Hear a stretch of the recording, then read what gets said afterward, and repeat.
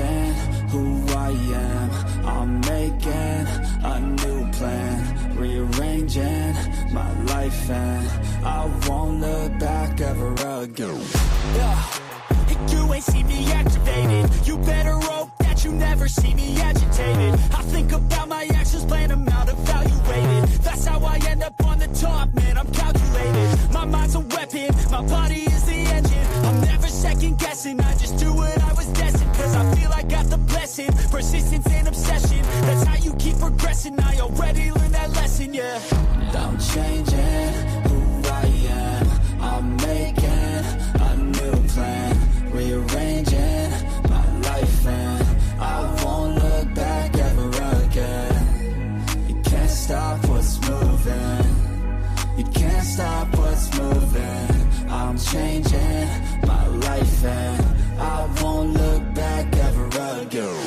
No fear, see clear, you deserve to be great. I know it feels like things get in your way. Push through those walls and the others will fall. Sit up, stand tall, you can get through it all. I need some energy, anxiety's no friend to me. I have a short memory, I don't really remember things. That's how I move on, that's how I stay strong. A new day's on, I'll keep moving right along. And I feel like the pain in the past, it needs to stay in the past. You gotta take off the cast. I wanna feel like I'm a new person. I wanna have clear vision and purpose. And I feel like the pain shouldn't last. If you can move on and past the things that make you feel bad, and you can change in your brain, I'm certain. I've done it before, and man, I'm not perfect. I'm changing who I am. I'm making a new plan, rearranging my life, and I won't look back ever again. You can't stop what's moving. You can't stop what's moving. I'm changing my life, and I won't look back ever again.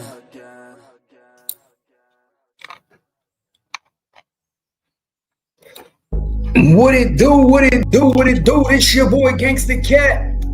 You already know what time it is. I got the lowdown for the low now, and this is where it go down. Like, share, subscribe to the page, because you already know this is the #1 spot on YouTube for on-air interviews and celebrity gossip. 101.1 The Bounce. You already know. We don't make the news. We just break it down. What the fuck is going on, gang? What's good in the hood? Oh my God, do we got breaking news for y'all today, man? Do we got breaking news for y'all? Oh my God. I'm talking about Twin hit me up early this morning, put some information on my desk, and y'all know once Twin start doing her research, it go down. It fucking go down. Hold on, y'all. I got my coffee. Y'all won't believe this shit, y'all. When I tell y'all, y'all won't believe this shit, y'all will not believe what we found out and what we just uncovered. Truth, what up? Strong survive, what's good in the hood? Top 6, what it do? Disappear up early in the morning. What it do? What it do, family? Oh yeah, y'all know it's about to go down, y'all. It's about to go down. I'm about to wake up the Dallas streets this morning. Everybody on the internet gonna be talking about what I'm about to show y'all today. Ain't nobody know this. Don't nobody know this. What I got to show y'all. Nobody knew this, and it's about to get ugly, bro. This shit about to get ugly. Gina, what up? She said leather coochie, Gina. What the fuck?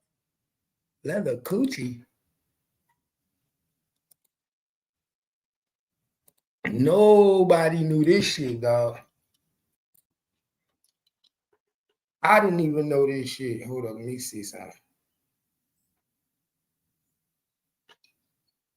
We got nothing but facts going around this motherfucker today. 25 people in the building. Share the live. I'm waiting on Twin to hit the link. Stop 6. What up? What you been up to, love? Let me call Twin. Let her I'm live. Then she send me those pics to my Instagram. Okay.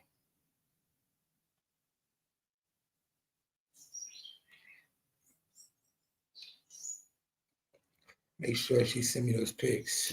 Did she send me those pics already so I can share it with the gang? The gang got to see this, y'all. Hello? Yeah. What's the word? I'm live. You sent All right, man, I'll go. You sent those pics already? Yeah, I sent them to Bounce News. All right. I'm about to go on Instagram right now. All right, man, I'm gonna pop on. All right. All right, that's Twin. Twin about to hit the link. Yeah, she sent me this shit to my Instagram, y'all. We got proof, y'all. I got proof. That Dallas PD knew Mo3 was going to be unalived. They knew he was he was going to die on November, dog. November 11th, on Soldiers Day, y'all. We got the proof. No bullshit, my nigga. Remember how I always keep telling y'all. Remember how I always say, I say, bro, Nick, if motherfuckers be watching you, they watch you die. Remember I always say, niggas know you about to die before you die. I got the proof, and I could prove it, that if Dallas PD wanted to, they could have saved Mo3's life. I got the proof, y'all. I got the proof that I can prove to y'all that Mo3 death was a sacrifice for Dallas PD. I got the proof. I can prove it. We got all the paperwork, y'all. It's a dirty game out this motherfucker, man. I'm going to keep it 100 with y'all. It's a dirty fucking game. Niggas is foul. Because ain't no way in hell this was supposed to go down like this, y'all. When me and Twin talked about this shit, we said, ain't no way in hell Melvin Noble was supposed to be sacrificial lamb. Ain't no motherfucking way. And I'm about to prove it to y'all. About to prove it to y'all. It's too early to be breaking shit down. Too early. Break the news down. 28 people shit alive, man. Nick, it's about to go down, Nick. I'm just waiting for Twin to hit the link. I know me, I'm patient. I'm just waiting for Twin to hit the link. It's about to motherfucking go down. This is gonna be a sad day. A lot of people might cry today, man. My mouth dropped, y'all. My mouth dropped when I saw it. That little Twin right there. There she go. My mouth dropped, y'all. When I saw this shit, my mouth literally dropped to the floor.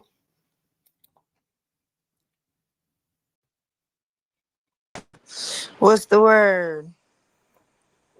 You already know. Twin, I told him when I saw this shit, Twin, my mouth literally dropped to the floor. Yeah, nah, that shit is crazy. It literally dropped to the floor. I couldn't believe it. I couldn't believe it because this is the shit that the regular people wouldn't know unless they do what we do. Yeah, nah, for it's a lot of shit that's still there. It's a lot of shit that niggas would not know unless they do research and they do what we do. And guess what? The shit that we looked up and the shit that you found out last night, the average person don't know that. And know how we know that, Twin? Because what's the first thing everybody kept saying after Yellow Beezy went to court? When he had that, when Yellow Beezy had that bond hearing, what was the first thing the whole world kept saying all through YouTube? How is they gonna prove?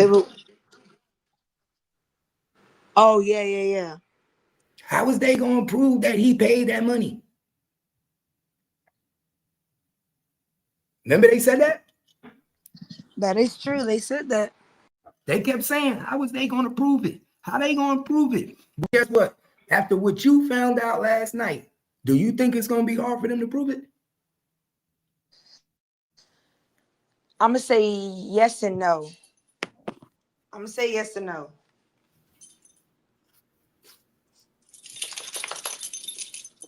And the only reason why I'm saying yes and no is because we know that we know where the money is coming from. It's just how do we tie Yellow Beezy into that? Like, we know it, but what do you have that actually physically ties him into that? Twin. If 90% of the time they got recorded calls of these niggas talking about this. True. 9 out of 10 times, the same two people that's discussing how they gonna put it in the account, they got this on conversation. Remember, they set up their account. That's true. So you think they don't directly have these two people on phone talking about it? Man, I'm just really hoping that this nigga wasn't that stupid to talk like that. He was that stupid, bro. What Kiwan say? Nobody would have never thought, dog. He was that stupid. He was so stupid enough that the nigga was putting money into an undercover account. Yeah, that shit is crazy. How stupid is that? That's very stupid. They said, "What did you find out?" Y'all want to know what we found out? Breaking news. Breaking fucking news.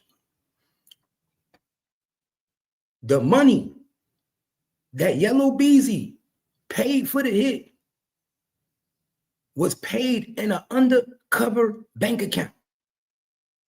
A DEA undercover bank account at that. DEA undercover bank account. Drug Enforcement Agency, for those that may not know what that is. Let me say this again for you. Yellow Beezy was putting the money into a DEA undercover account. The money was wired into an undercover account, which was being controlled by the CI confidential informant. Was being controlled by the confidential informant. Breaking news. This is how they can directly tie Yellow Beezy to Mo3's murder. This is directly how they tie Mo3 to Yellow Beezy murder, y'all.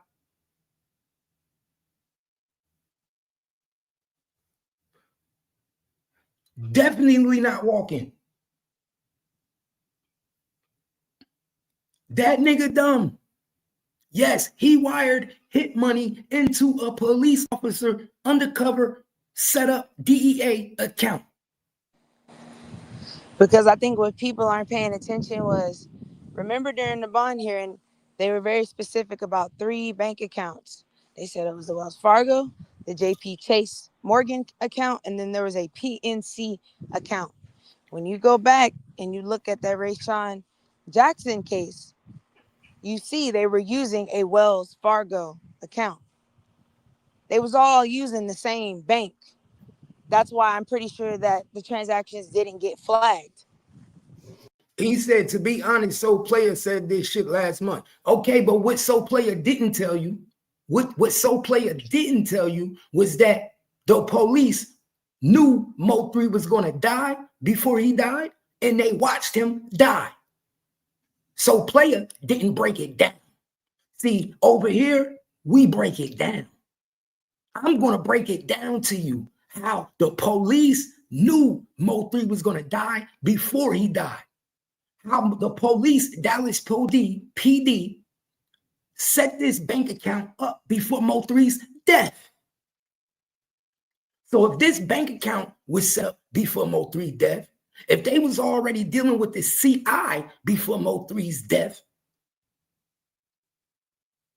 that mean the police knew Mo3 was gonna die. That mean the police could have prevented Mo3's death.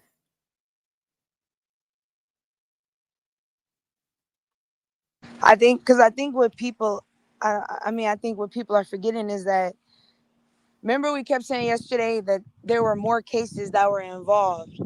And what we are now seeing is Rayshon Jackson, that case was just the beginning, because that case opened the door to the GRC RICO case. And remember, in the GRC RICO case, they stated that they did murder.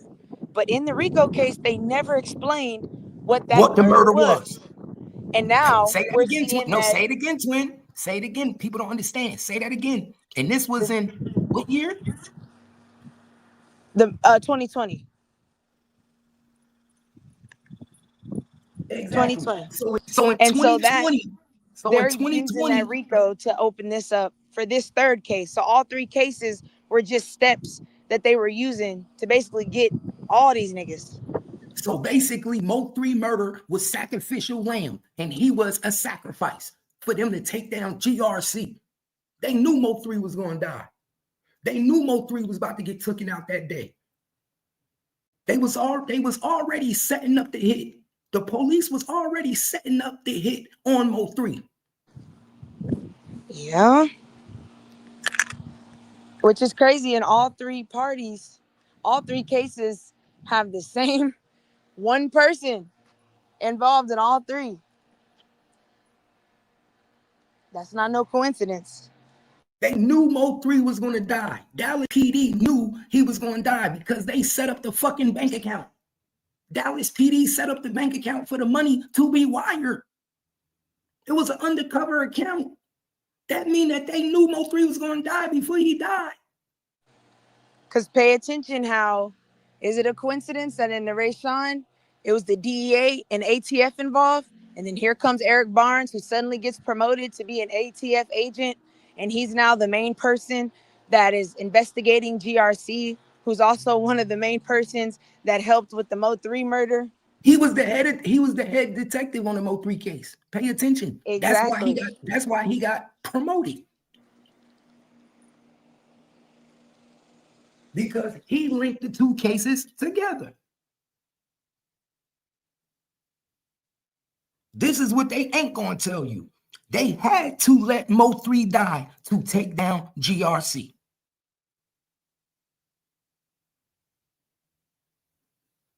Mo3 life was sacrificial lamb. They knew he was going to die ahead of time. They knew the hit was on him ahead of time. Explains why they opened up the account for the CI. Then they say they heard Kiwan admitting to the killing to Ducky P the day of Mo3 death. So how would y'all hear Kiwan admitting to the killing the day of Mo3 death unless y'all was already watching him?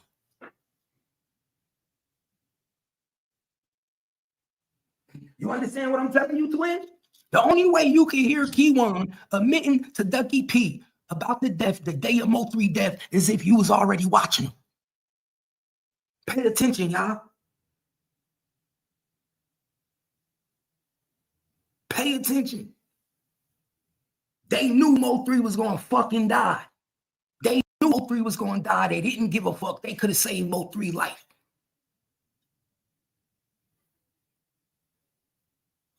And that's why I say, and again, this is just me speculating. I don't have proof of this. But Kiwan yesterday, when we saw the little clip, he kept emphasizing, I didn't get paid for nothing. I didn't get paid anything. I wouldn't have done it for no 40,000. And that really stuck out to me because, like he said, when he got picked up, he had like $20,000 on him. So Kiwan was already making money. So I don't think that I think the hit was paid for. But like he said, and he also stated, I would have done a life sentence for you. I don't think these niggas were getting paid. I think these niggas just did it for GRC off the strength of the game. But I think that the money was between the big dogs. And these little niggas, they weren't in for the money. They was just in for it for the ride. And we know the money was put into the account, right? Exactly. So that's why I said I think that that's why I said I don't know. The money thing, I think that was between allegedly Beezy. We know for sure Jerry, this DEA undercover, and then No, no, no, no, Bodega's no, no, no, also no, no, no. involved. Listen, not DEA undercover, because remember I told you our cops was involved. So if he's a DEA undercover, then that means a cop was directly involved, right?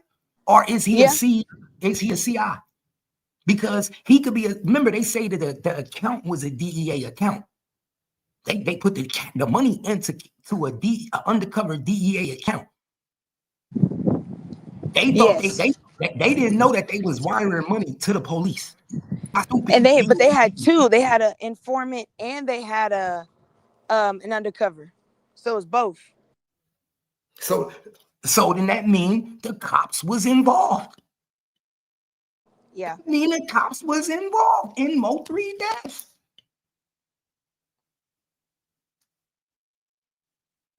But that's why I said it goes back to the question we really have to ask ourselves is, do the ends justify the means?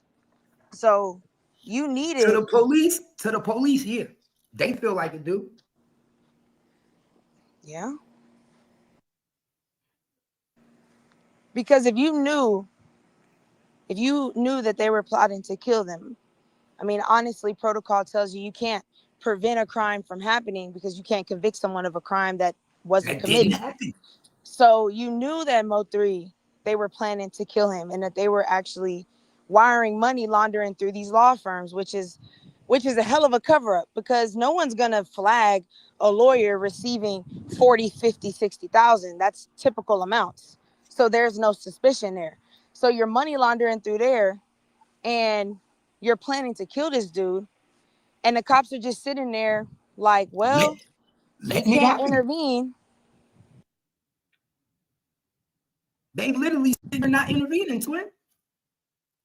Now, I will say this. This was only my issue. I could understand that. But the Ducky P thing stood out to me because why would you release paperwork that states that this person, Ducky P, is basically knows everything and has talked to the suspect, knowing that that puts him in danger? And not only that, the day of the murder. That's why I'm telling you, twin. People gotta understand, bro. You can't put surveillance up that fast. You can't put people on detail that fast. You understand what I'm telling you? That means that they was already watching these people and listening to these people, y'all. They was already listening to their phone calls, already listening to Ducky P phone calls. They didn't decide the day of the murder. Ooh, we gonna tap Ducky P phone. Because it is not a coincidence that the same place that you guys found Devin when you arrested him was also the same place that y'all were surveillancing for the GRC RICO. You stated that you had been investigating them since 2020. So then the question you have to ask yourself is, I mean, shit, there's a lot of questions you really have to ask, to be honest.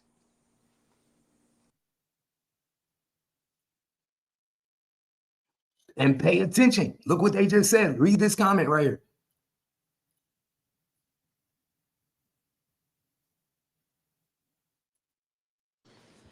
Well, there it is. Now we know why they picked 11. It's a holiday. Shit going on. Pay attention. These niggas had bank accounts open with police officers, undercover cops. Ain't no way in hell the police didn't know Mo3 was going to die. Ain't no way in hell. They knew Mo3 was going to die weeks prior before his death. Weeks prior. Because you would have need to know, you would have need to have insight knowledge of that event. You would have had to know when and where. I mean, That's why someone inside the police department pretty much helped orchestrate this or turned a blind eye, which is just as bad. Not only that, twin, don't we know that Kiwan White got paid the money for a portion of the money for Mo3's hit before Mo3 died, right? That's what they say, but I just don't believe it. That's what we know. Twin, ain't what they say. That's what we know. He took pictures of money. Remember, but that's what I'm saying is that the dude was already caught. When he was caught, he had money on him. He was a street. Twin, he been a street nigga. I don't think that he would have for twin, that amount of money. His job is to say that, twin. That nigga got paid. If you look, but Cap, if you look back at old videos prior to this, the nigga always had bread. He always had money. I mean, there's a video of him. There's literally a video of bro, he never had no money like the money he took when he took in picture in that apartment or at 530 Britain Street. He never had money like that. That nigga ain't never had money. And he even said on the Instagram post, he said niggas just put a hit on his head. I took the job. He said it in his own comment. Let's not forget what he said on that Instagram post. He said on that post with the money, he said niggas just put the call on him, something to that standard, like put the hit out on him. I took the job. I gotta get the money. He told on his pic. Then remember, mind you, then twin, let's not forget the money that he's holding, the police gave it to him. That's the police account that it was wired to. So they know he got the money. Remember, all this money got serial numbers on it. What does he do? He goes spend the money. Remember, they got him going to the jewelry store buying jewelry. So you think the police is giving you the money, watching you spend it. Once that 40,000 got wired to the account and he got that money, they watching him. And that explains why when he got the $40,000, who was he taking pictures with? Who was he taking pictures with? Theodore Thomas, one of the snitches. To confirm. That's confirmation. I don't see a nigga who makes 30, 40,000 in the streets, who's made money. Who said he was making 40,000 in the street? That nigga Kiwan was not making that in the street. I mean, he was a K2 head. He was a bummy K2 head. He wasn't no real go-to player nigga like he trying to make himself seem like he was a goofy. He was a nigga that you sent on a job. He was a K2 head. He was dirty. These niggas was like, he was dirty. They was running around with Ducky P. Him and Ducky P wasn't having no real motion, no real money. Them niggas was bums. They were little niggas trying to get on. But it's like, why? Why do a hit? Because Kiwan said a good point. He said, if these niggas are rich, why would I lowball myself for 40,000? And that makes sense. Like, you got Beezy here. This nigga's made millions. Why would you only ask for 40,000? He also had time to think about that now. He done sat in jail how many times now? How long now? He had time to think about this. We talking about Kiwan 5 years ago. Kiwan 5 years ago ain't thinking about give me $250,000. Kiwan 5 years ago is happy to be on. Kiwan 5 years ago is happy to be viral. This nigga was making jail calls talking about, they talking about me today? Did I make TV and TMZ?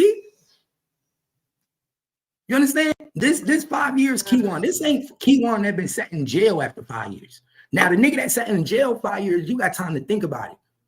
Think about and examine what you did. Try to make sense of it. But 5 years ago, he was a young nigga trying to get on, 19, 20. These niggas want to be part of the gang.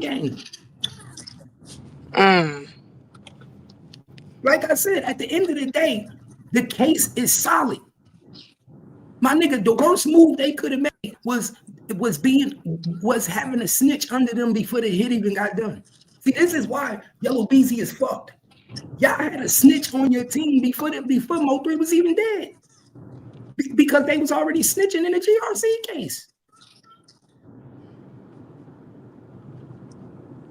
You understand what I'm saying? So Mo3 death, that was an icing on the cake.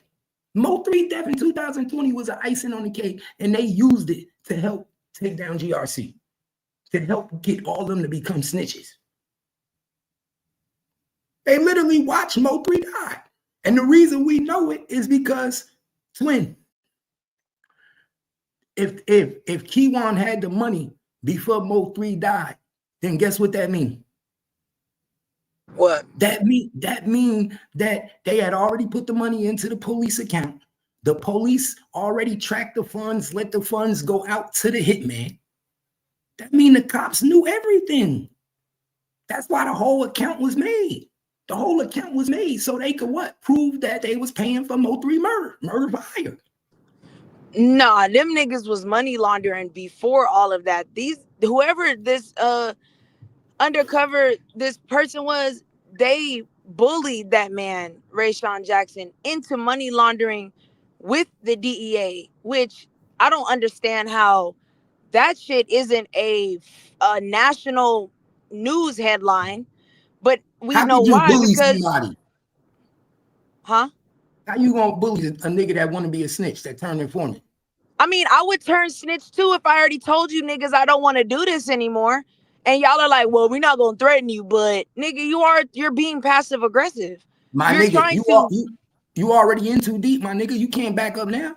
I mean, but that's my point. I didn't want to do this in the first place. You niggas bogarted me and pretty much bullied me into saying you got a street nigga or this nigga with bread saying this is what you're going to do. And I'm like, I don't know about this. And they're like, nah, but this is what you're going to do. So it's like, okay, cool. I'll play the game for a little bit, but man, hey, this shit getting a little too hot. I want to leave. And oh yeah, you can leave, but you got to just do these last few transactions first, or you got to do this, and that. Rayshawn ain't want to be a part of that shit in the first place. So I understand why he snitched. Cause you niggas, if the police don't stop y'all, you niggas are either going to kill me or continue to use me until I can't help myself. Oh, we know they was going to die. What did Kiwan say? He said, I wouldn't get out if they bailed me. He said, if they bailed me out of jail, I wouldn't even go outside. Why? Because he know that if they bailed him out, it would be to do what? Kill him. What did I say earlier, twin? Kiwan wasn't even supposed to be out of jail. They literally let the hitman out of jail. The police. Kiwan was not even supposed to be out of jail, y'all. He had just shot somebody. They literally let this nigga out of jail so he could be stupid enough to commit the Mo3 murder. Why? Because he was already paid to do it. Kiwan went to jail before Mo3 murder. The police let him out so he could finish doing what he was already being investigated to do. Why didn't the police let Kiwan stay in jail? Make it make sense. And he violated 2 bond conditions and shot somebody. This is true. But this is what we needed. I can't say that you guys murdered someone if there's no murder. Exactly. And guess what? What we say yesterday? We said the cops took the gun out the car. It's mighty funny that they was dealing with cops the whole time before Mo3 death. That is a good point. Y'all putting money into DEA accounts. The hit money. So we know if y'all putting the money in the account, guess what? We know y'all talked about it. Y'all had conversation. That's true. Exactly. There we go.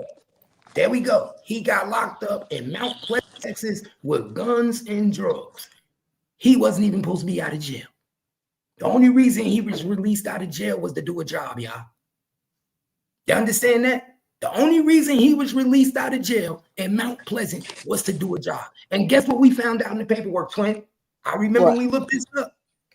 Didn't the police make a call to Mount Pleasant police when he got locked up? Yeah, they did. Didn't the police, Dallas police, did we read something where they said the police contacted Mount Pleasant police? That's exactly what they did say. I'm pretty sure we read something that said that when he got locked up in Mount Pleasant, the police contacted Mount Pleasant police to verify that he was arrested. They did.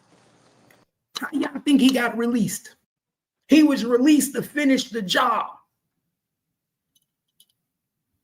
This shit, you won't believe this shit. We got the proof. Dallas PD knew Mo3 was going to die the whole time. How do you open up a DEA account for the money to be wired, transferred into before Mo3's death if you didn't know he wasn't going to die? The money that Yellow Beezy was wiring into the account was an undercover account that was set up by the police. Wow.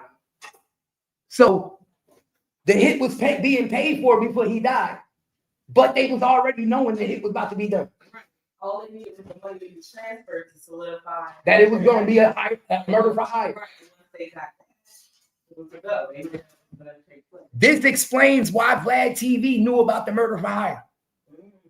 This explains why Vlad TV asked him about his murder for hire when he was on the Vlad show. Twin? Mo3? Yep. Remember, That's crazy. I heard you got So I heard there's a murder for hire on your head. The average person don't know that. And we all say Vlad TV is police, right? it's police, right? Pay attention. How the fuck a nigga from California know Mo3 had a bounty on his head and he ain't even in the streets? Pay attention. The cops knew ahead of time. They set up the fucking account for the money to go into the account. How bad is that? How bad is that? You know my son about to die, and I find out in paperwork that the account that the money was wired into, you opened it. The police. Nigga, I would hope my family raise hell. Twin, if I'm your son and you found out I was killed and police set up the fucking account for the money to be wired into, please raise hell. Well, I think that's why I said the question goes back to, do the ends justify the means? I mean, that's where that's really going to play in a role into that. Because you're saying, okay, you guys knew my son was going to get murdered and you didn't prevent it, but the law can say, well, we can't prevent it because then it's not a crime. Exactly. So that's why I said you're kind of stuck. Like, I mean, I get the lawsuit, but it's like, I don't know. That's why I said that's a really sticky situation. Because what do you say? Like, you could have gave my son a heads up. But look, that's why I be just wanting people to know. See, I be just trying to make people know, Twin, to understand that the cops will know you about to die.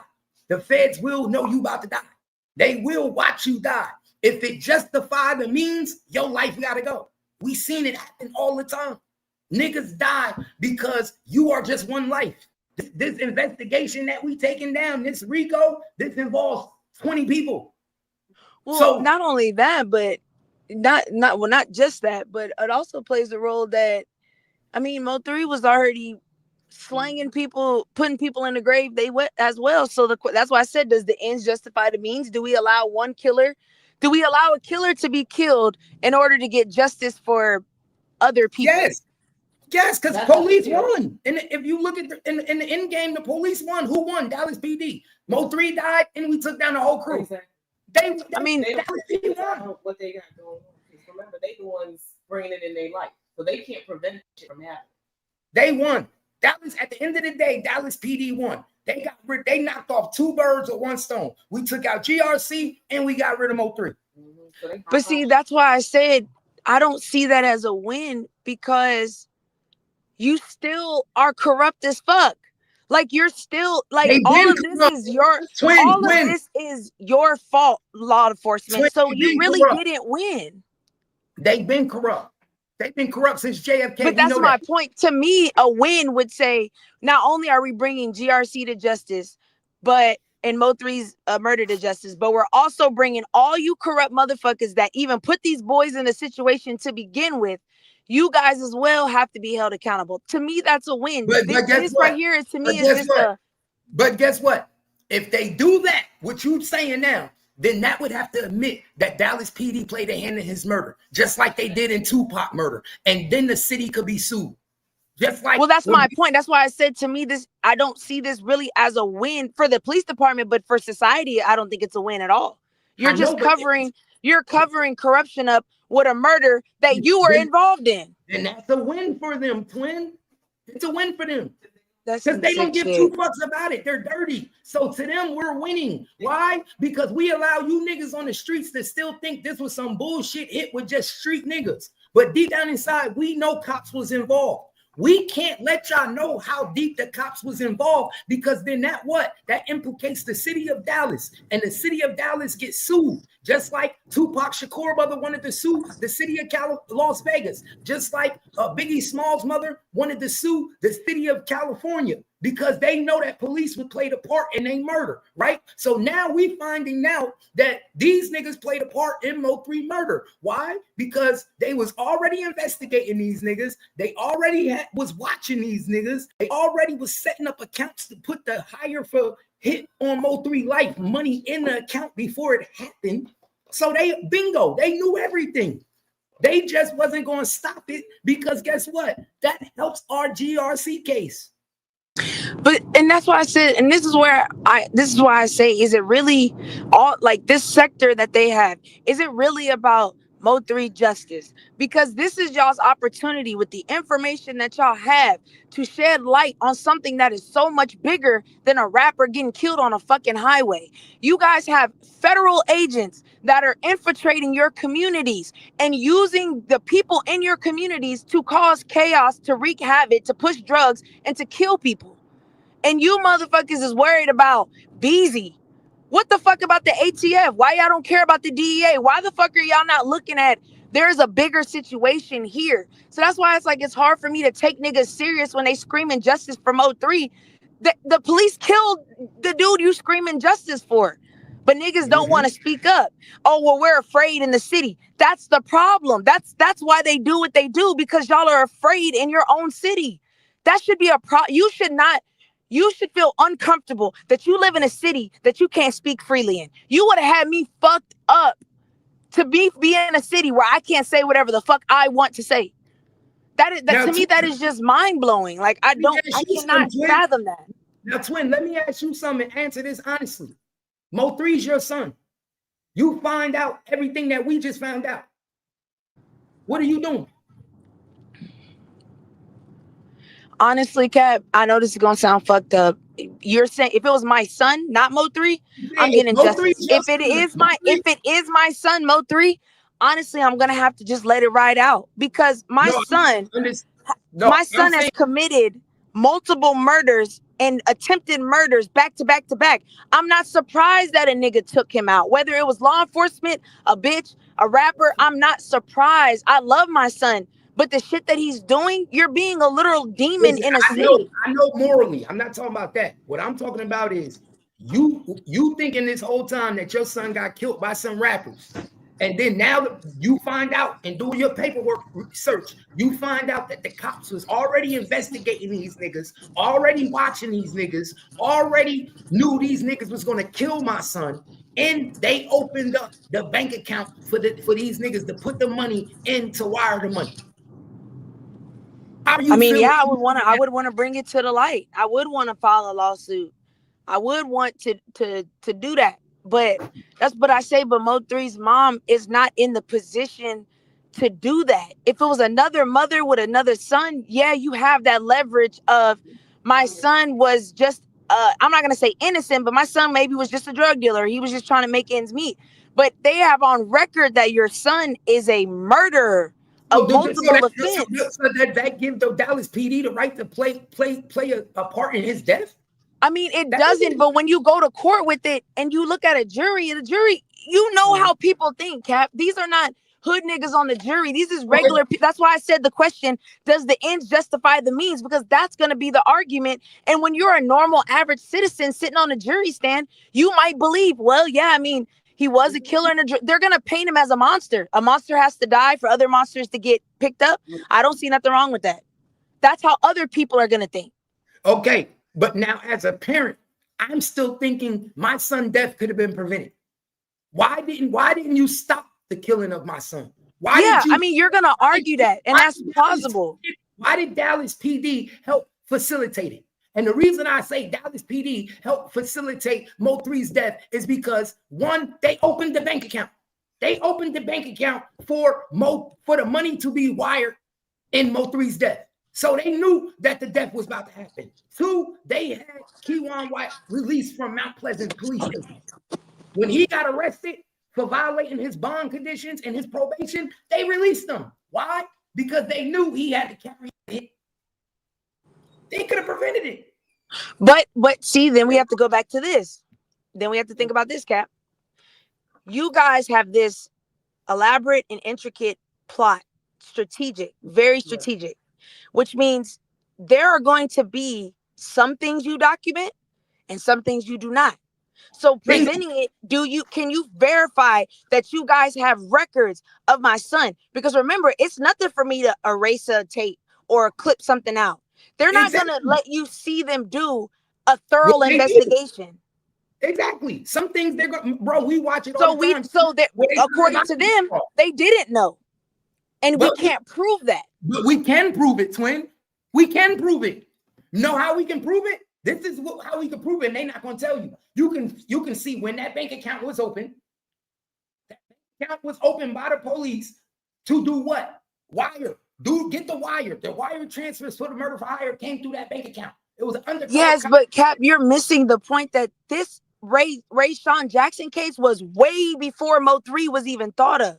This was something they were doing on the side that got meshed together with everything else. So in the beginning, we weren't worried about Mo3 in the beginning. We were money laundering.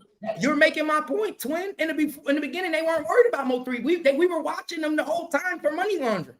But But what I'm saying is, when we talk specifically about Mo3, if his mom brings this to light and says, you guys knew, how do you prove that they knew?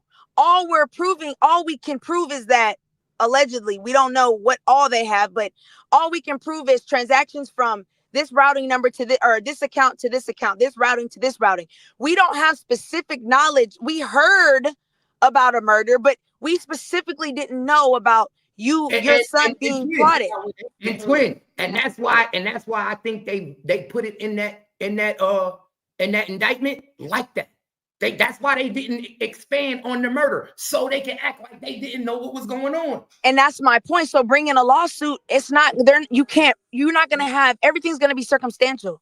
It's all going to be, we could have.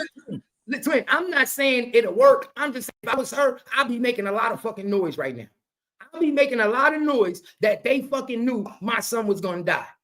Ain't no way you telling me that you watching GRC for money laundering. You already watching these niggas. You already watching the account because you know that the account is set up by y'all undercovers. So you already are listening to these niggas. I am not under the assumption to believe that they are not already listening to conversations and overheard. If you already wiretapping these niggas and already watching these niggas, then guess what? In the midst of the Mo3 murder for hire was spoke upon, y'all heard. So this is how y'all knew about the money being wired to the account. Y'all knew all this shit. But that's the thing, Kat. They didn't have cell phone surveillance at that time on those individuals until 2 years later. So what I'm saying is, you didn't have telecommunication. Well, from our knowledge, what's in the state? That's my point, twin. That's from our knowledge. I don't believe that they're giving us everything because they're. I don't believe it either, but it's going to be hard to prove that in court. Exactly. Or do you think they're going to give you think they're going to give us the things that implicate them in his murder? No, but that's my point. That's why I said bringing a lawsuit against them, you're not going to win that. You don't have I'm not saying you don't have the proof. I'm not saying she would win it. I'm saying if I was her, I would do it to bring awareness. Bring awareness to the fact that they watched my son die. Whatever she need to do, she should bring awareness to the fact that these cops knew Mo3 was going to die. They were already investigating GRC. They already, more than likely, twin, you can say this and you know the truth. More than likely than none.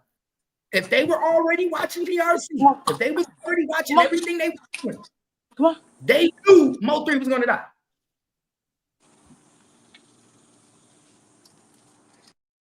I mean, yeah. Money is being transferred into a police account. That's why they have transactions of these wire transfers. You think that's how they can prove? They know what money was going for. I think unfortunately they have to wait for this to complete. Somebody had put in the chat, like once they got the money, that once the money was wired, then they could have arrested everybody. Exactly. But I don't think they once that transaction was they complete, wanted Mo3 to die. It's an incentive for them too, unfortunately, because let it play out. Exactly, because now they doing exactly what they did. Mo3 is gone, and everybody get arrested, and everybody is arrested. So I know we want it to be the adverse and for them to come in and be proactive and stop the crime, but they never do. Time and time again, it's really about getting the whole case completed. They don't spend these types of years just to hurry up and prevent shit to happen. You got to remember, these niggas is already in the street, so they don't give two fucks. Y'all are already out here playing with this shit.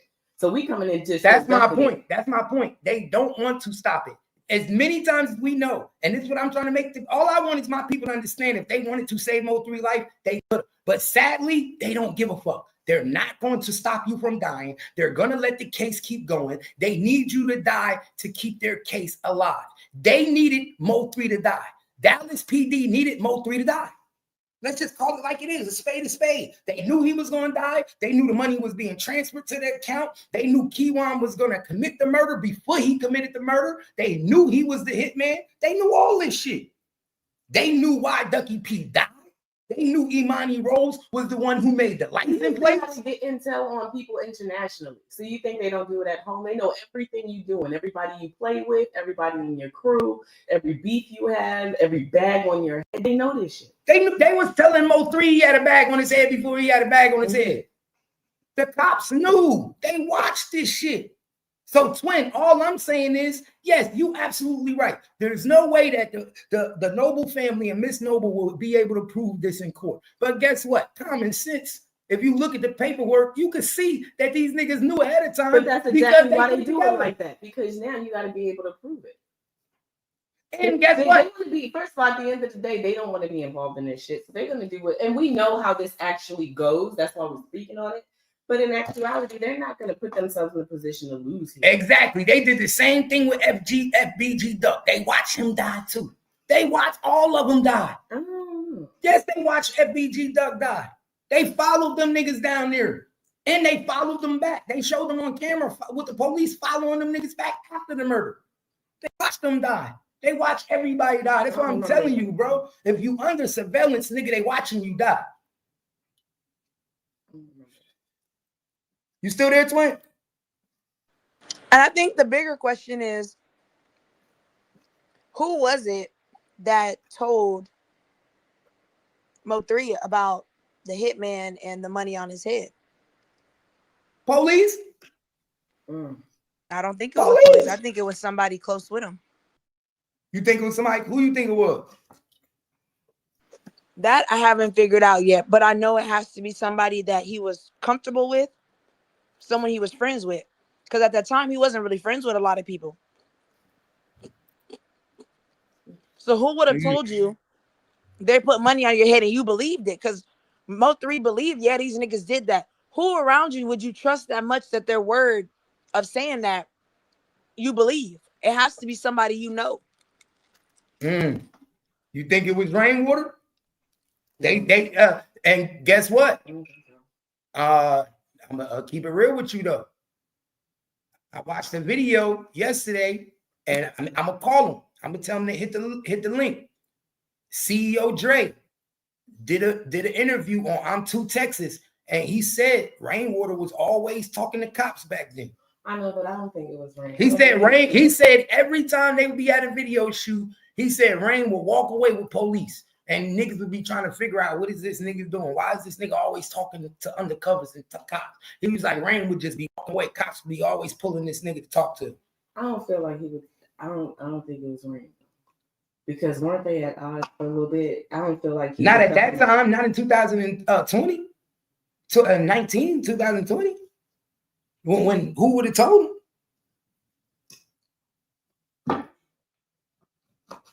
And Rainwater is from Oak Cliff. Another bitch. Sorry, bitch. But it definitely, like Twin said, it had to be somebody close to him. Right. MGR said it was the police. He said, nope, it was the police. The police told him? He think it was the police. Lil Ron said he think it was Sean G. Why would the police be why would 3 even be talking to the police? They could have did him like they did 6ix9ine. Remember when 6ix9ine got brought in, they told 6ix9ine that and played the phone calls for him that they were setting up to kill him. Yeah. If I'm trying to flip you, yo, my nigga. Right. Okay, that's fair too, because you do see where the police be like, hey, this is what's on your head, this is what the deal is. Work with us. Right. And then Mo3 was like, nah, I'm good. He probably was like, I'm good in these streets. Mm-hmm. Mo3 probably didn't want no help. Thought he was good in these streets. When he could have actually worked with the police and he didn't want to work with the police, so now they let you die. I'm just giving a theory out there. What you think, twin? I'm thinking like.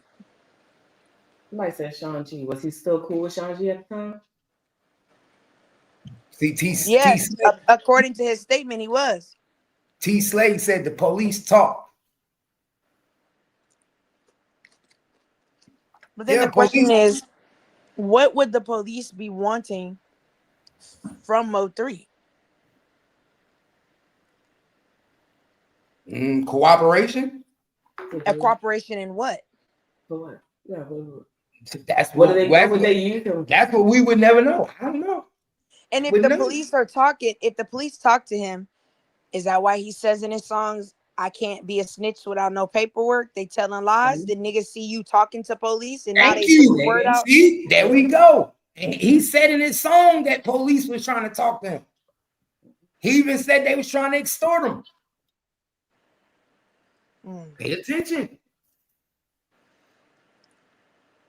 Because I'm not going to lie to you. The fact that you are able to chase someone down a highway twice, 2 separate individuals, and you never get caught, that to me is, I mean, maybe I don't know Dallas. I'm thinking maybe because where I'm at, if you going 90 down the highway chasing somebody swerving through traffic, you're like, somebody's going to catch you. Like you're shooting out of a vehicle. You chased BZ down, shot at him. Chased Earl Spence down. And I'm talking about, I seen the video of his car flying by. I know you doing a good 80, 90. And no police officers, no nothing. That's crazy to me. Everything. They was watching everything. They was letting all this shit take place. Everybody was watching. Everybody. So we have 2 theories. Either one, the police told him, hey, watch your back, or someone in his circle was like, yo, in the streets, or maybe even both. Hey man, in the streets, they talking about they got money on your head.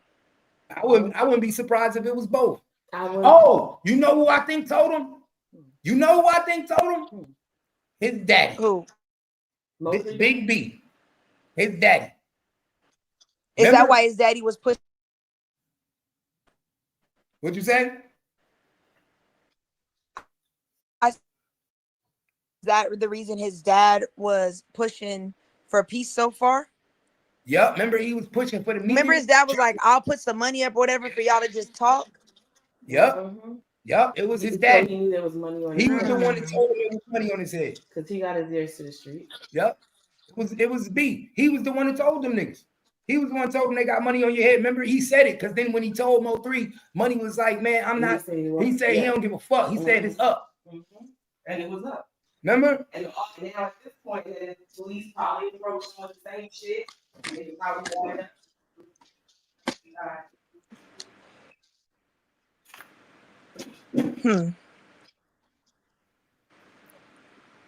Let's get this. Let me see my Instagram. Let's get, because this shit is mighty funny, y'all. A lot of this shit out now. Pay attention. They motherfucking knew. Had to know. Had to know.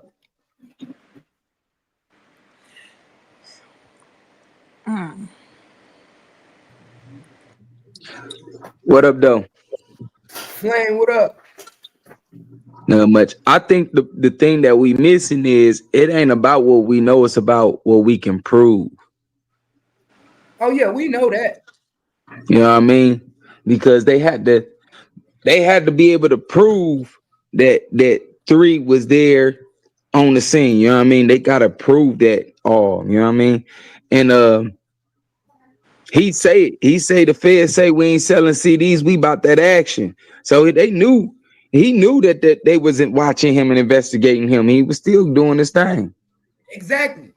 See, Fearless. My thing I'm trying to prove to everybody and show people is that we be dying and we not be noticed. Realize that sometimes the police watching us die. Sometimes their job is not to stop us from dying. Facts. You're right about that. You're 100% right. You had that conversation the other night, and that's what I keep telling people. That's what played in this death of Mo3. Mo3 death was being orchestrated for a long time. When me and you both said this was a well orchestrated hit, right? This is not something that just happened overnight. And if we know this is a well orchestrated hit that wasn't that something that happened overnight, then guess what? With all the facts we know now, and what we know with DEA accounts, and we know Detective Barnes being an ATF agent, we know all the players and all the situations and all the snitches, then guess what? We know Mo3 was being investigated for a long time. They watched him die. We also know that now, if these niggas put accounts up for the money to be wired into the account, money is being wired before a person died. You don't pay a nigga after he died. We know Kiwan was seen with the money taking pictures before Mo3 died, right? So that means the police was already doing this shit and watching it. They already seen this shit. That all of that was the verification. They knew it was just verification, and they let this shit happen. Why did we let it happen? Because we need Mo3 to die. But even then, okay, so like even then, this is why I say, because I'm listening to what Kiwan is saying, and he's very specific about the words that he's using.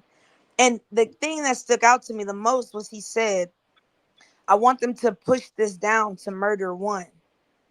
Now, in order for them to do that, you would either need to take a plea deal, or there's insufficient evidence. Meaning, because for capital murder for hire, you have to have specific proof that payment or an agreement was made. Or on top of that, you have to be able to say all parties involved. Two things. One, we don't know who the other shooter is. And two, he's saying for sure, I did not receive a payment. To me, those things stick out. I don't know if it's his lawyer telling him to say that, but if his lawyer is telling him to say that, that lets me know that it's not as cut and dry when it comes to the payment as we think it is. Because why would your lawyer be fighting for murder one unless that lawyer knows, one, you aren't the actual trigger man, and two, you received no payment of any kind that can be linked directly to you. Now guess what, twin? And remember, in the Young Dolph case, they main snitch Cornelius didn't receive his portion of the payment for Young Dolph murder. That didn't stop them from still charging him with Young Dolph's murder. Just because you get cheated out of your money does not mean that you still is not a murder for hire. But the problem was Cornelius admitted that there was an agreement. That's what I'm saying. You have to admit that there was an agreement, or there is proof that you received money, but it has to link back to the agreement. He admitted there was an agreement for this amount of money. I just didn't get paid. Kiwan is saying there was no agreement and I did not get payment. There's nothing linking me to that payment. Okay. We don't know if they have wiretaps with Kiwan and whoever he talked to.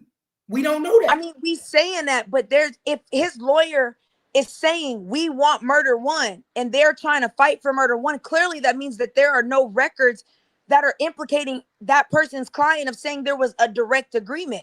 No lawyer is going to argue murder one when you're saying, but I have the agreement right here and I have the transaction right here. But we don't know his lawyer's arguing murder one. That's what he said he wants. But that's my point, is that's something that y'all have talked about, because there's no way that you understand why you deserve murder one and then give the reasoning why you deserve murder one unless somebody told you, like your lawyer is telling you, hey, we're going to want to try to... My nigga, this nigga is in jail trying to come up for 5 years and indoctrinate a scheme to get out of this life sentence. This nigga But literally you hear said, what he's saying. He keeps emphasizing, I have a trick up my sleeve. What I'm saying is, I know what you're saying, Cap. But what I'm saying is, there is something else this nigga is cooking up, because there's certain things like he's dropping subliminals in his things of saying. Twin, you right. He is cooking it up. All I'm saying is he ain't cooking it up with his lawyer. He in jail cooking it up with them jailhouse lawyers. Them niggas is trying to get this nigga another scheme to get out of it. This nigga's in jail cooking it up with jailhouse lawyers. Jailhouse lawyers. Remember, he said it out of his own mouth that OGs in jail was trying to tell him that he should snitch and what he should do and how he do it. This nigga's talking to jailhouse lawyers. But that's the question is, why would they tell you to snitch? He got to save himself. But that's my point. Is what I'm saying is, I don't think Kiwan, because the key thing Ashley said yesterday, and I watched her repeat it multiple times. She kept saying Mo3 was not shot in the chest. She said at the autopsy he was not shot in the chest, but a witness says that Kiwan stood over him and shot in the chest. But the autopsy is not saying he was shot in the chest. Kiwan is saying, I'm not the shooter. Y'all haven't found the other gunman. So what I'm thinking is Kiwan trying to tell us? We didn't find the other gunman, because in the paperwork it say there was somebody behind that was 6'3". But that's the point that I'm making is, I think that what Kiwan is saying is, he said I did some shit, but I didn't do that. Meaning I ran the nigga down, but he was already dead when I was over him. The other nigga already clipped him. Charged for murder. That still don't mean you don't get charged for murder. I know, but that's what I'm saying. That's the difference between you help facilitate with the murder and just murder is the payment. That's what the payment is what's enhancing the charge. If you say there's no payment, there's no capital murder charge. You have to give me man one. So that's why I said, I think what he's trying to say is, one, I ran up on a nigga, but I didn't do it for payment. I just did it because I fucked with the game. But guess what? If they got the actual dude that's saying that he was paying you to do it, if I'm the nigga that's saying, that's gonna get on the stand and say, I was paying this nigga to do it, you fucked. No, you're not, Cap. Because what agreement? What do you have, Cap? I could get on the stand right now and say, that's what I'm saying. That's what I'm saying. What if they got? But Twin, you know, if Cap is saying he a witness, that you know that you receiving the money, that's all they need is Cap to get on the stand and say that yes. That's what I'm trying to tell you. It's not enough. I'm a witness saying that I talked to you about taking payment. But but listen to what I'm putting in perspective of this. If I cash app you $100 right now, and we go to court, and I say, well, Cap told me if I send him $100, he'll knock off Kimmy. I'm saying that, and what your lawyer is gonna say? When did y'all have that conversation? What proof do you have? How do I know you didn't just send him $100 just because? There's nothing that ties that amount is specific to this. But remember, the bank account is owned by them, so they know this 40,000. But Kiwan didn't have a bank account, Cap. That's what I'm trying to tell you. You're saying I gave the money to Kiwan. Yellow Beezy's not saying that. No, they're saying that the money was wired through the bank account, and somebody took that money out the bank account, which is what? No, they're not saying that, Cap. They're saying that Yellow Beezy took out 40,000 from his account, and it was given to Kiwan. Okay, how do you say? But they say they got the wire transaction of it being, of $40,000 being put into an account, right? Yes, Cap, but that's not linking the person you gave the cash to. All it's showing is Yellow Beezy took out 40,000. You're saying who's saying? But we don't know what the snitch is saying that talked to Kiwan. And I'm telling you, Cap, even if the snitch gets on, Devin can say on there, me and Kiwan received 40,000. Kiwan saying I didn't receive 40,000. Prove that you put 40,000 in my hand. What proof do you have that you gave? I could say anybody took the 40,000. What if they got a recording? I get what they don't have a recording. That's what I'm saying. When you listen to the bond hearing and you look at all the information they have, they're lacking that piece of connecting the money cash into Kiwan's hand. The pictures you have aren't enough. I don't think so, Twin. I think they got enough. That's why Kiwan was saying what he was saying on that phone call. They must got something because Because he's nervous about Big Dog.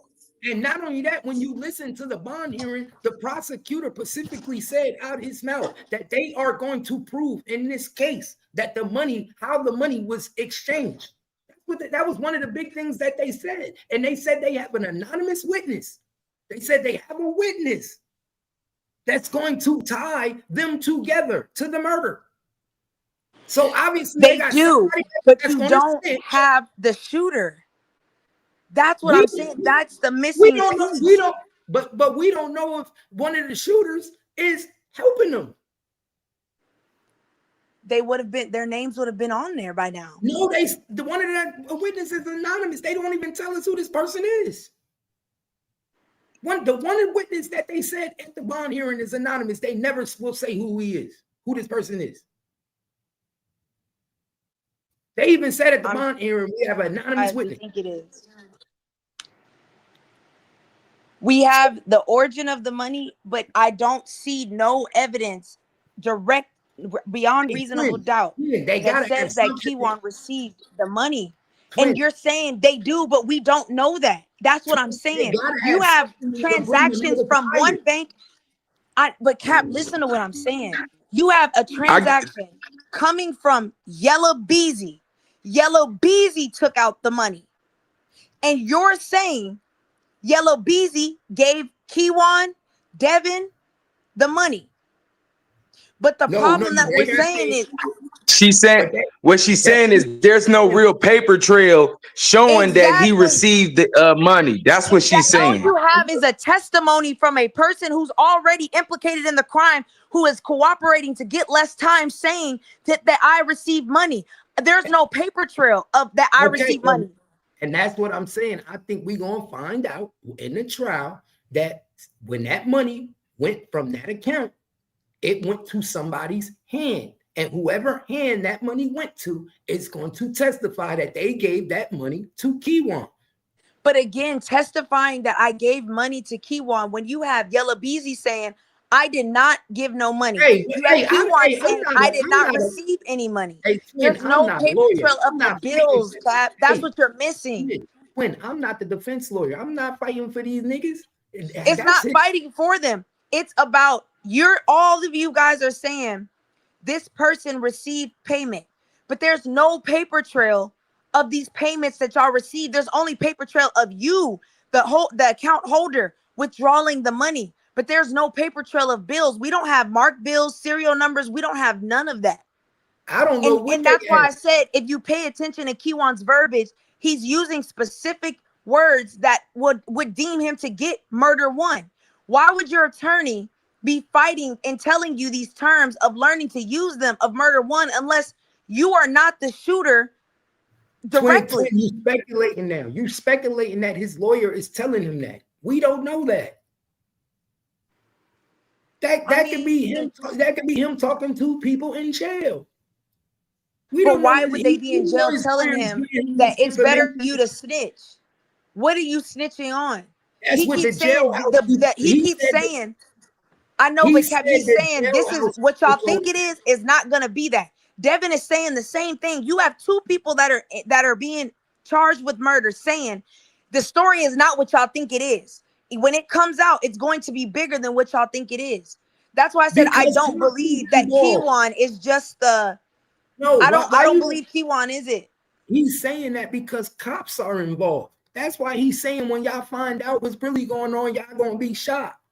It's cops involved. He know that. I don't see him getting capital murder charged. I don't see it. I see a murder one, but I don't see. First of all, Kiwan is too many people that's snitching on Kiwan. That's first of all. Imani Rose is snitching on Kiwan. She admitted. Imani Rose admitted to the police that she did the license plates for Kiwan. Yes. For the car. But remember, Kiwan isn't saying he didn't do it. He's saying what I did something. He is saying but he what didn't y'all do it. think I did not. No, Kiwan has been stating his innocence from day one. He's always said, I'm not the shooter. Yes, that's the point that I'm making. But when he said yesterday, I did some things, but not what y'all think I did. Yes, That's why I he's saying said that I don't. he's saying I made the license plates. He's trying to say basically I might have made the license plate, but I ain't killed Mo3, basically. But and twin, also you got to remember he gonna say anything so he can get it dropped down to M. You know what I mean? He gonna say anything so he can get it dropped down. Remember, I don't twin, at know. the end of the I day, don't. The fact twin, that there's still a shooter out twin, there, the fact that twin, the witness statements are saying he was twin. shot in the Don't chest, but the forget, autopsy doesn't show that. Those things they're not adding up. That doesn't make sense. How do you shoot twin, someone in the chest and there's no bullet wound in the chest? twin. Also, don't forget that they got a phone conversation of Ducky P and Kiwan the day of Mo3 death, and him But that's admitting what to I'm saying, killing Cap. Mo3. I'm not arguing that the murder was done. I'm saying the payment, which is the enhancement, is where I don't see the payment portion. I And I don't don't, see how y'all and are that's saying y'all and paid him. twin, and that's why I say that I don't think they showing all they hand for that. They not showing us everything for that. That's something we gonna see in court. They gonna show you everything. We gonna hear recordings. We gonna hear people talking, certain snitches talking about the money, how to pick it up, where they getting it dropped off. You think the police did all this investigation, set up a whole account for money to be wired into, and they don't have recordings of these niggas talking about paying niggas? But they got recordings of niggas. But remember, twin, they got recordings of niggas picking up drugs. They got recordings. You think they ain't got niggas talking about recordings of getting the money for making a bot killing nigga? They do, but the question is Kiwan specifically named. Y'all didn't know any of that stuff before whoever this was gave y'all the man's name. Gave who name? That gave Kiwan. They said that's how he was identified, was somebody and I believe told him. I believe that's a lie. They been knew Kiwan was gonna kill Mo3.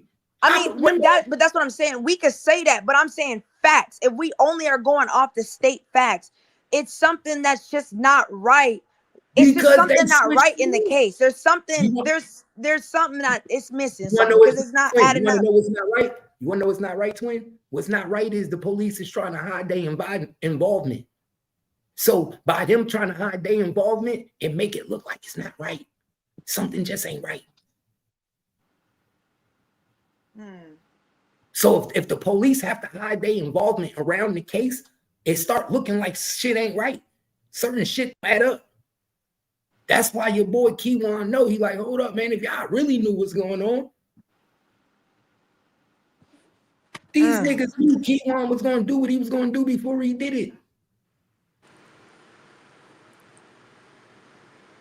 I don't know. That's just weird to me. Like, if all these people are implicated and everyone's telling, why would Kiwan just not admit to his portion of what he did? Because he the stupid K2 dummy. He should have been the first nigga to tell on everybody. Come on, twin. We know that. He the dummy. He was the fall guy. He should have told on everybody. He the one trying to be solid when everybody around him snitching. And he don't even know it. Why you think the OG's in jail telling the nigga, come on, you little dummy, you better save yourself? He even said it out his own mouth. But listen, what are you saving yourself from? From a fucking murder charge. But what would you tell that would help your murder charge? I don't know. That's my point. That's the point that I'm making, is that if you admit that these cops are involved, that doesn't take away your capital murder punishment because you still did it for hire, allegedly. So it can't be. It's not going to help you out. You don't think that'll help you out? No, it's not going to help you out because we already know from prior investigations. This is nothing new that you're telling us. You're telling us the police are involved. Okay, but we already have the Rayson Jackson. We already know. What are you telling me that we don't already know? Give us the cops. We know who the cops are. Them is the ones that was talking to y'all. And them you're not telling us nothing that we don't already know as the state. We know Dallas Police Department. We know what they're doing. We're helping them. So you telling me about a police officer, we don't give a fuck. That doesn't, because listen, you can get on the stand and say that. All you're going to do is make headlines. The DA's office doesn't give a fuck about you throwing a police officer under the boat. We're all in the same gang. Bingo. We work together. You telling on one of my partners, nigga, I'm not helping you for that.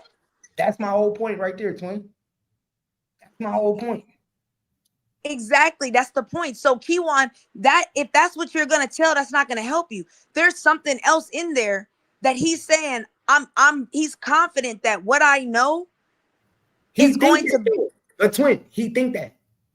You gotta understand what a nigga think and what he know is two different things. This is a street nigga. He ain't as smart as you, twin. Come on, twin. You assuming that this nigga is logically thinking like you. Yeah, his mind is the mind of a. He in jail smoking K2. He ain't thinking like you. He thinking he got a trump card. Oh, okay, wait. We are receipts. Why do you think it? Why are you saying it's not Kiwan? What do you know? What receipts do you have that says it's not Kiwan? Person gonna say they didn't do it if they don't want to be like, hey, I mean, you know how many people in jail screaming that they didn't do it, so that don't mean just because he's saying that he didn't do it don't mean that he didn't do it.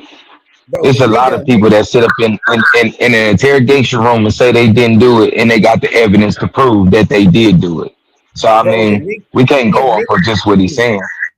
Bro, he admitted to doing it. That's why they killed Ducky P, because he told Ducky P he did it. That's why they killed No.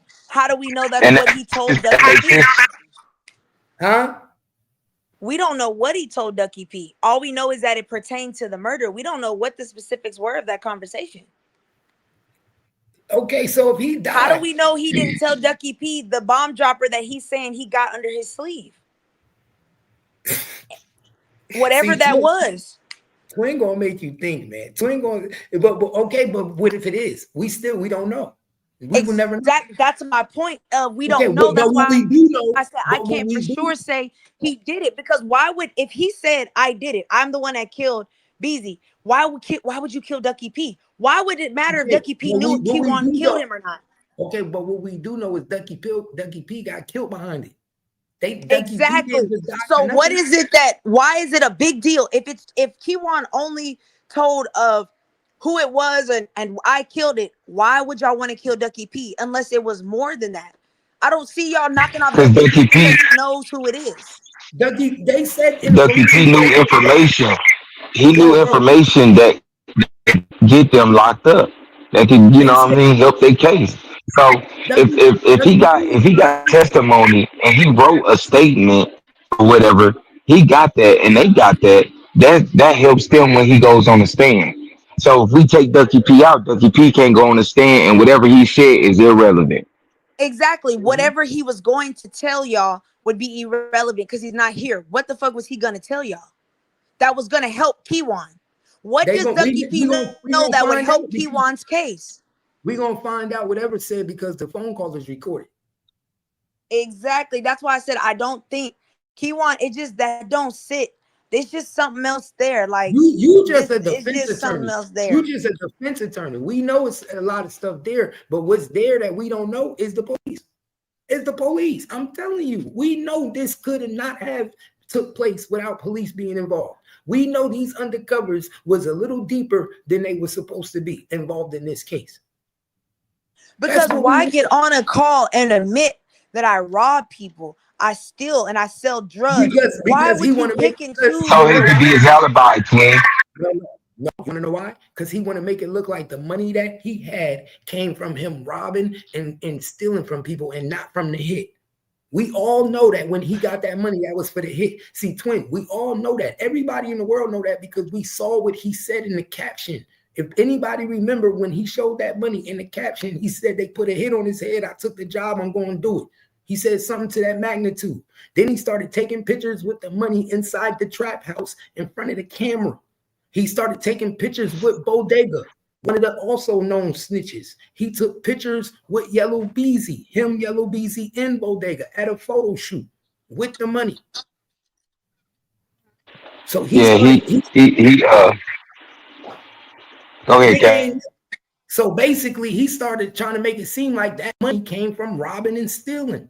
Not he trying to separate him from the money. He creating his alibi. He knows that the phone conversations are being listened to.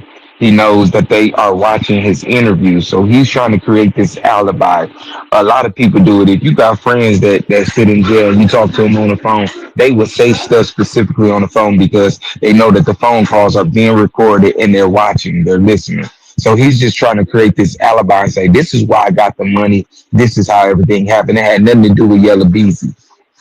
But guess what? He don't know. All that money got serial numbers. So if that money came from an undercover account, when it was released from the undercover account, it was released with serial numbers that was written down. So they can prove that the money came to you, Dodo. If the money came to this Dodo and that Dodo was spending the money in jewelry stores, guess what the police was doing after he spent the money? Going right in the jewelry store and taking the money. Soon as he went and spent, it don't matter if he went and bought shoes. The police went right to the shoe store and took the money. Because that's police money. They have to make sure that they keep a track of everywhere he's spending that money and take it, because that's going to be used in court. Why you think they got video? They got, man, remember the nigga, when he got the money, the nigga went and bought a chain. He went to the jewelry store and bought a chain. Y'all still here? 88 people in the building, shit alive. Yeah, I'm still here. I'm still here, Cap. I'm still here. It's just like, it's just those witness testimonies are just weird to me. Like, you're describing Kiwan, but he has a mask. So how did you describe him? Matter of fact, let's get to these witness testimonies.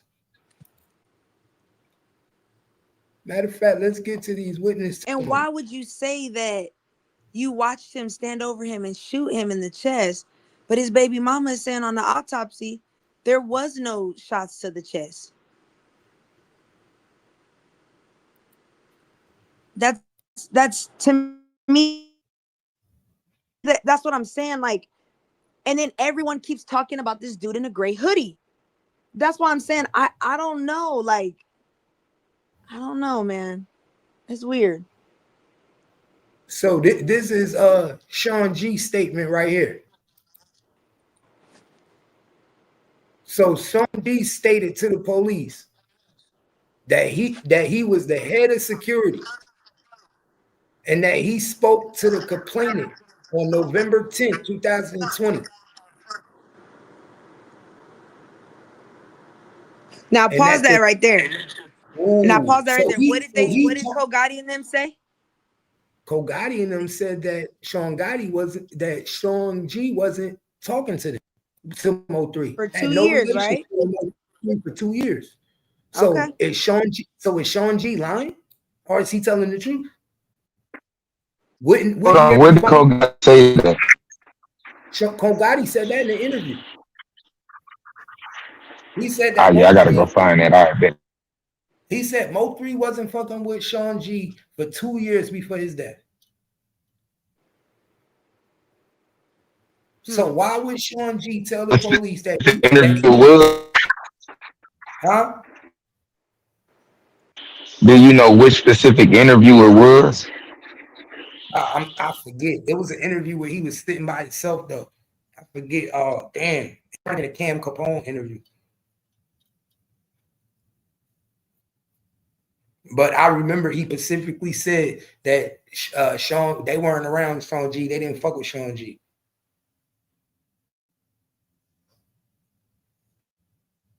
And remember, they had a stay-away order. Sean G had a stay-away order from Mo3, from the police. He couldn't even be around Mo3, Rainwater, none of them. So him talking to Mo3 is a violation. Ain't that a violation? Ain't that considered? Yes, it is a violation. That's a violation of your own condition. He wasn't even supposed to be on the phone with Mo3. If they tell you not to talk to somebody, not to be near somebody, he was violating them bond conditions by even talking to him. Pay attention. So that's weird. So he said he spoke to Mo3 the night before. So he spoke to Mo3 the night before.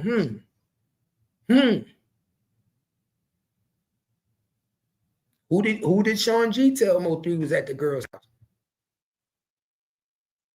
How we know Sean G didn't tell somebody, oh, Mo3 over there?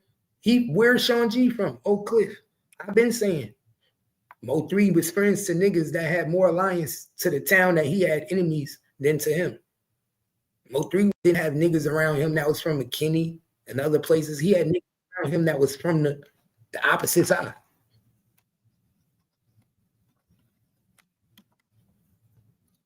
Exactly. No contact order. But you told the police I talked to him the night before. Exactly. Why was he on the scene? Why was he even at the hospital? There's a lot of questions that need to be asked. How did you even know? How was you there so fast? How did you beat certain people to the hospital? That's another thing people don't know. Sean G beat certain people to the hospital. How did you beat certain people to the hospital? Wait, that's something to be left though. He said, and the complainant went to stay the night with a female in Oak Cliff, Texas, that the complainant had issues with some local Dallas rappers, but he did not want to elaborate. So he didn't want to elaborate, y'all. What's this right here, twin?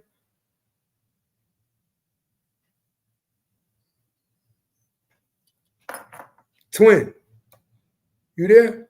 Yeah. What's this paper right here? Oh, that's the report that shows you the address of Devin Brown, where he was picked up at, and then it also gives you the address of Mo3, where he was living at. And they basically are saying that they believe that the suspect Brown was the one that helped Kiwan basically unalive Mo3. But remember, like we were saying earlier, pay attention to the address, that 3030 Britton Avenue. That's the same one that was implicated in the GRC RICO. That was one of the trap houses that was ran by, I want to say, it had to be, I think it was Emmanuel. Mm-hmm. And so the same trap house that they arrested Devin at is the same trap house linked to GRC.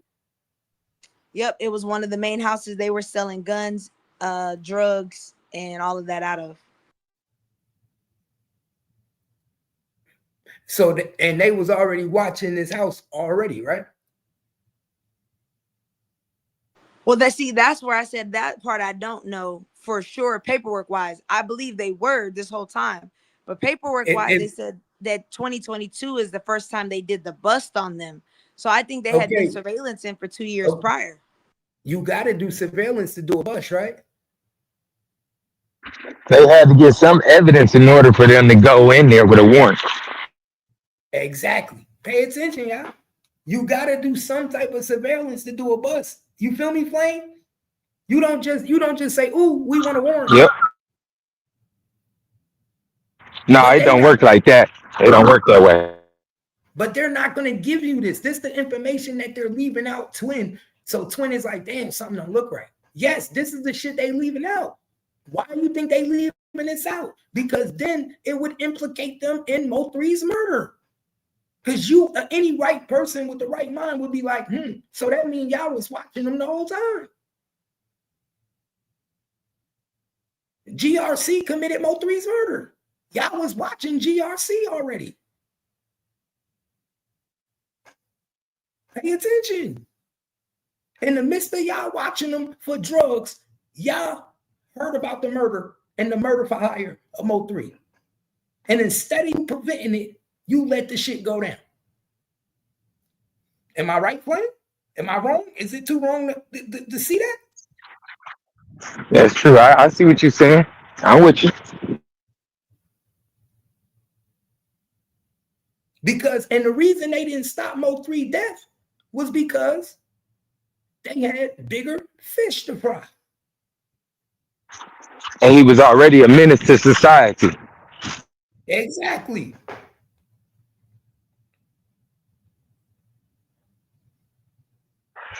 They knew off top what 3 was out here doing. They just couldn't prove it was him. But they knew. They definitely knew what 3 was out here doing. They just couldn't prove it. And that's the biggest thing. It's all about proving that we know you did it. Josie. So this is Josie's statement, y'all. Queen 88, what up? This is Josie's statement, y'all. This is what Josie told the police. This is what Josie said. That she had been involved in a romantic relationship for several months with the complainant. That the complainant arrived at her residence on November 10th at 1:07 p.m. You see that, y'all? He got there the day before he died at 1:07 p.m. 1:07 p.m. He stayed with her for 22 hours, my nigga. Damn near 20 hours, 21 hours.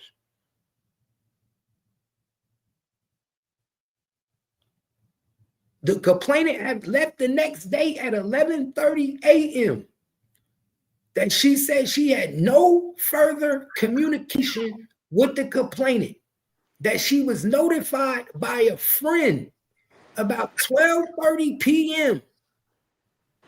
that the complainant was being reported as deceased on social media. Now I'm gonna ask y'all something. Do y'all believe that statement? Do you believe that she was notified by a friend? Nah, I don't believe. I believe she knew. I believe she knew. That's bull crap. That sounds like bullshit. You telling me that it took a friend to call you and tell you that Mo3 was all over social media? Okay, so And then that would be a lie. Because remember, 88 said that they didn't even know that they was messing with 3. So what friend knew that they was messing with 3? well, this is where I'm confused, and maybe I'm overthinking it. Sean G said he spoke to the complainant November 10th, and that the complainant went to stay the night with a female.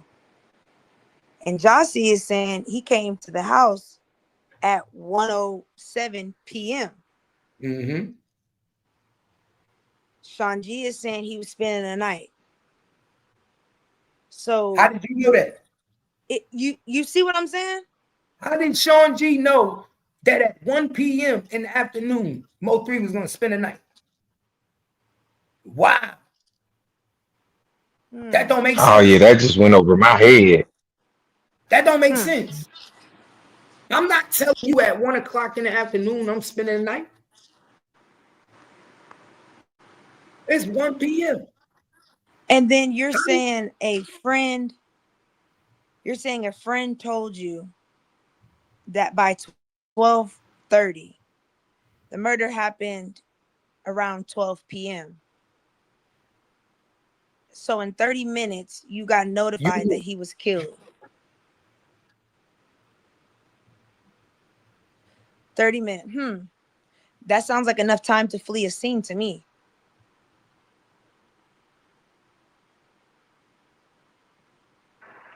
I don't think Sean G got any involvement though.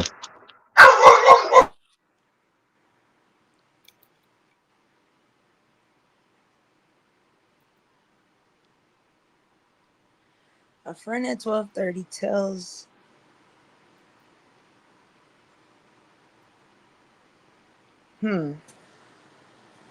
that's interesting. Don't make no sense to me. To me, that don't make no sense. So has Sean G ever been to Josie's house? No. She said nobody knew where she lived. That's why she was surprised that number 7 came to her house when Mo3 died. She was trying to figure out how did number 7 know where she lived. She was trying to figure out how did Rainwater know where she lived. She was like, these people never been to her house before, but they was the first person that came to her house when Mo3 was dead. 3 could have gave them the address. So we're saying that from 1:00 p.m. to 11:30 the next morning, Josie and Mo3 hung out by themselves. Exactly. No sisters, nothing. And what are we doing this long? If you claim you didn't give me no pussy. Remember, Josie telling the world they didn't fuck.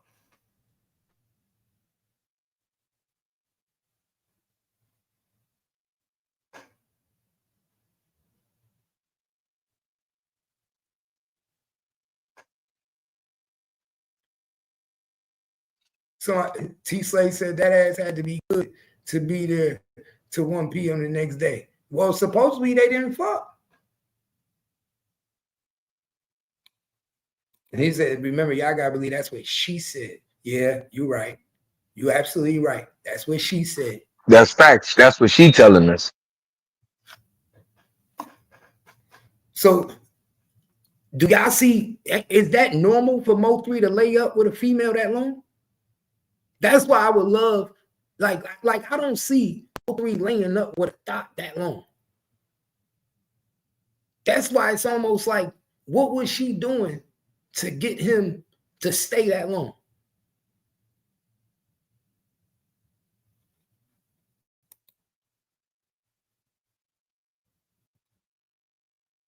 Like, real talk, what did you do to convince this nigga to lay up with you that long?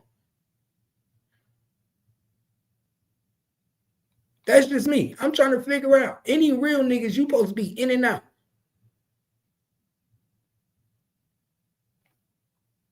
You feel what I'm saying, twin? This nigga laid up 21 hours with a thought. He could just be comfortable with her though, too, Cap. They wasn't together that long. It don't matter. It's some of them people that you click with off top. You dig what I'm saying? Man, I don't know, bro. I'm not staying up. I'm not laying up with no chick that long, bro. That's not my chick. That's not my chick. You not my number one. You not my baby mom. You not my shorty. And I'm laid up with you for 21 hours. That's some shit you do when you in love. Nigga, as important as Mo3 is, you ain't had nothing to do.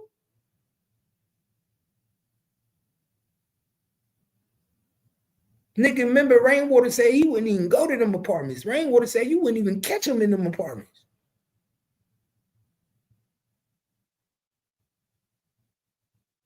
So what was he there for? If he wasn't there to fuck, I think he was lured there. I'm going to keep it real with you. I think he was lured there.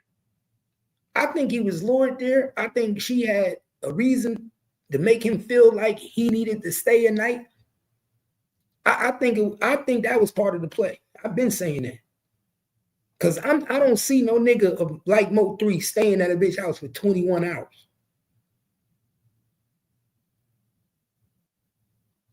Yeah, she claimed they only talk, play games. And Mo3 don't drink or smoke. Mind you, Mo3 don't drink and he don't smoke. And so she's saying that the witness, D. Jackson,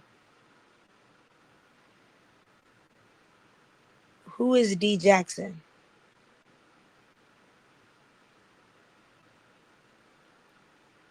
D. Jackson? It says that witness D. Jackson contacted their son. I thought his name was Devin Brown. That's Devin. Yeah, they messed up the last name. Who is it's D. Devin Jackson? Brown. Jackson is her last name. That's Josie's last name. They called him D. Jackson, but they meant to put Brown. It's supposed to be D. Brown. Is it? Yeah, that's Devin. Well, I mean but this is a statement that y'all put in an indictment. I would think you would have corrected that. Are we sure that it's Devin, or is this somebody else? Because you should have corrected that before you put that in an actual indictment. Well, I think they talking about Devin. I hope it ain't no. That's what I'm saying, because it's saying they contacted their son by the phone the day prior and the day of the murder and asked if the complainant was at her apartment. So you're telling me your baby daddy contacted, allegedly, your baby daddy contacted you before, contacted your son the day prior, not the night prior, like you claimed, the day prior and the day of the murder. Thank you. So that means she had to know. That means Josie had to know Mo3 was gonna die. Like I've been telling y'all.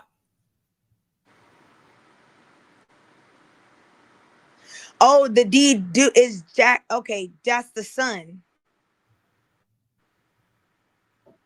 That witness D. Jackson contacted their son by phone the day prior and the day of the murder and asked if the complainant was at her apartment. And you think this child ain't tell her his mother? Hey, dad calling. He want to know if Mo3 here. You think this son ain't come to his mother and tell Josie that dad keep blowing me up asking about Mo3? And not only that, we don't even know if that really was the son on the phone. Like I keep telling y'all, for all we know, that could be really Josie. And she lying, saying that was her son.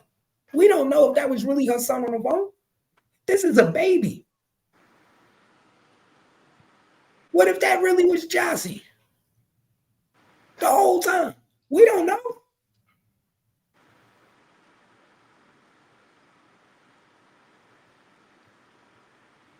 We do not know if that was really that baby on that phone.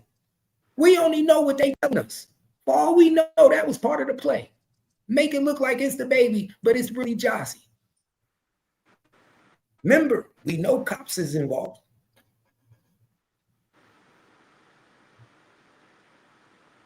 How can we be 100% sure that that was that baby on that phone? It's a good alibi, though. It's a good alibi, though. Am I right, twin? It's a good alibi. That's a hell of an alibi to throw your child in. To throw your child under the bus. She basically threw her child under the bus. I don't believe it. I don't believe it. I don't believe it. I believe that was part of the play. That was part of the play the whole time. They had been involved in a romantic relationship for several months, but you didn't have sex with him. Thank you. And mind you, she said out her own mouth that she didn't even like Mo3 when she first met him. She didn't want to fuck with him. So what made you all of a sudden jump into the inbox and start fucking with him?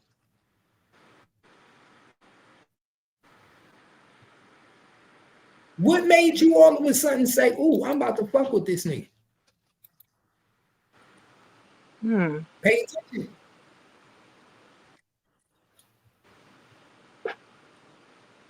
It's a lot of funny shit. She got mystery in her history too.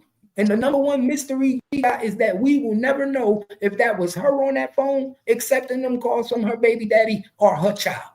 Nobody will know the truth. Because they're not going to put that little boy on the stand. Exactly. He was too young. He probably don't even remember. He was so young, how you going to remember?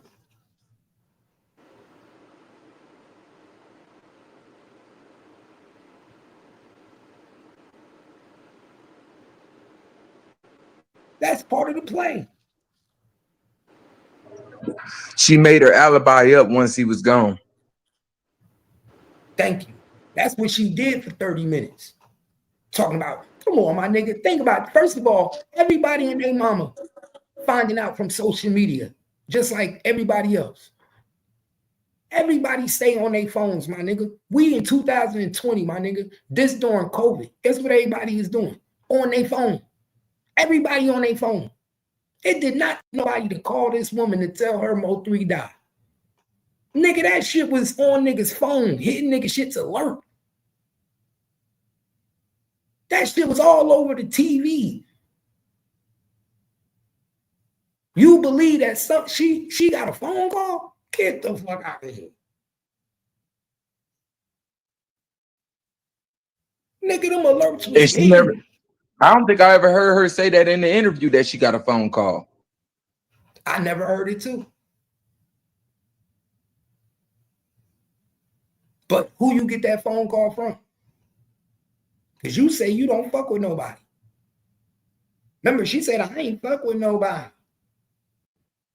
So who called you? What friend called you? Was it your baby daddy?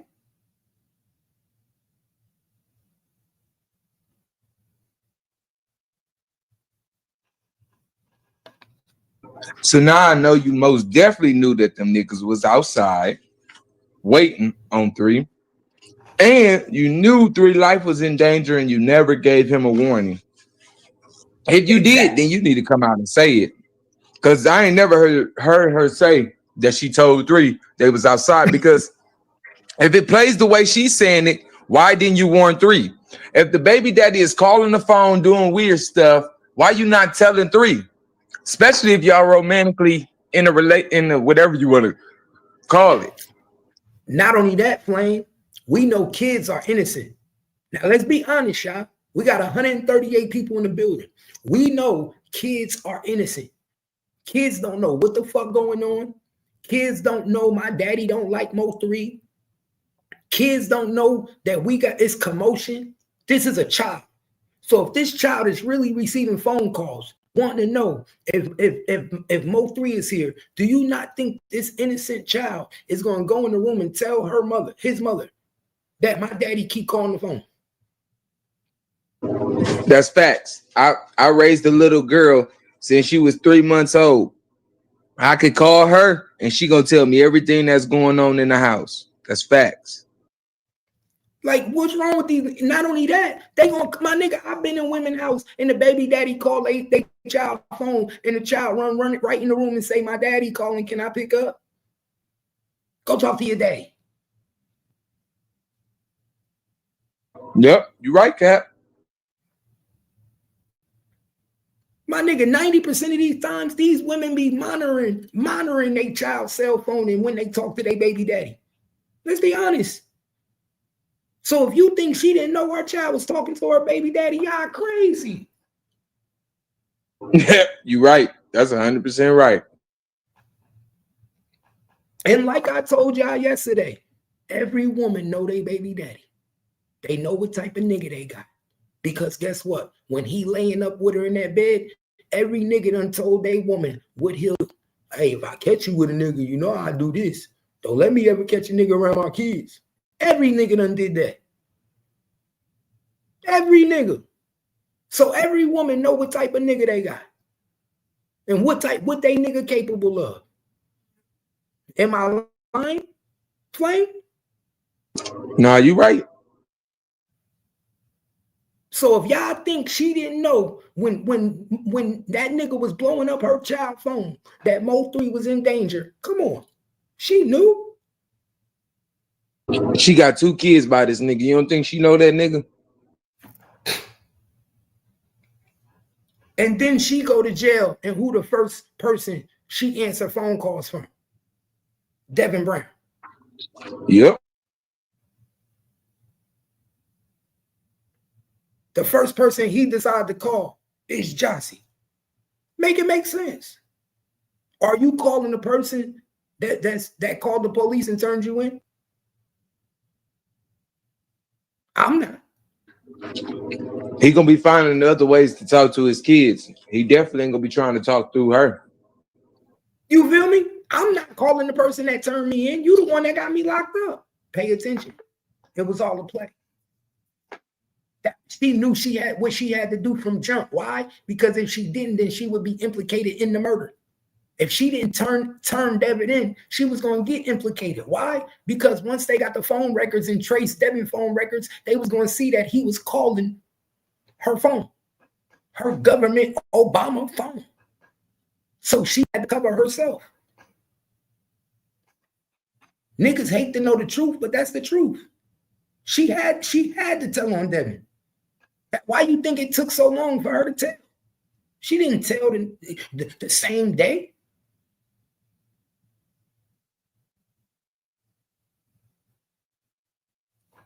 Exactly. She told Devin 3 was there and chose not to tell 3, just like the psychic lady said. Exactly. She chose not to say nothing because she had a duty, and her duty was to lure Mo3 to the crib and keep him in the crib. Make him comfortable. Whatever you do, feed the nigga chitlins, feed the motherfucker beans and rice, whatever you got to do to get the nigga comfortable and to spend the night. That was your job. You got one job. Now, Cap, that's where I disagree. I feel like it was normal with 3 coming over there. She just was caught up in it. They knew. No, they knew that 3 was going over there. I'm not saying it wasn't normal for him to come visit. What I'm saying, it wasn't normal for him to stay 21 hours. On this particular day, he stayed 21 hours. That wasn't normal for 3. Nigga, I'm a regular nigga and I don't stay at no bitch house 21 hours. You understand? Yeah, I hear you. It just depends. If I'm comfortable, I'm cool with her, I'll stay. My nigga, 21.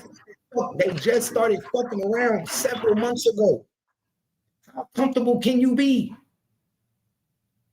This is why Mo3 dead. Let's pay attention now. How comfortable can you be laying up in a bitch house for 21 hours that you just met several months ago?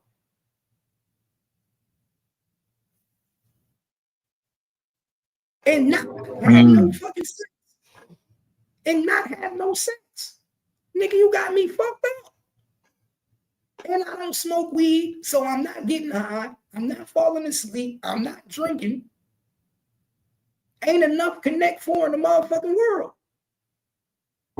You said, hey, at some point he was ready to go. Exactly. That's all I'm saying to you. At some point he was ready to go. Make it make sense. At some point this nigga was ready to go.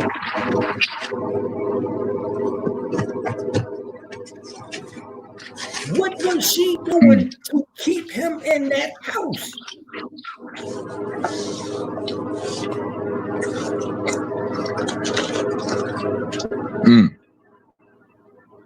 Answer that question, Frank. What was Josie doing to keep this nigga in the house for 21 hours? Yeah, she had to have that planned out. Thank you. That's not something you can do on a spare moment or the moment. She had that shit planned out. You have to have that planned out. To hold a nigga attention for 21 hours, a nigga that don't drink and don't smoke. Yeah, you got to keep him occupied. Thank you. How do I occupy this nigga for 21 hours? And y'all not fucking the whole 21 hours? Yeah. Come on, man. Come on. Talk to me now. What is you? I see where you're going. What is you doing? Is you rubbing feet? What the fuck is we doing for 21 hours?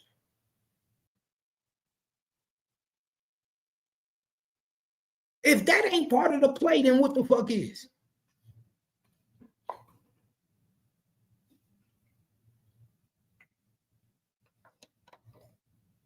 It was almost like she was trying to keep Mo3 in the crib because she knew they wouldn't come in the crib and kill him because the babies was in there.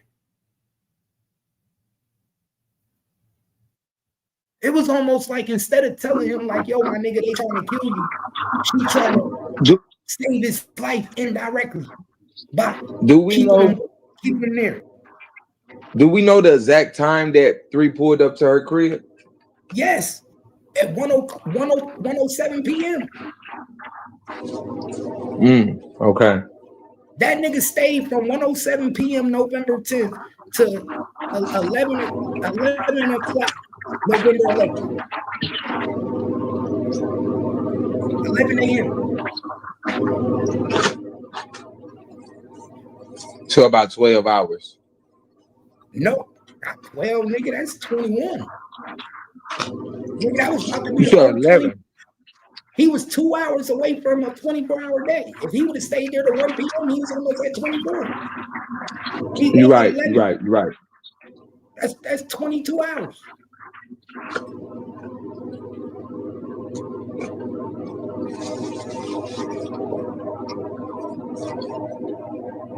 That's not normal. That's not even normal.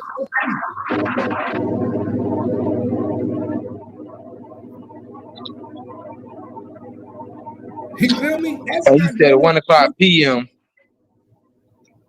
And left the next day at 11 something a.m.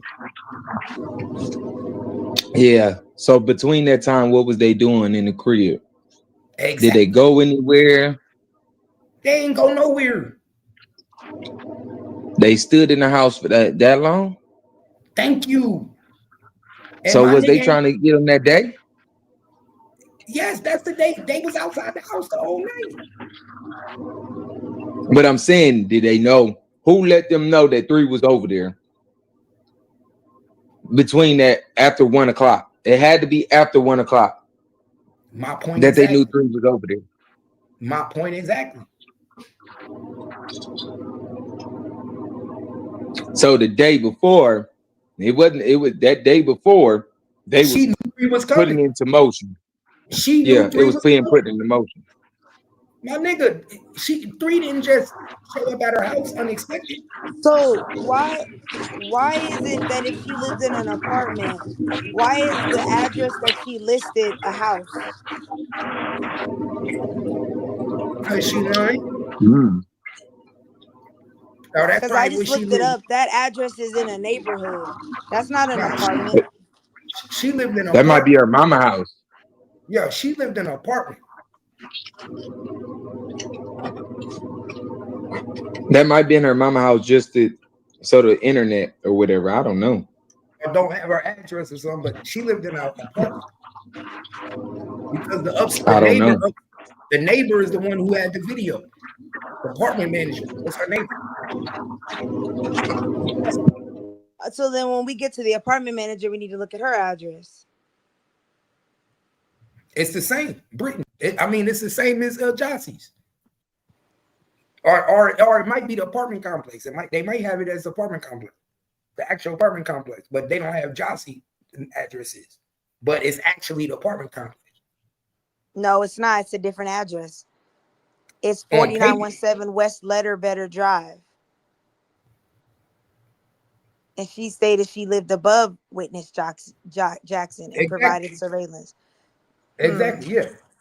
So they put Josie address as the wrong address because they didn't want nobody to know where Josie lived. But when you go to other witnesses, or when you go to other witnesses, you could figure it out because we smart.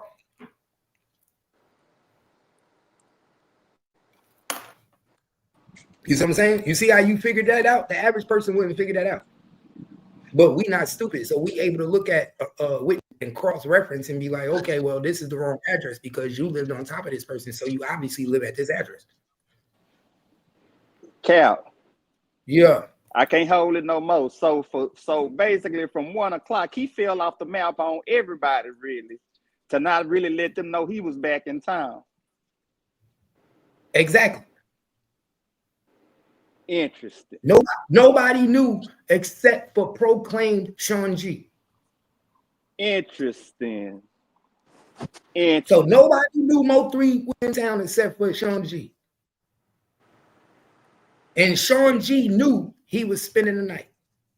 He stated in his statement that Mo3 told him he stayed the night. Before anybody. Before anybody.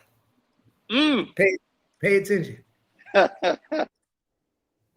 Oh boy, keep on. Hey, keep on. I ain't gonna be up here too long, but nah, you good. You good. See, they don't like when me and Tim break it down because bro, it's too much in the paperwork that'll make you be like,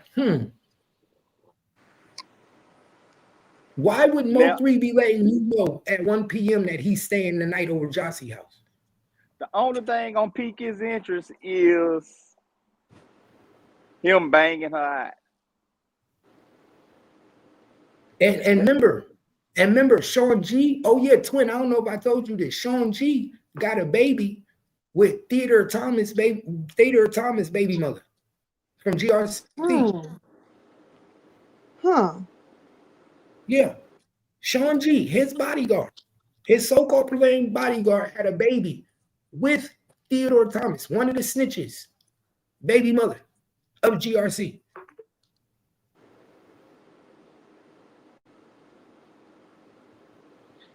That I ain't gonna say too much, man. They ain't even hearing what y'all putting down right now. But you done struck another thought in my mind now, though. So if me and you got the same motherfucking baby mother, I'm more connected to you than I am to the nigga that I'm close to. Man, look, let's just cut the bullshit. Sean G is loyal to Oak Cliff, America. Mm-hmm. Oak Cliff, America. That's what they call it. Let's just cut the bullshit. He loyal to Oak Cliff, and so that means he gonna get and make money with them by any means necessary. Yeah, my bad. Y'all agree? Disagree? No, I missed what you said. Say it again. I say Sean G is loyal to Oak Cliff, America. He loyal to the Cliff. Yeah, but I don't think Sean G has this is just my opinion. I don't think he has any involvement.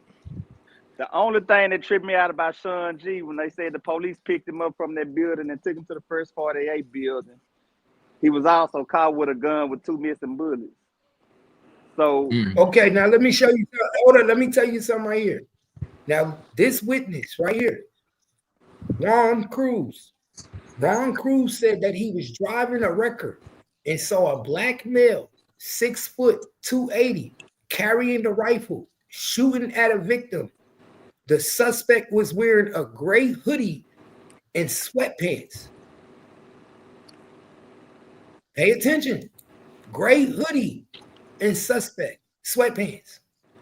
We know Kiwan White had on jeans. We know Kiwan White ain't 6'2", 280.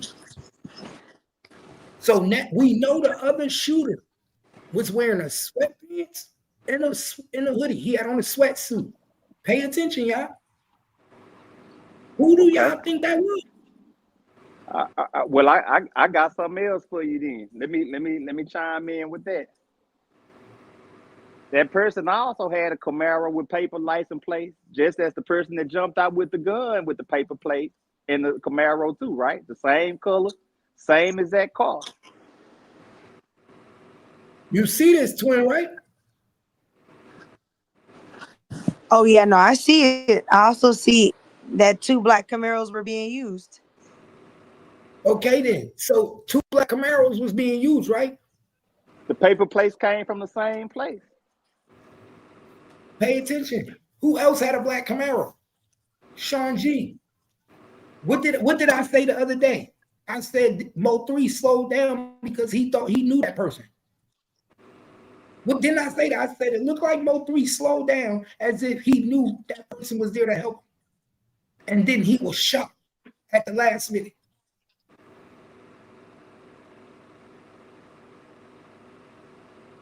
Pay attention.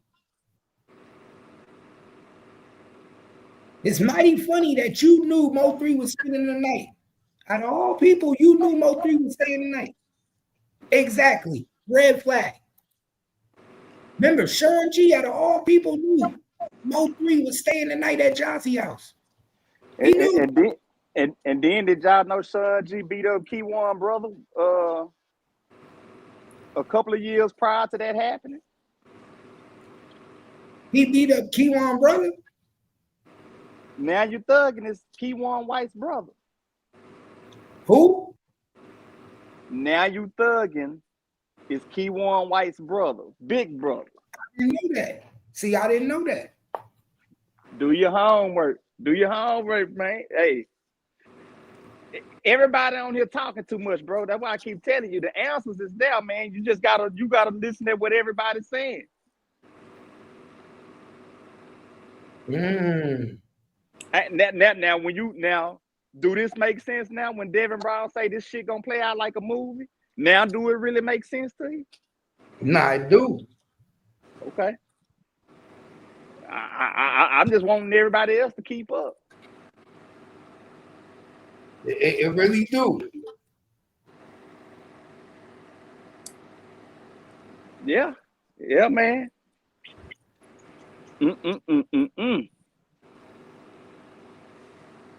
Yeah, man. We at the cusp of this bullshit, bro. Yeah, I don't know. I don't know. I don't see Deshaun G. You don't see it? You don't see, bro. Bro, we not saying that. We saying, put it like this. It's some mystery in his history, my nigga. If you pay attention, and look at it, Frey, the nigga was said out his own mouth that he called Mo3 the night before he died. Between we know it was between 1 p.m. and that night because he said that he called Mo3 and he told him he was going to the Josie girls to spend the night. And look at it this way. Oh, but look, let me chime in. Let me say this. If Sean G was willing to kill Mo3 cousin for him, what make you think he won't kill 3?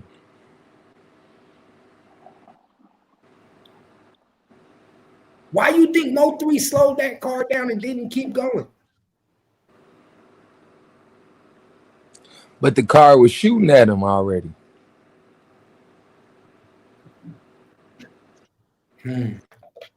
Y'all know Sean G nickname? The Boogeyman. No, John you know Wick. the other Sean Wick. John Wick. I'm just saying, it's a lot of things that you got to ask yourself, man.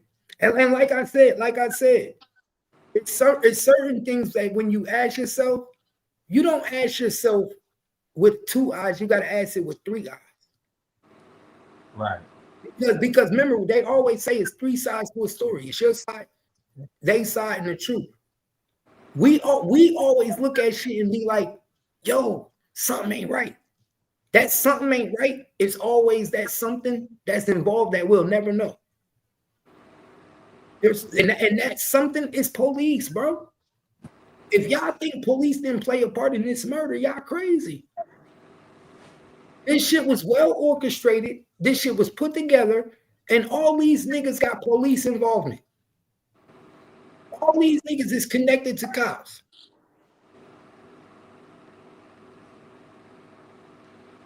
Y'all go ahead. I'm going back in the bushes, dog. I'm back in a little bit. All right. Queen 88, hit the link. So you got to ask yourself, why would Pastor? Who is this nigga that's 6'2"? Who is this nigga that's 6'2"?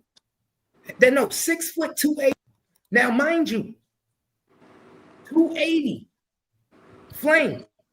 You not mistaken 280 for Kiwan, right? No, that's facts. Kiwan had on jeans, right?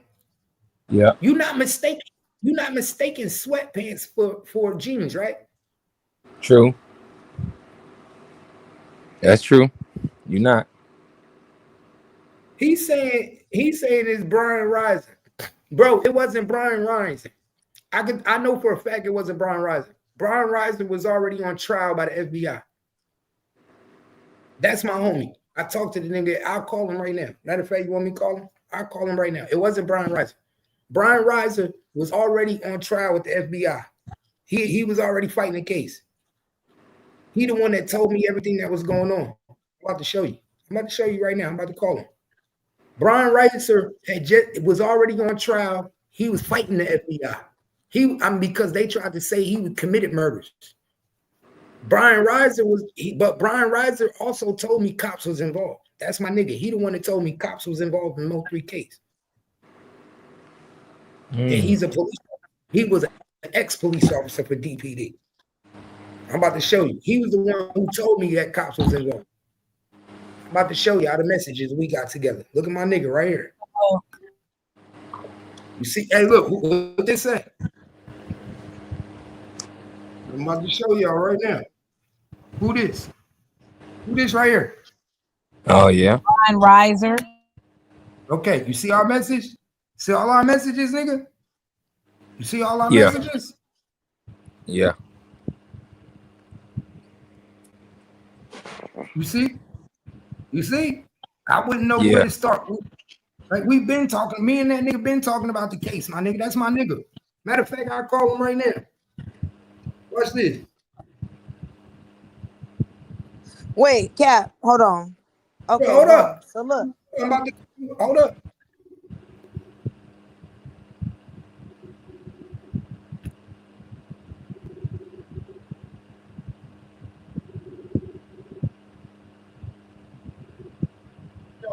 B, what you got going on? Cool workout. What's going on? Oh, you working out? I was trying to see if you want to hit my YouTube link real quick. You know this Mo3 case heating up, about to go to trial, and niggas want to ask you a few questions. Well, I don't got nothing to do with nothing, bro. I mean, I don't do the Mo3 case. Man, you know they keep implicating you in this bitch. I told you that. You know that. You said what? Family, you said what? You said it's only Miss Lowdown? It's more than Miss Lowdown, bro.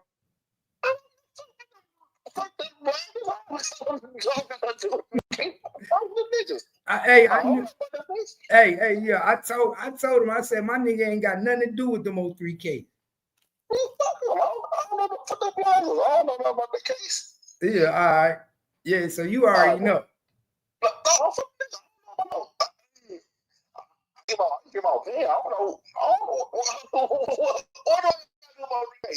do I gotta do anything? But nah, they think because you know your case was around the same time. How? Huh? No, it wasn't. I was arrested in March. I'm saying in 21. Now that's what I'm saying. They think because you was arrested in March in 21, they think that around the time that the shit was going dirty in 2020 when Mo3 died, that cops was involved. How can the cops be involved in murder? If any cops involved, what else? Any cops involved, okay, never been anything about the feds. And that's what we saying, because we just found out paperwork that the actual money that Yellow Beezy supposedly put into wire transcripts was actually a DEA account. So man, so that's a wild ass conspiracy. So B, that's not. It's not a conspiracy. It's in the paperwork. It's in the paperwork. We just looked up the paperwork. In the paperwork, it says the money that was transferred from Yellow Beezy was put into an undercover account. A DEA account. A DEA account. Yep. I don't believe that. I swear to God, B, I'm not. Huh? Show it to me. I'll send it to you. Bro, I'll send it to you right now. It's in the paperwork. All right, here's it so I can see myself. All right. I'm gonna send it to you right now. All right.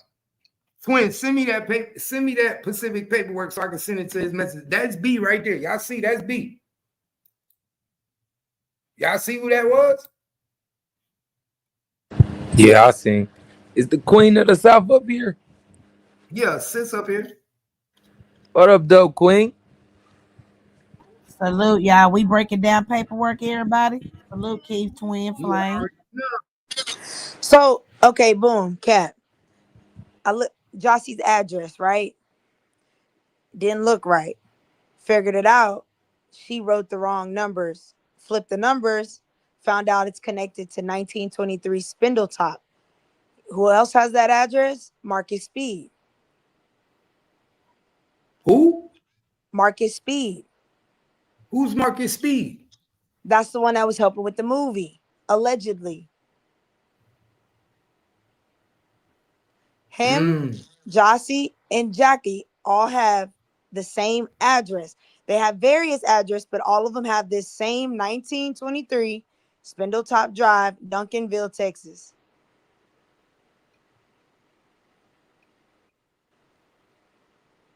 Queen, you ever heard of that address before? Yeah, when MHB docs T Topics, that was the address he pulled up. Oh, that's her mom's address. And didn't I say that? Didn't I say that's got to be the mama address? No, but that's Yeah, not the address she used. That's the address connected to another address that's yeah, connected that's to what I'm saying. That address, that Spindletop, is connected to T Topics, but that's not the address that Josie used though. She flipped Yes. the numbers. So the question is, why would the dude that's shooting the Mo3 movie have the same address as T Topics? Ooh. Ah, okay. What? Talk to me, Queen. I know you know something, Queen. What you think? This is messed up, man. Why would they share the same fucking address? Of the guy with the movie, who's the guy? Marcus Speed. Marcus Speed was helping with the Mo3 movie. I don't know if he was an investor or if he was like a director, but he invested in that Mo3 movie. Him, Jackie, and Josie all have the 1923 Spindletop address underneath their name, but Josie has that. She put 6386 and it's supposed to be 6636. Now when Sean G interviewed the director or whatever and the cast members, I was talking to one of y'all know I flirt, so I ended up getting the cast member's number and we started talking. I don't know if I still have his number, but I'll try to reach out and ask him about can we get a number for the Marcus. Then what was that boy name? He was the boy with the braids. It's still on Sean G Live. Let me see something. Hold on. Let me try to see. Can I look for it? Hold on.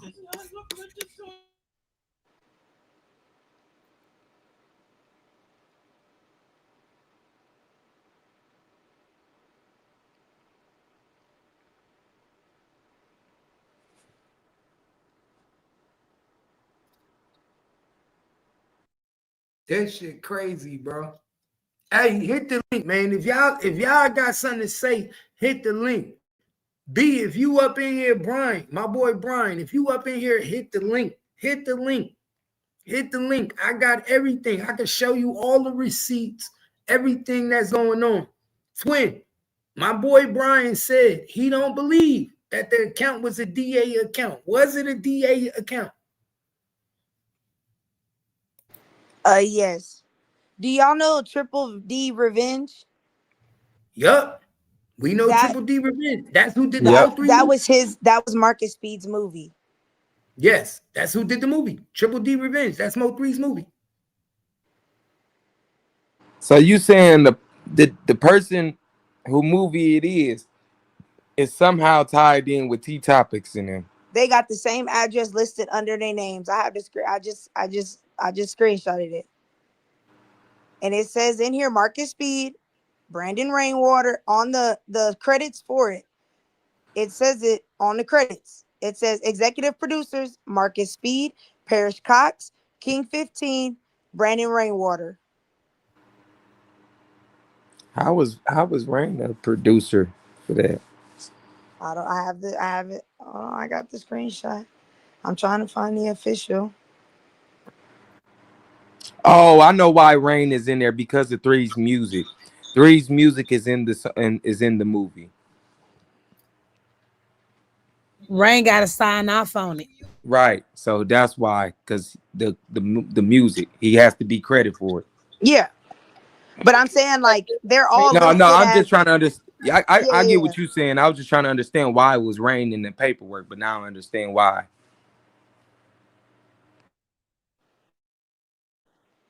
So why would the person that's an executive producer of a movie have the same address as T Topics?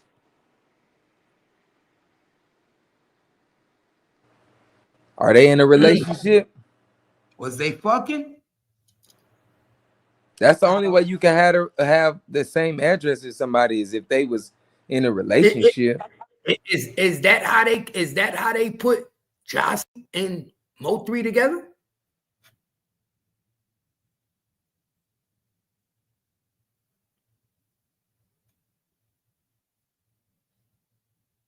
Because Josie said she didn't like Mo3 at first. Because isn't it awful funny that Rainwater in his statement said that he was supposed to go shoot a movie scene. The movie scene was Marcus Speed's movie. So you're leaving the house, Josie's house, to go shoot a movie with someone who has the same address as Josie and her mom. I don't know. That's weird. What you think about that, Queen?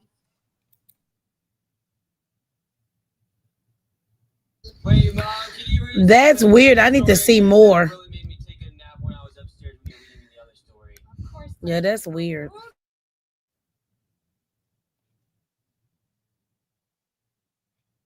Somebody said, Devin said, watch the movie. Trap said, stick to the script. It's all been a play.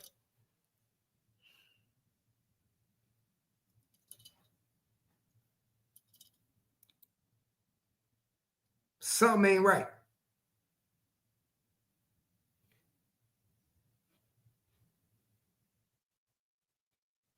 Paragraph 23.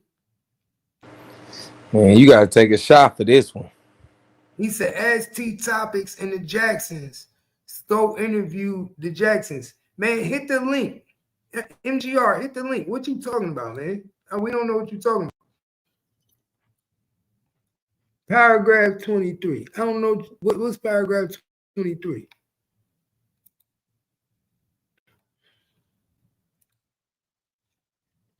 I know one thing. Pastor Cruz said somebody was black, 6 foot 280, also carrying a rifle and shooting at the victim, and that the suspect was wearing a gray hoodie and sweatpants. You can't mistake sweatpants for jeans. You can't mistake Kiwan weight for 280. So who is this guy that was on the highway wearing a fucking hoodie and a sweatsuit? That was 6 foot 2, 280.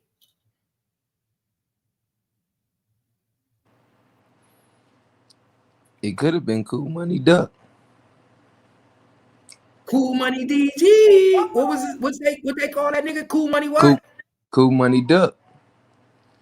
That's who in they camp that tall? No, who was that nigga that was in the back seat of Trap Boy Freddie Carr? Cool Money DJ. Okay. Cool Money DJ. Don't he look 6 foot 280? What did Cool Money DJ do in the back seat of Trap Boy Freddie Carr? Didn't he wipe his nose? Didn't he wipe his nose in the back of that car? Who remember that? I don't remember seeing it, but I did hear about it. You don't remember? I'll show it to you. Queen, you remember that? Nope. Cook it up. Queen, do you remember when Cool Money DJ wiped his nose in the back of the car when Trap Boy Freddie showed him in the back of the car? I don't remember it. I remember seeing it. You got to pull that up. Yeah, that's what I'm saying. I don't remember it. I remember seeing videos. I don't remember Cool Money DJ going like that with the slime mark, wiping his nose with his finger. Nah, I remember the videos. I know y'all seen that. I know y'all. I'll show it to you. He wiped his nose. Trap Boy Freddie showed that nigga in the back seat, and that nigga wiped his nose. In the back seat of Trap Boy Freddie Carr. Pay attention. And he damn sure is 6 foot 280. In the back seat. Everybody seen that shit. Where was this at? When Trap Boy Freddy was on the highway when Mo3 died.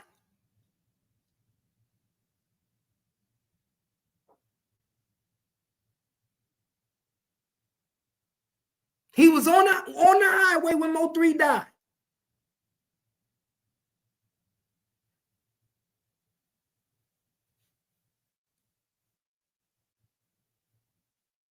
Pay attention. I'll show you. Matter of fact, let me pull it up. Just so y'all don't think it's Trap Boy Freddy freeway footage. I'm going to pull it up and show it to y'all.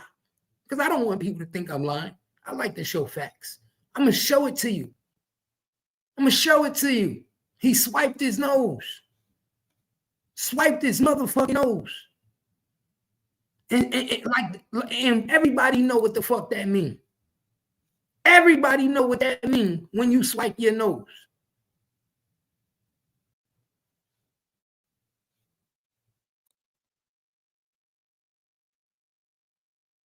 Watch this. That's when Trap had on a Smurf chain. Yep, on the highway. You still got that footage? You want me to find it on Facebook? I'm about to bring it up right now.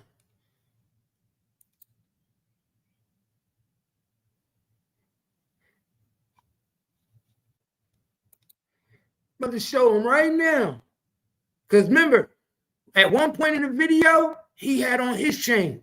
Next part of the video, he had on Smurf Franklin chain. Let's go, family. Let's go. Let's show this video real quick.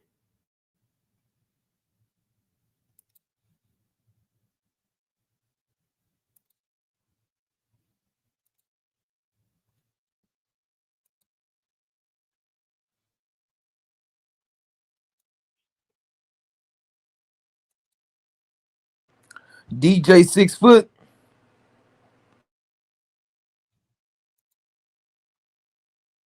Of course, he about 6 foot, big nigga. So what? Y'all see this, right? Y'all see. Trap Boy Freddy got on one chain right now, right? What chain he got on? He got the Freddy chain. Yeah.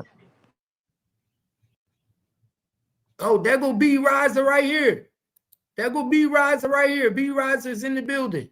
Keith, once my lawsuit is 100% complete and case is completely over, I will come on your show and give my opinion on the case. Promise. Y'all heard it first. Y'all heard it first. You see that, Queen?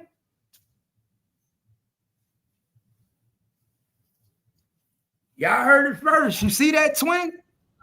I see it. B Riser said I'm on mute because Fat Dad here watching TV and I don't want these cartoons to end up striking me. All right. B Riser said he will give us the interview once his lawsuit is done. There you go. Wait, that's him. That's his name, Jarius Tucker, the one I got his phone number. The one with the braid. When Sean G did the interview or whatever, me and the one with the braids was flirting, and I ended up giving him my number, so we started talking for a little bit, and then I just cut him off. I ain't gonna lie. Oh, but his name is Jarius Tucker. Let me see. Hold on. He was in the movie.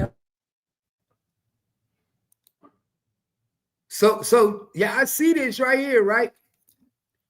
Trap Boy Freddy got on the chain. His chain. Now watch this. Let me show y'all something. This is what I keep telling y'all. Pay attention. He talking about the highway. Watch this. You see, he talking about the highway.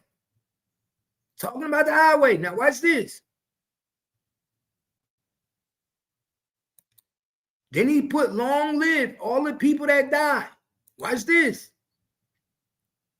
Right? What'd he do? What'd he do? Why his name not pulling up nowhere? Sorry. Hold up. What did he just do, y'all? What did he just do? He wiped his nose. I was not lying, right? What is he doing? What is he doing? Wiping his motherfucking nose. Pay attention, man. I ain't no dummy, nigga. I ain't no dummy.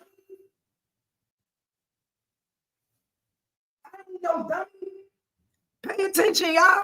The nigga wiped his nose like the job is complete.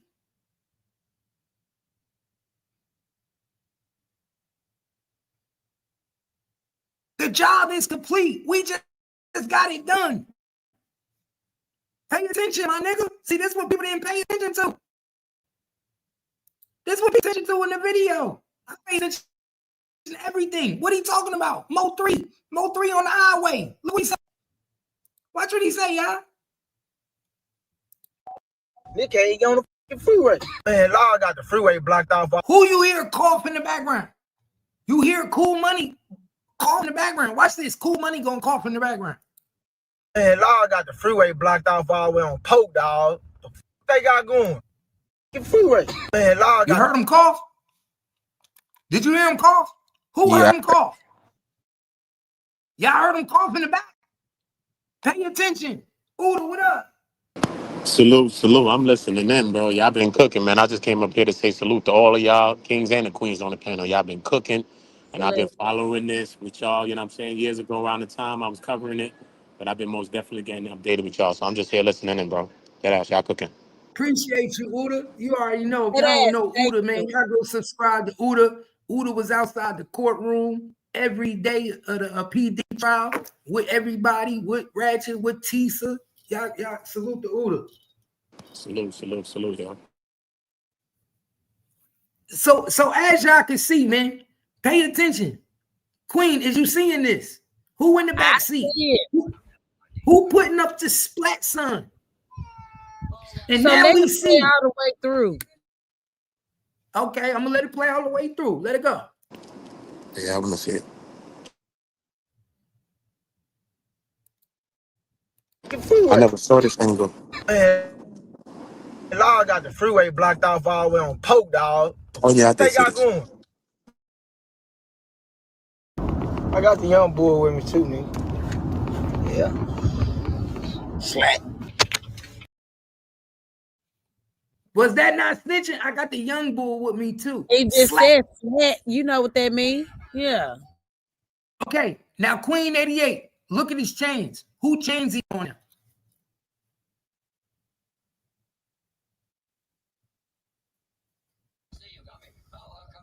Who chain is that? I can't see them blurry chains. Queen 88, watch this. Let it watch play. This, Queen. Read that chain, Queen 88. Who chain is that, y'all? What's say Smurf? Smurf. Yep. Who chain is that?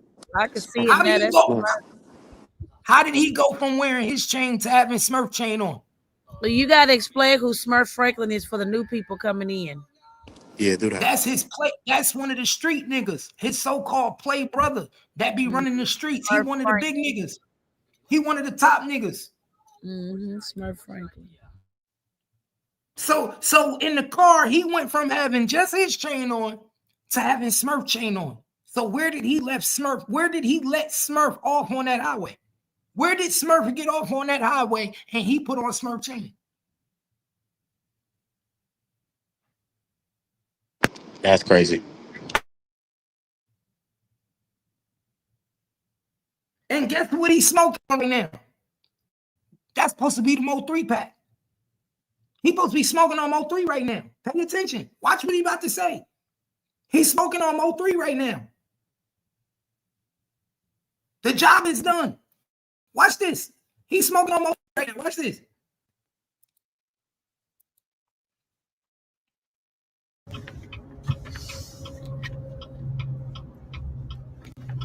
What was that? Yeah. I got my brother's. I'll be covered in. Just around. Finna pop some bottles, bitch. It's bottle popping time. House party time. Butt naked time. Yeah. Pump He just admitted that he knew. Are you paying attention, my nigga? Are you paying attention? He just admitted that he knew. Bro, why you think he keep zooming the camera in and out on Smurf Franklin chain? Yeah. And we know now. And look, we know now that Trap Boy Freddy is a witness for the state.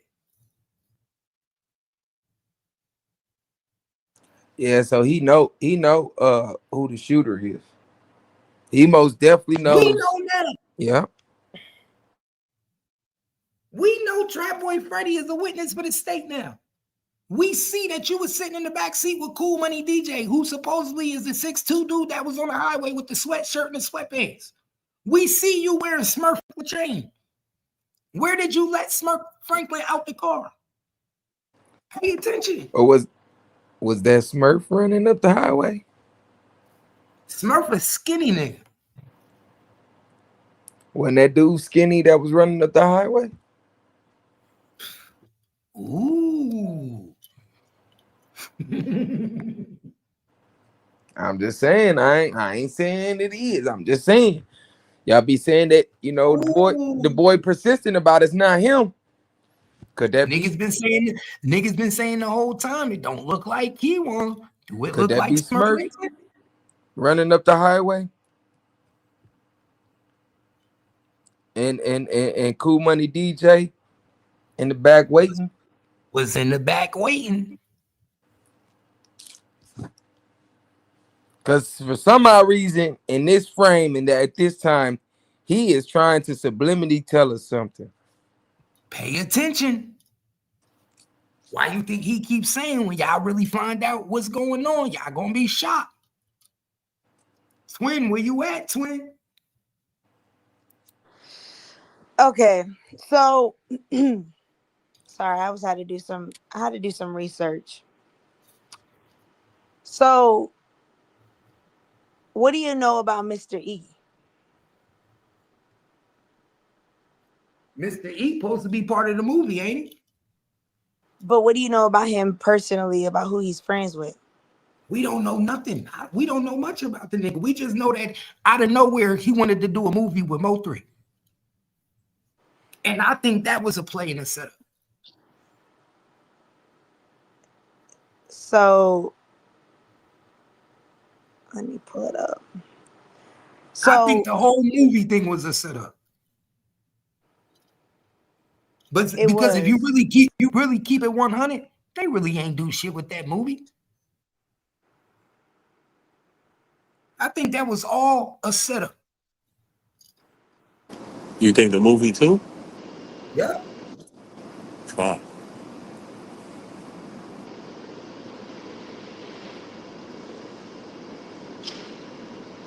Because remember, they said supposedly the day he died, he was supposed to be going where? To complete a movie scene. But then Miss Noble said out of her own mouth in the interview that he was coming to McKinney to pick her up to get her hair done.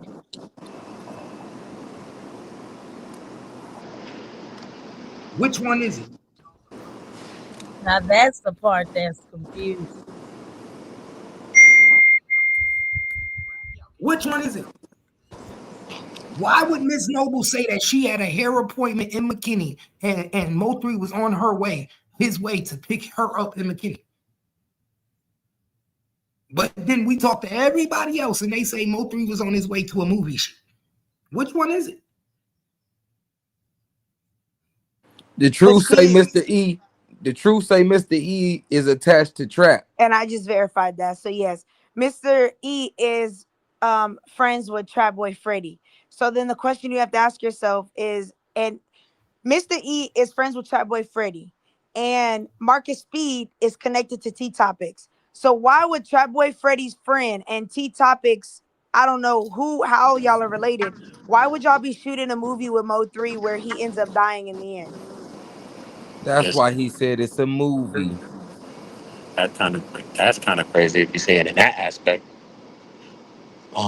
I don't know, but sometimes these niggas, I don't know though, because they was into it too deep, man. They was into it too. It was like lines in the sand with these people, man. But You know, because sometimes you got niggas in the hood that can know both sides. Because remember, even Mo3 was cool with niggas too at a time. And still, there's niggas there that, you know what I mean, won't really play a side of a fence. But sometimes those people can be used as well. So being in the hood is mad elements, you know what I mean, that you might have to factor in. Yeah, because it's crazy that he's connected to trap. So he could have been a person that was cool with them, period. And he on some, listen, man, I ain't in it all that. Listen, And how you why doing are that? their mutual friends in Yellow Beezy's music video wearing the GRC chain? So that's what I'm Because saying. they That's a always lot of try they was connections. because they always trying to play it cool so they can motherfucking put Mo3 in the And trap. this is why I keep saying, Cap, that they are gonna paint this as a GRC hit. The question is, how are y'all going to put Trap Boy Yellow Beezy in GRC? That's going to be the link, because all these niggas are linked to GRC. You have a music video from 5 years ago with members that have GRC chains on and PMG chains. Those same people are on Facebook taking pictures with Mr. E and with Trap Boy Freddy. So there we connected you all there, right there. And then now you're doing a movie with your partner's enemy who just tried to shoot him. I'm not doing business with somebody that just tried to unalive 2 of my friends. Exactly. Unless I want to set them up. But even if they try to set him up, Mo3 got to be cool enough or feel like he's cool enough to even want to do it at all. You know what I'm saying? So it's still gotta be a person that he's feeling cool enough to. You know what I'm saying? Because And he's a who do person you think that would he don't make him really feel rock with nobody. comfortable? Mo3 is like one of those people. And who made Mo3 feel that comfortable to still do business with Mr. E? And that's the question. Who would make Mo3 feel comfortable to do business with this man who had sides to T Topics and Trap Boy Freddy? Maybe it's Mr. E himself, son. Maybe it's him. Maybe it's him, son. You know what I'm saying? Because Mo3 don't seem like a person that's just dealing with anybody just to deal with anybody. You know what I'm saying? And then it was up in the city. He just seemed like he was against all odds type energy. So he'd have to have a connection with you, probably. So probably had the connection with E, is what I'm saying. So And that's why he did it. the truth saying that the movie was used to keep tabs on 3. Could have How been. else would they know else would they know exactly where he's gonna be and what time? Could have been a deeper play on the end. Yeah. But E could have been used as well. You know what I'm saying? E could have been used as well. E could have been this, or E could have been used as well. Kind of like how Big and Pac, like how Big Pac came to the studio, whatever. But Big like, yo, I ain't had nothing to do with this. But he like, no. You had something to do with this, bro. Whatever, bro. Can't tell me that, right? Kind of Yeah, like the but Big and Pac thing. don't you think that he would have known that it was a war outside, especially being in the city? He would have known Yeah, I would think so. about the war. I would 3 think would have so. had to know too. I don't know. 3 would have had to know that Mr. It's, E was attached to Trap. you have to know that. 3 ain't no They all know dummy. each other from years, No, man. not always though. Not Not always. always, though. Because then I don't even think he knew Marcus Speed and Josie had a connection. 3 do his homework. He You know not what about I'm to. saying? He He not ain't about about to. to just be going to mess with people, Yeah. especially knowing the situation But he in. what if he didn't know? What if Mo3 didn't know that Jossie's mother was connected to these niggas? What if he didn't know? He What if probably he didn't know about the mama. like think about it? He didn't know that the reason that remember, Jossie said it out of her own mouth that she didn't want to fuck with Mo3 at first. So we still have to ask the question: what made you decide to fuck with Mo3 when you didn't want to fuck with him? To convince him to be in a movie? No, I forgot why. I don't remember. I think she said why she started messing with 3. She ended up saying it, Queen but 88, you know the answer? Queen 88, what made Jossie start fucking with Mo3 after she didn't want to fuck with him? That's what I'm saying. Was it the mama? That's what I'm saying. Was it the mama? Then the mama pressured her into doing it. Exactly. So if T Topics pressured her into doing it, now we finding out that she connected to certain people. Pay attention.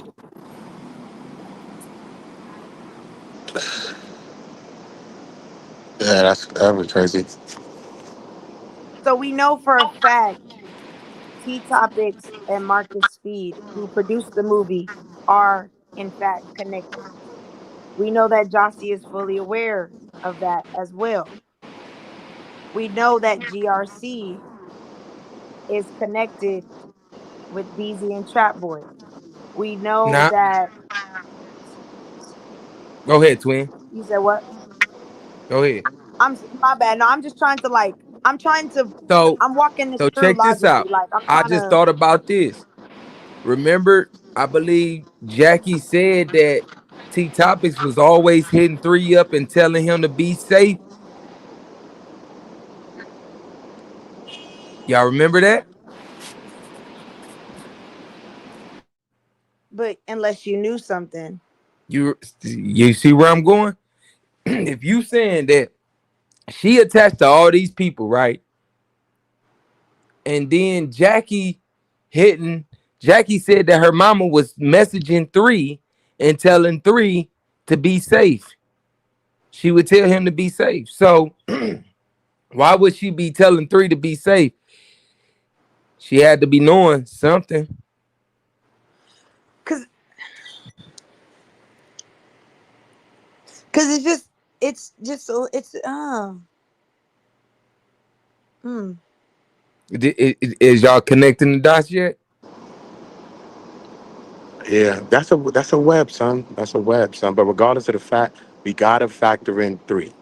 We always gotta factor in Mo3, and Mo3 is like a Pac. He's like a Pac. He's like a me against the world type. So I just don't see him just rocking with any chick, and I just don't see him rock with any guy. I just don't see him doing this. You know what I'm saying? Right. With the energy that he was pushing and the line he was pushing, he was really on some line he pushing in the city. So he knew it was up for him everywhere in the city. So I just, you know what I mean? Like, we always got to factor, regardless of who's factoring or who is planning, Mo3 has to be factored in. You know what I'm saying? How's he thinking? What's making him feel comfortable to do this, do that? You know what I mean? Why is he doing that? You know what I'm saying? This is what we always got to think. Him. You feel me? What is his connection to whoever? What doesn't he know? What do he know? And it's, just because like big cities is big, but son, when you in the city, cities is small. Motherfuckers know who in the city doing what, especially when you in the Yeah. city and you lit, And bro. people And, you know what I people mean? can have connections to people within the city. You never know. It's people that, that I might know and that you don't know that I know them. You know what I mean? So it could be that situation. I'm just saying, based off of what they saying, if they saying that, all these people are connected to T Topics, then that's a possibility. She kept asking 3, telling 3 to be safe. So she knew about the beef going on in the streets for sure in that case. But I mean, I don't know. I don't know. I ain't even gonna lie to you. I don't know. A lot of it we can all sit here and say that we can speculate, but where's the 100% proof? Besides, we know that these people got the same address. It's a possibility she was in a relationship with the producer. But does that mean that the producer was, feeding her information about 3? That's the thing. You know what I Yeah. mean? Does that mean that? You know what I'm saying? Because remember, Rain, we in the city rain, and we rain, shaking and no, be around, we rain, in clubs, we all that. rain, no people on the other side. That don't Yeah, mean you that know Rain had any involvement. what I mean? That's all I'm saying. So I mean, yeah, it can show look like that to us, but I mean, I don't know. And that's the I'm scary on part. It mute. don't look good.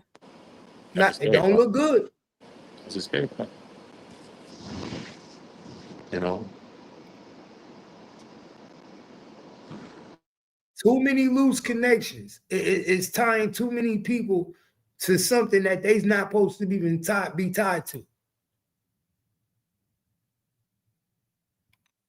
That's why I've been saying for a while that it's starting to seem like a lot of people played a part in Mo3 death, and they did it indirectly. That's why I said sometimes you don't got to know that you a part of the play to be a part of the play. Yes. That's the wild one. Just what I'm trying to show you. Sometimes you could be used as a pawn too, even in a play too. That's a crazy one too. You know what I mean? Mm-hmm. And that's You what I could be think what used. happens to people like T Topics. I think T Topics was used, and she didn't even know she was being used. I think Josie was being used. She didn't think she didn't know she was being used until it was too late. By the time Yeah. she realized she was being used, what I gotta do? I gotta turn my baby daddy in now. Or it's gonna look like I'm involved.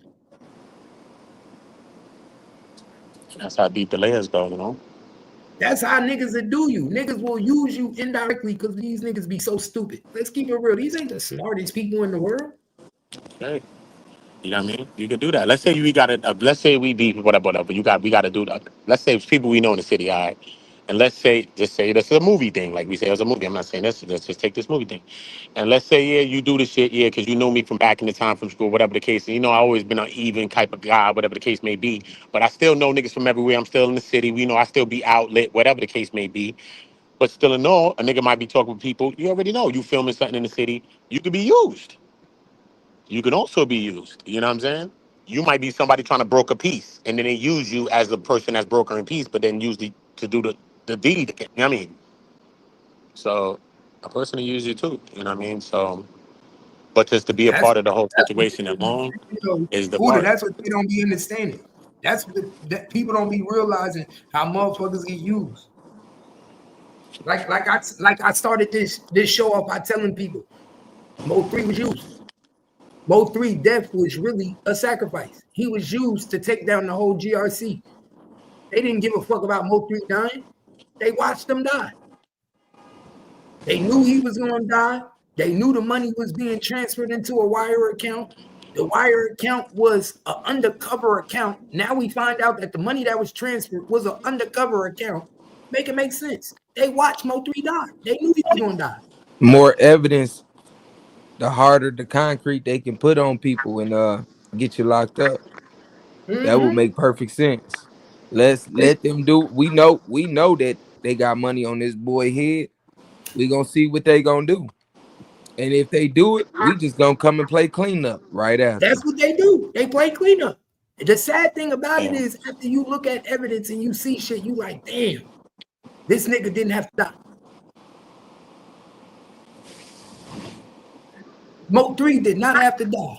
It's no reason Mo3 had to die when GRC was under investigation since 2016. Nigga, they was already watching them. They was already listening to their phone calls. If they was watching these niggas and GRC is as big as they say they was, then guess what that implicates to me? That you niggas heard the phone calls about Mo3 murder. Mo3 stopping the money, bro.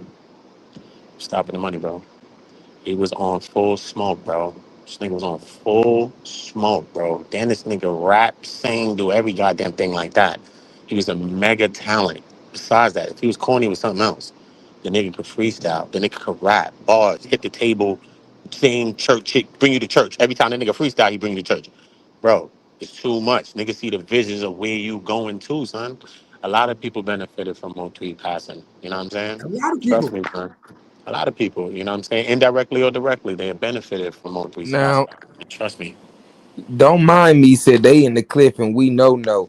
Then don't mind me said, do y'all know they got duck phone? He didn't get rid of it. Why you think they picked him right back up? So I think he talk about Cool Money Duck. Yeah. And I think Cool Money Duck fits the description of that 6-foot dude. Exactly. I He don't was think it's in the DJ. back seat swiping his nose. Yeah. No, I don't think that's DJ. See, DJ and Duck is two different people. Remember and I'm the Truth? Remember in the song I'm the Truth? We hit Goofy and Donald Duck, nigga. The other one they hollering shake back. It's cool, we'll smoke him later like a shake sack. He's talking about Cool Money Duck. Oh, okay. Okay, see, I thought Duck was supposed to be Cool Venus. Money Duck and Trap grew up in Canterbury together. Okay. Cool Money Duck was there when Dre got unalived. Makes sense now. You hear that, twin? Makes sense now. So that's why I said, y'all, the only person that I could think that I know that's like over 6 foot over there is Cool Money Duck. He was hit up. And why would the trucker specifically give that description, y'all? That description that was specifically given does not look like Kiwan running. That's not the man running with a shirt, a mask on, and jeans. That's a subscription of a totally different person. That's the person that Kiwan ran him into. When Kiwan stood over Mo3, he just stood over him to make sure he was dead. He never shot him.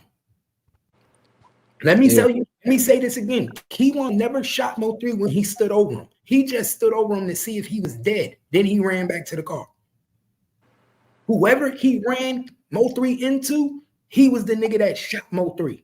He was the nigga with the hoodie on and the sweatpants. Right. I've been telling niggas, the nigga that killed Mo3 was behind the truck. He was a 6 foot, 200-some pound nigga.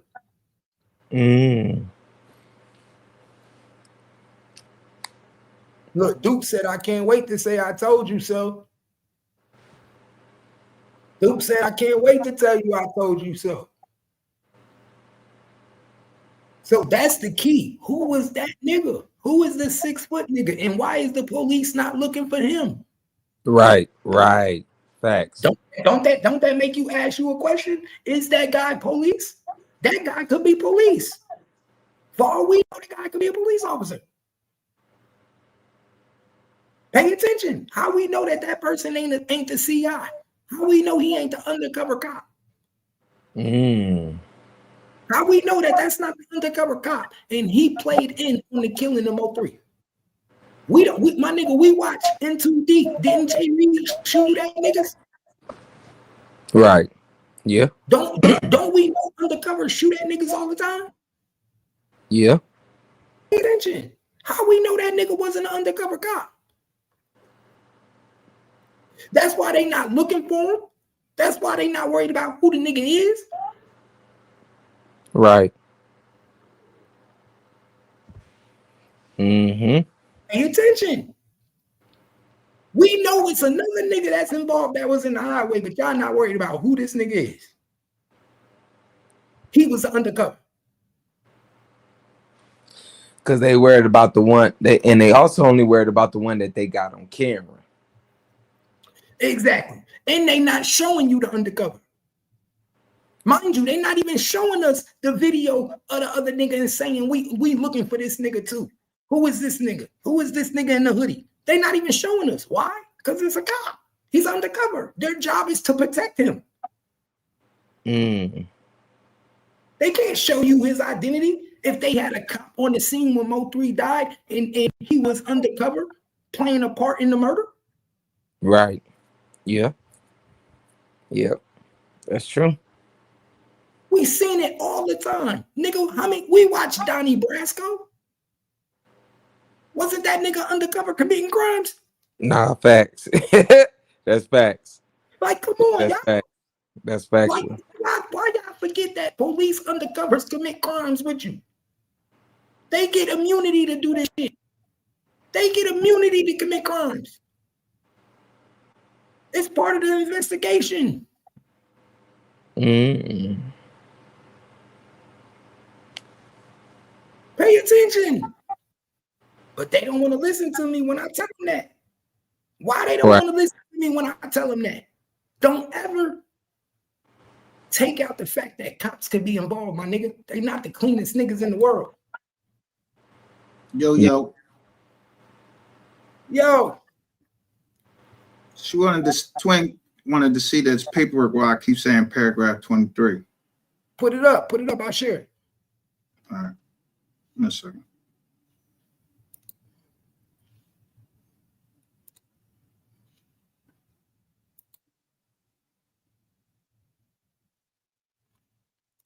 I'm just saying, pay attention, y'all. What if that dude that's 6'2", that had the sweatpants on the sweatshirt was actually the undercover cop? What if he was the informant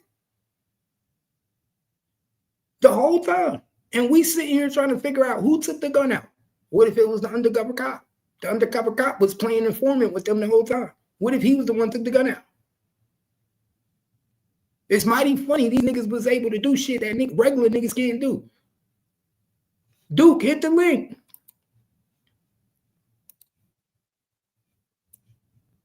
Hit the link, Duke. I got the link, y'all. We really on this content today. No fuck shit, no bullshit. We ain't trying to do no fuck shit, no bullshit. We just want to break this shit down. because we got breaking news, more information. How the fuck is the account that they putting the money into an undercover account? Then somebody said they didn't believe that. Huh? Yeah, Didn't somebody say they didn't believe that? Yeah, that was my boy, Officer Reiser. He didn't believe it. That's why I said we're going to show that paperwork too. I need that paperwork on the screen because the account they put the money to was an undercover account. And guess what that means? Which one you want first? Which one y'all want first? I want the account first to prove, to show these people that the money was going into an undercover account, because that proves that they was investigating this shit ahead of time before Mo3 died. So that means you knew Mo3 was going to die. If the account was an undercover account, then that means that y'all heard about Mo3 death. That means y'all was talking about Mo3 death. That means y'all was part of the investigation of Mo3 death. You was part of the murder for hire of Mo3 death. You understand what I'm telling you? So y'all knew Mo3 was going to die before he died. How the fuck did you niggas open an account? So the detectives for the niggas to put the money in. So do you think that whoever he gave the account to, or they gave the account to him? The account was an undercover account. There, no, right there. The CI had to give him that account. Exactly. The CI gave Yellow Beezy the account number to put the money into. The CI gave Yellow Beezy the money to put the account into. So if the account was an undercover account, then that means they knew the whole time that Mo3 was about to die, because it's an undercover account. There's no way the police didn't know. Now they got a confidential source. They got a confidential source right here that went to dealer one.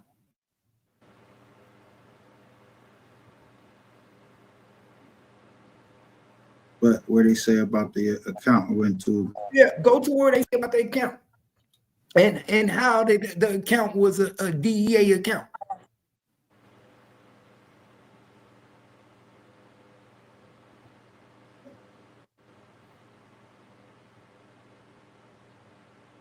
it's after they start doing the transaction.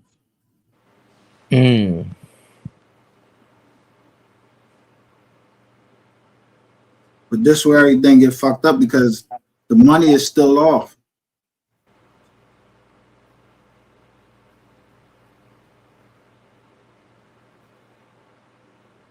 Right. Where we at? Where we at? What the part where the account?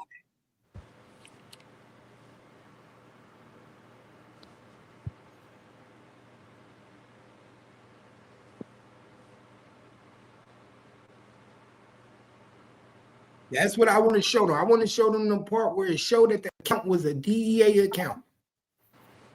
All right, coming to it.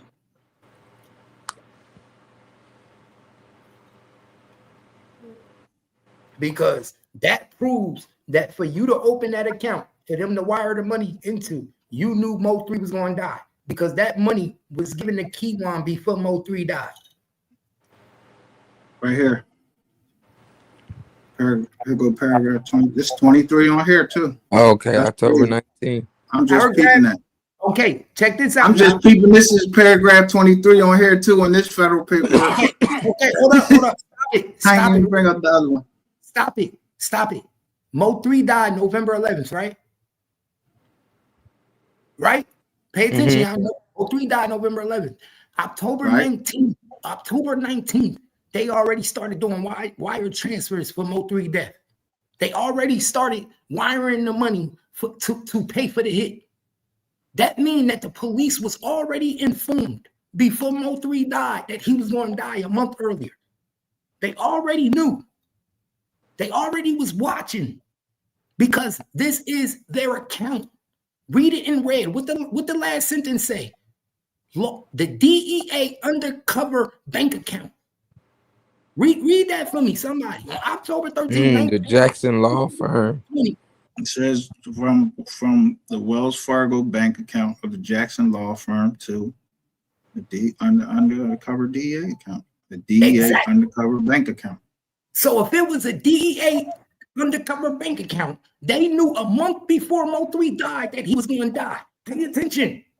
Pay attention, y'all. They knew a month before he died that they were paying for a hit for him to die. They knew. They could have prevented it. They did not want to prevent it. They wanted Mo3 to die. It was in their best interest for Mo3 to be killed. Because they knew the money hit their DEA account. Exactly. So they knew that money. They knew that money was a fire. They knew it was from her fire because they allowed it. And I believe they had to let some of the process go through. But once the money was transferred, they could have put a stop to it. Exactly. Because that was confirmation that they was trying to pay for the hit. Exactly. Why do you think they didn't? Because they had interest in Mo3 death as well. Dallas PD had interest in Mo3 dying just as much as the streets. Right. They wanted him dead. They wanted Mo3 dead. They had interest in Mo3 being killed. Right. But peep game on this going down. Peep game on how, like, look, right afterwards, bam, they dropped 300.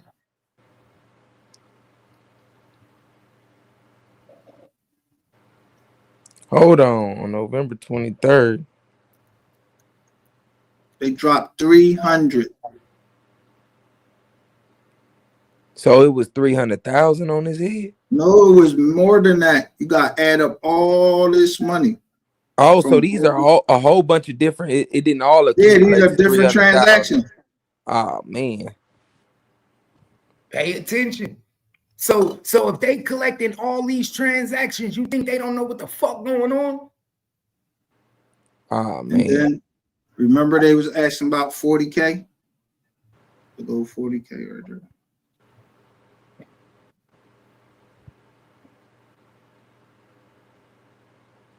Another 40K right there on the 16th. Now he's saying a CI right here. We got CS right there and then CI right here. Damn.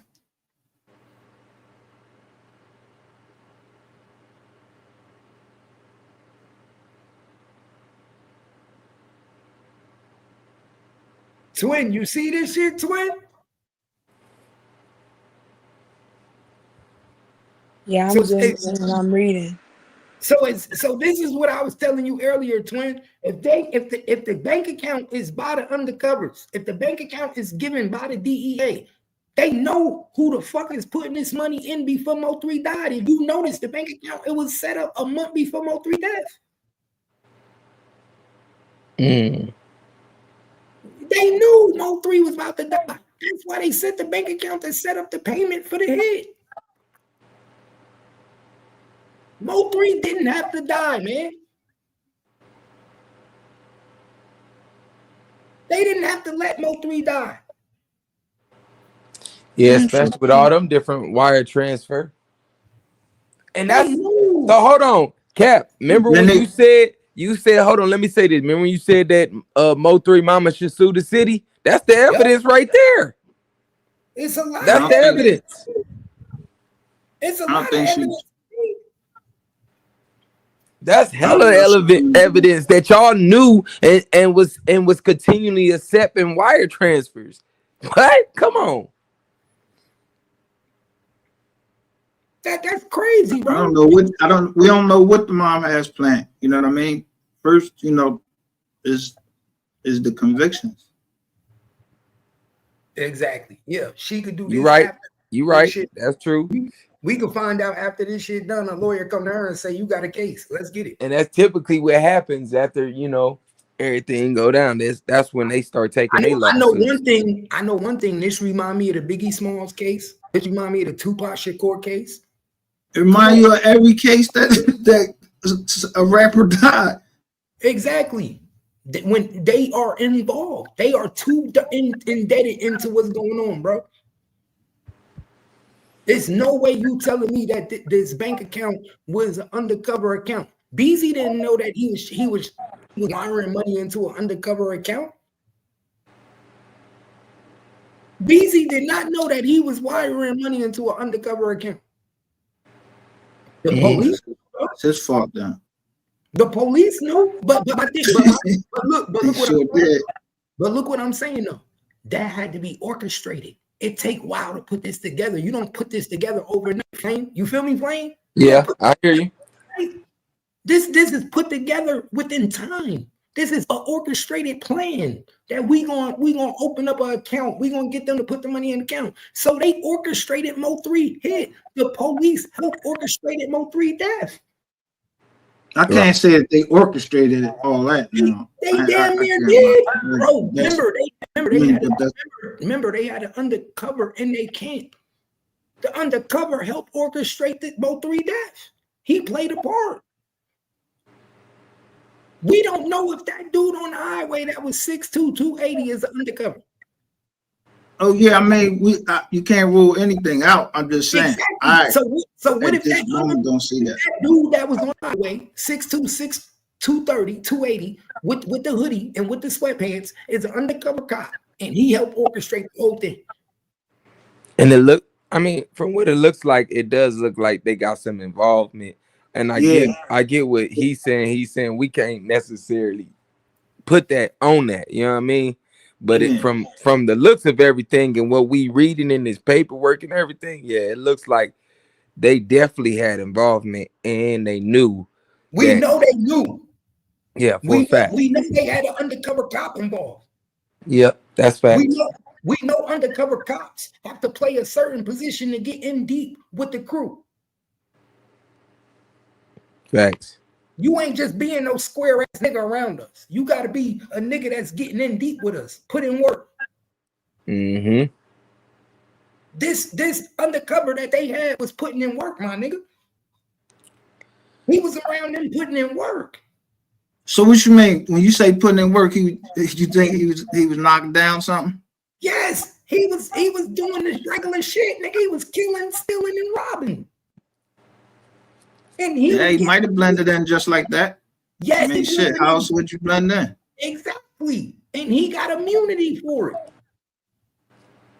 Oh, because I was about to say, man, that's a big accusation. Yeah, that's a big I ain't saying shit. I'm just asking. Bro, that's the only way these dudes able to take down crews like this, bro. The only way you take down crews like this is that the undercover have to be indebted into this shit. They got to be really in deep. Somebody did come in my chat and was like, yo, they was in too deep. And I was like, what the fuck they talking about? Somebody just came and put that in my chat. Farrell got the floor. What up, Farrell? Yeah, I can't wait till everybody spend all this energy on the night before because they've heard a lot of this global interview. Like Jackie said the other day when I talked to her, she said that Rainwater already knew where Josie stayed before and dropped him off over there before. So I swear to God, once niggas illustrate the night before and get all of the missing pieces of the night, because everything that was heard was good to hear again. We've heard this already. And I'm not saying that y'all not supposed to say it, but the night before is the most important night where there are missing pieces to the puzzle and they don't want to talk about that. So I can't wait till y'all do this same thing, but with the night before. I ain't doing none of that. That's the police. Everybody's scared. No. Okay, good. I ain't scared. You know I ain't scared of shit. I put the paperwork out. I'm the one show y'all the paperwork right from the jail. Somebody writing the judge, telling them somebody in there talking about some bodies that just dropped. Yes, and then what needs to be illustrated is when did they post the kids? Someone posted that it was after the bowling alley. Okay, so we have 3 months before the night before, all the way up to September 12th, where D's Low, Devin Brownie made that song about getting the low, catch you out in traffic and all this other stuff. Okay, so when was the bowling alley? How many days was that, or weeks before was that, before the night before? Okay, so when did Mo3 really know him? Who called Rainwater and said that Mo3 was posting Devin's kids? So these are the questions that haven't been answered, and they need to be answered. But I'm finna get back to work. I'll see y'all later.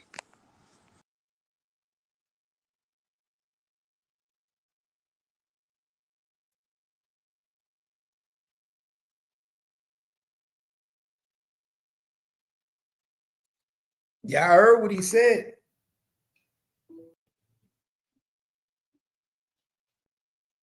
What y'all think about that? I was waiting for whatchamacallit to I was trying to see that the paragraph I'm going to 23. pull it up. I'm putting it up now. Just was trying to wait for y'all Okay. to finish with this. Y'all What finished you with this? think, twin? What you think, twin? Talk to him, twin. They wanted your input, twin. I mean, honestly, I'm just sitting back collecting, like I'm thinking. I'm really just sitting There it back go right thinking here. because Keith, pull it up.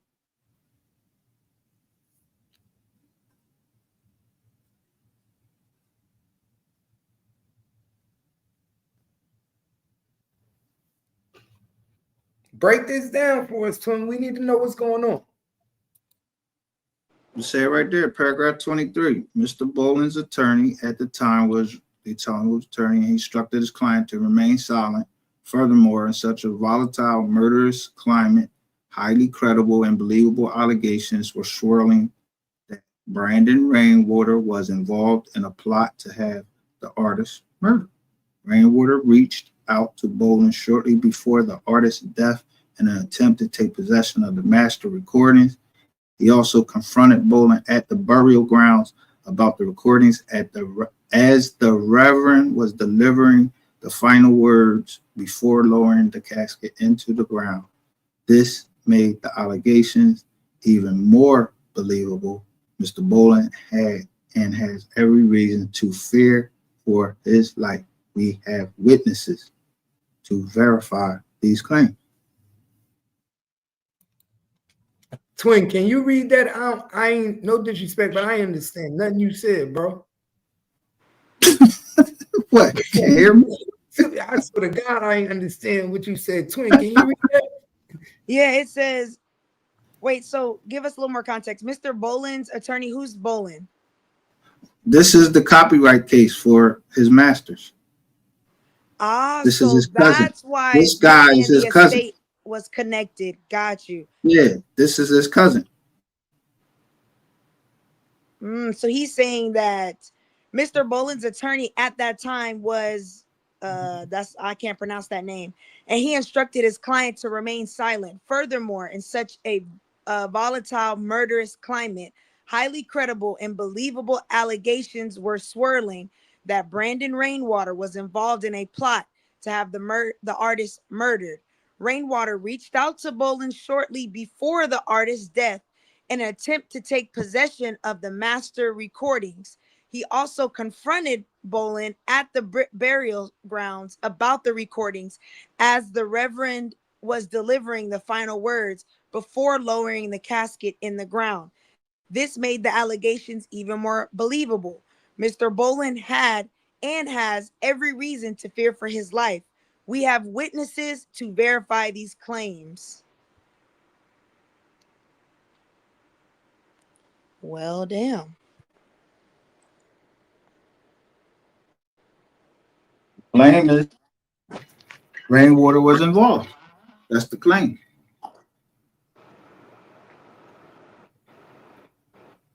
And then he gets fired from Empire. Now he's an independent. Damn.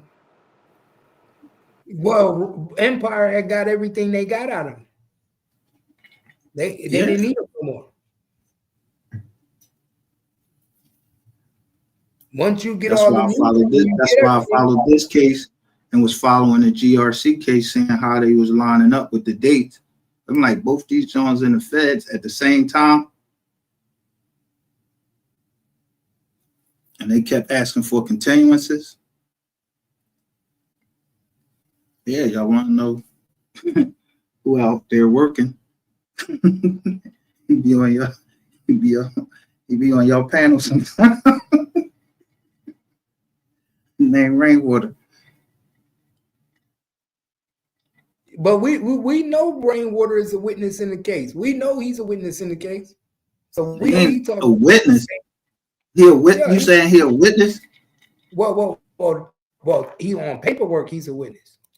Yeah, but when they see what everybody did was they looked at who got subpoenaed and didn't look at the list that they said were the material witnesses.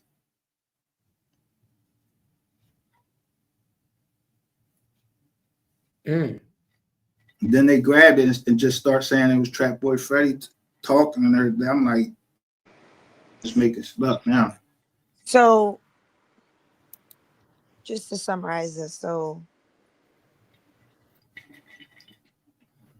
yeah, Rain is a witness to say what? What are you gonna say? He already testified in that case. They blocked out. He named two people. He named Jasmine. First he said Jasmine Sims, then he said Jasmine Moore. He corrected himself. And then the rest they put the rest of it was all confidential. He was on the stand for 2 days. And who Jasmine Sims?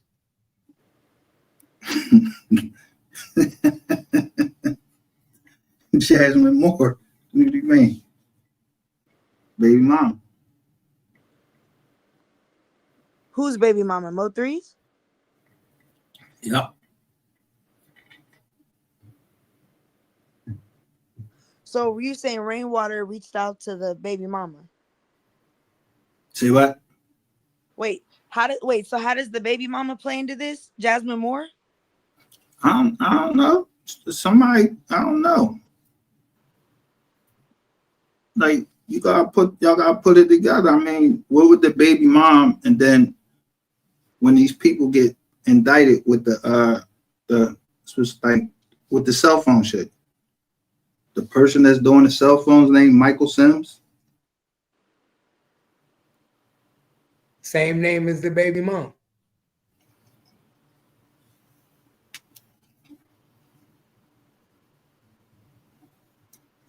Mm.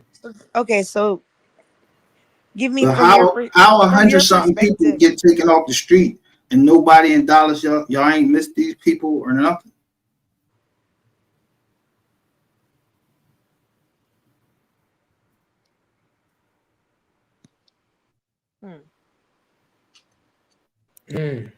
That's weird.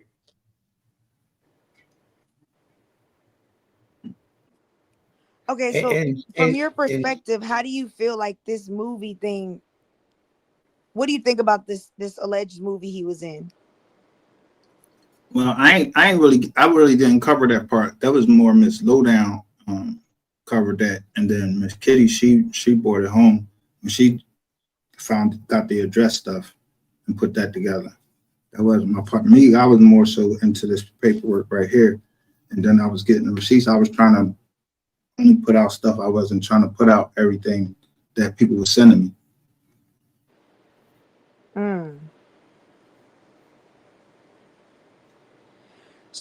So you, based off of that, what you're reading or what you pulled up, would you say the motive is about the masters, or do you think that was him saying, okay, since I know that this is gonna happen, I'm trying to at least get my stuff financially right before they take you out?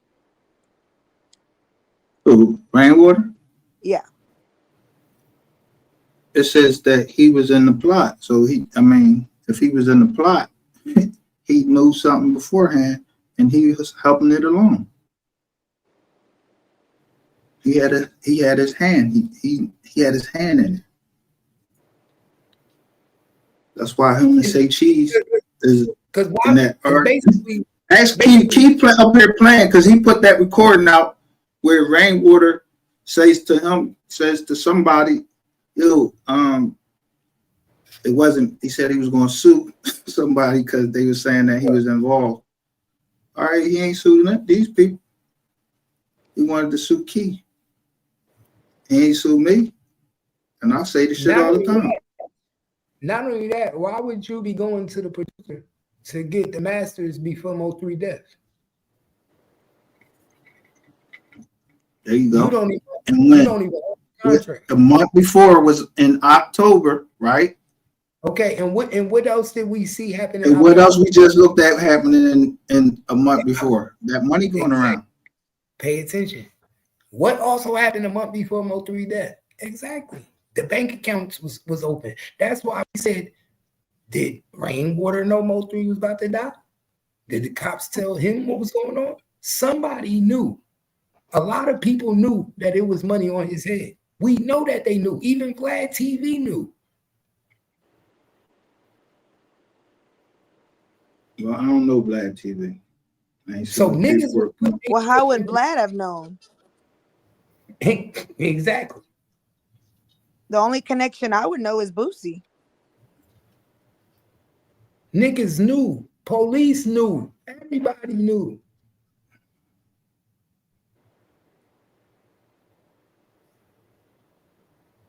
So he's saying that there are y'all, I look at it like this. You can't say Boosie knew because that's $500,000 they put up. That ain't just for 3. You said that wasn't just for 3 because Boosie got shot, and they still been fucking with Boosie. They still put up $500,000. Who put up $500,000? Huh? Who put up $500,000? That's what they. That's when you add all of that up, it's $500,000. That's a lot of money. But they, yeah. That's a lot of money. $500,000.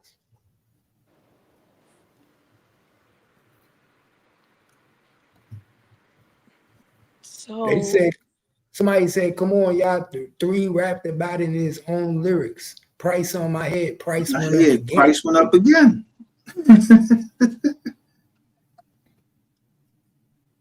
But how is he knowing? How do we know the price keep going up? Know who's telling? I don't got no paperwork, no transcripts, or nothing. Who's talking to who or nothing? The only transcripts that we got where somebody talking, y'all seen, was what we just now seen. When they went to the lawyer, they were saying who was all in the office with the lawyer, and the lawyer pointed somebody out. Named D.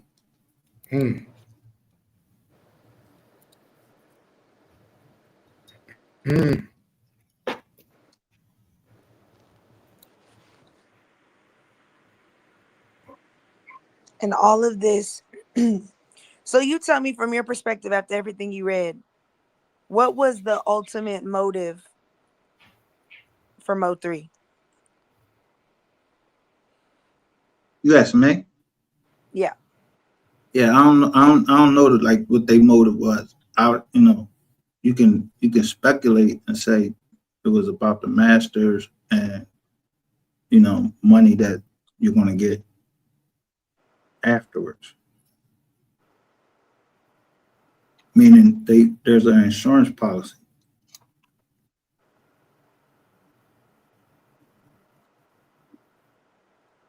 Huh.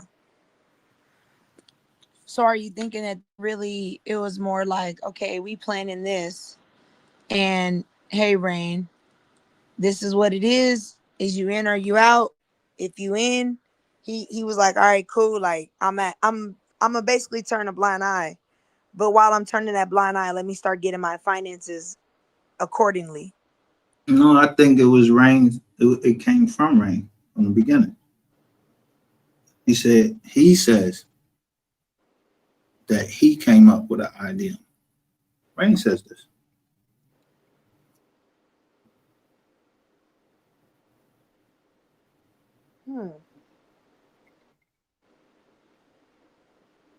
I mean, if you jumping up on all these panels and talking, somebody's screen recording it, somebody is screen recording. So anything I say is speculation. If I don't like to speculate, I just put the receipts, and then it is what it say. Like motive and all of that stuff, that That goes to that's the cops though. I'm not in that. Look, there you go right there. Rain wanted masters, ops wanted get back. There you go. Two for one. 2 for 1. All day, every day. Everybody win. And if they took Boosie out, it'll now all that. They don't gotta break Boosie down with no money, all this.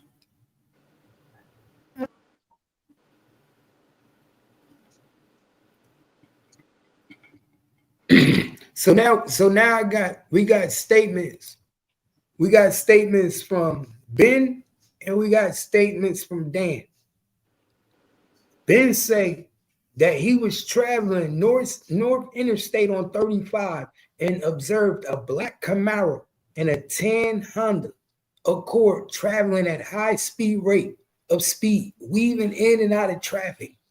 That he observed a Camaro stop on the freeway with a black male in a dark clothing and a ski mask with a black assault rifle with a blue hand grip. Chase the complaint. I know this. Who said that? This what Ben said. You can't make that bigger. He from Temple, Texas. Let me see.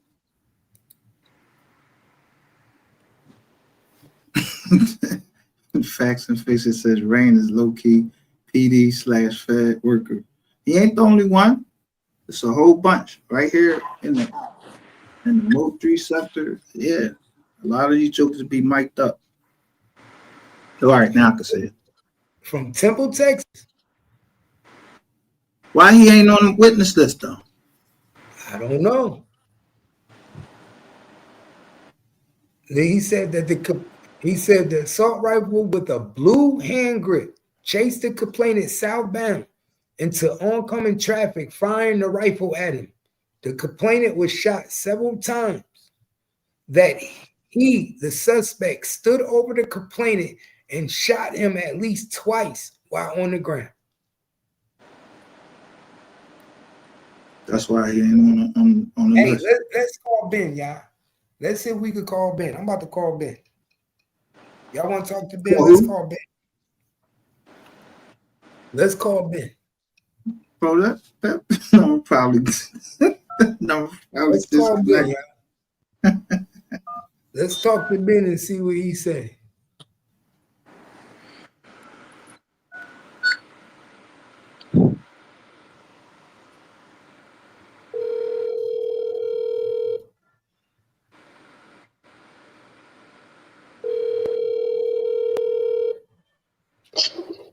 Hello?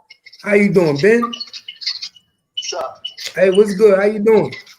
I'm all right. Who's this? Hey, my name Keith, bro. Hey, I was calling because I saw that you had made a statement and you was on the highway when Mo3 died, and I wanted to know your intake. Have a good day, man. Damn, I can ask you a question? Well, damn, Cap, you gotta be professional. You could have at least said I'm a podcaster. He probably think you one of them hood niggas.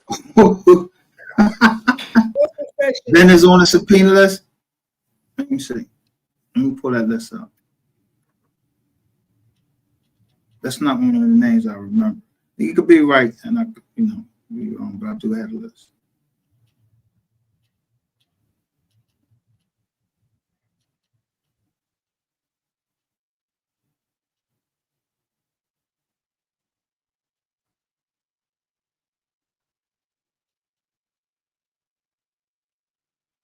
Damn, how you gonna get a police? How you gonna get a police a statement and then get mad when you get a phone call? You the one gave a statement. All right, now here's the subpoena list. Hey, twin, you call him. Twin, call him. See if he pick up. Somebody else call him.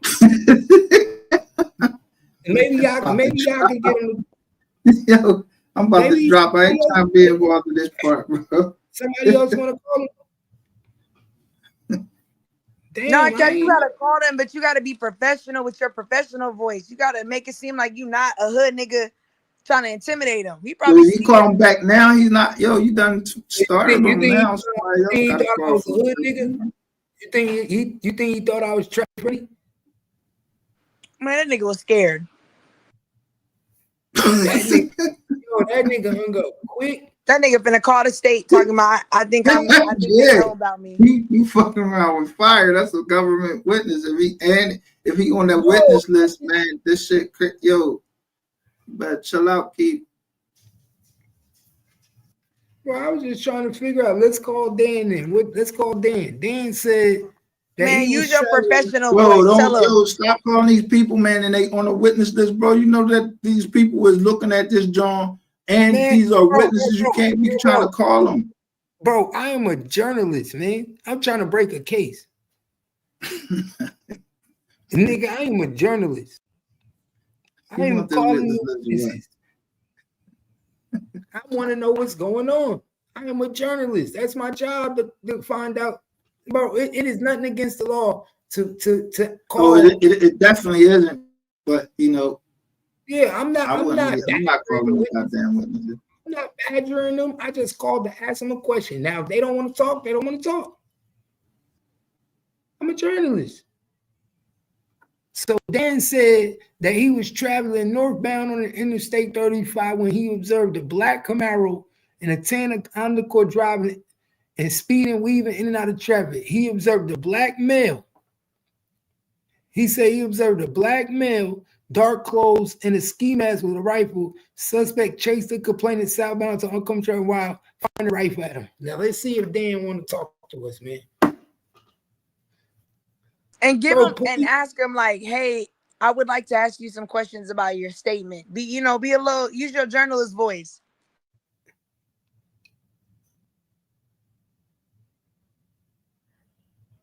Bro, how am I gonna be in jail for asking to ask a question about a case? You can only go to jail for badgering a witness or for trying to intimidate a witness. You can't go to jail for being a journalist and calling a witness and asking them a question. Like, y'all crazy. Yeah, listen, somebody saying y'all trying to throw the case. Like, that's what I'm saying. Like, dude, like some of this shit, you ain't supposed to do. Like, you contact the witnesses like right before the trial. Hit the link, CEO. CEO say he gonna call. Hit the link, CEO. You call. All right, I'm out. Let CEO I'm drop down. All right, peace. Get him up out of here. Bye-bye.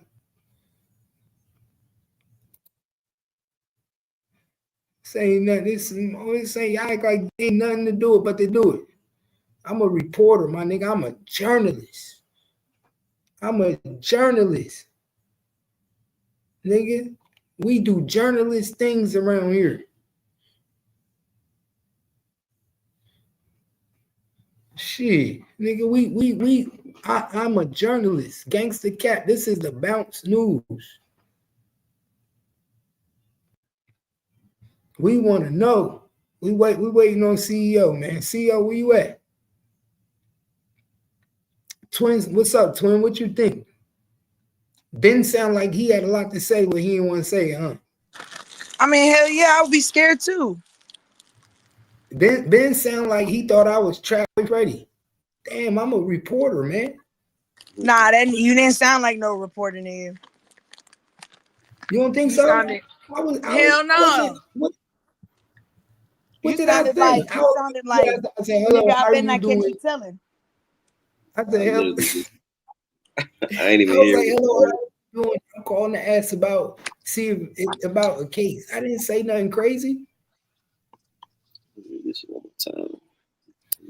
Yeah, but you got to give him a formal introduction. Okay. That's where I messed up. I messed up with the formal introduction.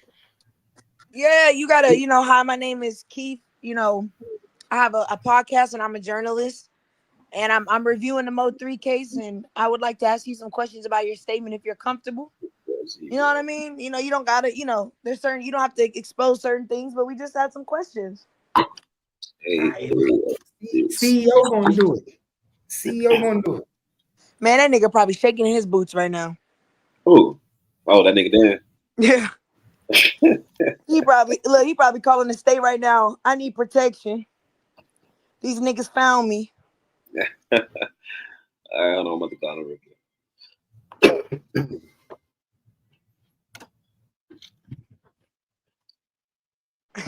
He gonna go for the subpoena.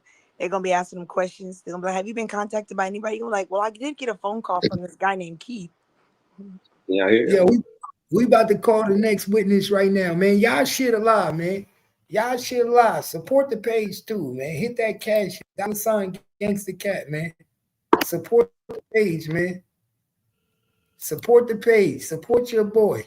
$2. I need wings. You forgetting, Cat? These is not niggas. These is white folks. Y'all hear that? Oh yeah, these are white people. Look all the time. I just want to know what's going on, though, twin.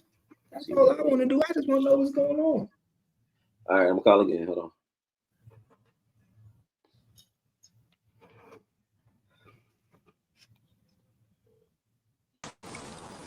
Hey, y'all hear me? Yeah. Hey, okay, is that Sean G's statement right there? All right. Nah. This is my name is Brian. I'm actually reviewing the Mo3 case. Do you got any time right to say? Hold on a second. Okay, no problem. Huh? What'd he say? Yeah, that's CEO. He just said what he said. But y'all listen. Can you hear me now? This is hold Dan. up. Yeah. All right. Like I said, my name is Brian. I'm actually reviewing the Mo3 case back from 2020. You remember that? Obviously. Case on what? The Mo3 case. Hey, put that back on the thing real quick, bro. Very clearly. The what case? Put that back on the screen, bro. The what you just had. Yeah, this is Dan Johnson, correct? Yeah, but I don't understand what you want. All right, so I don't know if this is the same person, y'all. Talk to him. I mean, car accident or something. It was a shooting. And somebody was unalived, Mo3, back in 2020. And you gave a statement. You were on the highway. Yeah, I already talked to everybody about that. Oh, okay. I'm just. So, yeah. Will you be in the trial this upcoming trial? No. All right. Okay. Real quick, but you all right? So you were on the highway that day. Real quick. So can you tell me what? I'm not talking. I'm not saying nothing. You're not saying anything. Okay. All right. Thanks. Ask him, was it more than one shooter? Ask him, was it more than one shooter? That's all we want to know. He's not going to answer that. Are y'all kidding me right now? I can't believe y'all he's doing that. Shut your bitch ass up, nigga. I'm just asking the question. You can't do that. Shut the fuck up. Anyway, he ain't answering no questions though. Yeah, you can't do that, fam. That's badgering the witness, fam. He ain't badgering shit. It's public. It's not badgering the witness to ask a question. That's crazy. Badgering the anyway, witness is when he tell you he don't want to talk to you and you keep trying to fuck with him. We just ask him a question. I know, and you just talk. But all right. So anyhow, whatever, man. Look, when y'all brought up Sean G knowing about Mo3 spending the night, did y'all parallel when Rainwater said that he called Sean G? That was the first person he called. Nah, I just we want to didn't know get to that that y'all. yet. Oh, y'all didn't say that in conjunction. Okay, cool. Because that's something to talk about. And then another thing. Money Mataya Duckett, she told me that she talked to Mo3 on the 10th. So if she talked to Mo3 on the 10th, what time was that? Because he was at Josie's house from 7 a.m. all the way up till the next day. So no, he was I at want to 1 know, p.m. Huh? 1:07 p.m. Come again? He arrived at Josie's house at 1:07 p.m. Who you talking about, Mo3? Yes, that's what she put in her statement at 1:07 p.m. to 11:30 Well, the next morning. that's not true. But watch this. So if Mo3 is over there and she heard Rainwater call on the 10th, did she hear Mattia call on the 10th as well?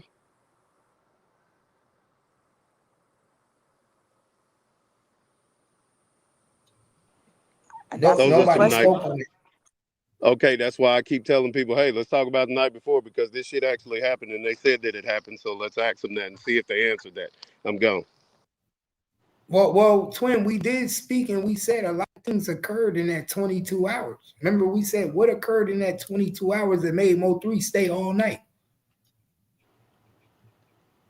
So a lot of shit occurred within that 22 hours that we will know nothing about. That the police know. The police know who called. The police know who was on that call list. We don't have privilege to Mo3 phone records, but the police do. So they know everybody that was in contact with police the night up to his death. Am I right? But see, then that doesn't make sense, because if she's saying 7 a.m., that's not even possible, because they didn't arrive in Dallas till 10 a.m. and a flight from California, that's like 3 hours. So that means he probably wouldn't have talked to y'all. He maybe talked to y'all around 6 to 7 a.m. while he was in California. So he couldn't have been at Josie's house. Oh, say that again. I think you might have went over somebody's head with that right there, because that almost went over my head. Say that again. If you're in California, because in the report, it's Rainwater says we arrived in Dallas at 10 a.m. from California. A California trip is like 2 to 3 hours. So you couldn't have been at Josie's house, for one, and two, you couldn't have used your phone to be talking to anybody because you're on a plane. So that means you would have left California around 6:30 to 7 a.m.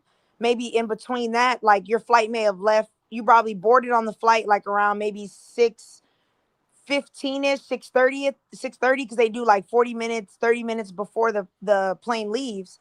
So you're onboarded around that time. That would have been the last time you could have communicated to someone, unless you bought Wi-Fi and sent a text, but you couldn't have had no phone conversations. You can only text on a plane if you buy the Wi-Fi package. So that means if you would have got here at 10 a.m. and then Rainwater is saying he dropped him off at his vehicle from 10 a.m. to 1 p.m. Rainwater said they took an Uber. But see, in his statement, he says that he said he dropped the complainant off at his vehicle, and the complainant told him he was en route to visit witness Jackson, but he didn't get to Josie's house till 1 p.m. So where was he from 10 a.m. to 1 p.m.? That's 3 hours.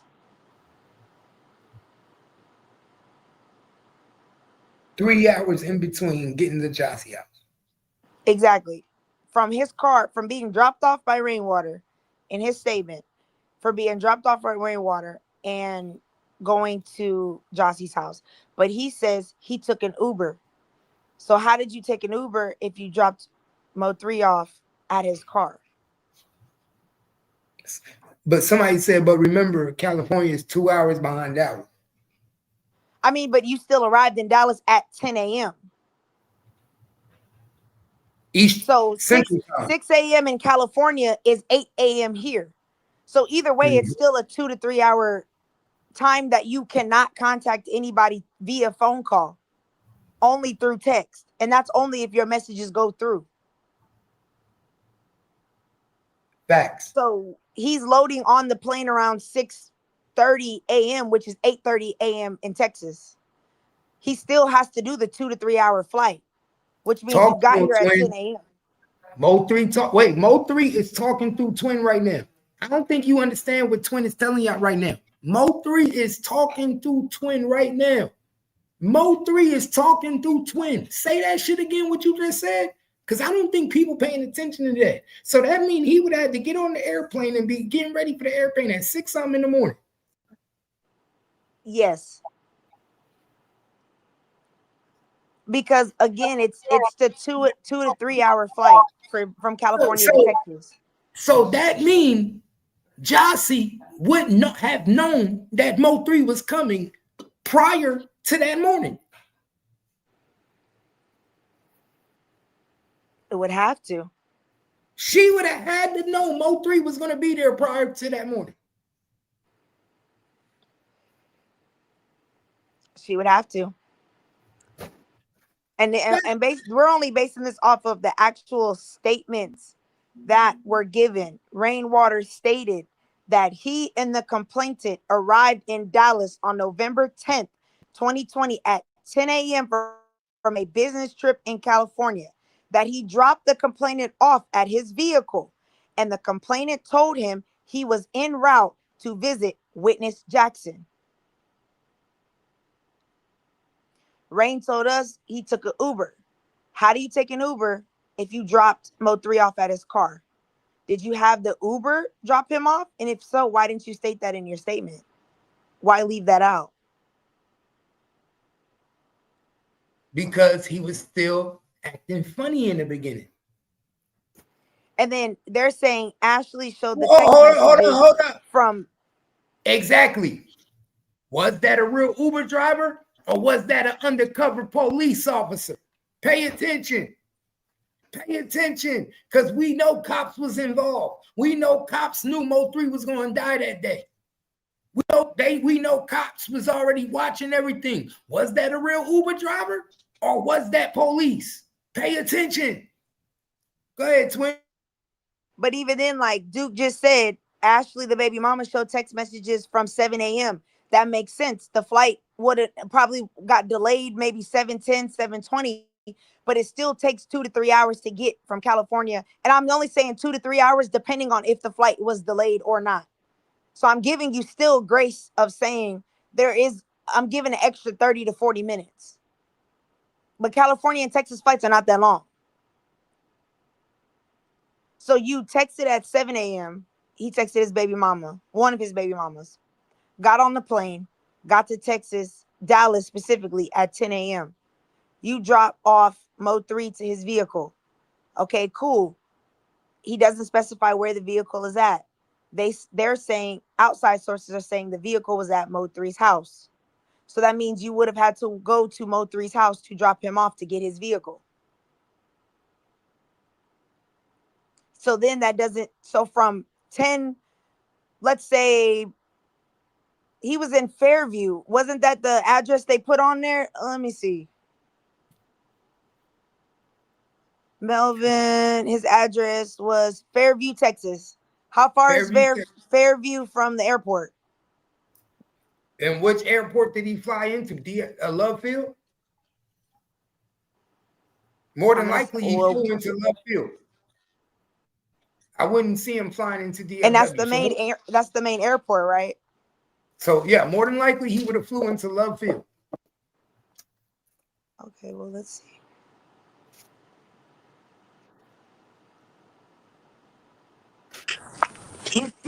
You see. Okay, Yeah. look, the messages that I'm talking about that Ashley showed, she showed messages from Josie between her and Mo3 sexting because she was taunting her. Like, your baby daddy was at my house. He was coming to my house. That's what those text messages was about. So he was in contact with Josie that morning. Yes, that's what I was saying. So what I was saying was not that he got at her house at 7, but he was contacting her from 7 all the way until he got there. So and those text messages were revealed because Josie and Ashley got on here, and they were arguing back and forth, going back and forth. So a lot of shit came out, and the things that they were doing, like booking appointments at her job, at her salon thing on the website, saying it was for Freddie, and all this other shit. They were saying that Sweet Pea did that. Josie's sister did those things. It's hard. You see what I'm saying? So it's a lot that took place the night before, the day before. It's a lot of shit that happened. Yes, ma'am. A lot of shit that happened. So then that actually puts a lot of things in perspective, because even then, when we're looking, Rainwater says they got to Dallas at 10 a.m. But if Yes. that means you were in Dallas, that means you would have had to use the executive airport.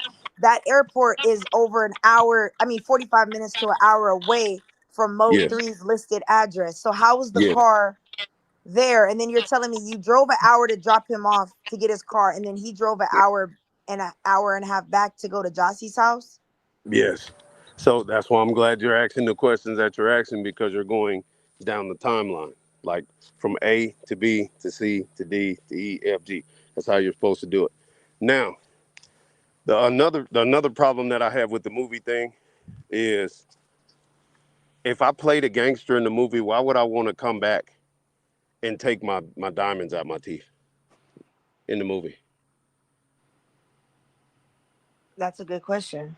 It doesn't make sense, nigga. I'm a gangster and I'm riding a fucking bicycle killing niggas. I want my teeth to shine doing this shit. I want to look like a thug. Why the fuck would I want to look like a regular nigga doing shit like this? So let me add this. I interviewed Mr. E before everybody did, and Jamila Noble, she messaged me and she said, "Why are you promoting that? Why are you doing the interview with him?" And I said, "What's wrong with him?" She was like, "Man, they mocking Mo3. That movie, Triple D Revenge, was mocking Mo3." And I said, "Okay, I ain't gonna promote the interview no more. I'll take it down, I'll delete it, and then I won't promote the movie either." Because I heard y'all talking about the movie was a setup, and then y'all talked about the associations. I never heard. Well, in the interview that I did with him, he said that he's from Oak Cliff and yada yada yada, but he never said who he was attached to. So I'm glad I heard that here today, because now I have something to even to piggyback with that when I go live. But hearing that was dope that y'all brought that up, because Mr. E and the whole triple, like, nobody, they haven't talked about that movie after it premiered, and all them fake ass bloggers was down there at the premiere. Like, nobody talks about it no more. Like, it didn't do anything. And he said that was the first person he casted in his movie. Yes, he said that in my interview. He said that, and then he said when he went to Sko and some other people, but he dropped that because I asked him. I said, "What made you pick Mo3?" He was like, "He was actually the first person I casted." And I'm like, "Damn, you cast a nigga who ain't did no," but he went and did the acting training and did all that other stuff. And I was like, "That's crazy, bro." Because Mr. Lucci, not Mr. Lucci, but what's that nigga name? Chief Keef. He was in the other Triple D movies, right? Yeah. Bebe was in the other movies. A lot of these people were in these other movies, so it seemed like these stories, they just run concurrent, but there were issues with him as well. You understand? So just knowing that this was masterfully set up, and knowing that certain family members was telling me not to promote the movie because it was mocking Mo3, it's kind of ironic he died in the movie. And he died at the same time going to supposedly redo scenes with white teeth. My nigga, you played a gangster in the movie. Why the fuck would you go and change your teeth? Doesn't make sense. Well, but he made it sound like Mo3 was a big part of the movie. But when I watched the trailer, you only see Mo3 for maybe half a second in 2 scenes. Most definitely. So that was kind of weird to me, because wouldn't that be your main character? Because you said you casted it and you were building around him. So why is he not the main character? Exactly. Bingo. Exactly. Bingo. Exactly. So my thing is, Rainwater, can you prove that Mo3 text and said, "Hey, I need to get my teeth redone," or y'all text Mr. that Mo3 text Mr. E and say, "Yeah, we got to get his teeth redone"? I know for paper trail sense, niggas probably text each other about it, but did Mo3 really want that done? Hey, Keela, did he really want that done, or was you saying the same thing the Rainwater was saying? Because where did Keela disappear to? Where did Kiwan disappear to? She's been around. She's been going to Sin's channel. She's been here back and forth, but she got off after I started asking about that lady who died in the garage. That was Yellow Beezy's supposed mistress and baby mama or whatever.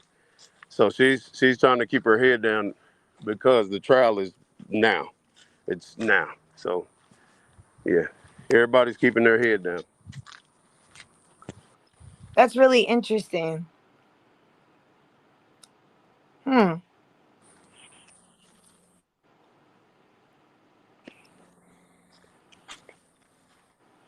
is very interesting.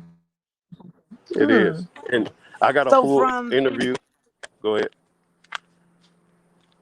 Go ahead. No, I was saying because that does put things into perspective, because you were just with Rainwater, so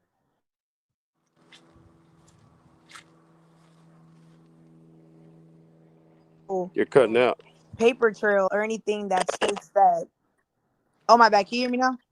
Yeah, go ahead. I was saying there's no paper trail or anything to vouch that he needed to do the movie. That's just what Rain said. But his mom is saying that he was gonna come pick me up. That's what I'm saying. When y'all brought that up earlier, I was like, okay, yeah, somebody needs to. That's why the night before needs to be illustrated. Keela has been on. You can ask Sin. Keela has been in the comments on Sin's channel. She's been around. She just pop in every now and then, but she's not jumping on panels or no shit like that. Her and Matai have been on Sin's channel. I clearly heard Miss Nicole say out of her own mouth on the Change Me For Me. She said Mo3 was on his way the day of his death to come pick her up. He had an appointment. She told Mo3 that morning, and he was coming to pick her up to take her to an airport. Right, and then she waited on the call, and then she said she should have called to see where he was at. Exactly. There it goes. So who's lying? So Rain has to be lying about them fucking teeth and doing the fucking whatever, because in the interview that I did with Keela, she said that they was talking about Gangster Love before he hung up, and was like, hold on, this Rain, let me ask him. So what did he click over and say, hold on, let me ask Rain for? What was it about? You know what I'm saying? Because Keela talked to Mo3 before Rain did. And that's also funny he said that, because hold on, let me pull up this statement real quick. Pull it up, twin. There we go. Pull it up. So he said that, where are you at, Josie? Josie said that he left the house at 11:30. Rainwater says that at 11:30 he called Mo3 and was on phone with him the whole time. So how are you on the phone with him the whole time if this girl is saying no, me and him had a conversation? Exactly. And so if they're having a conversation and he's saying, let me call you right back. Wait, repeat that. Repeat that for the people, because that might have went over their head. Repeat that. Repeat that what you just said. Josie is saying Mo3 left her house at 11:30. Yeah. Rainwater is saying at 11:30 exactly, he calls Mo3 and they stay on the phone. But now you have one of the side chicks saying, we were on the phone talking about a song. He said, let me click over because it's Rain. So was Rain asking him where he was at? Again. Asking him where he was at again, because he called the night before, and Josie heard Rain ask Mo3, hey, where you at? He said, I'm at the Jackson Sisters. She just said that on Terry Blue's interview that they did last month or something like that. So I'm glad you're doing what you're doing, twin, because you just destroyed their 1130s. Yeah, that's weird. Because then Sean G says in his statement, let me pull that up. Sean G says he spoke to the complainant on November 10th and that the complainant went to stay the night with a female in Oak Cliff. But Josie says he was at her house at 1:07 p.m. So what do you mean he told you he was going to spend the night when he was there during the day? Exactly. How did you know he's spending the night at 1 p.m.? And then you got to know, motherfuckers talk. They talked a lot, but then if Sean G is not supposed to have contact with Rainwater and Mo3 because of the case that he got with Benjamin's name on it, how are they contacting each other anyway? That would have been a violation. That would have been grounds to go to jail. Most definitely. Which is questioning because he specifically says in his statement he was the complainant's head of security. Why would you admit to being the head of security when you have an order that says you're not supposed to be around them? Most definitely. That's why I asked, where were you at, Sean G? Like, where he said he was 15 minutes away from where Mo3 was unalive. He said he was on Mockingbird. Yeah, that's 15 minutes away, depending on if there's a lot of traffic. It's about 15 minutes. Sean G said he got picked up by a slide off that morning who took him out to eat. On Mockingbird. Now, I don't know food places on Mockingbird. I know sex toys. I know gas stations, and I know the hospital. It run into the hospital. I know warehouses. I ain't never seen no places to go eat on Mockingbird. No, there's places to eat on Mockingbird. Like, soon as you turn off, you got SMU over there. It's a lot of restaurants over there. It's all kind of shit right there. Okay. But that's awful funny because Vanessa, the woman that lived above Josie, which she has an address different from Josie, so Josie gave a fake address, but that's a whole other thing. Yeah. She says that at between 9 and 10 p.m. she noticed a black Camaro parked in the front. But when you go to the other statements, they say there was 2 black Camaros on the highway that were shooting. Well, see what I'm saying? 2 black Camaros. So who also had another black Camaro? Sean G had a Camaro he was riding in, and they all was riding in the murder weapon as well. Okay, and Farrell, what did I say? I said it looked like when Mo3 saw that black Camaro that he thought that was Sean G. He thought that was somebody he knew. Yeah. That's what this one guy said. He said when he looked back, it looked like someone familiar that he seen. Now the familiar thing, and then Sean G, and then the black Camaros, like, people only talked about 2 bullets missing out of his gun only a few times. Like, people don't highlight the fact that when they called Sean G, he was minus 2 bullets in his gun. And then nobody wants to highlight the fact that Squeeze Cheese and Drainwater just did the interview, and Squeeze Cheese asked Drainwater, he said, hey man, the dude that was running behind Mo3 didn't actually shoot the fatal blow. He ran into someone. So if we're talking about him seeing a familiar car, did he run into a familiar person? Was he trying to get in the car with somebody he knew, and that somebody popped him? That's what Well, that makes sense because when Juan's statement, he says that he saw the black male carrying a rifle and shooting at the victim, and the suspect was wearing a gray hoodie and sweatpants. But he says that he took a picture of a black Dodge Charger that he thought had males in it that could also be witnesses. So most definitely, there's more than one of y'all on the highway. Pay attention. That he suspect that the suspect got into a black Chevy Camaro that might have actually been charcoal in color and drove northbound. And Kiwan didn't have on no sweatpants. You're not mistaking sweatpants for jeans. And then another thing, Bodega has a charcoal colored Charger. Or Scat, or whatever the fuck it is. Whatever. Yep. He has one. So, and then another thing, if Kenny B wasn't involved or anything, why the fuck would Rainwater go out there and accuse him?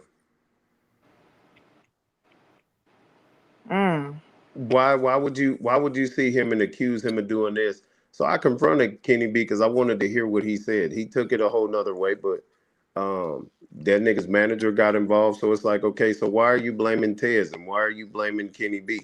So is this all smoke and mirrors? It just has to be.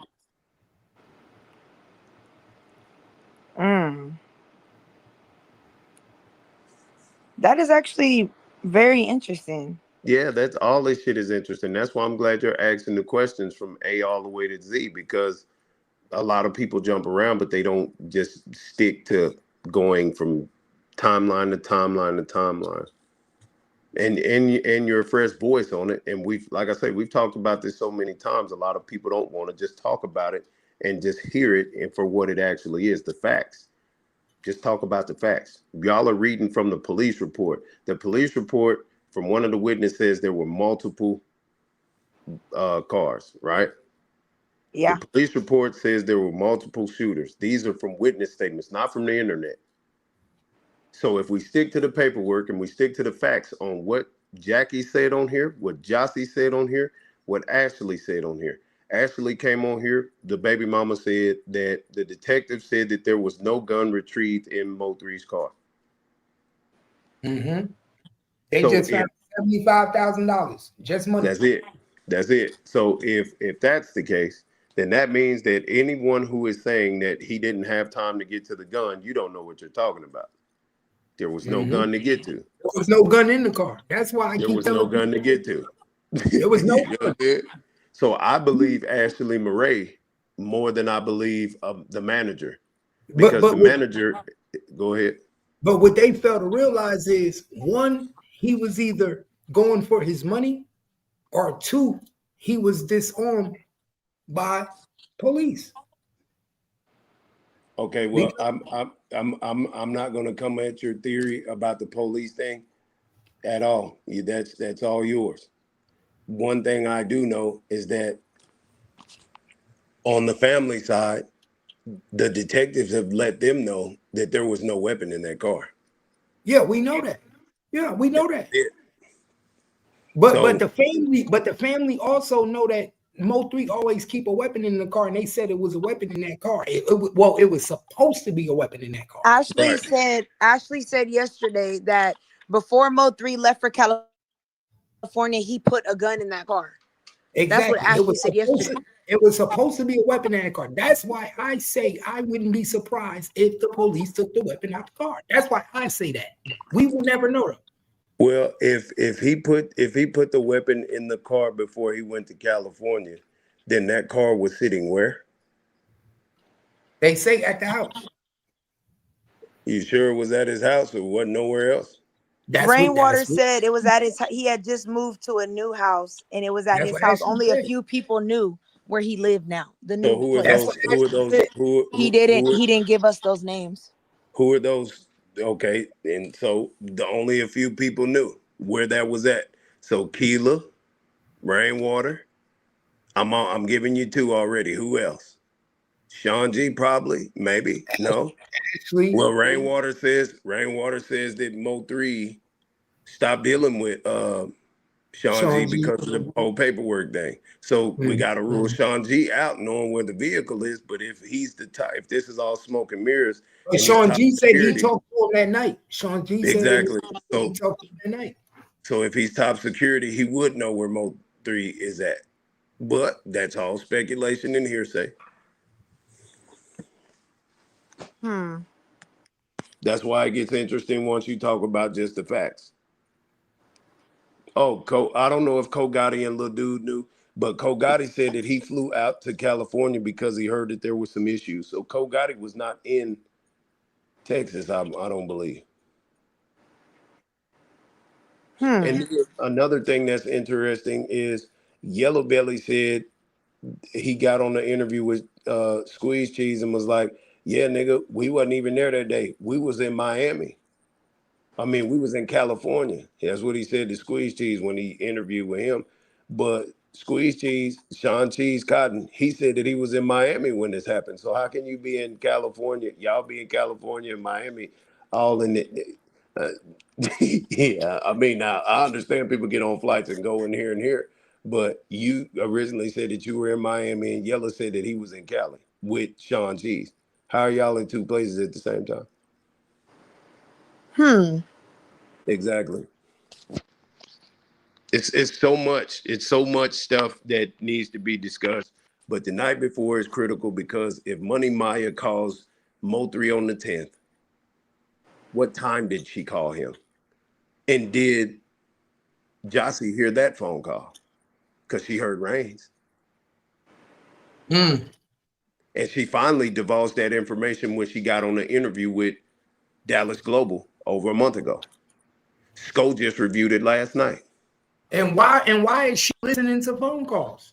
Why are you eavesdropping? Because he's loud. Everybody knows that Mo3 is loud. So he's gonna tell everybody to be quiet, and he's just gonna have you on speakerphone having a conversation. Everybody knows that he's like that. So you're gonna hear it. He wasn't being secretive. Now, he was probably being secretive with Keela, but she overheard him talking to my little Tyreek. Who the fuck is this little Tyreek? And Waxahachie, remember in the interview I did with Keela, she was like, nigga, what is you doing way out in Waxahachie? Because that's where Lancaster is. That's where they live. They live out near Waxahachie.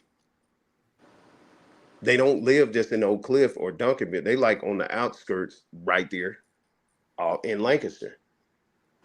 Not the street, but the town. Huh. So Waxahachie is probably like maybe 10 minutes from Lancaster. So when Keela says, I used to ask that nigga, what are you doing way out in Waxahachie? That's because Josie and them lives towards Waxahachie in Lancaster, because Lancaster is close to Waxahachie. See what I'm saying? That's why it was pivotal when she came up here and she did them interviews with me, because I was talking about Devin Brown.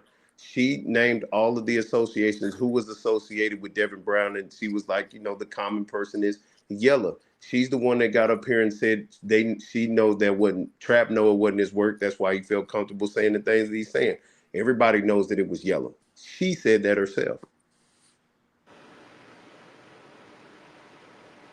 Now that is very interesting. Yes, and you should watch it. You should watch it. Matter of fact, I'm gonna find it and I'll give it to you. You can look through it and just see what the fuck, because she said it. All this stuff was said in year number 1, year number 2. So 2020, 21, and then 20. The dark ages of the Mo3 sector is 22 all the way up to 23. Well, 24. The beginning of 24, and then it opened up back in the middle of 24. And now here we are. This last year has been just all regurgitated information, but then the sisters actually getting on here burying themselves. Damn. Yes, ma'am. That's what's been going on. So that's why people like me, I come and I say what I say, and you hear it and you can't deny it, because I'm only talking about what actually happened. I'm not making up no theory. The shit that Cap is saying about the police, that shit is true. It's probably true, because they had a police meeting somewhere downtown in one of them hotels or something. That's why the response was so late to getting to him. Bro, these niggas, what the bank account the money was wired into for the hit was owned by Undercovers. Yes, and to piggyback what you're saying, that's typical investigation. So they're gonna let the investigation go all the way through, because they want to catch these niggas in the act. You got to catch the nigga in the act to finish out the investigation. They did that. Exactly. Yeah, so that's not far-fetched. So when Keith is saying that, that's all I'm saying. I'm saying is they let Mo3 die. They knew what was going on. They saw what was about to happen. The investigation was already in process. They was already investigating GRC. They had to let Mo3 die. Mo3 was a well, I think they didn't let him die. They didn't anticipate that Mo3 was gonna go over there and stake them niggas out for 24 hours. They didn't know that he would do that. They didn't know that nigga would do that shit. They figured he was with Rain. They didn't know that he was gonna go over there and do that. That's the part that throws everything off, because in that moment, Mo3 was staking out. So when I keep saying that Mo3 did something that he usually don't do, which is stay at somebody's house for 20 hours. That's what he did. Exactly. That's what he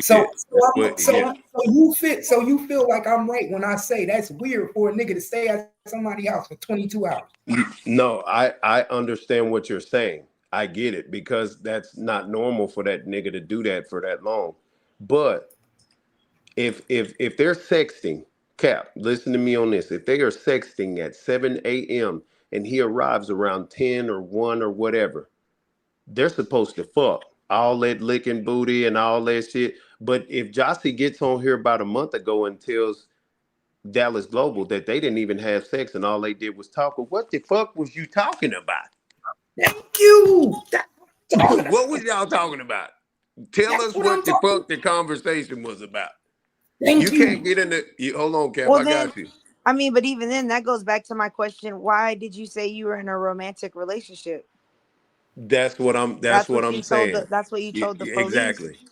Exactly. That's why. So now, that's why I say that she was used indirectly, and she know it. She knows she got played. She just don't want to admit it. Well, they've admitted it. She's admitted it. Her sister. They've all admitted that they were pawns, but that's the alibi. You understand? They've all admitted everything that you're saying, Cap. They've admitted those things. But when you look at it in hindsight now today, that Jackie lied yesterday about those kids' pictures not being posted on her thing. That shit that bothered me that she would do that, knowing that. We got, out of all people, I got the fucking picture. I can just pull it up again and show you. But see, then that goes back to my question to you. When you said, Duke, you was like, I don't think they're involved. Then my question is, why do you keep lying about little stuff that doesn't have anything to pertain to this? Like, why don't you just be honest and say where he was? Like, 1 minute you're saying it was 7 a.m., but in your statement, you're saying 1:07 p.m. You didn't tell us that he called you Devin called you the next day. You stated he called your son the night before and you looked on the phone and seen it. But in your statement, you said Devin called your son that morning as well. Right. So, twin, I've been manipulating them sisters and them for a long time. That's all. That's why I say whatever. It doesn't matter. As long as we're talking about it, as long as they're talking. You see how I was able to get her to come back up on the panel? Like, that's the shit that I've been doing this whole time to them. Just that right there. And then I let them talk, and then they'll talk again. That's all I've been doing this whole time. Now, I probably wouldn't have been sitting on their panels if Ashley hadn't never said go sit on their panel. Okay? They're not gonna like this shit. So yeah, they call me flip-flop multiple times or whatever, but now you can't lie about Daryl sending me a text from you to him that Kiwan was a flight risk before the police got to him. I got all of those messages. We only know about Devin was sending them niggas inside and Kiwan and them was sitting outside and they was going to do Mo3 and her. You understand? Hey, Farrell. Jackie. That came from Jackie. Go ahead. Farrell. Yes. Kiwan wasn't even supposed to be out of jail. They literally made a call to whatever Midlothian. He was on 6 bonds. I know. Yeah, they let him in so he could literally. I know, family. Cap. If you let me help, I know. Armani Rose, his auntie said she told me that he was on 6 bonds. Okay, so if he's on 6 bonds.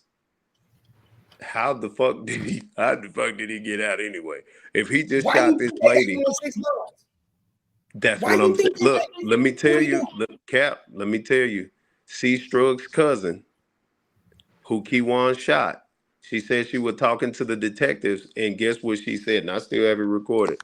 She says, I talked to the detectives and I asked them, well, why ain't y'all doing anything? She said, well, we can't do nothing about that right now because we are investigating him on something else. Thank you. So yeah. They knew he was about to commit the Mo3 murder. They knew the police knew it. They had to let it go through because this is a big bust. This is probably the biggest bust in the history of Dallas when it comes to like go ahead. Yeah, I'm Cap. I'm with you, Chief. I hear you. Whatever they had him for wasn't bigger than Mo3's murder. So far as they was concerned, we gonna let this nigga out so he can commit the because they already know that Mo3 shot Yellow on the tollway. They already know that. Thank you. Yeah, they already know that because when Yellow went up to Breakfast Club, he said it. He said, I don't know why them niggas did that. They got cameras on the tollway. And then Trigger, the fucking mortuary man, he just said about a month ago that Bubba told him that Mo3 shot what's the name on the freeway. So the police already know that Mo3 was shooting all these people. They know he shot Freddie. They know he shot Duck. They know he shot DJ, and they know he shot Yellow. He shot 4 niggas over there, and he murked Fats. So they know all of that. So they like, okay, well, so the lesser of two evils is to let them go through what they have to go through with him to let Mo3 become a legend, right? Let him be a legend. Give him a day out in McKinney. Talk to them out there. Get him a day out there. Why you think they put his face on the Cap, let me cook. That's what I'm saying. I got you. Farrell, why you think they put his face on the buses? Why you That's think what I'm saying. It's all a ritual. On top of that, Sacramento is sacrifice. It's easy work. So why y'all think they put the #1 killer in Dallas on the buses? Yeah, they let it be known. Like, nigga, hey, all right, we're doing the service. We're gonna get these guys, but we're gonna let them get him because he's gotten most of them already. But he's going to be a legend. And that's it. We're just gonna leave it at that. And then the music is just gonna be legend. But we're gonna get these guys, especially if they make the wrong move when they get in this courtroom situation. But I don't think they banked on the Mo3 sector. The Mo3 sector has been a problem for CME, GRC, and their whole whatever they're trying to do, and the police, because whether people are saying the right things or the wrong things, people are talking about it. Mm-hmm. And that's that. Like, your theories on what you're saying, the police, they're probably under fire. Like, hey, we need to hurry up with this shit. Okay, we need to bring them niggas back. Okay, we need to do this by November again on the 3rd or by the 11th. We need to do this. Okay, we need to lock him up. Okay, we need to hurry up. Come on, because they're on to us. Hey, Farrell, was you up here when I just had Brian Reiser on here? You talking about the CEO nigga? The cop nigga that just they tried to put 2 murders on the FBI inside Dallas PD. No. What? I just had Brian Reiser up here. He said he gonna give us an interview when he done doing the city of Dallas PD. Because remember they put two murders on him. And he beat them. Wow. I'll show up to listen to that because that's wild. Remember, they tried to put him in the Mo3 case. Say he was part of it. They tried to say he was a dirty cop and killing people. Because remember, in 2020, it was nothing but dirty cops in there. They had FBI in the precinct acting like they was regular police. Brian Reiser partner was an FBI agent. And they put this nigga next to him like he was a rookie. And he was an FBI agent. So is that why when they removed Barnes, was this in conjunction with that too? Thank you. Yes. That's crazy. Yeah. And Twin, when Barnes got moved, what happened with GRC? Tell him, Twin, what happened when Barnes got his promotion? Oh, that's when they started doing the surveillance.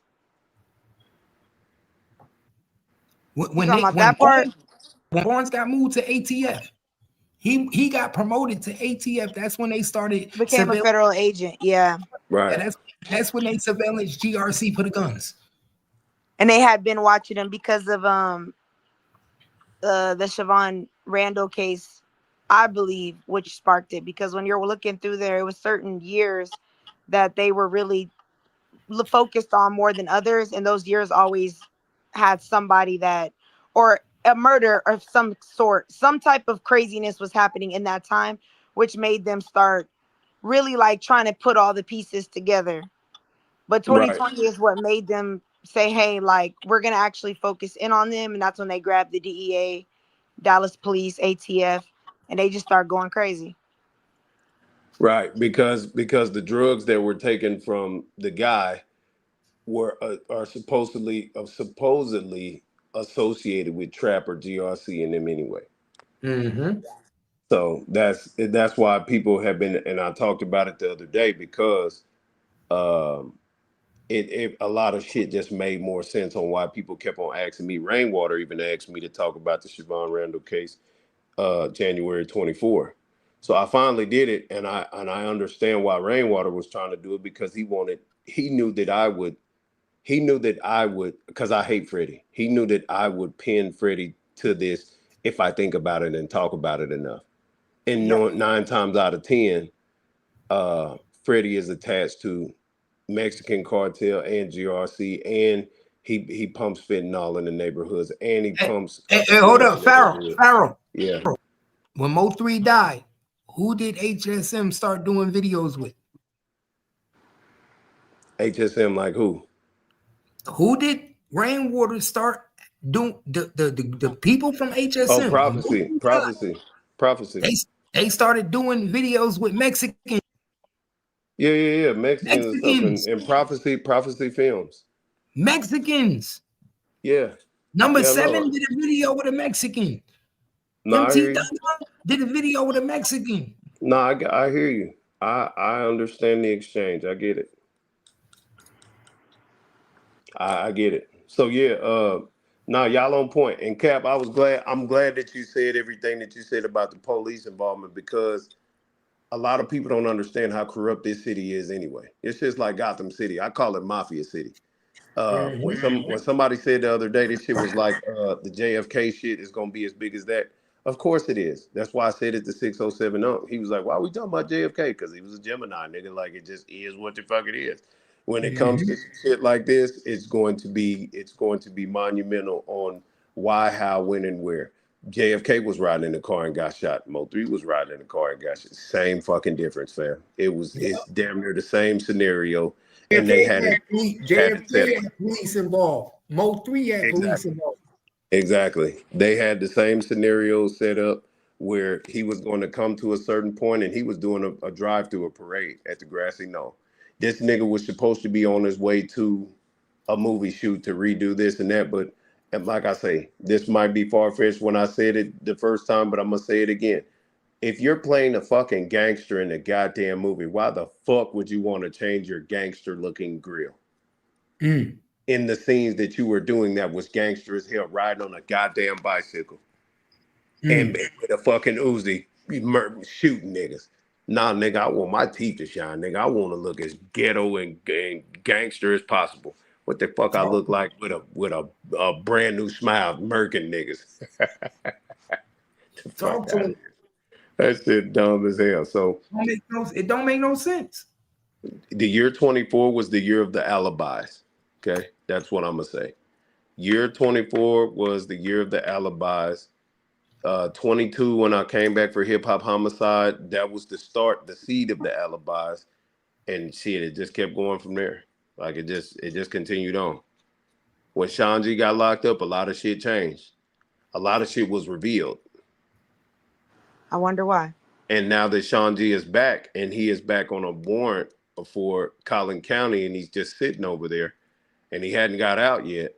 All these niggas went and did like 5 years or 3 to 5 years of fed time for pistols that they incurred. So they had them niggas sitting and they watching cell phone records. They've been watching, listening who they talk to on the phone. They know that Sean G has been contacting Rainwater through the Mo3 sector and through Mink. They know all of these things. They've been sitting up just watching. Farrell, remember, Sean G said they picked him up at the hospital. The day Mo3 died, the feds picked him up. Why would the feds come pick you up today at the hospital? Exactly. So he didn't get picked up by Dallas police. That nigga got picked up by the feds. Make it make sense. No, for real. And if you had an ankle monitor on, they knew where you were at anyway, so they just sent the feds to come. He didn't have a ankle monitor on at that time. Okay, so he didn't have one on. After that. Nice, interesting. So here we are. So I asked you, how did they know you was at the hospital? Because he called Rainwater, and Rainwater knew. Oh, Big B was up there too. And also, guess what I also heard? What I also heard, Farrell? Sean G was at the hospital before people in the family. Because he was already outside, and Rain had already called him. That was the first person that Rain called. How did Sean G beat? People to everybody to the hospital.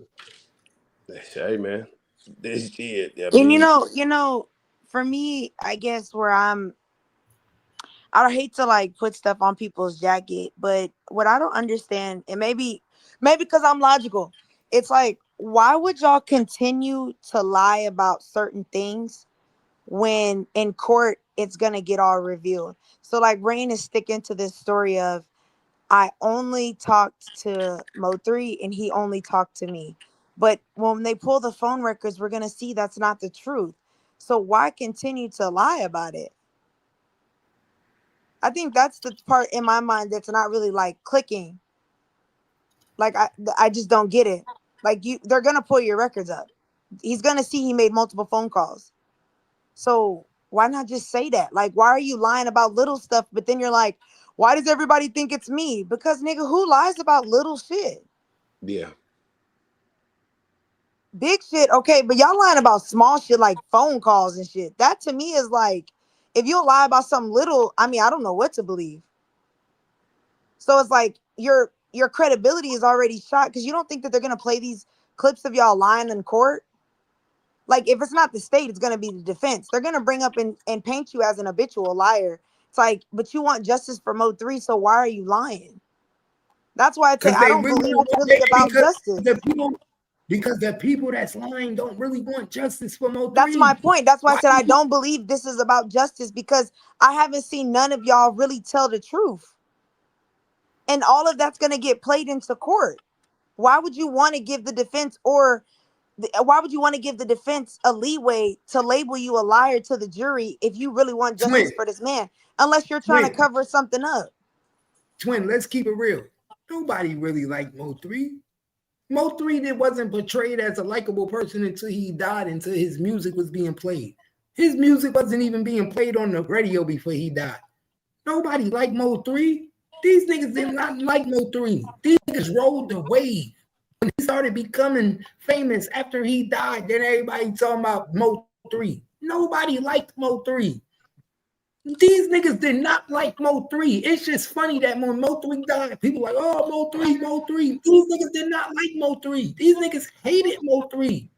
They did not like Mo3. They wasn't listening to his music and fuck with him. Pharaoh, keep it real. You know, was these niggas fucking with Mo3 before he died? They were most definitely not, because they don't even have evidence past 2020 of doing so. That's all I'm saying. They wasn't fucking with I mean, and that's why I said that makes me just not believe any of them. Mo3 blew up after he died. Twin, Mo3 blew up after he died. He got more radio play after he died than he ever did in his life. What do they say? A dead man is better as a rich man. He became rich after he died. Mo3 wealth came after he died. Oh, and hold on. Don't mind me, says this has been the most important statement that has been echoed throughout this last 5 years. Keyword, it's still an open case, not a solved case or a closed case yet. And I'm like, well, why are they divulging so much information? Tell us about the night before then. If you're going to tell us about all this other shit, tell us about the night before. Well, I mean, my question even about then is, I don't know how Jackie knows so much about the night before, but has never made a statement. To me, that's weird. What I'm saying. But she made a statement to Daryl, and I'll show it to you as soon as it's time. You'll see. Exactly, but that's my point. To me, that is weird that you're screaming about justice and you was just hanging out with his friends. She popped up and was like, when she popped on the page, she was just like, I'm with Mo3's partners right now, not my friends. She specified, I'm with Mo3's partners right now. Hey, let me give y'all some game. Still letting some let me give y'all some game. T Slay say so. Everyone was yelling and trap fans. Yes. Sko was a yellow fan. I've never been a fan of them niggas. Them niggas. Whoa, hold on. Let me give you some games. Sko used to date Yellow Beezy mother. For real? Yes. You're fucking, you would know because you've been dealing with Sko since you sold him. My nigga, I'm the one who sold. I'm the one who sold Sko my shit. I'm the one who sold Sko my club, nigga. Oh, he turned it into a tattoo parlor. Sko used to date Yellow Beezy mother.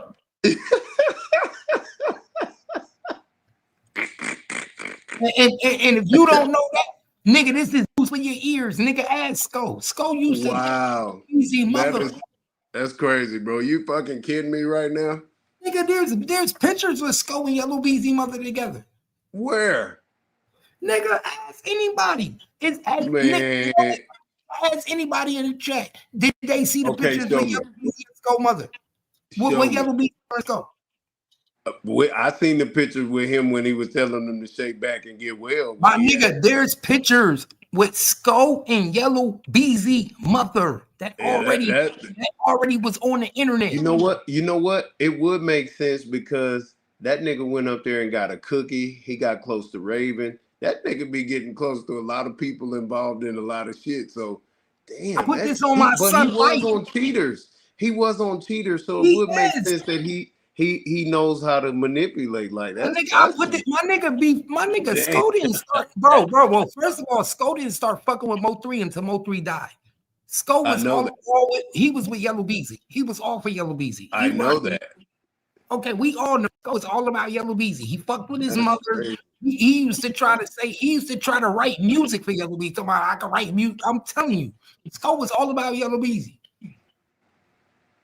Oh shit! And to be honest with y'all, it might have been a Dallas thing, because even like Squeak said, I mean, even where I'm at, we heard of Mo3 before we heard of them niggas. I didn't know about Yellow Beezy until I started not listening to them. I only knew like 2 songs. And I'm about to put y'all on a game. Remember the song "It's on Me, Baby"? It's on me, baby. Don't tell me I know where you finna go. Is it true, Cap? It's very true. He stole that. Pharaoh know that too. Who wrote that? Mo. Huh? That "It's on Me, Baby" was Mo3 song. Nigga, that was Mo3 shit. They told me, I think it was Juvie Wayne from Louisiana. They said that was his song that Yellow Beezy stole from him. That was Mo3 song. Mo3 wrote that "It's on Me, Baby" in the studio. I got the video of them in the studio doing it. I got the video of them in the studio with the Mo3 version. Listen, Cap. Okay. Let me say this. In parallel with what you said, Mr. Hit that said that "That's on Me, Baby" was a diss to Roy Lee. He lied. That hook was Mo3's hook. Now the verse was a royalty, but that hook "It's on Me" that was Mo3. That's why I didn't say you was lying. I just said let me run it parallel. That's all. Now a verse probably was a diss to Roy. I wouldn't doubt that. But that hook, they took that. They remade that hook. That hook was remade from Mo3. Mo3 made that song. I heard the track with Mo3 in the studio with Yellow Beezy in the studio, and Mo3 is rapping "It's on Me." Yeah, well, that's crazy. Everybody know that. Okay, so Duke, let me ask you this. Yes. What is your opinion about Kiwan? Do you believe he's the shooter or not? I believe that he's the fall guy. Definitely. Told you, Cap. I told you that. K2 guy. I don't think he was the shooter. I just don't think it. I think he was on the highway, but I don't think he was the one that shot Mo3. Have you watched the interview with Squeeze Cheese and Rainwater at like 13 minutes? Oh, I don't watch any of their interviews. Well, that's good. But if you look at it, you'd see that Squeeze Cheese said to him, the dude that was running behind that's supposed to be Kiwan was not the actual shooter. And he said, yeah. He ran into the shooter. He said that. Cap, because this is what I told Cap when we watched we watched Kiwan yesterday. Do that. Well, whatever, Street Life, whatever. They dropped that little thing, and I told Cap, I said, for Kiwan to be so dumb, he's very specific about the verbiage he uses when he talks about this case. He emphasizes that I didn't get paid. I did some things, but I didn't receive money. And I was telling him that there's a reason he said, unless y'all want to lower it down to murder 1, because people don't know that the reason it's a capital murder charge is because there is money involved. It's an enhancement. So without the money, that means you have to lower it down to murder 1. Right. And then then they have to plea out to him or send him pleas or cop outs. Exactly. And all he So does is just go mistrial, and that's it. exactly. So I was telling him I don't think that he would do like 40,000. I don't see him doing all that for 40,000. I think when he said I mean, I did some things, but I didn't do what y'all are saying I did. I don't think he was doing it for money. I think he went on the highway just because y'all is my niggas. Like, I rock with y'all. I'm on whatever y'all on. I don't think he got money. I don't think he was paid for that, though. Exactly, because he was already robbing and jacking, and he had just shot C. Strug's cousin. Shot her in the leg right around the corner at them pink at these motels right outside the Dallas Zoo. He just shot somebody over there in that same area. Because I even told Cap, I said, everyone keeps saying, well, we can prove that Yellow Beezy withdrew 40,000. But I told Cap, how do you prove that you put that money in my hand? He was like, well, somebody's going to testify. If I'm Kiwan, I don't give a fuck what you say. You still can't prove, because in order for it to be, there has to be an agreement that is proven, and there has to be proof of money that was given. Y'all don't have no agreement, and y'all don't have no money. All you have is another nigga who's on the same charge as me saying, I got money. And I'm telling you I didn't get money. So prove which one of us is lying. Exactly. So now that's the whole thing. The Real Life Street Stars interviews are old interviews that they did with Kiwan years ago. Okay. So now the narrative is, okay, let's shoot for this mistrial because Mr. Lawton is from Oak Cliff, and most of them niggas is from that side of town anyway that are doing that and pushing this.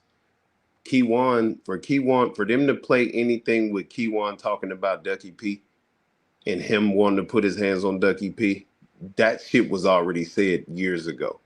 These interviews are old. So now the narrative is, we already heard that before. It just didn't get no traction before because nobody gave a shit about Mr. Nike's interview with him.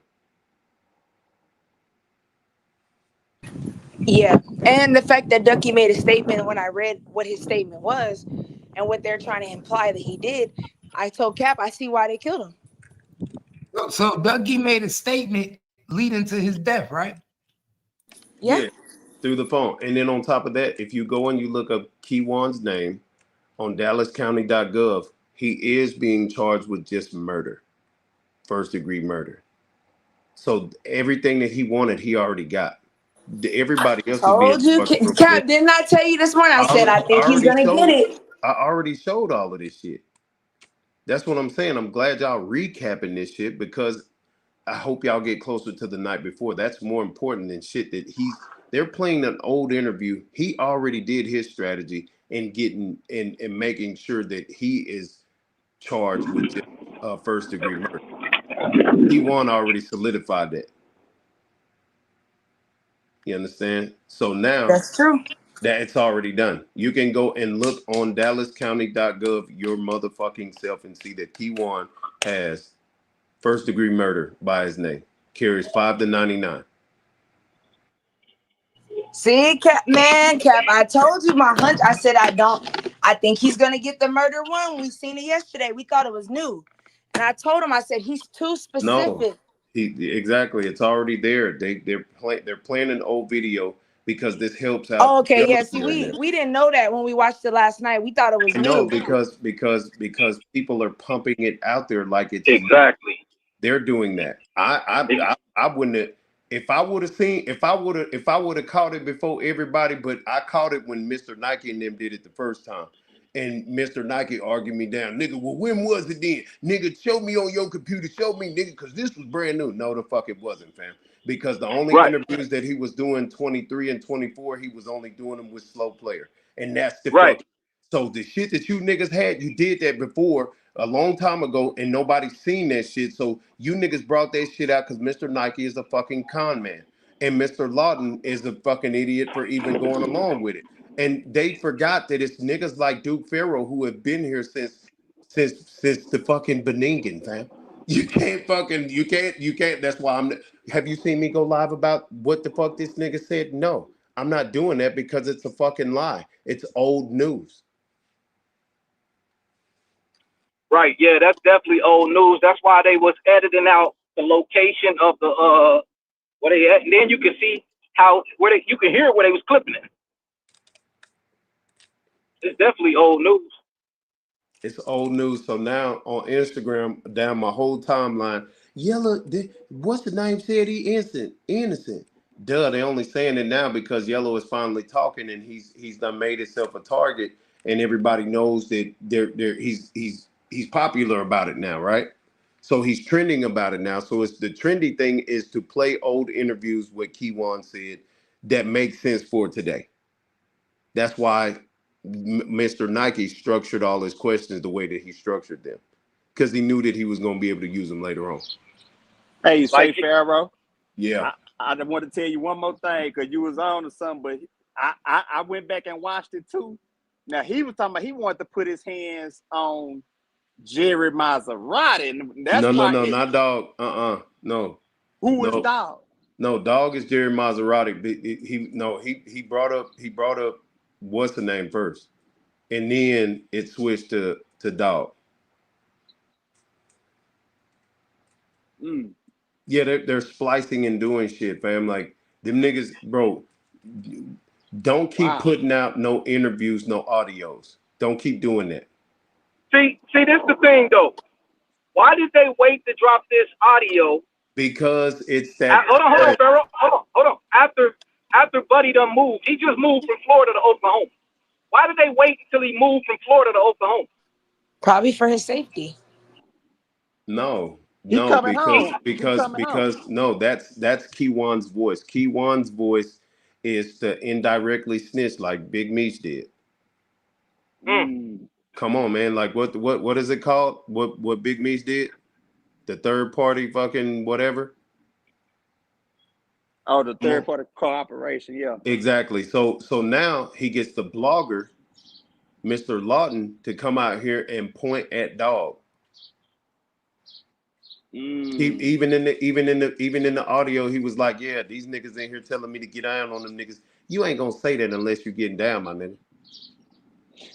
Yeah, because I mean, from what I took it, they was saying that he the one started talking, and that's why he was mad because he acting like the dude might have had something to do with the death or what happened with the Duck and Pete cat. So why do you think Mr. Lawton in real life streets? Because if the bloggers put it out and the bloggers are putting two and two together, that means that Kiwan is stupid and he doesn't know anything, and they're just piecing together from what he's saying and making this up. And so now it looks like Kiwan ain't snitching at all.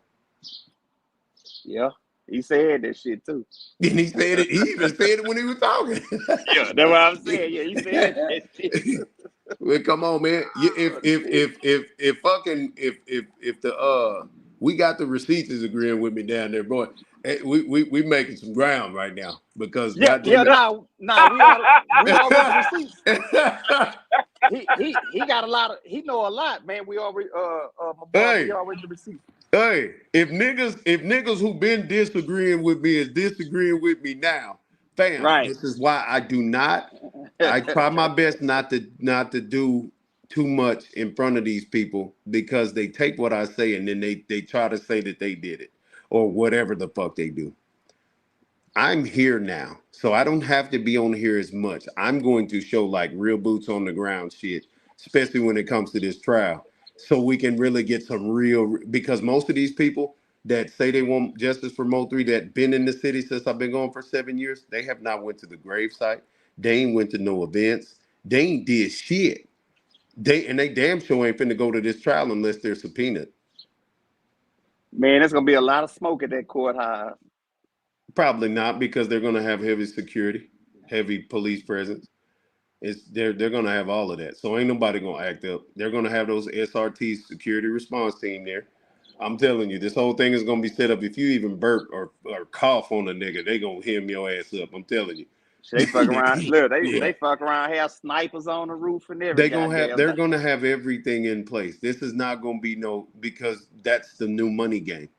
First it was the beef records, and then indicting all the rappers. Everything that they did with YSL and all this other. Okay, so now we're in Dallas. We're in Texas. They're gonna do it big. Whatever the fuck whatever is finna happen, they finna do it big. They're in District Court number 7. They finna do it big. It's a black woman presiding over the case. They finna do it big. It's finna be big. This is the black people's turn to fucking put on a goddamn show for Texas. And niggas, it's finna get big. Of course, somebody's gonna incite a fight or some violence, and somebody gonna get hemmed up. Some bitch gonna be screaming and yelling. Somebody gonna cry. There's gonna be all of that. Protesters outside, lock him up. Like it's gonna be all of this extra shit, man, because we are in Texas, and this was one of the biggest since JF Kennedy mysteries that we've seen.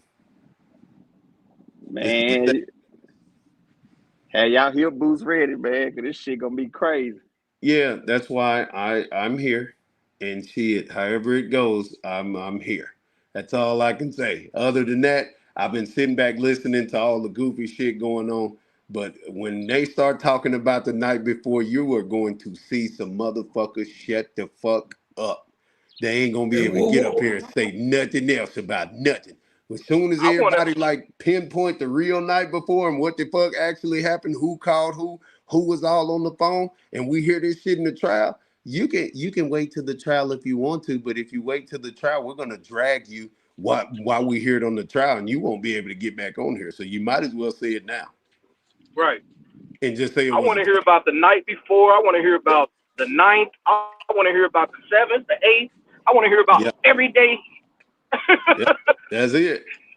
I want to hear who called who. I want to hear about on the 9th. What was the day like when Mo3 was with Ashley?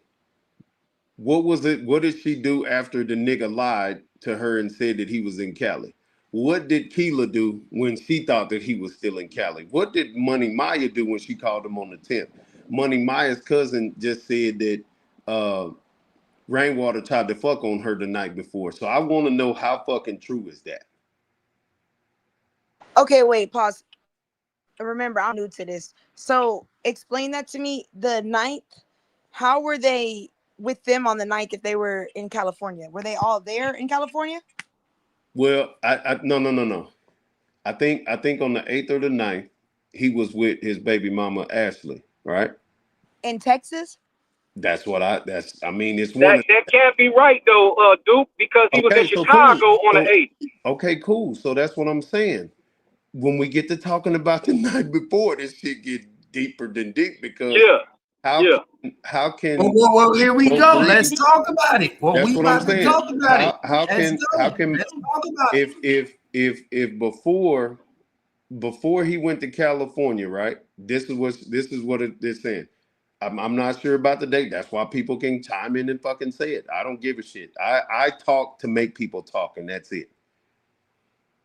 So it's either the 9th or the 8th or the 7th. One of them days, Mo3 was with Ashley because her and Josie got into an argument about it online, about who he was with last. So that came up. All of that came up. So specifying which day it was, somebody's gonna fucking bring it up and type it in the chat or talk about it. Somebody is. And that's why I said I want to know every day, because he was in Indianapolis on the 7th. They had that show in Indianapolis on the 7th. Then they went to Chicago on the 8th. See what I'm saying? So Ashley says she called him on or texted him on either the 9th or the 10th or something like that. Whatever day she texted him, she asked where he was at, and he said he was in Cali. So was that the 9th? It would have had to be the 9th. It would have had to, because if he's out in Cali and Sac shooting a video, and then they leave on the 10th, and he gets unalived on the 11th, how the hell was she with him, dude? That's what I'm saying. So a lot of this stuff has been said, and it just has to either be said again or somebody has the clip where they said what they said. My job is to make people talk about it, good or bad. I don't give a shit how they talk about it. It's just as long as people are talking about it and they get to the night before. You get to the night before, you're going to see what the fuck actually happened to Mo3. Definitely right. But I'm just saying, Ashley, I just can't. I don't know. See the truth said the 9th. So something happened on the 9th with Ashley Murray in Mo3. So I need to know. Now I need to remember because I don't. It's been 5 years dealing with this shit, and she probably said that probably last year sometime when they was arguing back and forth. Yeah, I think she told you that when she first. When did you bring her up? You brought her over last year, right? Yeah, she came to Yeah, my. I think she told you tonight. She told you tonight. Yeah, but that's before she remember, popping up on panels and stuff. Yeah, I got to remember when it was because you see they done yeah, I know. got rid of all my channels with the fucking videos. Yeah, I know. Niggas, yeah, it's okay. But I mean, I'm trying to, you know, because it's 24 hours in a day. I'm trying to put all this together. How can you be in Texas and in California and in Chicago and Indianapolis? I don't know. Yeah, it's a lot. It's a lot, man. We just got to condense it to the night before. And then if it's like how everybody keeps saying, 3 was cheap, so he ain't spending no 500 on no jet. You know what I'm saying? See, he had to be with Ashley before he left for California because Ashley stated yesterday before he left for California, he put a gun in the car. But how do we know that's true? I mean, I don't know. I'm new to this. Because to be honest. Keela said it too. She's like, that's the duck off, and he always has his gun with him. She said the same thing she said.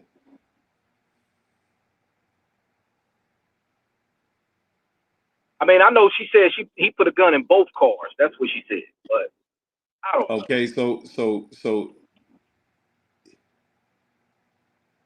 ooh-wee, man. Man, it's 3 like days. I even said, even the time, there's a lot of gaps in the timeline that are not adding up. Like I said, what's being said on interviews and podcasts and what's being given to the police. Now, hold on, Twin. Now, dude, let's play devil's advocate real quick. Let's break this down. Okay, you just try to book a ticket, right? Yeah. You see how hard that was for you? Yeah. Yeah. Let's break this down.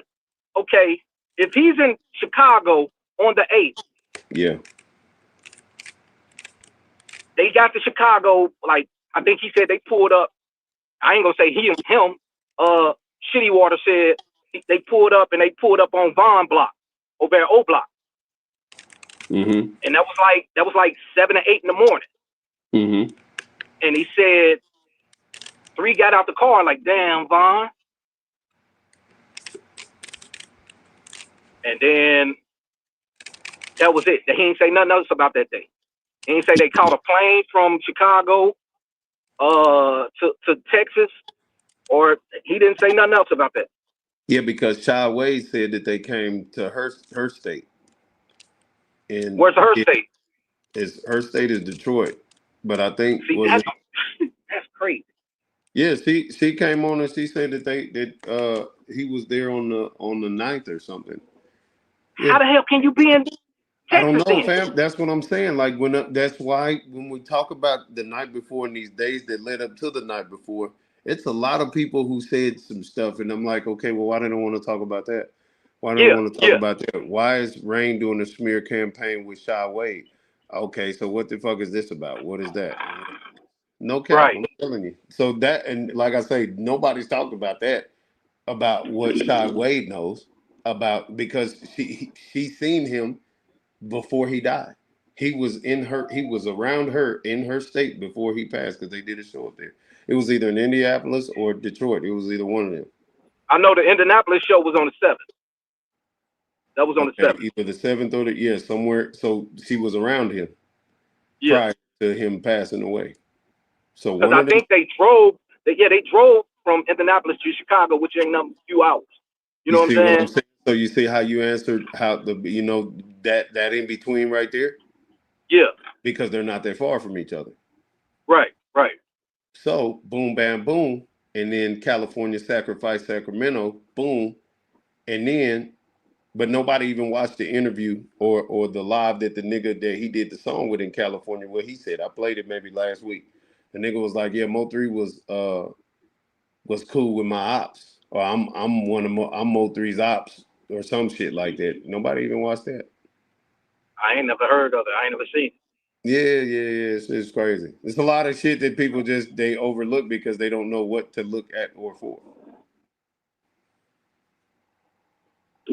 So is that the reason why Cole went out to California? Yes, Cole went out to California because he heard that there was something going on, and he said that in the interview. So he had already made it out there, but he was already too late. Already back. Yeah. And he said that. So he went out there because when Rainwater says that Cole, he don't fuck with Cole, well, why is his brother coming to aid and assist him? Let's go. Nigga, Joe, you just been lying. You did this, and I like when Twin keep on saying that. Why people keep lying about little shit and this and that? You know what I'm saying? Robert Gomez's brother is Twin. Yeah, and so that's what I'm saying. So Keela was fucking with Robert Gomez, and if Keela was fucking with Robert Gomez, was actually fucking with Twin. That's why it's crazy because Jackie keeps talking about Twin. Somebody just brought up Twin. Mr. Lawton asked who Twin was. And so it's like, God damn, they made me want to ask who the fuck Twin is. And now we have Twin sitting here. But you know what, Pharaoh? That Twin thing came up last year. So that's how I know that video's old. I know, but listen, when signs of the time, now we have a person named Twin asking questions. And it's a female, right? Yeah. So first we got a female who said this female, who is Twin? Who is the big fish? Who is the big fish? Right? Then it comes out that Robert Gomez has a brother who goes by Twin, right? Then here comes Mr. Lawton playing this fucking old ass video again, and he says, "Hey, Kiwan, do you know who Twin is?" And so I'm like, man, what the fuck? And so now we sit here. It was a goofy ass nigga who was calling me Twin. So I'm like, what the fuck? I'm a Gemini though, so we get it. But now there's a lady named Twin asking a million fucking questions from A to Z. The only things that we are missing is LMNOP. Those are the only letters that we're missing in this whole equation. Nobody talks about LMNOP.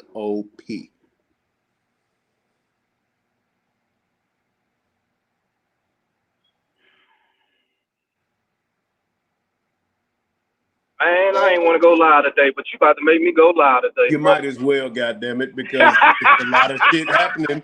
And we talk about this has been the most spiritual fucking case that Dallas has ever had because so many spiritual readers, so many this, so many that, so many whatever, and it's so many coincidences. 11/11, number 4. It's all this shit going on. Like, my nigga, what the entire flip? Yeah.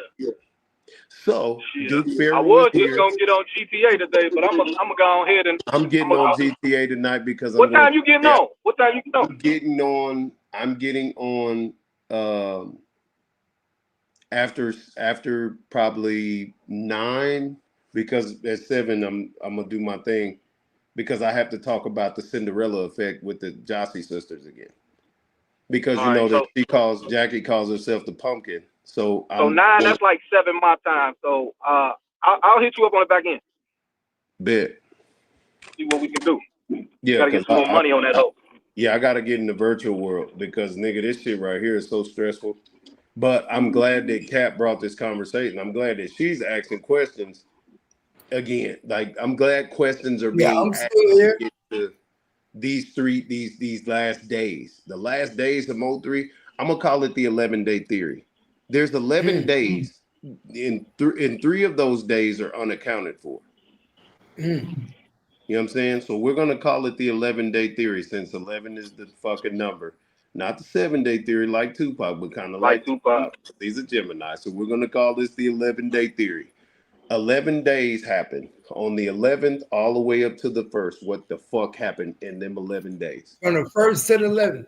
That's it. The 11-day theory. We should all be trying to figure it out. Every day we need to map out from hour to hour what the fuck. And the number 1 day that still ain't uncovered is the day before his death. That's it, nigga. The night before. well, yeah, the night before. That's the one we can't get, but we can go and figure out. See, now it's starting to hit me because Sacramento, they had to shoot that video in Sacramento. They shot 2 videos on the night in Sacramento. Yes. That had to be on the night. Yes. Because it's 911. Exactly. And it's sacrifice. Yes. Sacrifice town. Sacrifice town. So it's the same thing with Tupac. Tupac had to go to the Mike Tyson concert. Fight. He had to. He had to do the after party thing and get in the car and sit in the right side of the car. He had to. That was the whole thing. The nigga purposely didn't give him his vest. All this shit happened. Rainwater purposely took this nigga's gun the night before. Let's because I'm gonna say it like this. What if they left, like, I don't know, I'm trying to put it together. Like, what if they left Cali at like midnight? You know what I'm saying? Called the midnight plane.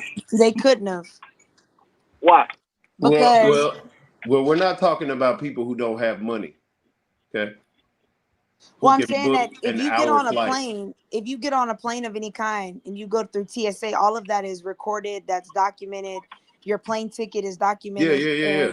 So he's saying, and that's why I said the timeline. All the records. And that's why I said the timelines are not making sense, because if your ticket says you got here at 10 a.m., that means that you would have had to leave California around almost 7 a.m., maybe a little bit after 7, because it's only to Texas.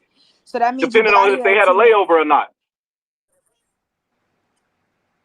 But he said, Ashley said she spoke with Mo3 at around 7 that morning, which makes sense because you have to get on your flight. So you didn't hear from him from 7 to 10 because he's on a flight. He gets here at 10, but that's where I said things get really weird, because Rainwater said in an interview that he Talk to him, twin. Wait, hold up. Talk to him, twin. Talk to him, twin. You said he got on the plane. He the phone call was at what time? It was at 7 a.m. and early that morning, Ashley had a conversation with Mo3. So from 7 a.m. to 10 a.m., there was no contact, which makes sense because you're on a plane. You don't get to Dallas till 10 a.m. That's what their flight was saying. So if you got here at 10 a.m. and Rainwater in an interview is saying, well, I took a Uber, but in your statement to the police, you said you took Mo3 to his vehicle. So how did you take an Uber? He said he took a cab. To his vehicle? He took a cab, twin. Oh, a cab. Well, I mean, rideshare, whatever it was, a cab or Uber, but he's saying he took that. But how would you have taken that if you said in your statement you took Mo3 to his house to get his vehicle and then you left? Because so that means so in the address that's listed on the indictment, the prosecution report is in Fairview for Mo3. That's about a 45-50 minute drive from the airport, because I'm pretty sure you used Executive Airport because that's the only one in Dallas. You said you got to Dallas in 10 a.m. so you couldn't have used the Irvin, Texas one. You had to use the one in Dallas, which is the Executive Airport. So from there to Mo3's, that's 45-50 minutes. So you would have got there. I mean, customs, you got to get your bag checked. So you probably would have got there maybe 11:30ish, maybe 12. So then the question is, from there, did you drive straight to Josie's house? Because Josie says you got there at 1:07 p.m. Yes, he did. He drove straight there from there. So you drove straight there and you stayed with Josie from 1:07 p.m. to 11:30 the next morning. And you didn't talk to nobody besides Rainwater. Because Josie said he talked to Rainwater. Rainwater said he talked to him, but then Sean G makes a statement and says he talked to him and told him he was staying the night at a girl's house. On the 10th, he said he was going to spend the night at a girl's house. So that means that Mo3 didn't just talk to Rainwater. That means there was multiple phone calls. He talked to number 7. He talked to a lot of people. Exactly. But y'all in these statements and these interviews are saying nobody talked to him. That's why I said y'all are saying y'all aren't lying, but are you lying to us or are you lying to the police? And either one is still a red flag for me, because wouldn't your statement to the police be the same thing you say on a podcast? Most definitely. But the big podcasters haven't read the police reports. we're the only ones who've seen the police reports. The other podcasts, they haven't read everything because they don't even ask those questions. So he knows that these people don't ask these questions. This is how Rainwater broke it down. He says, yeah, I'm just practicing on a small podcast because they're not hearing what y'all are saying. They get like a scope, they get the summary, but they don't ask the questions that y'all go in depth. Y'all are da-da-da-da-da-da. So I know that they not hearing what y'all saying because y'all are making it seem is y'all are clearing my name by it sounding like conspiracy. So he knows that everything that we've said in the Mo3 sector sounds like conspiracy to all of the big platforms. Gotcha. Yeah. So that's why No Jumper hasn't talked about it yet. In full detail. That's why Vlad and all these other people have, because they think that everything, and then even with me, I'm the one who put out all the information in the beginning. If I'm crazy, if I don't know what I'm talking about and I'm a cloud chaser, of course, everything that's said in the Mo3 sector is dead.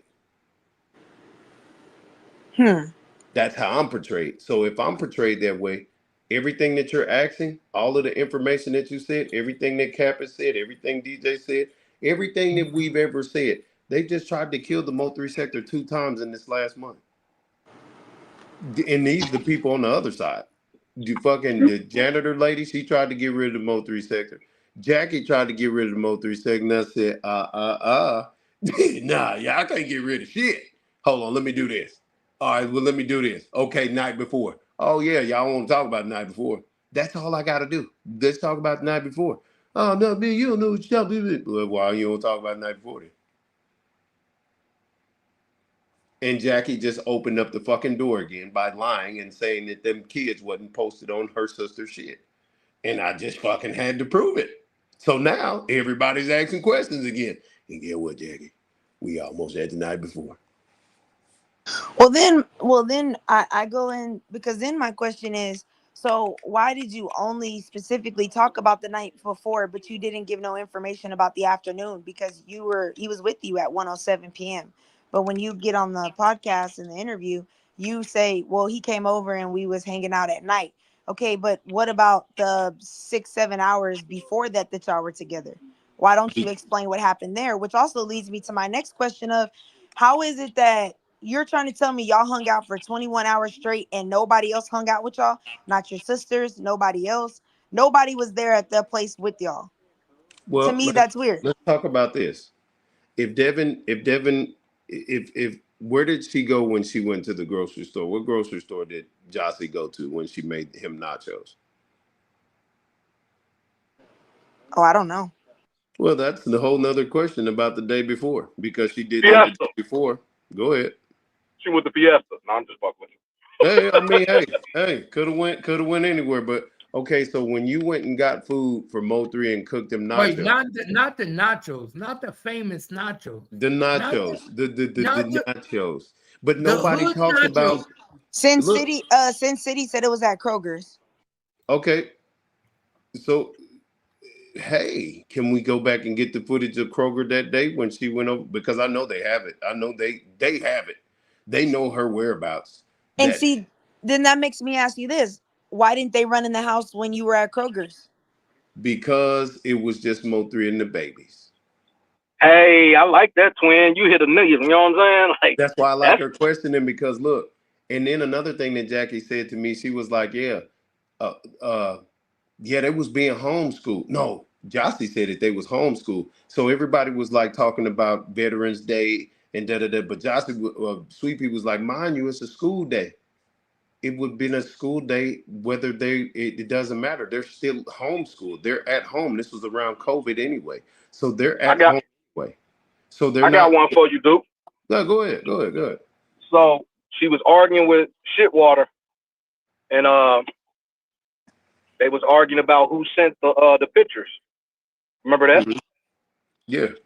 And she told Rain, you sent that to my baby daddy. So yeah, that's what I'm saying. So if Rain sent it to the baby daddy, Rain gets on here and says he got a call that he was posting them kids. So why the fuck would you do that, Rain? Why would you get into an argument with them and they said you sent it to him? You told them niggas that he did that, but then you get on here and tell us that they called you. Well, who the fuck called you guys? Diversion, bro. Exactly. So that's what I'm saying. He's mad, and Rain is mad at me because Roy Lee's daughter came out and said that. I already know. I know. He set up Roy Lee, so you can't be mad at me, Drainwater.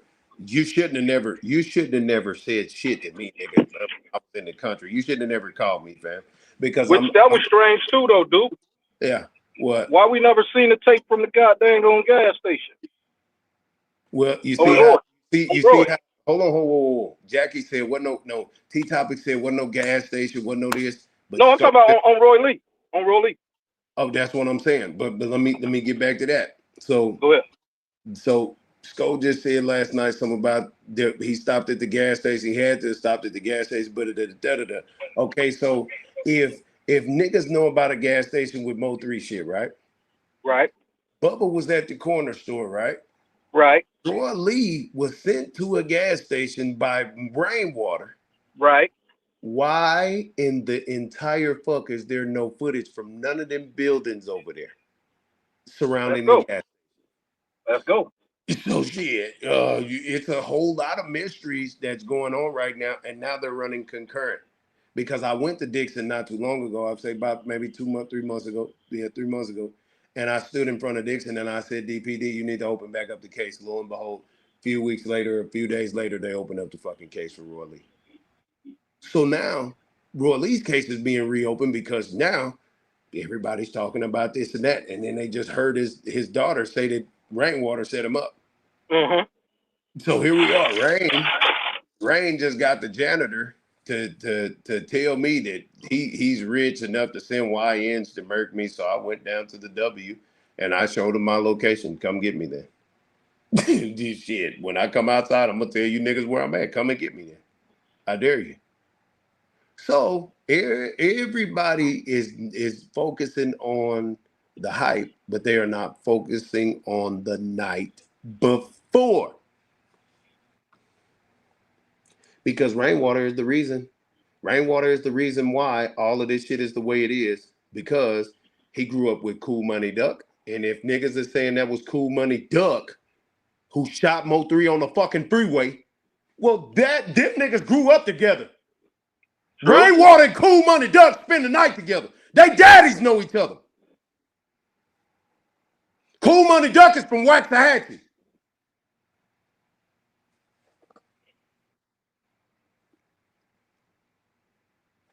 Whatever, man. Whatever. All right. Okay, Rain. Fine. You're fucking. You're funny. Whatever. That's what they don't know. That's the stuff they don't know. They don't know that. Yeah. All right. Shit. Okay. Then you got Keela like, what are you doing way out in Waxahachie? That's where the fuck Duck is from.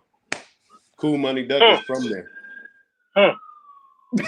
So why wouldn't them niggas be, you know what I'm saying? He looking for Duck. He been looking for that nigga. He looking to the bit like, bro, these niggas have been playing cat and mouse with this nigga. This nigga has been playing hunt them niggas. He been hunting them. That nigga's been hunting them niggas like a wolf. That nigga was hunting the shit out their ass. And there was an opportunity. He did something that he would have never done. That nigga was hunting. Matter of fact, he been behind enemy lines because he shot him up in the sprinter. That nigga was going everywhere getting at them niggas.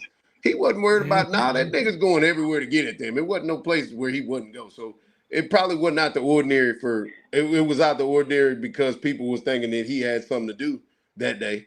But how do you go? You know he must have known that the fucking movie shit was a setup. Okay. I think he did. I was just about to say. Thank you, Kev. I got you. Just here. I'm finna cook. I'm cooking. You took the words out of my mouth. I know it's all good because we in the spirit right now. When 2 or 3 are gathered, it is what it is. Everything about the movie shit was a setup. The whole movie was exactly. So let's give Mo3 his credit. He knew that he was finna be set up. So he said, "Shit, this shit get cut though. This shit get cut though. So he went to Josie, and Josie was damn near held hostage. She was a pawn in his game at this point because she's been feeding him information about these niggas. The house, the trap house that them niggas was all at. She had to be giving this nigga information because where do you drop the kids off for birthdays? See, that's where it confuses me because that story, like the movie story, that's what Shitwater came off with. But when you listen to Miss Noble, she said he was coming to take me to get my hair done. Let's go. So listen, at them birthday parties that for the kids, when they were standing in front of the gate, wasn't there one of the houses that was pinged as like the drug house, the trap, or the spot? You talking about with Devin? With Devin? Yeah, with Devin. Yeah, Twin. What was that, Twin? What was the house? What number was that? You talking about 3030 Britain? Yeah, Britain. Yeah, Britain. So if Josie says nobody knows where I stay at because I don't bring people here, that means she dropped them kids off to Devin when he was doing birthdays with them a month before. Exactly. So shit. He might not have known where you was at, but how the fuck did he know where you was at that time? I don't fucking know. How the fuck he knew where you was at? But if he came on a school day, it was school for them because they were homeschooled and it was COVID, but he came over there to get them that morning. How the fuck did he get over there if nobody knows? Okay, so y'all been co-parenting, correct or not? Okay, y'all been co-parenting. So you mean to tell me he's been picking up the kids over there? Mo3 finally found out because of the bowling alley shit, because you said that he was trying to make you jealous. So Mo3 said, let me make him jealous. Then you said that your baby daddy couldn't come. So Mo3, he did his big one, whatever. He posted a picture of the kids. So them niggas, he knew that you was at his house, that he was at your house because of the posting of the picture with the bowling alley thing. And if Rainwater sent it to him, then that means that shit. He already knew what the fuck was going on when he called the night before, and Josie heard him talking the night before. And that nigga said, he said, where you at? I'm at the Jackson sister. So he already knows. So Sean G knows that he's spending the night as well. Cole Gotti said he called him before the night before or around that time as well. Seven called him around that time before as well. But you know what though? Right with me though, Pharaoh? Huh? Okay. Shit, I sound like an auctioneer. Let's go. Cole said he left. Pharaoh. Hey, Pharaoh, too many niggas, right? Pharaoh, too many niggas know where you at. Shit. Cole said he was out. He flew out to Cali because the thing was going on. Yeah. But he was there at the hospital the next day. Hey, and so hearing that and hearing him say, Cole Gotti said, I don't think he had time. HSM dude said, I don't think he had time. Rainwater said, I don't think he had time. Josie said, I don't think he had time. But mind you, he keeps his gun in the backpack. So he didn't have his gun in the backpack that day. It was in the car. So was it in the car or was it in his bag? Can you specify that? He didn't need no gun over here. So you made him keep it in the car. Are you sure? You made him keep the bag in the car. So what happened? So you mean to tell me 24 hours he was in your house with no gun? Oh, well, Jackie, he was good over here. We got our guns. So Jackie, so that means that you was there that day because everybody had their guns, or what are we saying right now? Hey, dude. He was a killer in the house with no gun. How the fuck do you have a killer in the house with no gun? Why would you disarm the nigga? That's what I'm asking you. That doesn't make no sense. Y'all ain't even no killers. How y'all got guns? Duke, I'm a regular nigga. And when I go see a bitch that I don't fuck with, that's not my wife, I take with me my gun. So you telling me this nigga Mo3 was in the house for 21 hours with somebody with no gun? Well, Ashley said he don't even bring the guns in the house with his own kids. Nigga, these ain't his kids. But she said that he always leaves it in the car. Yeah. But these ain't his kids. Okay, so let me say this. Big B told me that the right door on I already know where you're going. Let's go. Hey, but hear what I'm saying though. Hey, DQ, this is pretty good. Yeah, you see this? Let's go, Duke. Before Duke say what he's saying, before you say what you're saying, but listen what I'm saying. These ain't my kids. Fuck these kids. No. He loved them kids because one of them kids, he loved Duke. Lil Duke, he loved him. He loved them kids. Them niggas loved him. You can tell. I seen the fact. That mean don't protect yourself. That mean don't bring a gun to protect yourself. Well, hold on. Let me get to this because I don't understand what you're saying. So here we go. What was I finna say, Cap? I mean, DJ. Oh, Go ahead. You said Big B. Let's bring up Big B. Okay, yeah, Big B. Okay, so Big B. Let's go. So Big B comes through this mug. We sitting on slow player shit. Big B comes through this bitch. Hey, look out, Pharaoh. No, he actually called me the day before and told me, he was like on the phone. He was like, say, Pharaoh, you know that gold Honda that Mo3 had? I said, yeah. He said, you know the right front door, it didn't automatically lock because it was broken, right? So you had to lock it from the inside. You understand? So I was like, for real? He said, yeah. He was like, that's probably why somebody was able to take the gun out the car. He probably forgot to lock it. That's what Big B said. I remember you telling that story. Yeah. So when he said that, I said, I wonder but if that gold car was new.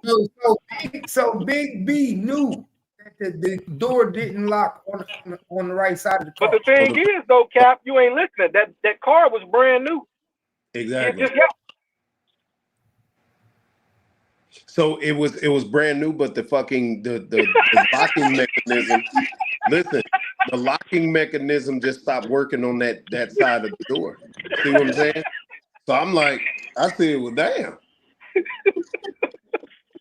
So basically, the car had an electrical issue. It had an electrical issue. Yeah, because look, even Squeeze Cheese and Rainwater said it seemed like the car just stopped, like it just cut off. I'm like, the police was fucking with that car. Yeah, I'm not even gonna come against what you're saying. Possibly. Hey, you know, that's just me. You know, just me. Yeah, that's you. King of the cap. You got it. You fucking got it. I ain't even mad at you. Hey, dude. Yeah, he got it. Hey, look, I'm quick to say the police. Fuck the police. Cap keeping the police in there. He said DPD is in there. They always gonna be there. So now here we are. We are at the point of knowing that, and then we were asking for so long, where the fuck was Mo3 parked at? I just learned that last week on Jackie's panel when she said the Mo3 saga was dead.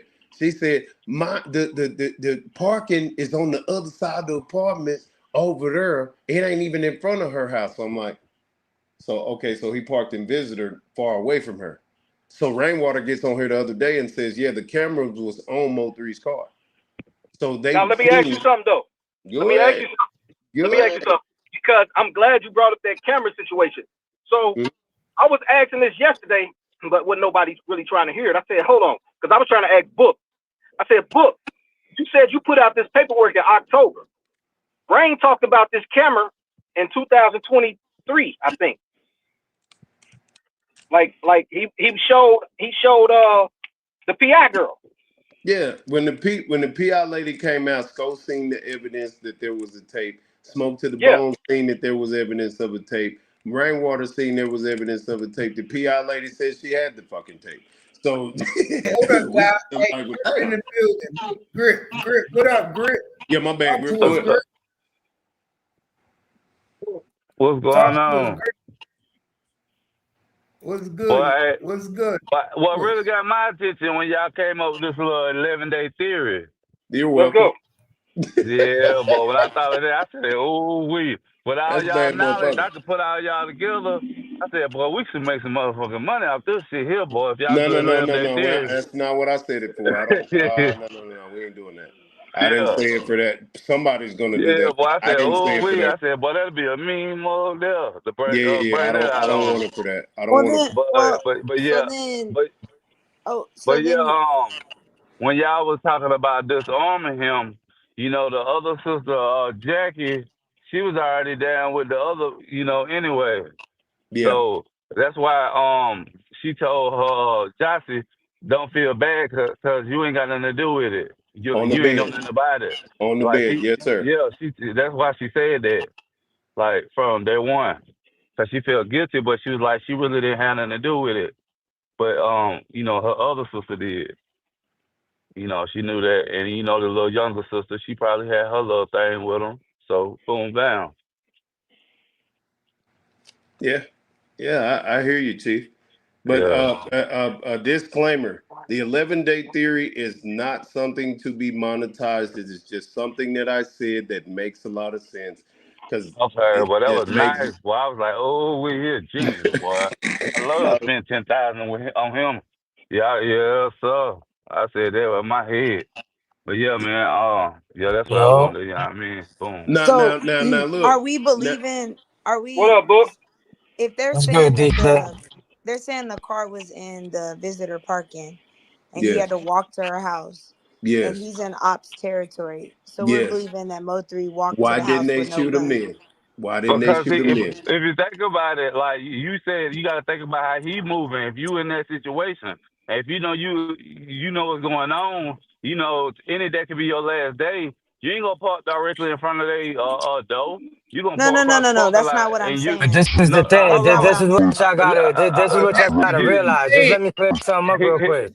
Because what no. Rain said is not a lie. Mm, mm, So mm, look, mm. there's two different sets of cameras, and you can see it in the prosecution report. The property cameras Man, were stealth you ain't cameras, never did and nothing then like you had man. the You don't know what neighbors' you're talking cameras who lived above Josie. That's all I wanted to clear up. There's two about. sets of Okay, camera footage, and I'm out. I'm not here to argue with nobody. It's in the paperwork. so Read it. no disrespect So for wait, book. interrupting. Oh, He parked he parked over there to try to, you know what I mean, have room to move around just in case if he had to come out there and something happened. I Because he mean, had no, already that's been sensed to it. He already felt it. Like y'all I talk no, I about like understand what you're saying, but I'm saying so we're saying okay. that Mo3 walked from his car to Jossie's house with no gun in ops territory. Yeah, No, that's wild. she told him that she didn't want him to bring that gun around her No, kid I understand. that I night. understand what you're Yeah, saying, but like I'm she was like, I saying don't want you to bring it. think about that logic of you're parked far a pretty long distance from her house and you're walking from the car to her house in ops Hmm. territory and you don't have no gun on you. But Because if that's the case, then that y'all means said you would have leading up to that assumed the night, you gun don't was know in. what kind of mood he was in. Like y'all said, maybe something could have been in his drink, and they know he didn't do nothing. He was clean. Yeah, I mean, What? it He could be don't drink. anything like that. See, y'all said he don't do none of that stuff. So Yeah, he maybe don't drink. he put something in his water, or something smooth. Like Or y'all put don't know. something in the nachos. Yeah, I mean, I don't know about all that stuff, but you don't, man. No, I Yeah, just think that that's if crazy that you if you you would got leave. heat like that and you I, got to I I'm make gonna know, some put it money like I this, know, out but of man. I'm saying that's you're leaving $75,000 cash in your car in visitors parking. I mean, to that me, ain't that's no just. money to him. That man like getting money on a regular, like so I much mean, but money. you're saying that, but 75,000 is like everyone. leaving some little No, money in I the understand car. what you're saying, Like but that ain't everyone nothing. around him, his mother, his brother, they all said Mo3 was very picky about his money. He didn't just leave his And money nowhere. His when baby something gonna mamas are happen and saying, you get the feel of okay, it, you'll all right, drop that all right. money and you'll be ready. All right, look, Okay. look, no. I'm gonna put it like this. Mm. Okay, if 3 parked in the visitors, okay, that's cool. He parked in the visitors. If they sat out there all night and then they followed him when they left, why didn't they hit him when he first left? That's Okay, what I'm can we? trying. That's So the point that okay, I'm Can I so trying ask a that to question? make. Oh, okay, so now you playing okay, so now Let you me playing let offensive me say defense something. now. Grip. Watch You this. got it. That's your show. Can we get the apartment and the layout of the apartment so we can approximate how many steps and how many minutes it would take to him to get to the car? Because if we do that, then we'll have like a better theory on how long it took for him to get to his vehicle anyway. Well, Can that's Okay. we what I'm go? saying. That makes That's sense. why I need book real quick. Hold I on. need Let book me to Yeah, get go that'd that be to. estimate. that makes sense. Yeah, And that's you why I gotta do. think, man, that man That's feel why I better fill on in. like That's why I fill in. he So feel we better don't on have his to feet than in the speculate. car. Like Yeah. we feel better on our feet than being in the car. Yes. Going in with somebody. We you know what I mean, be on our feet with Because you. check this You out. know, Grip, I'm gonna back you up because if but I'm going to a trap or I'm going to the spot, I'm parking up the street and walking. way on the street. If Thank I'm you, going Lord. to hit a Thank lick, you, boy. if That's I'm what going to God hit a talking lick, about. I'm parking way Man, the way fuck on the down the street. street and I'm Y'all jumping know that's fences, real hopping money. gates, going through Yeah. alleys in the But night. are you Y'all leaving? understand. Are you gonna leave your gun in the car? The fuck no, because I'm going to hit the lick with the gun. But If that's if what I'm somebody saying if is that somebody they're had given saying him something to not be able to, if somebody had given him something not to be up to par, and he was like, okay, you know what I'm saying? Like, you Yeah. don't know how the heat of the moment is when you moving like that, when you getting that kind of money. You can't say that, so everybody can't relate to Mo3. Like, you got to be able to have that kind of heat and that kind of money. Hey, Book, you got that address, right? I have it. I'm pulling it Yeah, up. Oh, you it's in got the it, Queen? prosecution report. Yeah, it's in the prosecution Well, report. that's good because we I need to. re-put it out. All y'all gotta do is go to that video and everything's right Okay, there. well, hold on. Can I say this? Because I want to trace from the apartments which route did he take? Because T Topic said something interesting. She said that he rode down Loop 12, and I was like, Let's go, so Duke.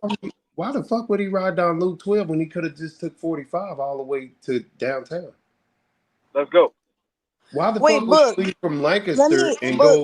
go east? I mean, go west when he could have just right there. He could have just. Or am I missing something?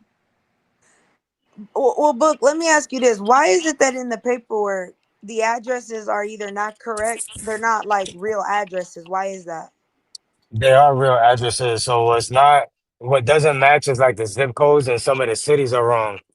Um, and the address that Josie gave it wasn't. I don't even think that was the apartment address. She It gave her wasn't. It's a grandmother's it's a address. duplex. It's a Yeah, and house.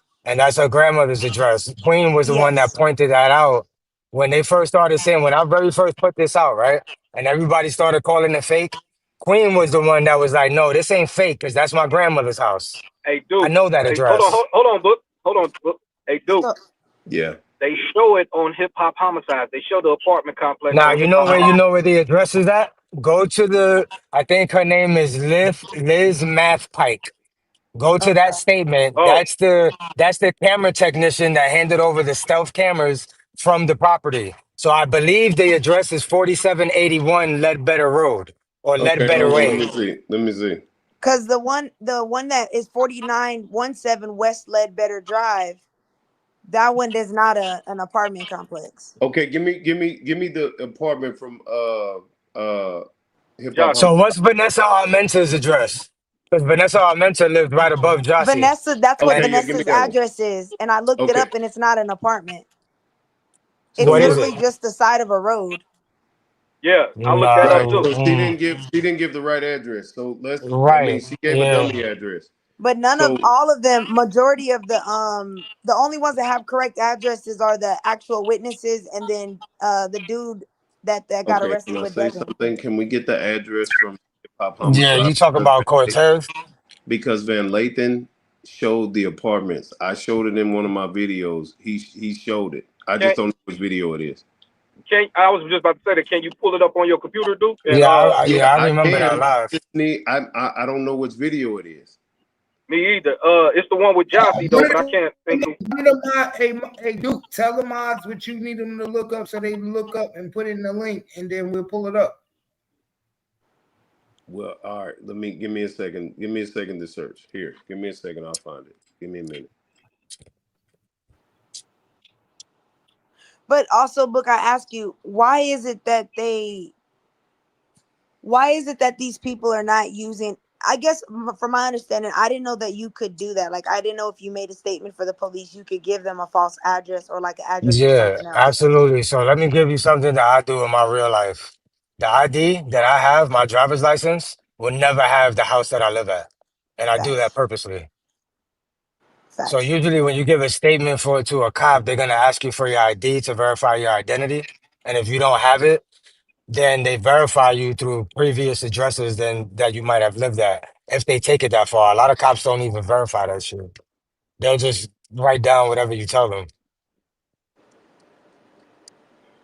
But yeah, I never have the actual address I live at on my ID. No, I'm with you on that. I didn't know if they made you give an address that you physically resided. I didn't know if you could because I'm like that too, but I ain't, I ain't never had no fed Well, I problems. mean, when you think about it, technically, we're not supposed to do that because when you give a statement, that's under penalty of perjury. That's So what Mm-hmm. giving the that's what wrong I address thank you. Yeah. is wrong. But we all come from the hood. We're gonna do what we do anyway, right? Yeah, yeah, So yeah. I've been Nah, doing nah, that I shit my feel that. whole life, and y'all know Nah, I'm I a feel that. paralegal, so I still do it to this day. It's like out of habit. No, I'm with you. I'm the exact same way. I just didn't know in these type of investigate if they would let you get away with that. You know what I'm saying? Yeah, I mean, they might bring it up as an issue. I mean, look at what they did to Yellow Beezy on his financial affidavit. Like he told a lot of lies on that financial affidavit, and the judge specifically pointed out certain things that she wanted him to fix and amend.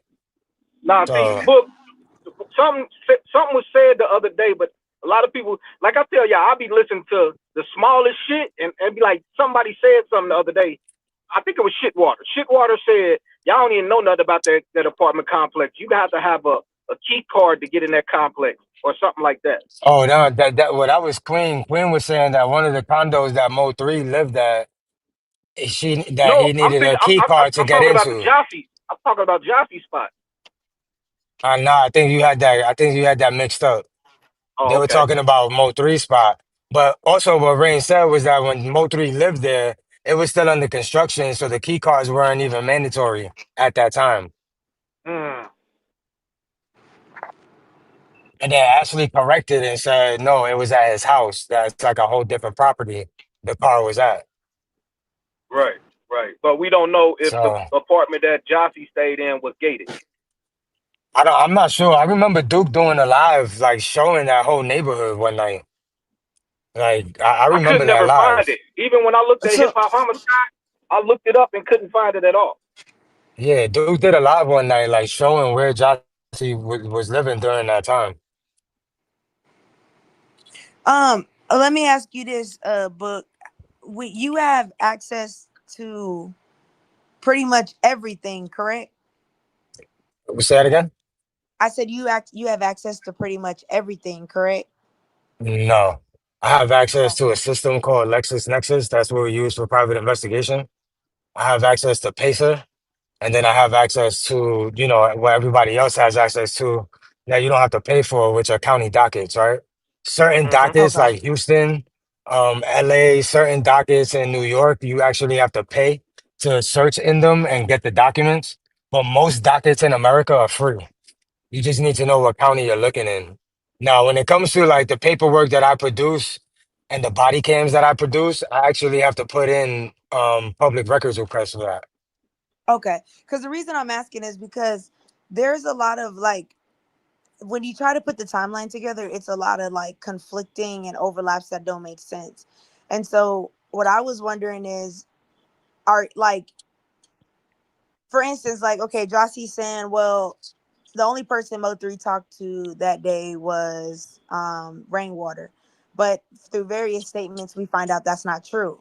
Sean G hmm says he talked to him, a girl, whatever. So these people, there are multiple people saying they contacted him that night. So I guess my question is like, why haven't why is there no statement from those individuals of like, hey, we see that you guys had a 20-30 minute conversation, can you kind of give us some insight or anything that pertains to the case? Well, because they weren't implicated at the time of the crime and saying something on YouTube, a lot of cops aren't going to waste their time to pull you in for it unless somebody in real life, like offline, is corroborating what's being said online. That's Right. It's why a got to lot be of bullshit is valuable. spun. Yeah, that's why a lot of bullshit is spun on YouTube because they know how investigations work. So they could say a lot of truth and lies on YouTube, and because the cops don't know how to decipher what, they're always going to go with the people that they have access to at hand versus taking what people are saying on YouTube as a matter of fact. Got you. Okay. Okay. So okay, let me ask you a question with this other case about the estate. um MGR pulled up a uh, case, one of the cases files, and they were stating that Bolin, that was in the case, he's told his attorney that he could prove and also claim that Rainwater was involved in this and hmm was asking about his masters. Now, Right. from that, if I guess my question is why would that not have been investigated in if I have someone who's telling their attorney, hey, this person, and I have witnesses also that are stating this person did that? Because it may not have no relevancy to the actual crime. Like, even Okay. though, you know, that estate thing is going on, that doesn't mean that it's actually connected to the murder of Mo3. Well, And no, that's he's probably saying he why it was plotted never to pulled that in. he was a part of the plot to kill Mo3. Then That if he wasn't pulled in, then the cops know it ain't true. That could be mm, like somebody that was placed there to try to throw off the investigation. Like a lot of this shit that's going on YouTube to try to create doubt and what the cops already know. okay. Yeah. Yeah, no, I had One read it thing and that I we was got to just thinking remember like, at the damn. like the front of our mind is that cops are a lot smarter than 90% of you people on YouTube. So you got to think they've been investigating this shit, and like somebody said in the chat, it's still an open investigation for going on 4 years now, going on 5 years, right? If you don't think that the cops know probably more than we will ever know, you're mistaken. Okay. And I see people saying they're keep trying to put it on Rain. I'm not putting it on Rain. I'm really just asking questions because if someone is accusing you of doing that and it's in a case file, like it's in a case that you stated this on the record, I'm just asking why the police probably didn't take that further. I always put it on shit water. But I'm about to get off of here. I'm about to get out for work. If y'all still if y'all still on, I'll pop up a little later. But yeah. All right, y'all. 100. Much respect. Everybody on the panel. Thank you. All right, too. Mm. I mean, there was somebody that which I found extremely interesting. So I really can't wait until this fucking trial starts. But somebody dropped into the chat I think it was yesterday or the day before, and said, y'all are gonna be really surprised when y'all learn which sister got the deal. Got the That would deal. allude to that somebody out there knows one of these sisters got either a proffer or an immunity agreement, and it's not involving Josie because Josie is already subpoenaed. So it has to be Jackie. It has to be one of the other sisters, right? Yeah. I found that very interesting, and the person that said it is very close to somebody else that is involved in this case, like in real life, like they're real close. Hmm. I don't know. I don't think it might. I think it might be the other sister because I don't. I think so too. That's the I one that think it's the other disappeared. You sister don't see because her I don't around. think if you got an immunity deal, you'd be on YouTube talking shit. But then again, I don't know. I wouldn't. I would think you would not be doing that, but But there's one sister that we don't see around no more. exactly. And She like I noticed disappeared. she never really wants to uh be involved. Like I saw even an interview, a clip of it. She looked like she didn't even want to be on the camera. She Right. kind of looked like she was just like,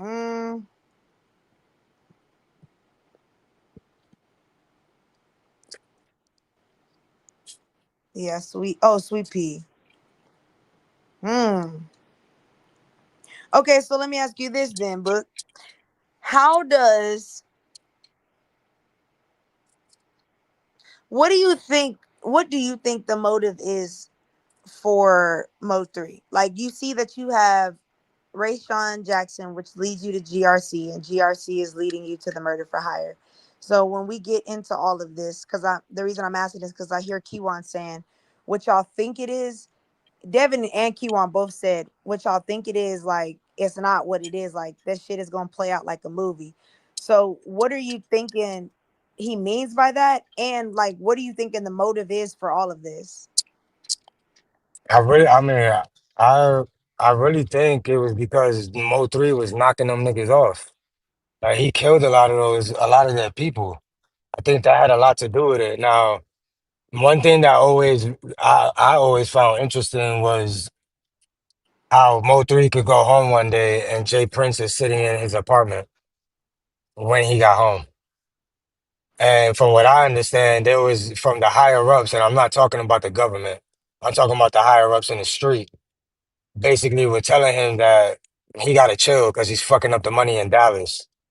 Now, if you to really think about that, um, Yeah, I can see how GRC was put into the position and probably took that job or took on that job because of the terror that he was causing them. So the same way I explained that, I just think the jealousy that Devin had, or maybe not even the jealousy, but the anger that he had towards Mo3 involving the son was a reason as to why he gave the drop. I think that could be a reason as to why Jerry even was willing to take on this quote unquote hit because Mo3 was fucking their money up.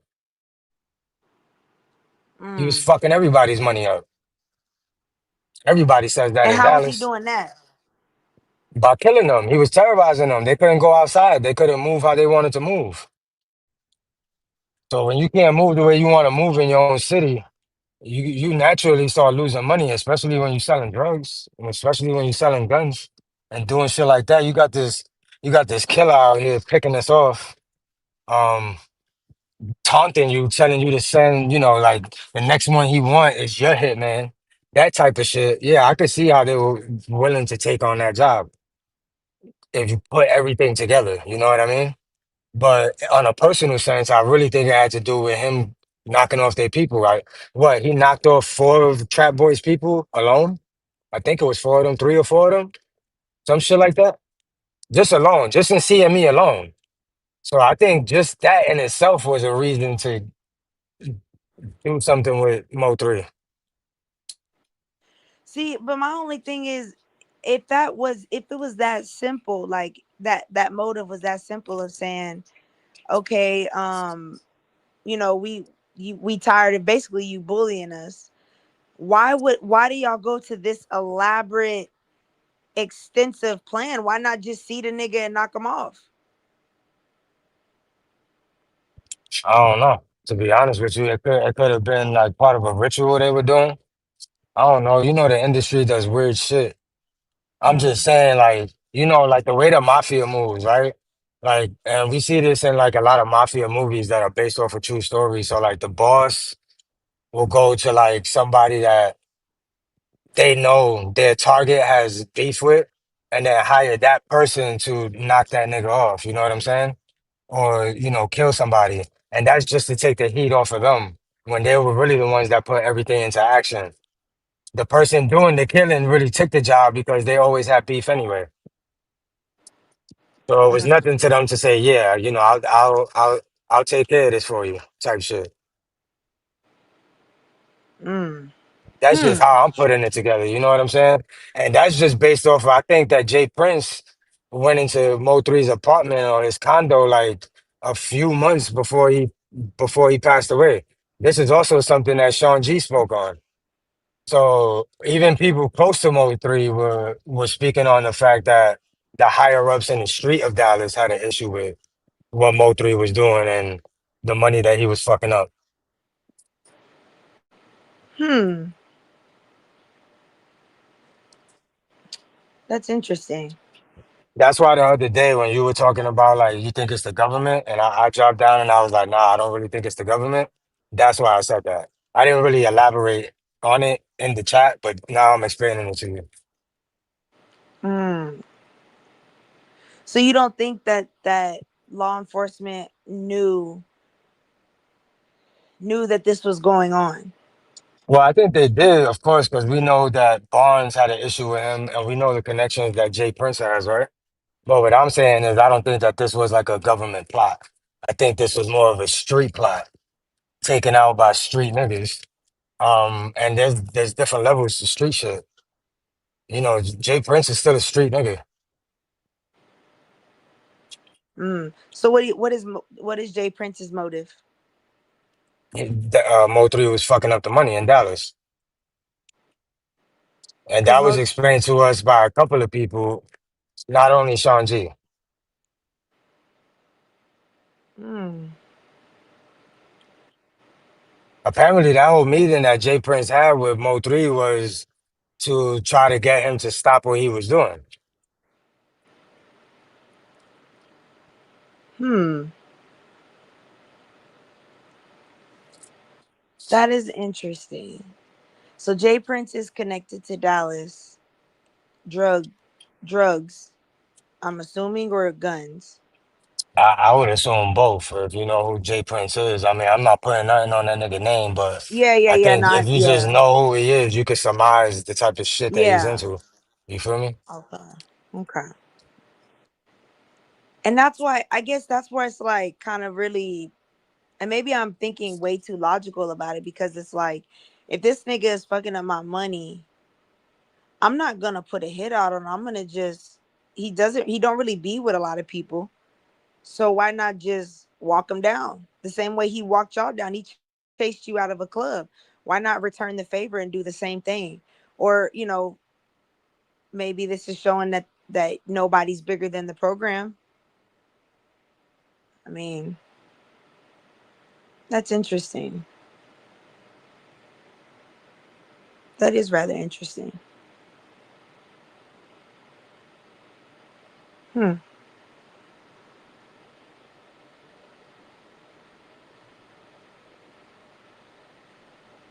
They said Jay Prince Jr. You can hear me? I can hear you now. My bad. I got a call. My bad. I didn't hear what you were saying.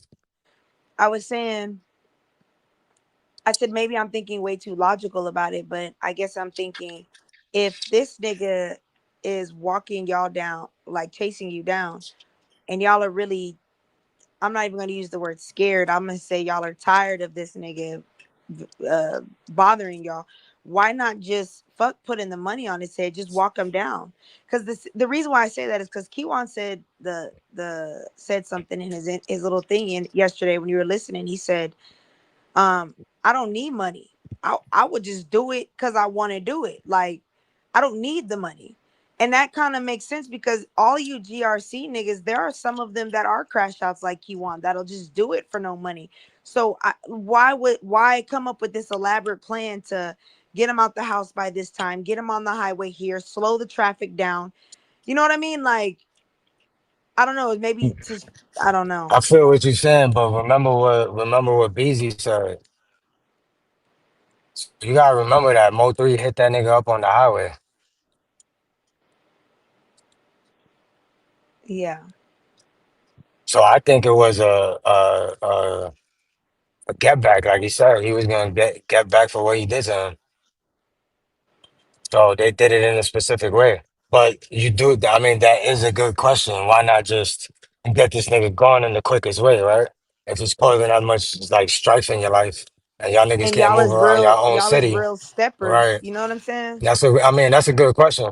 I never really thought about it that way, to be honest with you, because like I explained to you that one day, I don't really look at a lot of this shit with what people in Dallas say. I more so lean on the paperwork more so than anything, because people in the hood are always gonna lie about shit. They protecting themselves, so you gotta take a lot of that shit with a grain of salt. Yeah. Yeah. Because I see now he's getting his charge got moved down to murder one. And me and Cap, well, we just found this out like an hour ago. Duke just let us know that they changed it to murder one. But Who this got morning changed to me murder one? Kiwan. He always had murder one. Well, initially when I saw it, it had a capital murder. Nah, And that's so what I was explaining in my post. Nah, they first got both charged with murder one, and then they got indicted again on the capital murder with remuneration. Both of those cases are still active for both of them. They always been charged with murder one. can you explain that for some of us that don't understand? How can he be charged with murder one and capital murder with the basically murder for hire? Remuneration? Yeah, Yeah. because the capital murder with remuneration is you receiving money to murder somebody. It's not just the action of murder, but it's also receiving the money to kill somebody. But that murder case that they originally got charged with was never what do you call it? It was never closed. They just opened up a new indictment against them. Basically, you can look at it with like a superseding indictment kinda, but Ah, not so much. But that first murder case that they got charged with, that shit was never closed. You could go on the docket right now and go look at it yourself. They got two open cases for Mo3. One of yeah, them is capital murder yes, with I saw remuneration, that. and one of them is just murder, like straight murder. Yes, okay, so I'm glad you said that because I thought, because remember, I don't have no legal background. I thought it was murder at first, and then they enhanced it to the capital one. I didn't know that they had charged him like with two separate charges. Yep, they got two separate cases going. Yep. Ah, okay. So then my question to you is whenever you heard him explaining yesterday when he said, I never got paid for anything. I rather just keep the murder one. So from what you've seen so far, because I know you don't have everything, but how are they able to prove, besides testimony, how are they able to prove that Kiwan received money for the murder? Well, if you go back to the if you go back to BZ's bond hearing, they have a witness. And just also remember that that's only one witness that they have. That's not the only witness that they have. So So they keep referring to how a can you meeting. use a witness though? Like how do you use a witness to say, because I could say I never received the money and you could say I did give you the money. If I say I didn't get it, how do you prove that I got it? So what if the money was given at the meeting, like the meeting after the murder? What if that was when the money was distributed and the witness that they have, which the witness that they have said that they were at the meeting? And you think that that stands up because If you're there, that's not hearsay. So people, a I lot of mean, no, people are it's not thinking that this hearsay, is but hearsay. if I say we were in a meeting and everybody got paid and I say I was in the meeting but I didn't get paid, now it's I didn't get paid versus yours, but we're agreeing that I was in the location, but I'm saying I didn't get the money. So how is it that someone saying I got the money just automatically means I get the money? Because if you're at the meeting with them and this person is already in jail and this witness comes forward with information, then yeah, they're going to take that as a credible witness because you were at the meeting. Now, remember, Kiwan himself said he got caught with 20 G's. If they know, if they track that money, which from the bond hearing, it seems like what the DA said was they were able to get bank records and he made a cash withdrawal of $40,000, right? They trace Yes. money through the serial numbers on bills. Yes. So if they're saying that they know Kiwan received this money, that's what they're talking about. Oh, so the money he had in his pocket, the bills traced the same as the transaction. That's how I'm reading it, just thinking logically Okay. and knowing how the state works. You get me? So let's say hypothetically the bills don't match. Where do we go from here? Then that's a good argument that Kiwan will have if the bills don't match. You get what I'm saying? Okay. Okay. That'll be a great argument for him. Because if the bills don't match, then yeah, like what argument would the state have then, right? Their argument goes directly out the window of Mm, them having all this proof that he that they know he received this money. okay. Now this is also true with Devin. You see, the thing with Devin is cooperating, which is why he got the first trial. So he's cooperating to a certain extent. And I think that's already clear to everyone for anybody that don't understand it.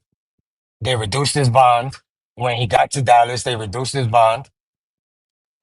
DeMarcus Ward, which is a GRC lawyer, withdrew from every single one of his cases and is now only defending Jerry Johnson. And then boom, he gets a trial. And if you listen to what Devin said, he said everybody's gonna pay for the part they played or some shit like that, right? For the role they played, and that it's gonna look like a movie. So I think that Devin is the main one snitching on everybody.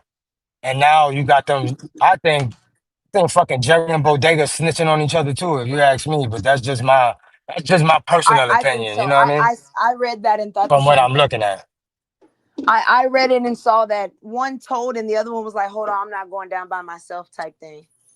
Right. And then we already know that BZ and Bodega is not in agreement with anything they got going on because why would BZ's lawyers be subpoenaing not only the jail security calls, but they started subpoenaing his T-Mobile records.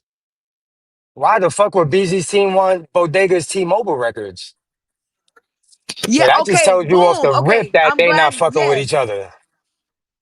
Yes. Okay, that's what I was wondering was why is it that BZ is asking not only for those records, but also it looked like he was looking for criminal records from Lancaster PD. What would you be looking for in those records? Right, right. And you see, this is another thing. Um, and this is something that we saw, like it was big in Cali. Like they had a big ass fucking case in Cali. I mean, it goes on all over the country, but the most recent one I remember is the big ass case that they had in Cali against the district attorney's office with them hiding evidence, right? So when you Yeah. see BZ's team requesting incident reports and certain body cam footage from certain officers, I think that is them trying to match up what the state already gave them to what they're trying to get subpoenaed to see what they turn over again. You get me? Okay. To try to catch them in a procedural error. Because if you could catch cops hiding evidence, boom, mistrial, no more double jeopardy. Boom. Okay. Okay. And that's how I see BZ's angle in this whole shit. Okay. Cause see, that's why I was telling Cap, I thought it was either like, well, I didn't say procedure, but I said misconduct of some Yeah, sort. yeah, it would be the same thing. Yeah, Yeah, he was misconduct. trying Yeah, he's trying to see what the hell is really going on. Or I right. was thinking somebody, because he requested body cam footage and records for two incidences that I could not find. I didn't really get to look them up from 2020. And I was telling him, could it be that there's an individual that's in all of these incidences? Because he also requested the aggravated assault charge that he caught. He wanted the body cam footage from that. So I was telling Cap, either A, he's trying to show that there might be some misconduct, or B, is there a person that it seems to always be with him that's going to I'm be gonna shown in the tell body you cam? who it is because Kiwan said it. Kiwan alluded to it before, and when I asked a particular person this, they told me rainwater. So apparently, rainwater is in people's discovery from cases around that time. And I think it was during Kiwan's first interview, he told us that if we wanted to know who from HSM was in his discovery, they had to pay him $10,000 for it. So somebody reached out to me to try and get that discovery. I just never went out of my way to go get it.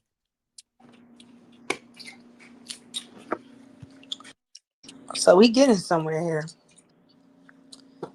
So, okay, let me ask you this Yeah, but then. I think they're alluding to rainwater. Okay, I'm glad that you said it. I was thinking the same thing. It was either going to be rainwater or bodega was my two guesses. Now, I want to ask you this about this shooter that's not found. How are Wait, say we that again about what's not found?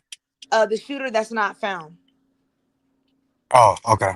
Okay, so one, don't if Devin is getting a deal, shouldn't he give up that other shooter? Yeah, And the fact that if we he knows don't who it have the is. shooter, is that weird to you? We don't necessarily know that yet, right? Because we don't know all of the state's witnesses. We don't know who has proffers and who has immunity. Mm. And those particular people aren't going to be known until trial, until they take the stand, because those people are protected the same way that we saw in the Diddy trial as the most Oh. recent example. When you have a proffer or you have immunity, you're never going to be in paperwork, and you're never going to like the state will definitely never tell you who they are because that's going to be like their star witnesses. You get me? They have the Yeah, most yeah. valuable information. That's why they got immunity, or that's why they were even offered a proffer. You feel me? So yeah, they never gonna release like who those people are ever until the day of, until they take the stand. Mm.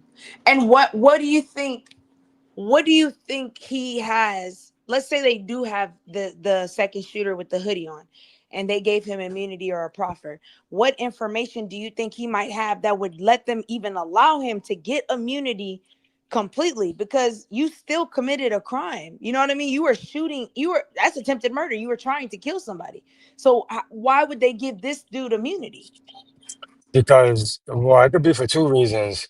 It could be because he gave up a lot of information in this case and other cases, Ah. or because they know that he's not like his bullets didn't actually kill Mo3. That they were the bullets that actually came from Kiwan's gun that killed him. Right. It is all assumption. Right. Yeah. I'm just explaining like how that process will go if this person even fucking exists. Yes, again, yeah. We're just doing what is. I'm just again. I don't have a legal background, so I'm just trying to understand how these type of cases work and why someone who commits a crime gets immunity for something as crazy as this. I'm just MGR. asking hypothetically. MGR. I'm glad you made that statement right there. I mean, they could still have star witnesses to corroborate what Ducky P already told them, right? But it's interesting to me that Kiwan's second interview came out after I released the paperwork when I got back in September last year, right? I released that paperwork in October last year. In that paperwork, it showed Ducky P's statement. Why wasn't Kiwan ever told that Ducky P snitched on him? Because Ducky P specifically told the cops that him and Kiwan had a conversation about the murder on the jail phone. So then that brings me to my next question to you: is how, if he's dead, how It's are we independent. able to Is it still use his testimony? because he was questioned? There's like an affidavit for him in that discovery. He's Wow. testifying from the grave. He don't need to be alive. They already got him. They already got his affidavit. They got his statement. And it's probably on audio recording when they interrogated him. But Ducky P specifically told them that they spoke about the murder over the phone.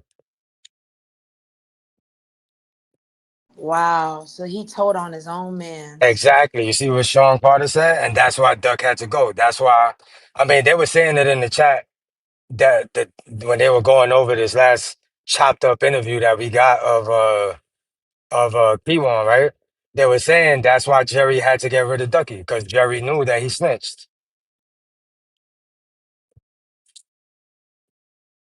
Wow. He told on his own man. That's He crazy. told on his own man, right? And that was him probably mitigating his own shit, because from what I understand, um, he had got arrested on some shit when he was questioned. Like he got questioned when he was in jail, from what I understand. And I guess, well, this doesn't really have nothing to do with the facts, but I guess I'm just like thinking, like, why would you tell on your own friend and you weren't even involved in it? Like, you had nothing to do with it. You just knew of it. That's what I'm saying. I think the reason why Ducky did that was to mitigate his own circumstances with the case that he was going through. Because people, you got to remember that you could get arrested on something, right? Say I get arrested right now for fucking 10 pounds, hypothetically. And the cops ask me, do you have any information about any other crime? And I go, yeah. How, like my next question would be, how can that help me, right? And then they'll give me an offer. All right, well, depending on the information you give me about other crimes, then this is how I can help you. Now, let me give you a personal thing that I went through. When the first time I got arrested in the Bronx, right? I got arrested for marijuana. So when we got to the station, they sat us in front of the captain. And what the captain told us was, we got arrested on Tremont, right? Tremont is like 30 blocks away from 198. It's like a stretch. But this particular captain had an investigation going on the block that we used to chill on 198, which was Briggs Avenue, right? And we always used to chill on the block outside. Now, he told us specifically, we know where you live, we know where you chill, and we know who you associated to. So if you could give us information on, the niggas that run the block, we'll let you go right now. And I looked at the captain and I was like, suck my dick, nigga, fuck you. And they threw me in the damn holding cell, right? But that's a very real thing where you could give information, you could get arrested on one crime, give information on a bigger crime, and it helps your current crime that you're going through personally. You don't necessarily have to snitch on a crime that you're involved in. You could snitch on a crime that you just have information on.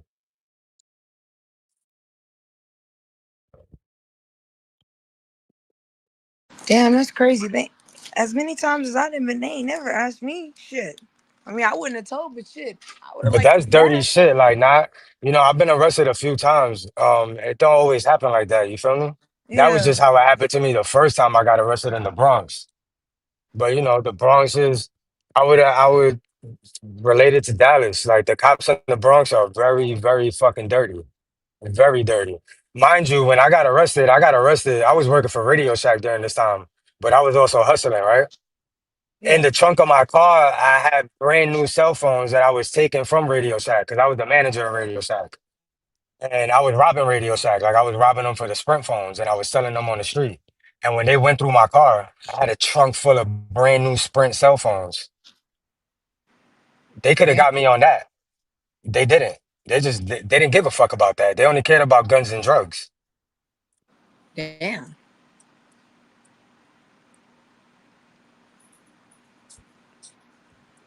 Damn. So do you? MGR, no, motherfucker. They threw me in the goddamn holding cell. Fucking idiot. MGR, you are so you think you so smart, you so fucking slow. Shut the fuck up. Get a job in a law firm and then talk to me, nigga. Go ahead, Casey. Oh no, I was just gonna ask, do you truly believe that Kiwan is a shooter? Yes. And I think he admitted it during that interview. He just wants his charge to be down to a murder one so that he could get less time. If you're truly innocent, like Devin, because Devin is only the facilitator, right, of the location. We know that Devin wasn't there shooting no gun. So when you're truly innocent of killing someone, you're never gonna just lay down. You're not gonna take a 25 to life sentence, possibly a death penalty sentence, when you know you didn't kill nobody. You're not. You're gonna say Mm. some shit like Kiwan said. You're gonna try to mitigate your circumstance as best as you can. That's why he said, "Oh, I'm just waiting for a certain time. I got something up my sleeve." What you think he got up his sleeve? I don't know. That's what I was gonna ask you next. Information. That means he's gonna start talking because he hasn't started talking yet. He just wants to see what they really have against him before he starts running his mouth. Mm. And you don't think that he's using these podcasts to basically snitch in third person? I think that he's using the podcast to create reasonable doubt. Because you got to think about it. This case has been under investigation for 4 years. Where are they going to find jurors that probably haven't came across a piece of information that the Mo3 sector has put out? Ah, okay. And they're from Dallas. You get what I'm saying? Most people from Dallas know about the Mo3 sector. Mm. So he's basically It trying would to be, get a better odds. yeah, it would be in his best interest to try to change venue. But given his criminal history, I'm not sure that the judge would grant that. Like to try the case in a different county, Huh. so that he has an impartial jury, like jury pool. You get what I'm saying? Yeah, yeah. Huh. That's actually okay. That's actually a really good point. Yeah, you do corporate law, dog. I'm trained and practice criminal law, stupid. Corporate law is not the same, goofy. On top of that, I'm a private investigator, so go figure, nigga. Okay, so let me ask you this: whenever that Ray Sean Jackson case, why is it a coincidence that those transactions that were made after the Mo3's death, they're pretty much around the exact same amounts that were withdrew? I don't believe in coincidences. So just Mm. knowing the connection between Jackson and GRC, I just think that was their way of cleaning the money before they started dispersing it, So thinking why that it is won't, that that they D? can't trace it back. So why is that DEA account? Like, why is that? I guess the thing I was telling Cap, I don't understand how you have these dirty cops that are involved and they're doing certain stuff. Why are they not being brought to the light? Because if these transactions are coming out of this account, I would think that that should be brought up and they should be charged. Well, we don't know if there's a active IA investigation going on arising out of this situation because unless you work for certain people, like in the county that an IA investigation is going on, you would never have access to that shit until they bring it to light, if that makes sense. Ah, okay. You get what I'm saying? Like you would Mm. never have access to that shit. It's even hard for private investigators to get IA files. I know because I'm a PI and I've gotten IA files before. So I know how hard that shit is to get. That shit is not easy to get by any stretch of the imagination. Because cops always protect themselves, even if they know another cop is under investigation. When you access an IA file, there's registration behind that shit, and they know who accesses those files. You get what I'm saying? No cop wants to get in trouble for accessing an IA file they shouldn't be accessing. You know what Mm. IA is, right? No. Internal affairs. So an internal affairs investigation is when the police department investigates themselves. So every police department has Mm. an IA department. That's internal affairs. Now, the reason why I think the FBI, like Cap was explaining, was brought into Dallas PD is because Dallas PD's IA department is also corrupt. Because that would be the only reason why you would need the feds to intervene into something that should be cleaned in house. Mm. That is, I'm just, I don't even know. Like I said, after reading that Rayshon Jackson, my mind is just blown that you guys, you got DE agents that are this comfortable doing this. And that makes me wonder, maybe like other people in the department have to be aware of this. Oh, I'm pretty sure they are, but will they step against the blue line? Will they go against their own oath? A lot of Yeah. cops won't. And that's why our police departments in America are so fucked up. Because you got a lot of corrupt cops doing shit out there, knowing that the good cops are just not gonna open their mouth. Because you got to think, if you got corrupt shit going on in the department, somewhere along that higher chain of command, they also know. Like the lieutenants, the captains, they gotta know, right? In order for them to be doing the corrupt shit that they do. So once a good cop that's not of that echelon or of that ranking starts to make too much noise, now you're getting less hours. Now you're getting transferred to a shit department. Now you're not, you know what I'm saying? They start doing shit against you to make your life miserable.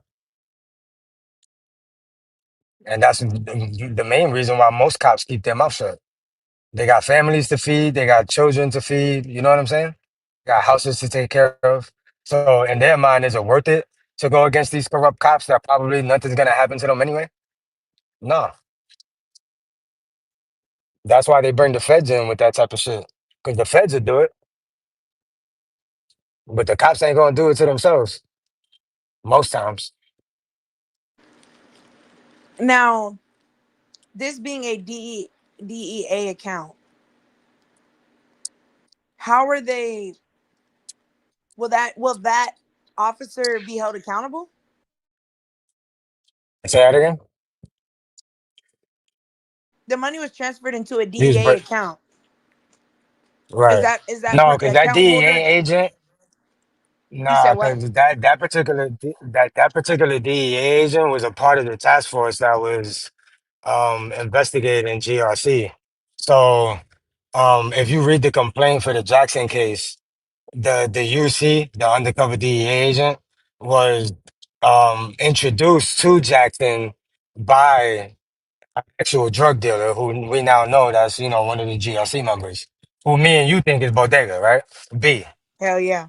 So yeah, I don't think that, and maybe he did know because I did see somebody from Texas say that Bodega been a damn CI, but let's say that he didn't know that that dude, that DEA agent that was playing as a big drug trafficker was a DEA agent. So no, he wouldn't get in trouble because when you're undercover, you can't get in trouble for entrapment. That's why you're undercover.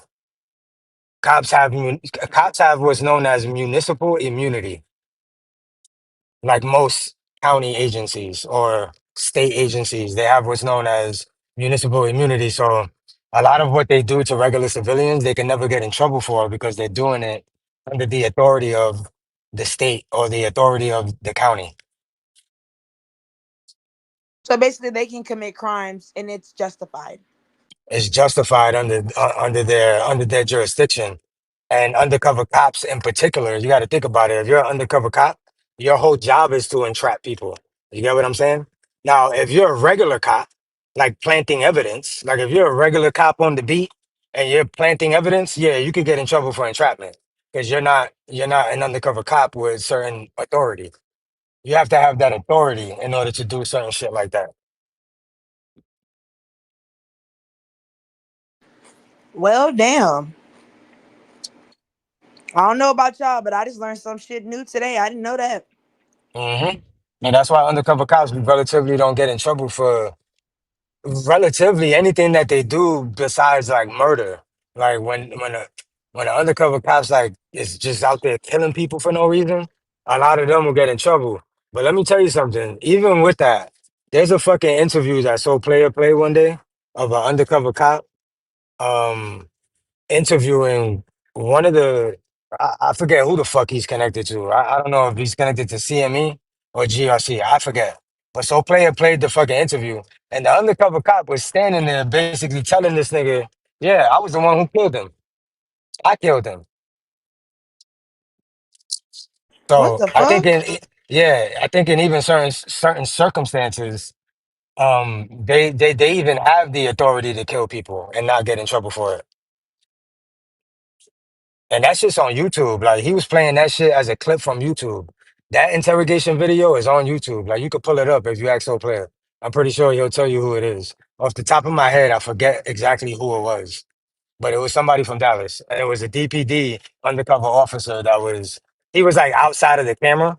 You could see like the two main detectives, but the undercover cop was talking like outside of the view of the camera. And he only stepped in the view of the camera like a couple of times. So like you only saw like the side of his like some of the side of his face and like the back of his shoulder. But he was dead ass telling that nigga, like, yeah, I was the one who killed him. I was like, wow, man, that shit's crazy. I'm pretty sure he ain't get in trouble because he was standing in front of the camera saying that shit to him. So Well, Cap, I guess your theory is right that police officers in Dallas is getting down like that.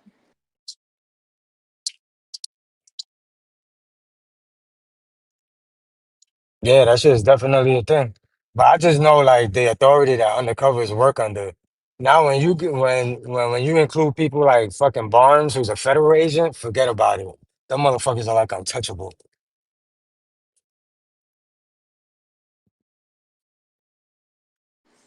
So do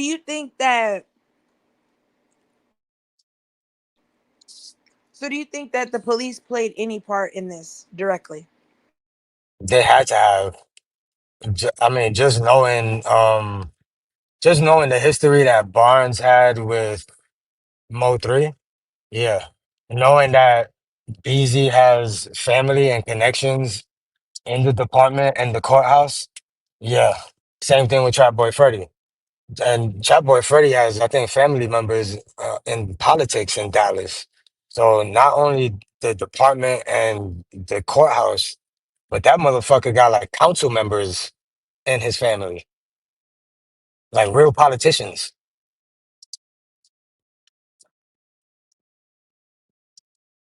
They said, do you remember all the terabytes of data that came up missing in Dallas?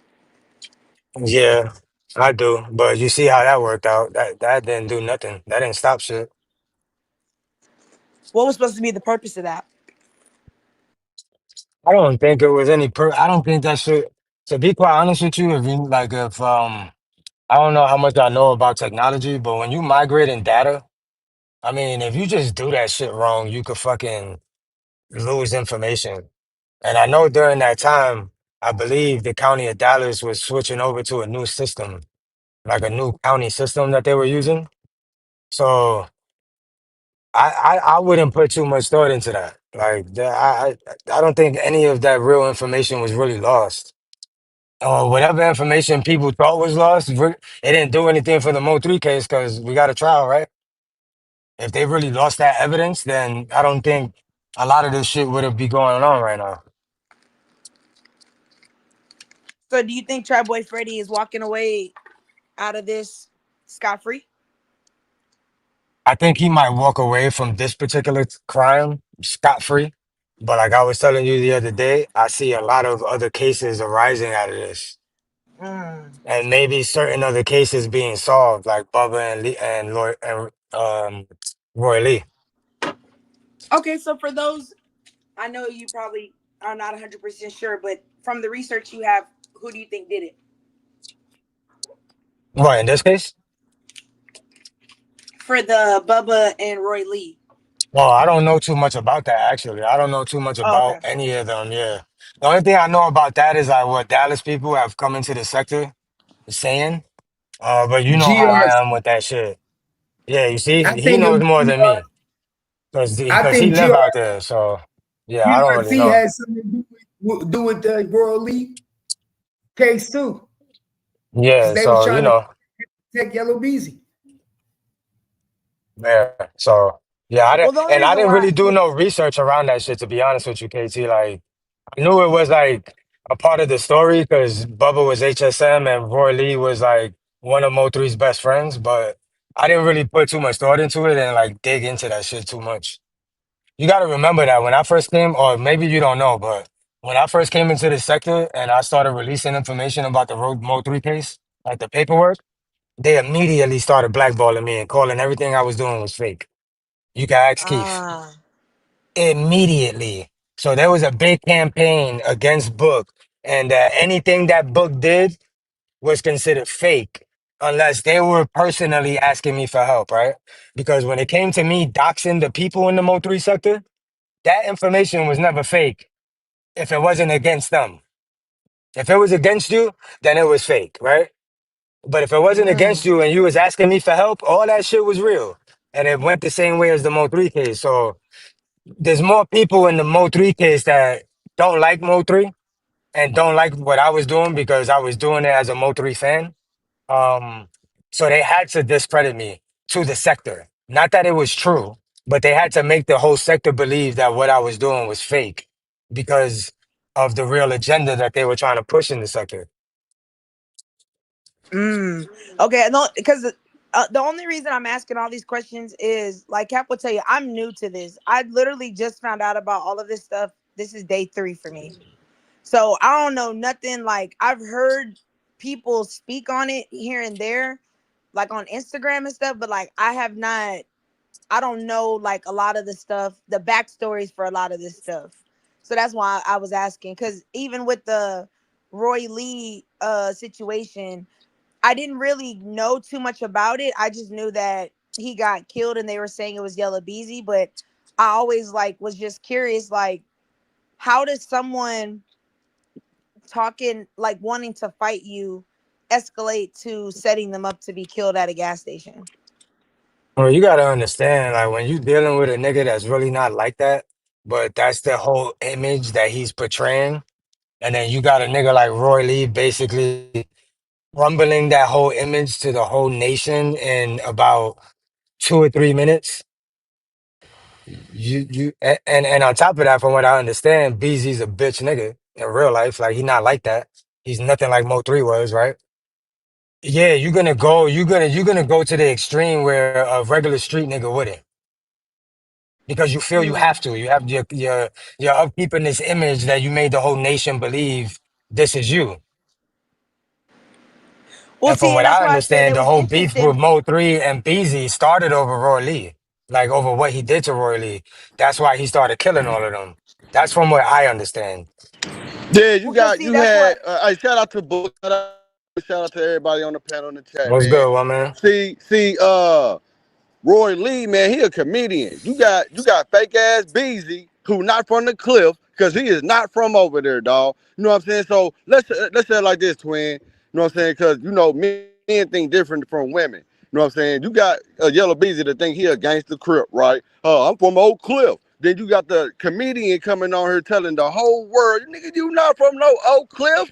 You know what I'm saying? Man, Yellow Beezy said, look, I gotta end this, dog. You know what I'm saying? Cause you know what I'm saying? Cause now he making me look embarrassed. Right, right.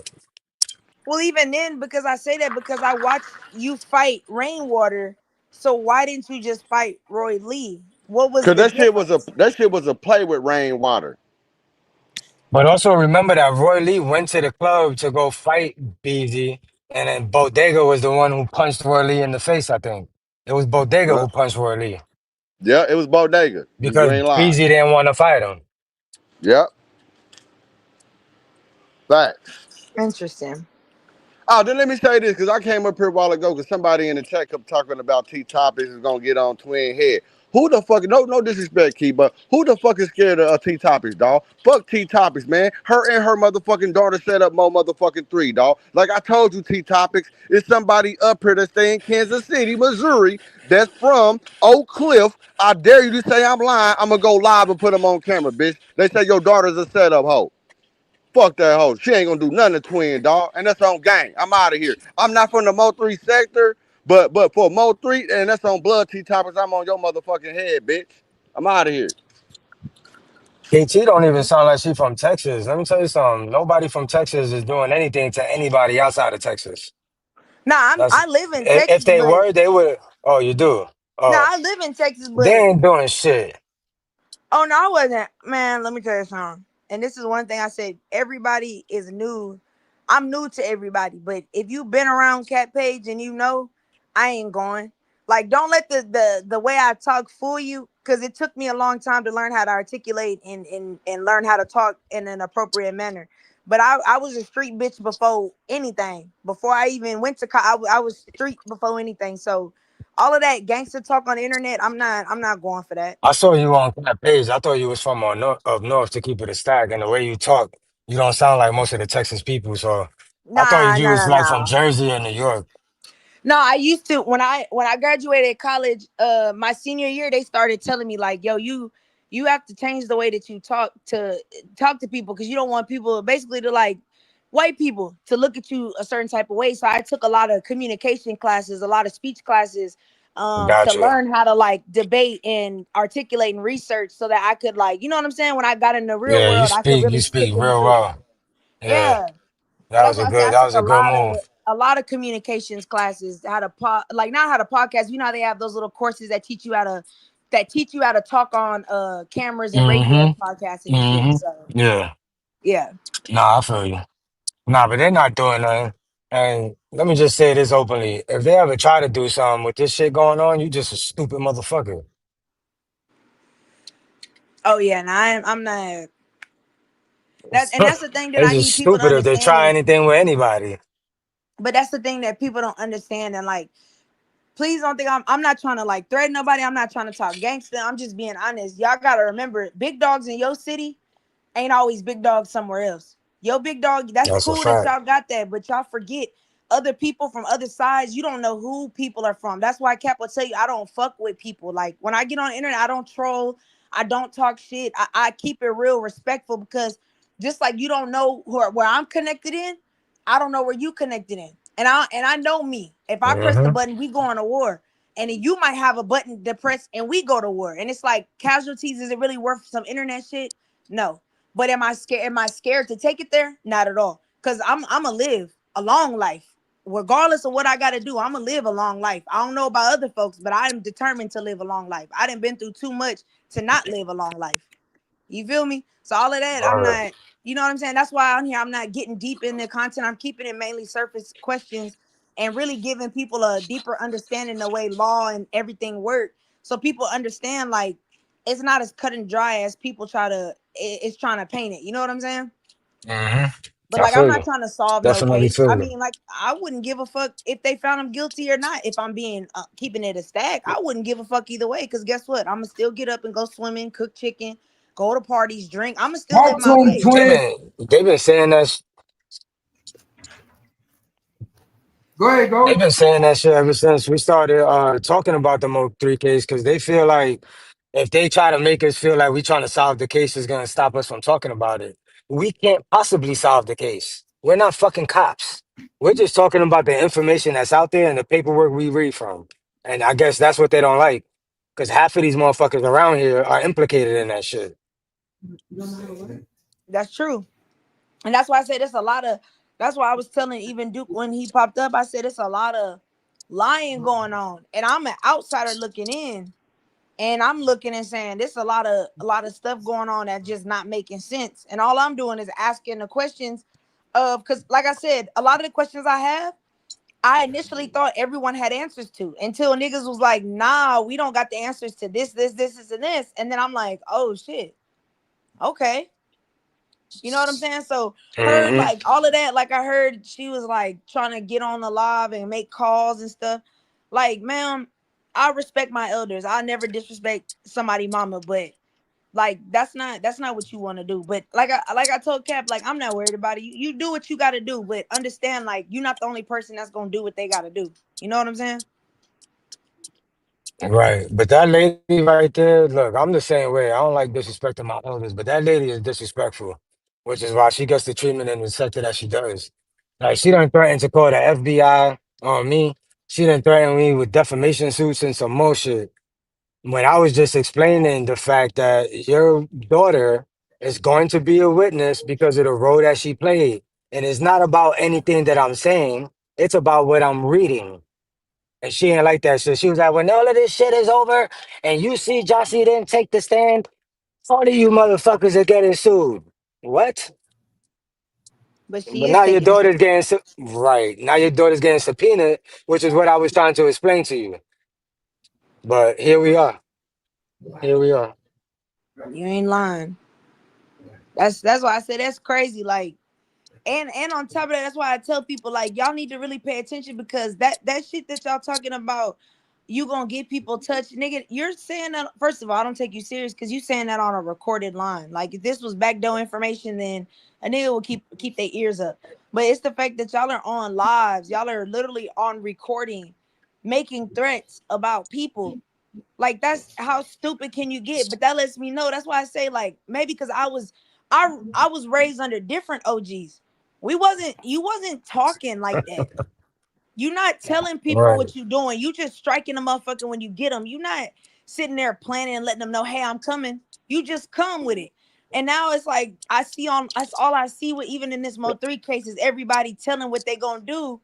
And it's just like that shit is different to me. Like I don't understand it. Like, and then when y'all go to jail, y'all want to take plea deals. Nah, motherfucker, keep that same energy you had when you was on the live Right. talking gangster. Like, take Yeah, that charge exactly. and lay down. Mm-hmm. Exactly. Look, they do the goofiest shit in the world. The goofiest shit in the world. And then when shit happens, they start complaining. So I guess somebody threatened Jackie yesterday with sending all the videos of her fighting and threatening people online while she's on probation, right? Now her mom is bitching about it. What are you bitching about? Tell your And daughter not to only shut that, the fuck up on YouTube. not How only about that? that, She's a grown ass woman.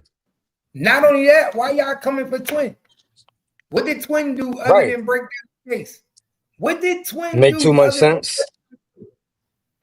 So I guess Twin made too much sense, right, Ghost? Yeah, she made too much sense, bro.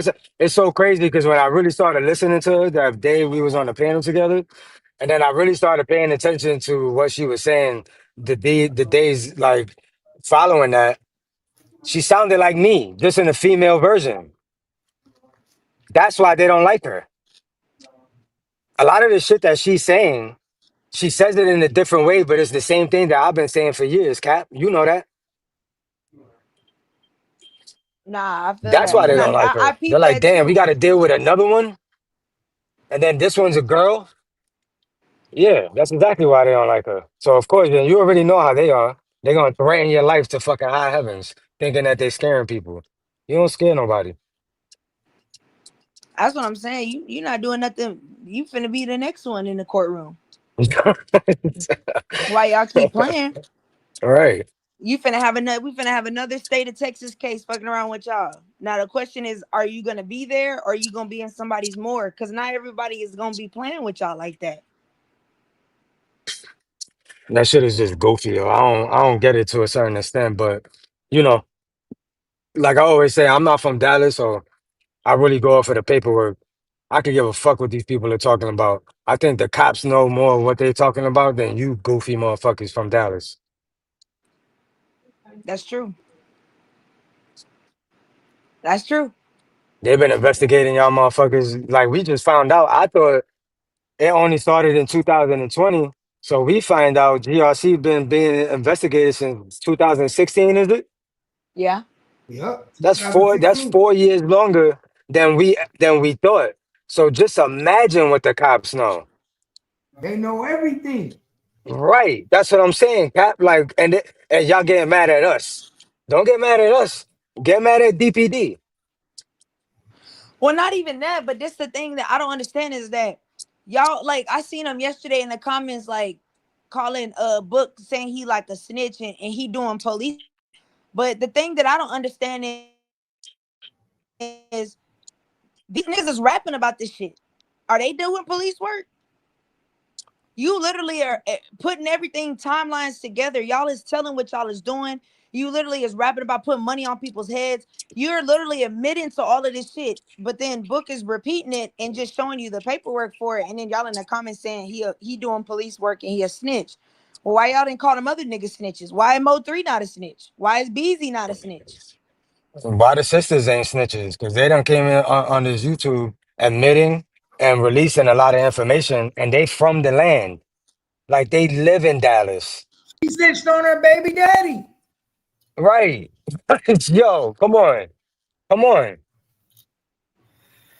But we the snitchers, the ones not from Dallas, reading from paperwork and putting together y'all statements. Nah, And y'all that don't came even to make the sense. internet. That's why I tell, and this is why I tell Cap all the time.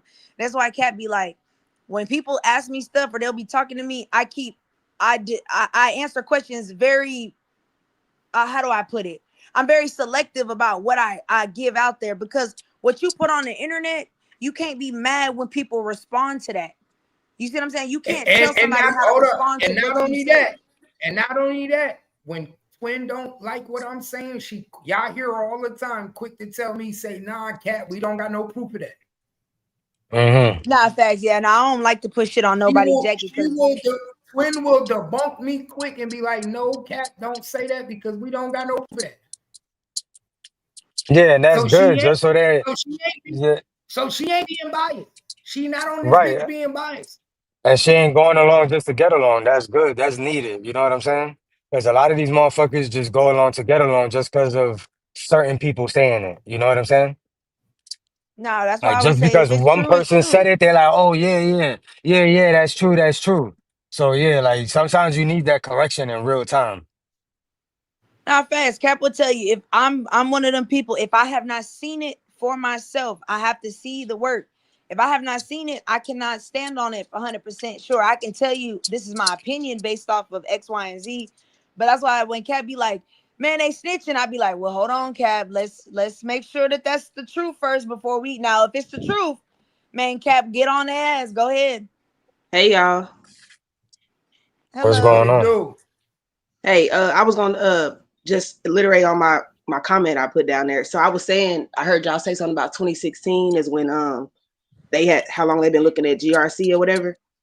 And I was gonna say, like, when I watched that YSL case, they were saying that they've been looking at them since 2014, 2015, right? So what people don't understand, y'all gotta watch these cases and understand, like, Dallas is the capital of First 48, right? But niggas keep going in there doing all this bullshit. So I'm like, if they watch them from 2014 to 2023, that's what 9 years that they watched them and let them Yeah. build a case. They let them make songs, find other artists, niggas died, all this different shit. So they can put y'all up under there.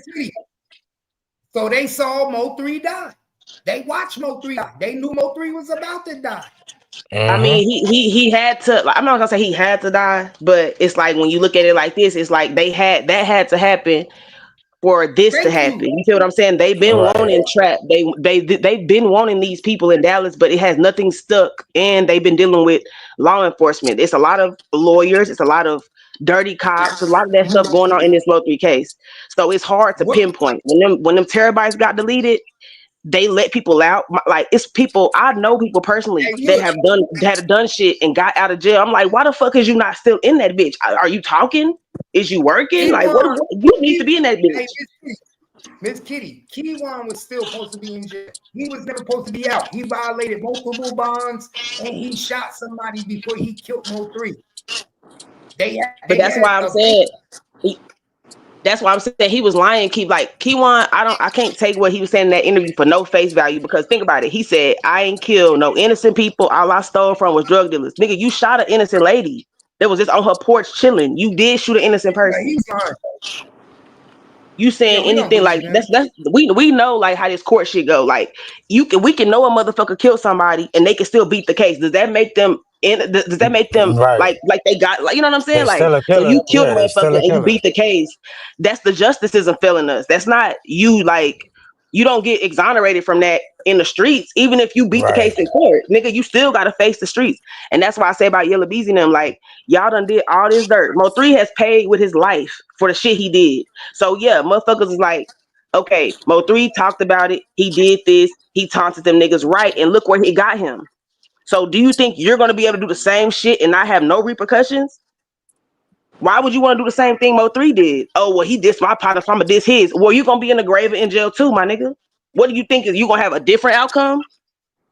Right. Exactly. Right. So let me ask you, you're from Dallas, correct? So that's what I wanted to say. Are you Yeah, from Mo3 Dallas? is my family. Oh, okay. I'm from McKinney. Oh, okay. That's near Dallas, correct? Right. Okay. I don't know if you can speak on it, but can you explain to me the connection, why Siobhan Randall was not connected to GRC?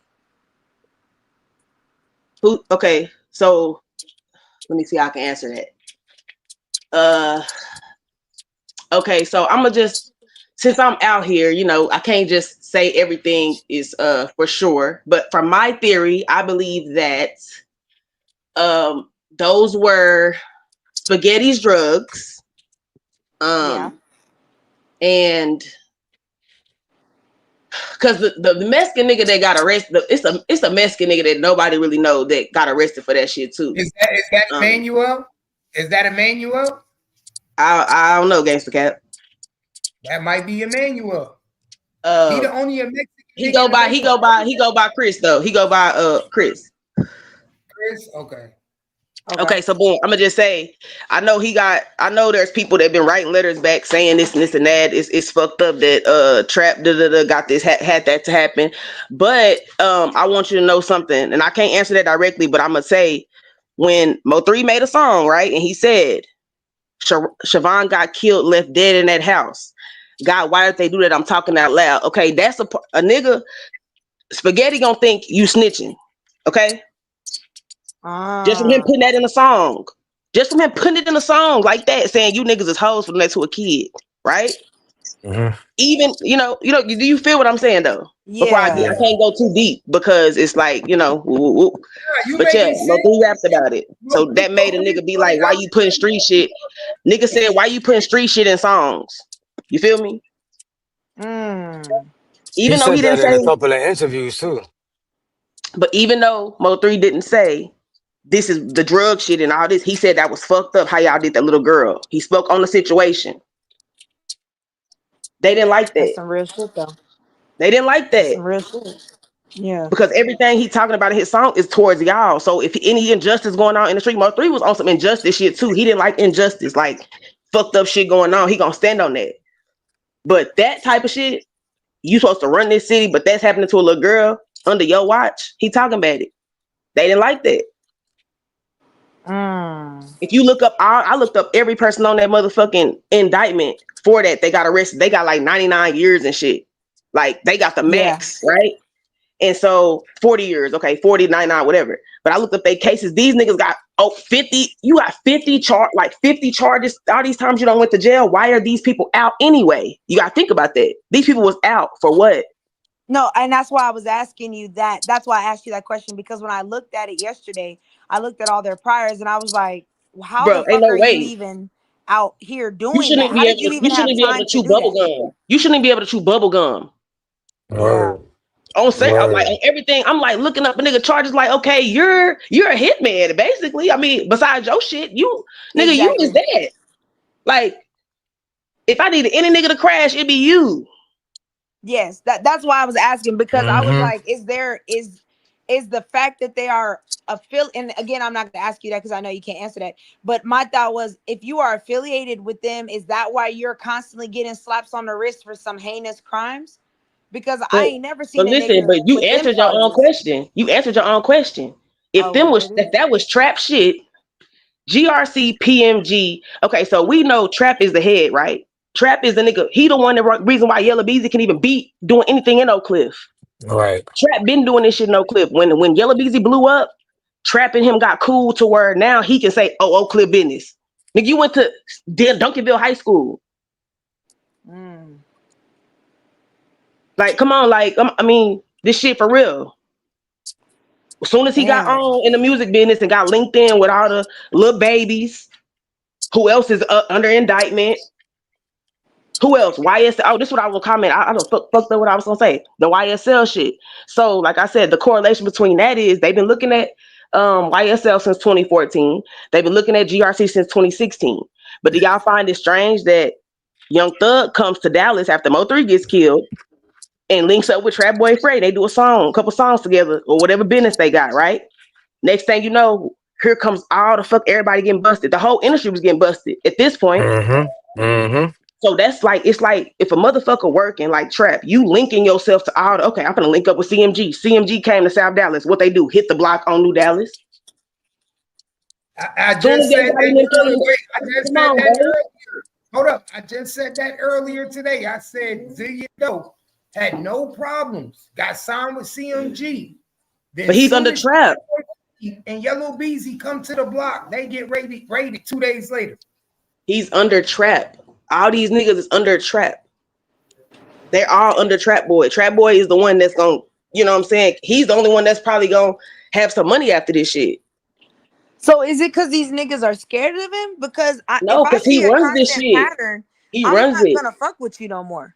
Okay, you know when Boosie, okay, I put it like Trap is like a Yo Gotti. Trap is like a nigga that when people come to the city, any big artists, you know, they fuck with all kind of shit through the pipeline. Like, you know, this, that, drink, smoke, whatever it is, like he's that nigga. He's the nigga that you gotta go through for anything. Like, fuck the rapping. That's my front. That's just how I'm finna be able to be in all these not limelights and all these be around this club and that person. Yeah. If this nigga got done fronted me or whatever, I can't say all that, but if this nigga done did this, put me in the dough, woo, I owe him. This shit I'm doing is for him. I gotta pay. It's like then y'all gotta pay the city. These niggas get taxed out here too. You don't pay your motherfucker. You can't just walk around with $100,000 on the street and you don't pay no taxes to nobody above you. No politician, no police, no nobody. What? Damn. Right. Why you think Rayshawn Jackson in the situation he in? The fuck? Right. These niggas washing their money all through him. You gotta have big dogs on your team. You gotta have that. Look, 50 Cent showed us Power and all these other little shows. That's real shit, bro. That's not nothing he just imaginarily made up and just no, nigga. That's how this shit go. Real talk. And you have to lose some to get some. So with you being Mo3's family, what is your perspective on Rainwater? Fuck Rainwater. I just pray they say he didn't have nothing to do with nothing. And I can apologize to him. But if you, nigga, right now, you guilty. Just like everybody else, nigga. It ain't adding up, nigga. The math ain't mathing. 2 + 12 = 7 and shit. I don't believe that. I don't give a fuck if you never put out another Mo3 album again, nigga. Cause if you got something to do with it, all this shit gonna be for nothing, nigga. You done fake the fans out, nigga. You ain't fake me out. He did. That's how I feel. It was a flea flicker. What is we talking about? And that's that. That makes sense. Damn. And if you did, and if you, hey, whatever, like we still grieving right now. It ain't been no justice yet till we sit in that trial room, nigga. It ain't no justice. We ain't seen justice in 5 years for 3. I don't give a fuck how many songs done been put out, nigga. That hurts even more than getting on YouTube and just having to, every time I get on this bitch, I gotta come out and speak on be a spokesperson or hear this theory or my theory of, you know what I'm saying? And it's super crazy because my son birthday is the day Mo3 died, 11/11. You know what I'm saying? And this year it's gonna be 11/11/11. You know what I'm saying? And my son gonna be 11. You know, my son gonna be 11. So yeah, like every birthday I get reminded. You know what I'm saying? Mo3 died this day, and it's my son's birthday. Damn, I'm really sorry for your loss, for real. I know that shit hurt. It's a learning experience, but I appreciate everybody. Like, you know what I'm saying? I appreciate this shit though, because it make you really like try to do better. You know what I'm saying? And like think about what the fuck you saying and you doing. If you really in tune with shit like that, like you really try to do shit better in your real life. You know what I'm saying? So that's some true shit. And I just want to ask you one more question. I'm sorry. When it comes to just like the timelines that you hear so far, like what the police have told y'all, you told the family, like, do you feel like, nah, like these niggas, it's more to it than what the police are just saying? Because they're like, okay, well, these niggas hired X, Y, and Z to do this. And then you have the Josie and you have all these people. Are you sitting back saying like, nah, that's not how my cousin moves? Like he wouldn't have done this, and that. I'm looking at it all different ways, because like I used to work at Big T, you know what I'm saying? I used to sell Mo3 CDs. I used to be up there in the middle of all the shit that's going, you know what I'm saying? When I'm playing Mo3 and niggas coming through saying, turn that nigga off, we gonna do this. And, you know, I've been around just the whole before, during, after, you know what I'm saying? So I'm really looking at everything like, what the fuck, you know? Like, I really can't just. Hey, Miss Kitty. Yeah. What do you think when you find out now that the police officers got the money for the hit hire for hit was put into an undercover account, DA account? It don't surprise me, because I've been doing my research looking at that, and bro, it's so fucking dirty, bro. It's like damn, like he have like, because this shit go deeper into, it get into the Boosies and the J Princes. It get too deep, you know what I'm saying? Like it gets, because like I was trying to tell people earlier, if this is an undercover account, we all know this murder for hire was conspired before Mo3 died. We all know. Absolutely. We all know this bank account was put together before Mo3 died. So that means that Dallas P helped conspire in Mo3 murder. And help try to cover it up. Because who else you know die and then get a sector with people that's already like getting information on the facts and all that. Come on, bro. Y'all don't think the people that had something to do with it is the ones that orchestrated this motherfucking channel so they can watch and steer and put what they want to put? Yo, Miss Kitty, when I came back, like I took 2 breaks off of YouTube, right? My first break when I came back, I was like, all right, same shit is going on, right? But my second break was the longest. I was gone for like a year. And when I came back and I really started paying attention to what the fuck was going on, yo, it really hit me that this sector was created by all of his ops. Because they can easily have a Yellow Beezy sector right now. They can easily have one right now while the nigga alive. The same motherfuckers that's in Dallas. Same thing with Trap Boy. Come on. No, the people that have something to do with it, they right here. And if you notice, the people that's closest to Mo3, you ain't gonna see them too much on this bitch, because they kind of know. We really can see like we know who he had on Facebook before we got on YouTube. We know who we had on other platforms and shit before we got on here. So I don't have to sit up here and try to see who this person is or if this is a troll or not. I know who this is. Like it'd be the people with the information that think they got the information. They the ones that's the trolls. You know what I'm saying? They the ones that's out here putting the information out. So when you bring up Boosie, you said it goes deep into Boosie. How does Boosie play into this? Okay, remember when y'all was talking about the ex-police chiefs of Dallas? Yeah.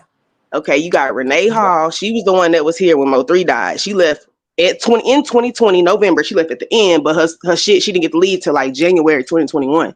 But she already had put her shit in to leave. You know what I'm saying? Now before her, it was that what's his name? We said it yesterday. The nigga name. He worked for the lawn car. He worked for Brian Lawn Car now. He worked for a collision. Wasn't it David Brown? Yeah, Chief Brown.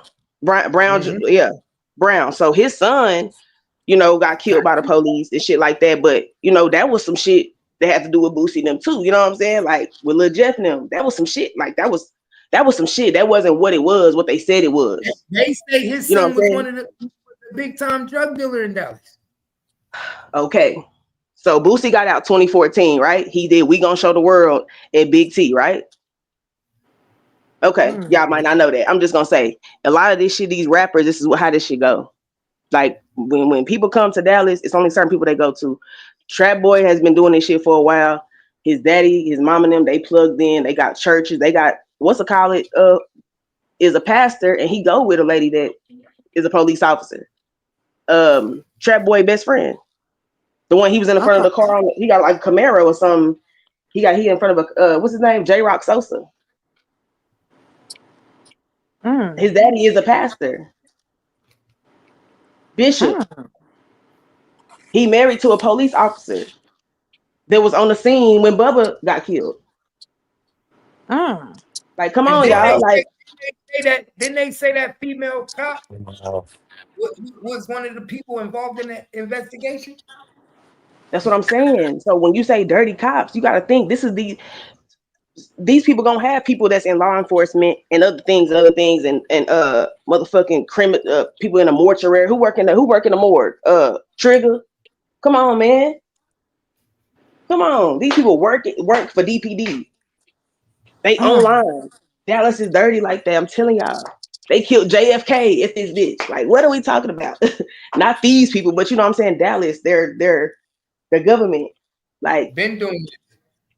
And so wait, so where does Boosie sit into this? Because I thought they were real cool. Didn't Boosie get shot? Okay. I was at Big T that day. No, hold on. I'm gonna explain to you one thing. Boosie was faking when he act like at the end that him and Mo3 was cool. Him and Mo3 was not cool at the end. And why wasn't they cool, Keith? Because Mo3 wasn't signed, right? Why? Mo3 wouldn't sign to Boosie because Boosie would not put no money into him. Exactly. Boosie wanted to show Mo3 how to get it on social media. He said, this how it was a collaboration. You remember how Boosie was getting all them young artists? Boosie was coming up because he had young artists and he would get on the feature with them, right? He didn't do no whole CDs with no artists. He was besides Mo3. He was trying to use Mo3 as a cosign, and Mo3 didn't need a cosign. Exactly. Right. That shit was like seeing two greats on a CD. It wasn't never like nobody was over the next because Mo3 fuck with Boosie. Mo3 didn't need a cosign. He was trying to tell Mo3 that using me as a cosign gonna get you to the next level, but Mo3 was already ahead of all. No, it was getting Boosie to that raised Boosie's career. You feel me? That shit kept Boosie relevant. Now he got a whole CD out here with Mo3 that ain't never gonna die. Yep, that's why he went the opposite direction. That's why they said it, because but it was a lot of manager. It was a lot of manager in the ear ass. Young Blue, the same shit that happened to Young Blue is what was going on between that. See, Mo3 was really a fan. He really was genuine. He really fucked with Boosie, even if he didn't do no music with him. Like even if he didn't do that CD, he still fucked with Boosie. And guess who told that? Who told the real? Boosie brother in the interview. And he said that Mo3 stopped fucking with Boosie because he wouldn't put no money into him. There was also an interview. I think it was the last interview that Boosie and Mo3 did together. You could tell they had tension. The hot box. That box. was when Boosie was the hot box. That was when Mo3 basically told Boosie he felt like he was better than him. Yeah, because they was on the they was doing a lie detector test, right? Yeah, that's a lot. Remember, and then Boosie didn't take his though. Remember, because they was like they asked Mo3 all the questions. He's like, "You think you got more money than me?" He said, "You think you got more money than me?" You could tell in Boosie's face he did not like that shit at all. You could tell Mo3 like it was all over his face. But Mo3 was gonna answer them hoes. Mo3 was gonna answer him because he thought Boosie was gonna answer him. You know what I'm saying? Like you waiting to see another nigga answer. You didn't even answer your shit. So now it's like, damn, you just got how I really feel, but now I don't got how you feel. Right, he felt set up. Like he set that nigga up. And then he came down here. Then he did that "That's on Me" remix. First of all, nigga. First of all, you ain't even from Atlanta. I can see what's the call? I can see 2 Chainz be on that hoe, Jeezy be on that hoe, and T.I. Where the fuck do you come from, nigga? Like, you know what I'm saying? Like, what? Yeah. So Mo3 is already seeing like this shit just industry. Like, nigga, you fuck with me, but you gonna fuck with the industry regardless. And when niggas trying to kill you and got money on your head, you making decisions like, nah, I can't fuck with you, nigga. I don't give a fuck if you my favorite artist or not. Yeah, I can't that's fuck real. with that shit because you set me up. You can put me in a place with these niggas and I don't even know. Like all kind of shit going on. But so if they were at odds because he didn't sign to him, what would make him? Why would they? Why'd y'all? Let me not say y'all. Why did Dallas shoot him in the first place? I don't, man, listen. I was at Big T the day. Seen Boosie with my own two eyes. My own two. These brown eyes. Like, I seen them. I went back in. Went to work. Nobody heard no gunshots. Okay? We get online. We on our phones. And picture this. Big T is during COVID time. So it's like 25% like capacity. Like a lot of people can't be in that bitch. So it's a few people in there. It's not a lot. Because they monitoring and shit. So everybody's on their phones and we get the report Boosie got shot. Now picture we at Big T working here. We can hear anything that go on. It'd be a whole bunch of shit going on at Big T. We all run outside. This day, no. We was outside before. When Boosie got shot, we go outside. We don't even see Boosie car, nothing. We don't see nothing. Nobody said Boosie got shot up there besides Rainwater. He called the news station. Smash the Topic and them was there. But no, when Smash Topic got there, he didn't get no photos of Boosie car or nothing. He was just there in the parking lot watching cars go by, saying it was a shooting up here. Like nobody said Boosie got shot up there. So why do you think the play was made like that? Because trying to make it like, yeah, I'm into it with these Oak Cliff niggas too. No, Boosie been plugged in with Oak Cliff before he even fucked with Mo3. That's been his plug. That's his shit. When he come to Dallas, he gotta check in. And who did he check in with? Oak Cliff. So, you know, like that's just what that is. Wow, this is new to me. I don't know about everybody in the chat, but He I did ain't not know traveled to none of North Dallas this. until he started fucking with Mo3. He didn't travel to North Dallas. Not one time. He didn't know shit about nobody. They ain't know nothing about North Dallas. Big Mamas and all that. Till Mo3. And so Boosie making a song with Beezy and them, like, how did that make the city feel? Like, did y'all not give a fuck? Or were some of y'all like, bro, that's some weird shit? Well, we knew it was some, like, I don't know, like, at some point, I didn't know it was all just beef. You got to give people that. I can't just say from beginning to end, people knew it was beef. Because when Beezy got slid on, I didn't know nothing about, you know what I'm saying? I'm like, damn, that's fucked up. You feel me? Everybody not in tune with the real beef. Like, until you in tune with it. Until you got to be like, okay, now I got to look at this shit. Now I got to really see what the fuck going on. Because so you listening. So Boosie faked ran a play of being shot to make it appear as if like I'm not cool with these niggas. I'm really still rocking with Mo3, like Mo3 sympathy type. I'm gonna put it like this, twin. I'm gonna say this. I was there with that day it happened, and I can say I didn't see nothing like that happen, or like that's not what I was getting from being like right there. But when I get on the internet and I see Boosie at the skating rink and he like doing a double puree, and like, you know, he has diabetes and he's been fighting cancer and these health problems and all that. I'm just thinking like the shit I seen on your leg. It's like, did you get a fake one replaced? Because that's not a leg from a motherfucker getting shot and how we looked in that hospital bed. Like, you are an older man. You wouldn't even be able to, you know, bounce back as you have. I just don't believe in that quick that he did. Like in a year from him getting shot, he at the skating rink, like getting loose. Yeah, it take a minute to get back on your feet once you've been hit before. That's facts. Like he getting loose, like, and I'm strictly just going on how I feel about that. I could be wrong. He probably got the best surgeons in the world to help him. I don't know, but it just don't seem like. And then you scared to say something about, like, you ain't really just came out and said how you feel about it.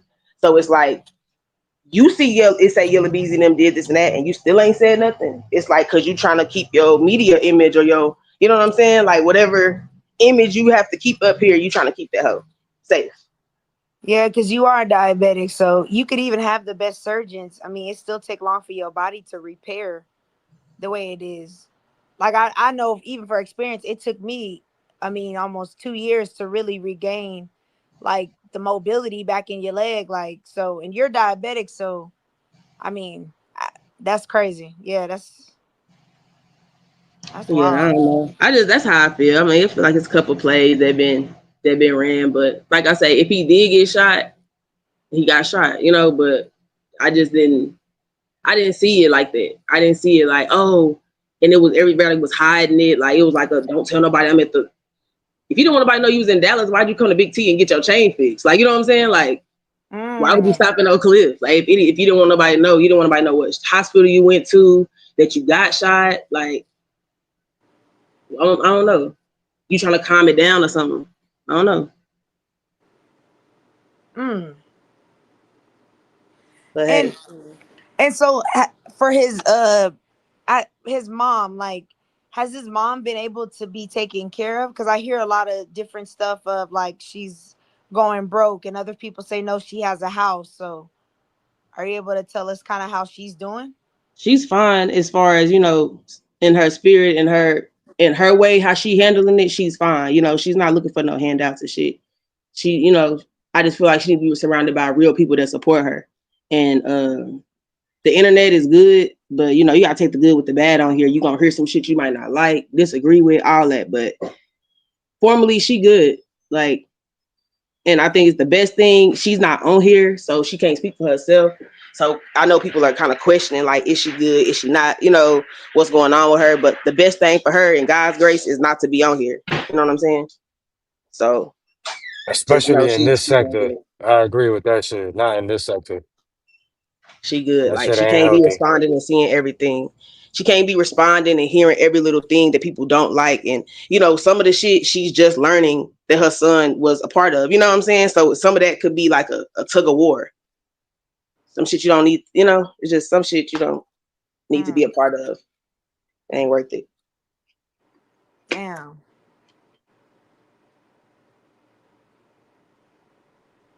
Damn, that is some crazy ass shit.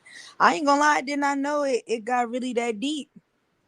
I really thought surface level. I mean, I knew deep when I read the cases, but I didn't know it was that deep that this whole entire city has turned against this one person for nothing. I mean, unless I'm missing something, as bad as they say Mo3 is, why would they give this man a day in McKinney? The mayor. Why would the mayor give this man a day in McKinney? Anybody, they could see his whole everything, his whole shrine of the music he's made, the things he's said online. They could have made a decision and say, you know what, he's not a good representation of this city. We don't want him to be, you know, we don't want him to have a day. Somebody give a fuck about him, man. He gonna get justice. Like, that's what they hate that. Dallas ain't celebrating Mo3. The city of Dallas ain't celebrating nothing Mo3. But where he from, they making sure. And how and what is your position on the baby mamas? Do you feel like I have no position? Okay, I got you. I feel that. I hope everybody come out to the motherfucking trial though, so everybody can finally see each other. You'll see motherfuckers off YouTube. Yeah, bitch. Nah, I'm playing. What you saying? Are they even gonna allow people to come? I mean, because I see this is high profile, so I would think they would. What? I'm not talking about we gonna be all in the courtroom, but you know, it's gonna be they're gonna have their chairs and buckets of chicken. Oh yeah, shit! I might have to come. Yeah, I might bring the barbecue grill up there and shit. Shit. I'm being serious too. No, I'm always down for some chicken, boy. I was just thinking about that shit today. I'm gonna send the DA an email. Oh, not the DA, but the judge's assistants to see if they're gonna stream that shit. They don't stream every other one. If they don't I stream was it, then thinking we the know it's same something. thing. They don't Yeah, I stream was thinking. even right now. Who's that dude? Shitty, Queso, I was thinking the or same somebody. shit. Right. They streaming somebody like Queso. Queso or somebody. Yeah, the Right Jacksonville now. dude. Yeah. And how long did Young Thug and them shit went on for? Like how many 300 and some days or something? That was a long ass trial, but yeah, I was thinking the same thing. I was just wondering because you know that what you call it? You know that case in Vegas, right? The dude who shot them on the strip or whatever. All right, they streaming that shit, right? But every time he goes to a hearing, they muting the audio, so we can see it, but we can't hear it. But see, the thing about going to the court hearings is we can hear with our ears right now. Say I can't record everything, but I can hear. I can Yeah, interpret. facts. I know Yeah. exactly what's going on because like if I'm watching it from my house, I'm gonna be muted. Like I'm gonna have to mute my shit at one point if they're talking about some shit. You know what I'm saying? Because they might order me to do that. They might say, hey, or I'm probably not supposed to be even recording this shit right now because they got media in here recording it. But it's That's just what I'm certain saying. shit. I hope that shit is on TV for real, so we can like really watch that shit. Yeah, Cause like I ain't gonna be all able this to shit. make it to Texas. All this Shit, shit I'm all gonna the way in Florida. I know it's people in there that's gonna be able to get everything, and that's why I say like when you actually in the physical form, like I mean you have more will, you know what I'm saying, to actually get the shit Right. you need. Like Yeah. even if I have to mute At it, least I can record the have a audio, you know what I'm saying? At right. least. That's why I Yeah. was saying you can have audio, you can have another type of something to record. Like you got free will at that point Yeah, I feel you. because everything is getting typed up anyway. So it's like even if the motherfucker in there blind or deaf, it's getting typed up. So those motherfuckers can read it. Because I know Dallas does typically a lot, like they stream their cases, but I wasn't sure if maybe this one was sensitive that they would not Man, show Botham it. John, Botham John shit was up there when the white police lady killed the boy in the house. Yeah. That's why I said typically we do see it, but I didn't know if this, because I'm gonna be real with you. After hearing all this, I could see why they might say it, because this shit is deeper than that. Like this shit is like there's layers upon layers upon layers. And I was like, if I was the state, I probably wouldn't want this to be live streamed. But you know what's crazy too? A lot of the police officers that I feel like was dirty or are dirty that had something to do with any type of hands being in it, I feel like they've already played out and took their shit and got like this bar to move and do their shit because just like the fucking lawyer, he did all that shit. If you look at the monies, like he cleaned some money in a short amount of time, real quick. All that money is not accounted for. So it's like, nigga, you hurry up and played and took your thing, you disbarred and all that, but you still out here. And that You nigga don't have only to, got you're not in this sentenced to case. 5 years suspended. Like that nigga doing house arrest, yo. That's what I'm That shit saying. blew So my fucking mind, you're not kitty. doing no I time was for like, real. ain't no fucking way. You're not Ain't doing no no time fucking for real. way. He just Hell got off. no. Who else? That That Brian Reiser dude? Brian Reiser, that nigga got off 2 murders. Got the fuck off. Tried to sue the motherfucking city. Like what? Like, what the fuck is going on here? yeah, that shit is crazy, yo. And these niggas not gonna be in the case. They're not subpoenaed in nobody's paperwork, right? So they've already took their time, for what they did. So they Well, not even a part of you this shit, know even what? if they I think well, BZ's team is subpoenaing like 5 different officers. But you know what I well, also found interesting on Kiwan's docket? It's not on Devin's docket, but it's on Kiwan's docket. I think on Devin's docket, they only got 18 subpoenas out, right? Or like 17 subpoenas, some shit like that.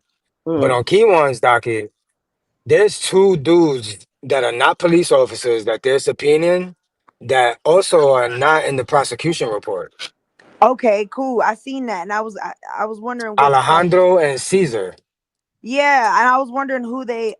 I thought they I was might have. wondering the same shit. Like, who are these people? I never heard their names before, but and they damn they sure they getting not they subpoenaed. didn't get a description. You know how like on the witness thing or whatever, who's gonna be talking, they'll have them with their annotation of what they said to the side, Yeah, right? it don't even got that They yet. It don't don't have even one for got that them. They don't yet. have one Nope. for them though, do it? Nope. Nope. But And too God though, knows who these people are. could those be just names though? So say there might say like put like this, if we're talking about somebody talking, let's just say this person is talking, but they not gonna put they name like their UC or they're like somebody that Well, can't that's a what I confidential was informant. thinking.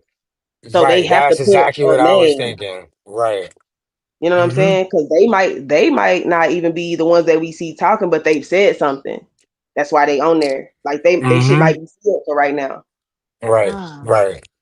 And they could have came forward after the prosecution report was sent to me. You get what I'm saying? Because I only Mm-hmm. got that prosecution report up to a certain date. So, and they sent that shit to me in 2023. It's 2025. So there's 2 years of missing information there. You feel me? Mm-hmm. So let me ask you, since you're in McKinney, with this case being the way that it is, and we hear Kiwan and Devin both saying it's not what y'all expect. The way it's gonna play out is gonna be crazy. Do you think that not new information, but things that are, well, it could be new information or things that confirm, do you think the city won't be safe for individuals? It ain't safe. It ain't even ever been safe for them. I mean, it ain't been safe for nobody, really. Like, I feel like when they start talking, that's what made it unsafe. Like, it's nothing that we're on the outside. Even though I'm family, I'm from McKinney, I'm still on the outside. Like, I'm not in no beef. I'm not, you know what I'm saying, holding up nothing on YouTube to where I need to be targeted. So I'm like, you feel like you targeted, that mean you done said something you ain't supposed to do. That's how I feel. Like, if if Kiwan is really innocent, you gonna be innocent till the day you innocent. You feel what I'm saying? Like, yeah, it's not no, I feel sorry for this. I'm not gonna feel sorry for shit if I'm innocent and I didn't kill that boy. Right. Yeah. I'm not gonna be trying to make no bargain with myself or nobody else. Like, if I didn't do that shit, I didn't have nothing to do with it. That's what I did, nigga. And these niggas did. The fuck? And see, the only reason why I asked that is, when you have people like, when Josie and them get on the stand, if it comes out that she was a part of the setup or Rainwater was a part, and these are all just hypotheticals. And my question is, will that make it where now we're sparking up another war? Or do you think that that'll just kind of be the closure that everybody needed? I mean, like I said, that's why shit been going like this. So that's something they got to deal with. You know what I'm saying? I'm not God or nothing. Like, I'm not finna take justice into my hands because I already know what the streets gonna do, like, or what your conscience gonna eat your ass up. Like, for you to have to live for 5 years, picture the people that's involved for 5 years, they've been walking straight, but turning around, watching every angle. They can't even look straight the whole time because they watching their back. Whether it's from the laws, whether it's from a random fan, whether it's on their social media, people, they post a video, motherfuckers coming in there, Mo3. Every time Yellow Beats do something, Mo3, Mo3, Mo3. Like, so it's like, that's more scarier than having to worry about death, I feel like. Because that's going to be for sure. Death is for certain. But you live in life, like, in a box. That's the crazy part. You live in life in a box because you done did some shit. Yeah, y'all not hurting Mo3 no more. Y'all can't hurt Mo3 regardless of what song y'all put out or nothing. Mo3 is not gonna respond. You know what I'm saying? So it's like, you really gotta figure what the fuck out you doing. Like, yeah, I just feel like them killing Mo3 done opened up Pandora's box, and there's gonna be a lot of shit to answer to on both ends of this shit. On the street and in the courtroom for a lot of people. And industry. Look, industry and industry. Yeah. No, like, yeah. I think people are still and been still for a long time. But you know how the street work, man. That should have slapped you in your face 10 years later when you thought shit was quiet. Niggas don't forget shit.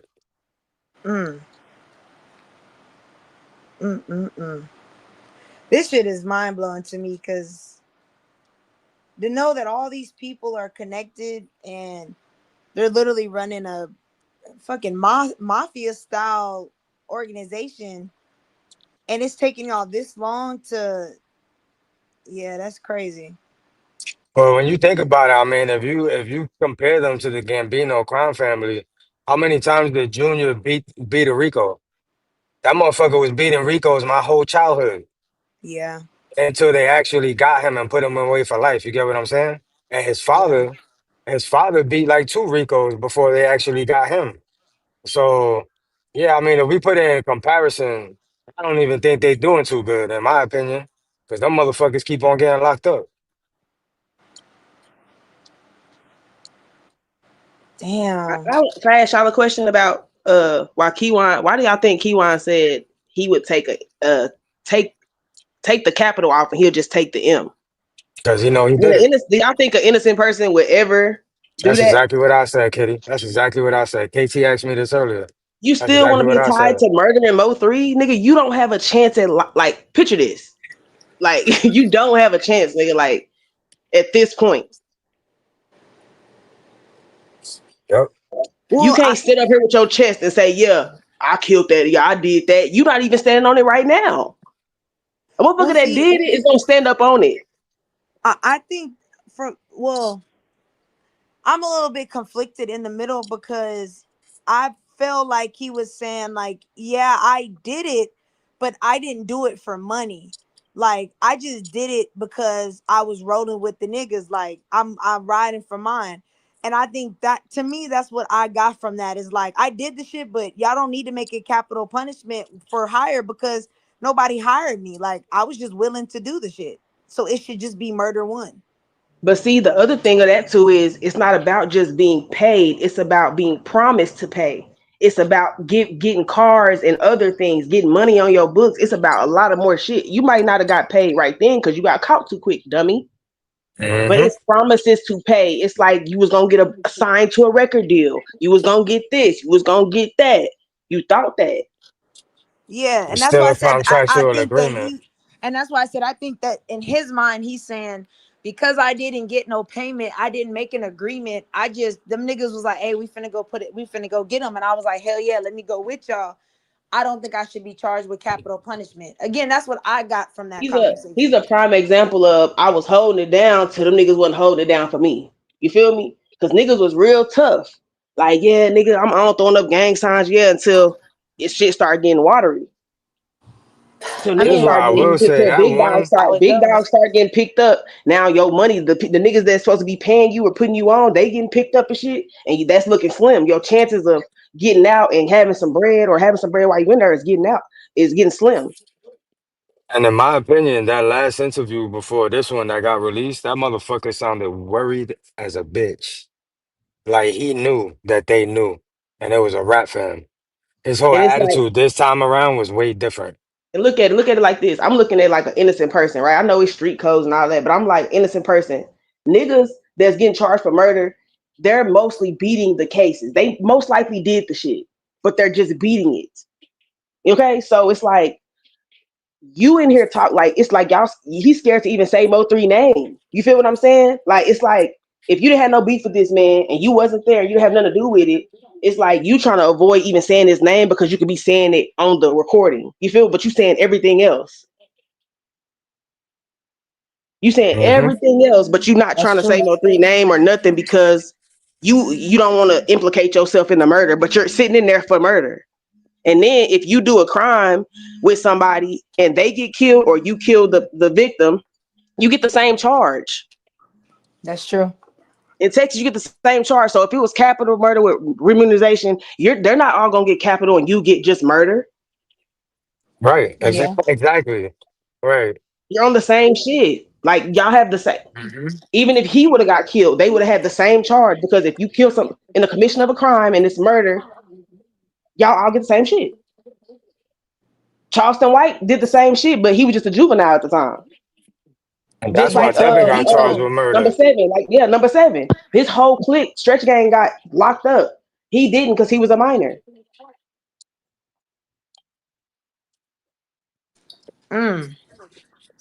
Nigga, you got federal charges already on you. Why would you think you getting just the M by itself? Yeah. Unless, that's why I said, unless there's something Motherfuckers be giving people evidence-wise wrong they information. missing. Listen, wrong information. Look, I've sat in jail for a couple days. I ain't did no major time. I've car insurance and shit. But I've seen people sit in jail. I've had niggas in jail calling me, telling me a whole play that somebody else in jail done told them that worked for them. That's not gonna work for you, my guy. Yep. You really believe in this nigga that's in here for 30 years? He can't even get himself out. How he gonna get you out? And But niggas be doing that that. shit They is be very looking at common. paperwork. They be looking at Yep. paperwork, talking, yeah, my cousin got out on this. He used this judge and this person. They giving you numbers. Call this person and call my mama and tell her to call this. Nigga, no. Sit in there. Shit. Stop calling me. And that's really Now a you good got to point. figure it out. Now you got to figure it out. No, nigga. You don't. You in here for an M, nigga. This ain't no meth, nigga. This is an M. What does that mean, basketball? That was the signal that they came up with to let them know that Mo3 was at Josie house. Let me comment on that. Because I wanted to yesterday. Okay, so y'all telling me I'm a female, right? So y'all telling me Josie saying, it's her word. She said that my kids' favorite rappers was Mo3 and King Von. Okay, so I got Mo3 is your son's favorite rapper. Also, your baby daddy don't have beef with Mo3, but he mad because their favorite rapper put his chains around their neck, right? So he's so mad about that. He wants you gone. He want you and him gone, right? Not, but your baby daddy, and I don't know, just milk the nigga for his money shit, right? He not on that. He done took you on trips, bought you bags, took you on dates, been at your house. So I'm just trying to figure out, like, so we're gonna say that the basketballs was the thing to say, oh, Mo3 over there, like tonight's the night. No, he had to get word. He had to be like, hey, your Mo3 at your baby mama house, nigga. Like, I felt like he was more on some shit like, I gotta do whatever I gotta do to get these niggas out of this bitch. Because Now the if I question would don't, be, were the basketball drops were the basketballs dropped by Trap Boy before or after Devin called to make sure he was there? right, Because because if it it could was have been done on that type of after, shit. right? Because if it was done after, then the basketballs were a signal to the killers, not Right. really a So signal as to him being there. You get what I'm saying? right. So but I'm saying like that I pinged the addresses, bro. And like if y'all So ping the how do we? addresses. So they're saying the basketballs was sent by Trap Boy. No, they Yeah, said the he was the first basketballs one. was posted. They said they seen the basketball emojis posted on Trap page, but the basketballs was supposed to been sent by the son to the father to let him know that Devin was at the house at the that night. But it just But so don't make player sense for said somebody to that. say, But so player said that Trap Boy was the first one to drop him, and I think he did it on Facebook or some shit like that. He did it through a post.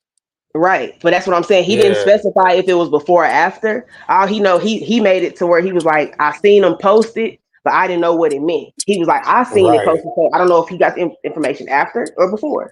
Yeah, because I think that's important. Because if it was after, then it makes more sense. If it was before, that's kind of like, all right, what does that really fucking mean? You know what I'm saying? But do that make And, sense? If your baby daddy, he's in they clique. It's not like we're talking about Devin is an outsider and he just randomly doing shit. He know these people. He got the GRC chain as well. So it's like if he get word, so say, okay, your baby mama fuck with the nigga we trying to get. He not fucking with her per se, but just say he get word that it's finna go down. He probably get a call. Oh yeah, shit, you better go get them kids out there, bro. We finna do. You know what I'm saying? That's So why he Devin over there. probably is a. So you yeah, I feel believe what you're Devin's saying. kind of Yeah. an innocent bystander, like Because he. Devin would have told on her. Listen, Devin ain't even coming out saying shit like on some.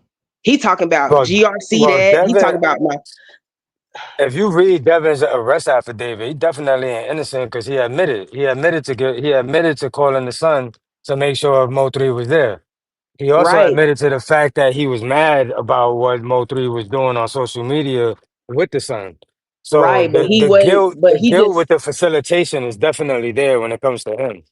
right. That's why I'm like that, and all that is true. Like all that is I not. It's mean, not giving me. is It's not it? giving me rage. Like I want to kill. Like you know what I'm saying. It's not giving me like I want to go off this nigga because he would have did it then. Why said all that to wait all this morning and do all that? You feel me? Like Well, most Well, because people, then that's they let me like feel ask you this: in Is my it? opinion, but Is real it? quick, KT, Oh, go in ahead. my opinion, I think Devin's role in this whole plot was just to make sure he was at the house. I don't think that he was ever gonna be one of the killers or one of the shooters because I don't even think Devin's a shooter. That nigga's a rapper, right? a hustler, rapper. Yeah, Yeah. he's a I mean, hustler. Yeah, he's a get money nigga. And from what I understand about everybody that knows Kiwan around Dallas, that nigga's a killer. yeah. And So see, when yeah, he did his interview, when Devin did his interview, like I'm saying, he wasn't bitter about like you know how they was talking about the baby mama shit. I'm just saying I don't think it was that deep with the BM fucking with Mo3. You feel me? Because it was like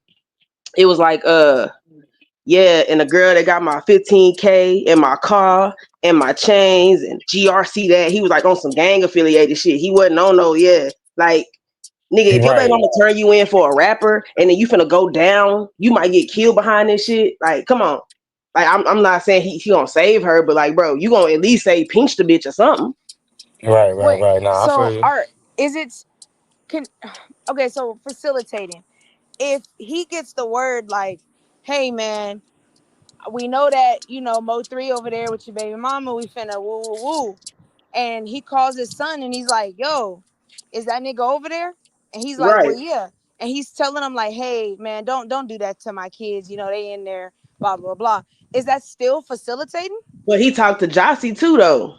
So it's like at Oh, that he point did. when you throw in Josie, because they were like saying that him and Josie was arguing that night while Mo3 was there. Whether it was arguing over text, Oh. whether it's arguing over text or arguing on the phone, you still know what's going on if he trying to get them kids up out of there. He might not be saying they finna kill y'all, we gotta get the kids out, but he like, hey bitch, I'm finna go get my kids where they at, pack they shit up, woo woo. So my thing is, why stay over there all night and possibly y'all, you not a shooter though, but this nigga got a gun. So why put you know what I'm saying? It's like too many things could go wrong in that instance of, oh, are you over there protecting your kids so the niggas don't come in there? Or are you over there just watching See, and Mo3? that's why when Book said it like that, because I didn't know that all of that transpired. Because now I'm thinking, is it I'm sitting outside, I'm acting like I'm really rocking with you niggas, but deep down I'm just making sure y'all don't touch my kids. So that's why if he's snitching, I can see why. If he's snitching on them, Well, because yeah, y'all because niggas look, was gonna go in there and fucking. I was just trying to make sure y'all didn't clip my kids. I didn't really care about the nigga that much. That's how he might be thinking about it. Like it wasn't even like that, or at least it wasn't supposed to be like that.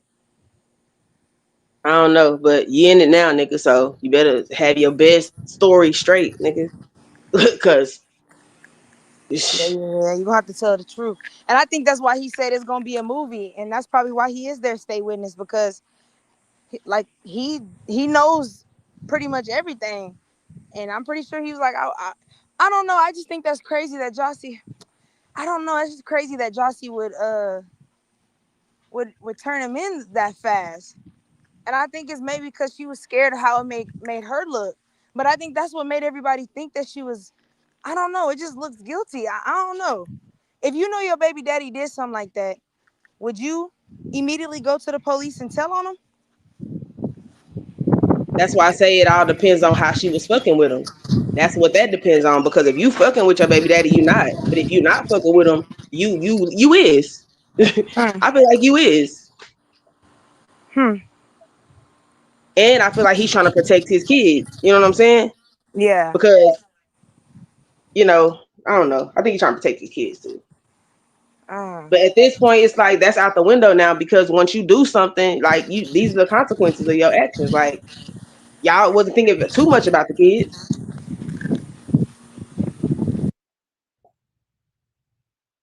So it's like shit. Now y'all gotta deal with it. November See, and 3rd. that right there, that comment, Josie been on the phone recorded with Devin. That to me, that's weird, because it's like, why snitch on the baby daddy if you're gonna be on the phone with him after he get arrested? That's weird to me. You ain't even gotta answer them phone calls. Exactly. And this man, Jackie, is telling you, and these were Jackie's words, and people have the text message where she says they was gonna go in there and kill you. I would never talk to that nigga again. And people I heard people saying, when you said that the other day, people were like, yeah, but the kids. I wouldn't even let him, he wouldn't even be able to call the kids, because from what you saying, he a deadbeat, he don't fuck with the kids. So why when he go to jail is it gonna be any different? Yeah, he always beating on you and all of that So, shit. girl. So that is whatever wild. don't come out That's of the why I wash said don't all come of out in this the shit red. don't make. That's why I was telling Cap, reading that shit, all of it, either these people are truly mentally retarded or they are lying. Cause just little stuff that they do, it's like you're either guilty or you're really slow.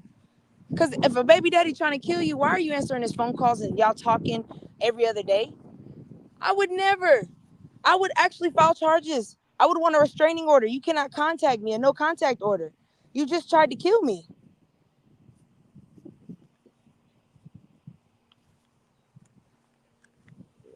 But at this point, this is the game we playing. This the game that they've been playing this whole time. Like, I feel like them just trying to get in front of it and put their stories out there first was a big red flag to me. Like, that was just a big, like, No, I agree with you. I said the same thing to Kat. I've never known somebody that's innocent that would go out there and do that PR campaign that they did. An innocent person is not doing that. Because if you fear your life and you like, you got to move and all this different stuff and you just going through so much, why is the internet, and that's a lot of people are doing this now on the internet. So it might be a mental thing now. It might be like some type of disability that they're forming, because A lot of people I see go through something and come right on the internet and say, "Oh, that's her way of making herself believe. Make myself believe. Get on the This is the internet. mental health sector. Yeah, No, that for real. I you see try to that now. mentally make yourself believe. Make I yourself really believe see that that now you're right. because I and then you got a few followers or a few people that like it. So now it got to be true. It has to work. I got to follow up with this. Now I got something to do with my time. I don't know. I don't know. But it's definitely sickening. It's very sickening. Devin didn't have any interruptions on his call, but oh yeah. Yeah, and on top of that, some of these people in this some of these people in this sector, they're very interesting because they be knowing stuff, but like they be just playing like they don't know stuff. Like it be kind of weird to me. That's why I told Cap, I've already noticed that it does get that deep just by the way people are afraid to speak about certain stuff, and they lie about certain stuff intentionally. And I've only They're been here 3 pawns. days and I've already peeped it. They're pawns. They're here to spill out the information. Like, think about it. These people got pages where one day they calling CPS, the next they crying. It's like you building a distraction, and then one day you going live about some real shit, a little girl missing or something, and then the next day you know what I'm saying. But in each one of them lives, you're divulging information about the real shit. So you not like they're not gonna come out and just say it because they need the content. They need the it's like it's money driven, but it's also the ulterior motive that's like they have something to hide inside of something. Do you feel where I'm going with it? Like, Nah, I get exactly what you mean. They'll title will be blah blah blah blah, but they gonna hit blah blah blah blah blah, but they gonna still have that shit in there where if you not there, you gonna miss it. You gonna miss the little key information they saying, or a motherfucker pop up on their channel and divulge some shit. You gonna miss that part, but all the chaos is still all around that shit. They have to do this shit, but in reality, you really don't have to do this shit. You know what I'm saying? Like, but people are having to do it because they're a part of the problem. Now you just touched on something that's real. That's real. They're a part of it. So, that's why in this sector, you gotta just really you can watch a channel for a minute, but when it start getting too crazy, just back off because you will get sucked into a channel. You be on there scratching for 5 days. You don't miss some key information on this side because you've been scratching with somebody about why they don't have a couch in their apartment. You know what I'm saying? And why this shit really going on over here on this channel, information getting divulged or whatever is getting broken down, you missing that because you scratching.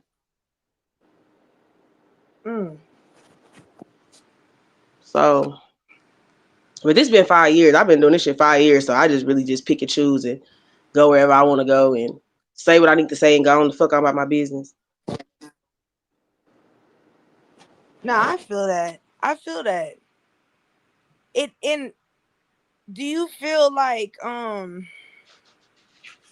do I ask this? Like the way that his friends I'll just say the friends that he has, do you feel like they, I don't want to say represent, but stood strong for your cousin? Or do you feel like they kind of fell off too? I feel like the genuine people that fucked with him, he have a lot of people that fucked with him. And I'm gonna tell you this is from me only.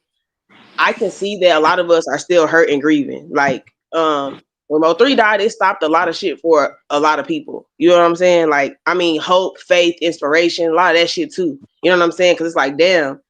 And Dallas ain't been the same since. You know what I'm saying? Like, or North Texas, period. Like, it's been something. Spiritually, it's been something.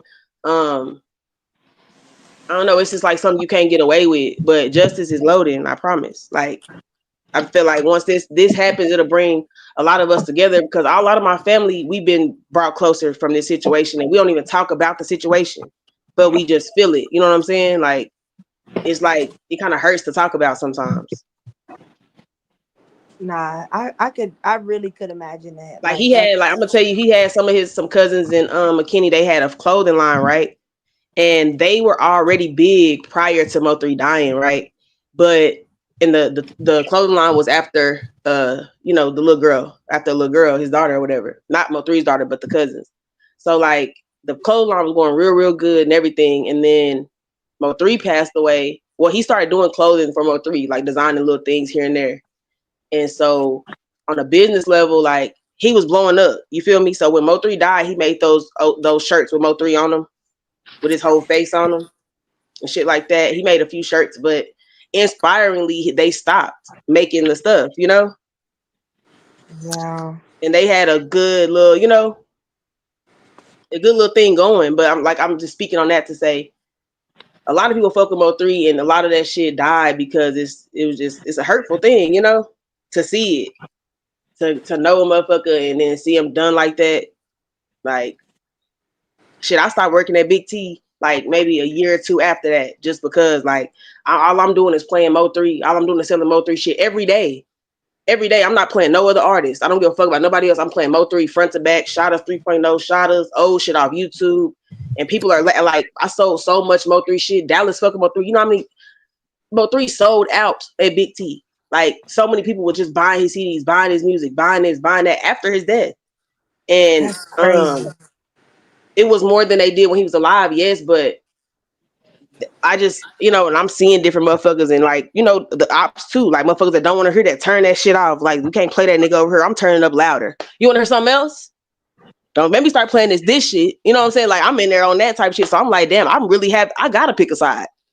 Like, y'all pick the side for me because that's the side I've always been on. But yeah, I eventually stopped working there, you know, because that shit it was just like, man, I don't even want to be in this atmosphere. And I fuck with the music. That's why I was working in the music store. You know what I'm saying? So that makes sense. Salute. Cat and Twin, y'all did it. Wasn't y'all in 88 Live yesterday when she was on the phone with her homegirl, the girl that said she read people, and she was saying that Jackie had came to her for a reading about Mo3, and she said that Mo3 sent a message to her and to tell Jackie that was fucked up how she did him and that he didn't want to talk to her? Or did y'all miss that part? I heard it. Oh, I heard it. I'm gonna be honest with you. I'm not trying to be funny. I didn't know if that was like a play or not. I really don't be knowing what's real or what's not, to be honest with you. I just got here, so I didn't know if that was for real, for real. Okay. Well, nowadays, it look like we got to take everything in consideration because to me, and I'm not from Dallas, but it seems like I can feel when the energy, like it was always something about that crew, that set of crew that I really couldn't, you know, I couldn't find no interest with. And watching that Quatita Dean from that to you couldn't tell nobody who was it that called that phone and said your partner's dead, it's time to pop bottles. You couldn't tell nobody like none of the important questions that's needed to know. Sweet Pea sat there on Scope Panel and said she gave out the message, the address. So y'all playing. But then y'all come on this app and act like everybody's supposed to believe y'all. Like, nah, you are very, very, very, very right about that. And that's why I make it hard. Sean Carter said he was in the chat. He seen it. That girl said Jackie came to her a couple months ago and asked her for a read. And she said she get reads all the time. She said 3 told her to tell Jackie that was bad how Jackie did him. Yep. I believe it. I mean, I just can't find the energy for him. Something about him. No, I believe that they play a role into this. Absolutely. Especially with the way that the other day she reacted when she jumped on the panel and she was started to scream. And then on top of that, Twin, let's go back to November, what was it, the 9th, the 10th, somewhere in there, message on Facebook or Instagram when she asking who trying to make bands. No, And that then was she on the day said, of. That was the That morning was the of, day Tuesday. of. That was the day come of. on now. She said So he trying then to she make 10 said, bands. but that was tax time. No, the hell, what? Mm-hmm. That was November. Like Yeah. it just the little things like they done told it on themselves, And but even they then, I haven't told seen, it on themselves. even then, I seen a screenshot of people in the comments because that was the post. But if you had read through the comments, there was a screenshot where someone was asking her, "Can you get me more?" And she was like saying up to 40K. And I thought that was really interesting to be able to promise somebody you could get them up to 40K on taxes in November. But check this Absolutely. out. Let me tell They you doing it something. online. Y'all did all this online and y'all can't even stand in what the fuck y'all said. That's the Absolutely. thing. It's not like we pulling this out our ass and saying, well, why'd you say this? Well, why are you doing this? Or Absolutely. y'all said this and posted it on forums on the internet. But see, they say it thinking that everybody may have short membrane like them, unlike others. Some of us remember things from 2, 3, 4 years ago. Like this Quintina Dean interview. I remember like I'm watching it today. And right to this day, I still watch that. And that just did not sit right with me. And the thing of it is, I'm a Pisces. And if you know anything of Pisces, you feel my drift. Like we sense when things is not right. And due to that, I was never able to adapt to them. And then let's go back to 88 Live this morning where she was pulling up some of T Topics Facebook posts. Like you get on this internet and you act like you so holy than thou. And I don't have a dog in the fight, but right is right and wrong is wrong.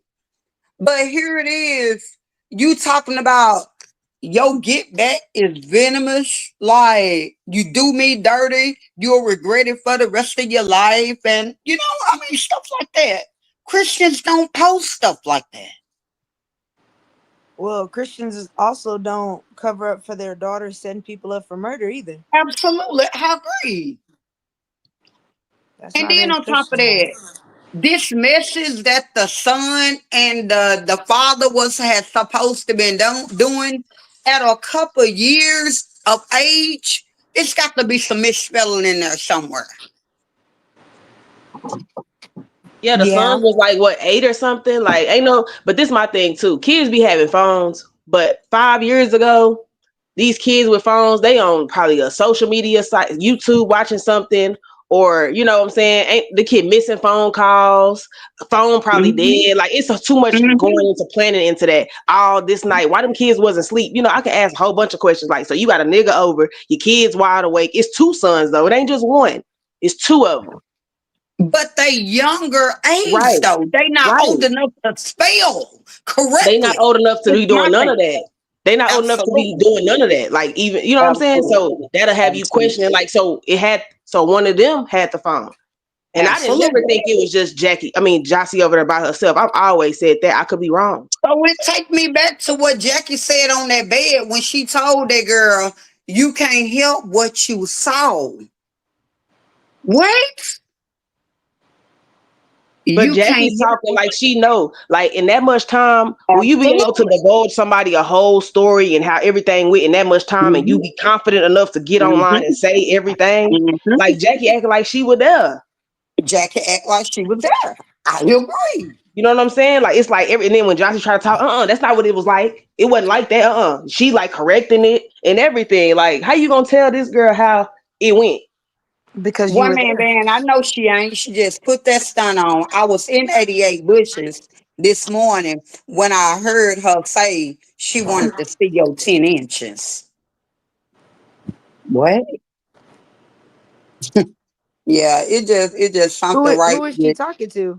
She hit up one man band and asked to see his thing. Can I tell y'all why all of these spiritual readers or people claiming to be, I'm not gonna say who's not and who is or Come who's on, talk valid to and me. invalid, but the reason why they are even in the sector and being brought up is because the guilty people they're trying to, they trying to figure out what people know or what a reader knows. If they believe in that, they trying to, that's why they're here. And a lot of people had got readings in the beginning, and then same readers came to the channels exposing them and saying, "No, remember when you got a reading and you told me about this happening in your life and your childhood and shit like that." So that's why a lot of this shit going on, because they tried to discredit Quatita after they divulged the whole shit to her. They got mad said, because she started y'all saying it. set that man up. And I believe her. I believe them. And then they sit here and try to disgrade 88 so much. She a slut. Well, I done called her slut. Only because, I ain't gonna go down. But like y'all the same as her. Jackie, you was getting evicted every other month until tax time. Like, but your hair and nails staying done. Like, where's your pride? What you love more? You looking good for these no good ass niggas or your kids? Like, make it make sense. So how can one spoon of salt grate the other spoon of salt? Just can't do it. That's family. Y'all the same. But when y'all kicking it, it's everybody else ain't shit though. Absolutely. You know what I'm saying? Y'all calling each other not shit and playing the dozens and whatever. But when y'all team us, it's fuck everybody. We the baddest bitches. We got our shit together, and we gonna ride out till the wheels fall off. And then we caught her in a lie a couple months ago. She said she had bought that place that she living in. But you backdoor last month and said something about you got some credit towards your rent. What? Like, it's the lies for me that you have to come back and recover. It's the keeping up with the Joneses for me. I don't give a fuck if I'm in a 1-bedroom box with 10 kids. Absolutely. Absolutely. You know what I'm saying? It's about how you living and how you managing, because how somebody else pockets ain't the same. Gonna rock the same. Your pockets might not be big enough. You might only got 2 pockets and that little bitty pocket in the front that go in that first pocket. You might not have all them pockets on the leg. I don't know. But that shit is for show. Right. But to me, I don't think that what I'm saying is I don't think that they have no room to be trying to judge 88, because 88, every time you see her on live, some of her kids in the background. Like, you got your little girl on the line talking about what the next woman, one of your YouTube subscribers got going on in her household. Like, what type of mother is that? Well, see, and I will say this, and this is just my opinion. This is nothing that's factual. I believe that it is a lot of distractions going on, and it gives them opportunity to argue about the distractions and not focus on what's really going on and what's really being said. And I don't believe that when we went through the timelines, through the statements, I have a hard time believing that Mo3 was just with Josie from 1 p.m. to 11:30 a.m. 21 the hours. next day. Ain't no 21 fucking, hours. ain't no drinking, ain't no smoking. Yeah, What I just have a hard just time looking at each other. No, I didn't buy that. I look at how they act on here, all that behind the scenes calling and dropping locations, and I look at all their characteristics that they showing us on here after his death to how y'all was before his death. If you able to call Rainwater and do all this, and he's just able to call y'all on a drop of a dime in the middle of the night and all this different shit, that plays into a lot of this shit that happened to Mo3. Yep. Because now everybody can get a drop. Everybody can do this and pull up here, and everybody talking behind and recording a conversation and fucking on this person and sucking on that person and you know what I'm saying? And then on top of that, why don't they lie about knowing this man? It's They all only about the known this man a distractions. couple of months, but lied and said they known him a couple of years. Like, well, see, even then, and I'm glad that you even bring that up, because to know that, because prior to this, I didn't know. I thought they had been messing with each other, and then they let me know they had only known each other for 3 months. So that really stood out to me in her statement when she said, we were in a romantic relationship, but when you get on live, you downplay it as just y'all were really good friends. So it's kind of like If y'all were No, really y'all, good but look. friends, why didn't you just state that to the police? Why did you make it Mm-hmm. seem like it was a romantic relationship and your baby daddy was jealous, unless you were creating a narrative and an excuse so that you could be dissolved from what actions you played in this? But y'all know Mo3. Y'all know Mo3 had a reading first with Katita in September, right? Yep. And he was talking about he said he got to talk to Bubba and them and all that. So I'm kind of thinking now, like, so after that, everybody just rushed to Katita trying to get a reading, trying to see what Mo3 said about them.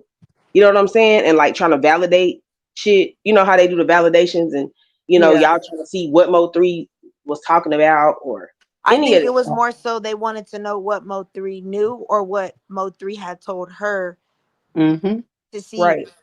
Basically, did he tell you? Was he aware of what was going on and we didn't know about it, but he told you because now you But that's guilt hold that already. information? I That's can't wait guilt. to That's guilt. trial. That's guilt already, because why are you trying to find out what Mo3 knew was saying in September? That's when 3 months is September, October, November. The 3 months you say y'all only Absolutely. knew him. So Mm-hmm. you trying to see, did he knew we was setting him up? You feel me? Yeah. Because like I said, I just it again, it's like I understand where they're coming from of saying like y'all are blaming me and y'all are saying I set someone up, and that is a serious like accusation because of the death that it caused. But it's like you're not helping your case whenever you're lying about stuff, saying the only person he talked to was Rainwater, but we find out he talked to Sean G, he talked to number 7, he talked to various people while he was with you, But which how do also y'all makes feel me like that?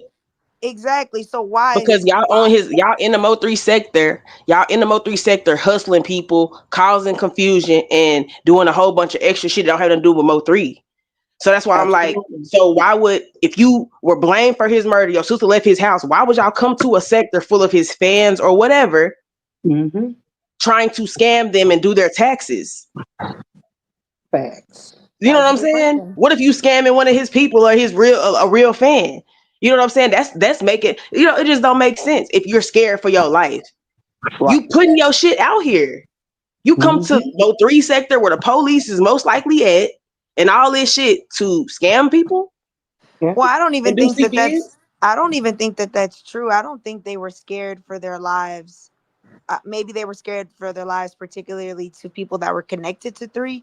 But that narrative that I'm scared for my life, I feel like that was just a play in order to get sympathy of They like, want I'm sympathy. an Yep. innocent person that's being victimized and it's not true. But it's like you hurt yourself because had you came out and told the truth in the beginning, and when you're telling the truth, your stories don't change. You know what I Right. mean? It's Right. like every time Oh you're yeah. interviewing or every time I see a clip, it's The same always you story. add a little extra that I'm like, wait, you didn't say that the last time. So where did that piece come from? And it's always a Yeah. piece to cover something else. And that's the thing about lying. When you lie one lie, you got another one to cover that one, and you just keep Mm-hmm. going. So when you're putting this narrative like I'm the victim, it's like, are you really the victim or are you the victimizer? But she's saying also that like we the reasons why, like, like we're getting justice too. Like we're the ones that turn our baby daddy in and woo doo woo. But that's not hitting on shit either. I'm gonna tell you what I said the other night, and I don't know if you was in the bushes or not, but I didn't see you in the chat. I said I think the reason why, because she didn't turn her baby daddy in right away, correct?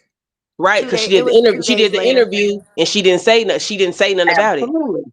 I think she turned her baby daddy in because of the fact she knew that she was just gonna get caught up trying to save her ass. We gotta Mm-hmm. remember, when this first happened and they first came to the board, T Topics was always talking about Detective Barnes. Detective Barnes. She Mm-hmm. got family members and friends that's on the force. In high places and shit. Absolutely. So, you know what I'm saying? I think that's why she turned. I mean, because if you look at it, she lied about the boy not being in the father in the kid life. Mm-hmm. Once we went on his Facebook page or Instagram and saw that he just had his baby, a month or two ago. Not even that. And this is just what I believe personally, is that I'm only telling now because I knew about the plot, but I didn't know the execution. So when you're telling me, yeah, we finna get that nigga, I'm thinking it's just gonna be like some regular Dallas street shit, a nigga dying. You guys went and did this shit on the highway and made national news. That wasn't what I expected. So now it's like y'all didn't give him time to have enough space to get away from my house because it led right back to her house. You feel me? exactly. Like So it's they like had, you know what I'm it hit saying? too close to home. I didn't expect you guys to do this.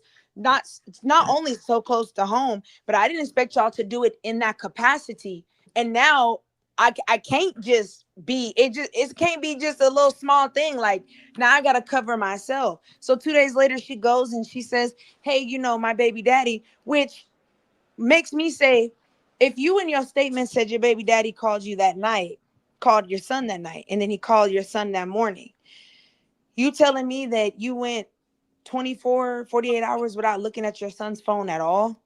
And then when you saw the murder, what made you think to go look at your son's phone? It's stuff like that where it's like, you went to go look at the phone because you suspected something. So why would you have suspected something? Because you knew something. I call bullshit. Yeah. I feel like it was her texting the whole time.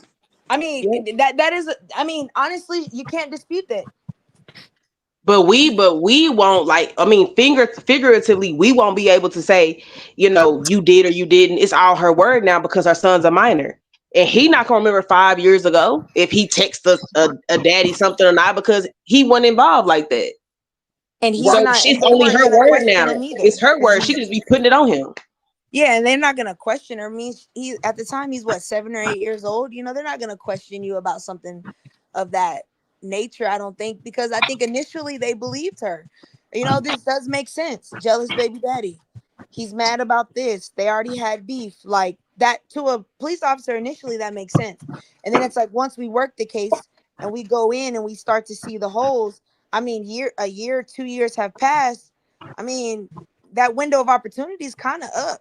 But when Devin said GRC that, so picture this, you a street nigga, whatever. On your jail call, you throw out your click. Why would you do that? Cause I'm finna snitch on them niggas. Exactly. You hear me? So that's what I'm saying. Like he was already ready in the first interview, like GRC that. So if you in this high profile murder on the highway and you say GRC, it only takes a small antenna to go up for a motherfucking investigator, task force, whatever, say GRC. You have the chains on, your son got the chains on. We need to look into GRC. But then I heard, and I don't remember what panel I heard it on, I heard that she was part of GRC. Well, they used to go to school with Yell and them, so they know. Like that's the thing too. Y'all trying to act like y'all don't know Yella Beezy and them or Trap Boy. That's crazy. Absolutely. Why are y'all trying to distance yourself? Like innocent people, they gonna just be like, hey, I know this person, and whatever come with it, come with it. They're not gonna go around and around and around and around to have to try to say they don't know this person. It's not gonna make you look like nothing if you would have came out and said, yeah, I've listened to Yella Beezy music. I know Yella Beezy. I've seen him in a club. That's not gonna automatically say, oh, you the killer. But for you not saying it, it's like, why are you hiding it? That is, again, that is a great question. And that's why I told Duke in the first place that's why it's hard for me. Again, I'm just an outsider looking in. This is only my third day really learning about Mo3 and this whole case. And I'm sitting here saying, as an outsider looking in, I don't see how any of this makes sense. Like, and that's why I was telling Cap, I said, they've been doing this for how long? He was like, it's been 5 years. And I'm sitting here saying, so for 5 years, you've had the same paperwork that I just read, and y'all are pretending that this stuff doesn't make sense. And that's when I realized, oh, so we're pretending like we're playing a game. Got you. Okay, so now I see really what it is, because these statements have been out. There's no way that you're saying on this panel, or you're getting on panel saying, yeah, I was talking to him all morning. How could you have talked to him all morning? He was on a flight from California to Texas. So it's like little shit like that where it's like, you have basic common sense. When you're hearing this, you're like, wait, that doesn't even, but people are like, oh yeah, no, she was on the phone with him the whole morning. Well, how? He was on a plane. But look, like, what's not clicking in y'all's head? In the paperwork, it say that anonymous call, right? The anonymous call gave a description of Kiwan. That was Jackie. But why are you anonymously calling though? You know what I'm saying? Why are you anonymously giving a description if your sister already told, like, hey, that's my baby daddy? You know what I'm saying? Like, well, even then my question goes into, how do you identify the shooter if you didn't know anything about it? exactly. That's what Why I'm are you saying. being subpoenaed into a Kiwan White case?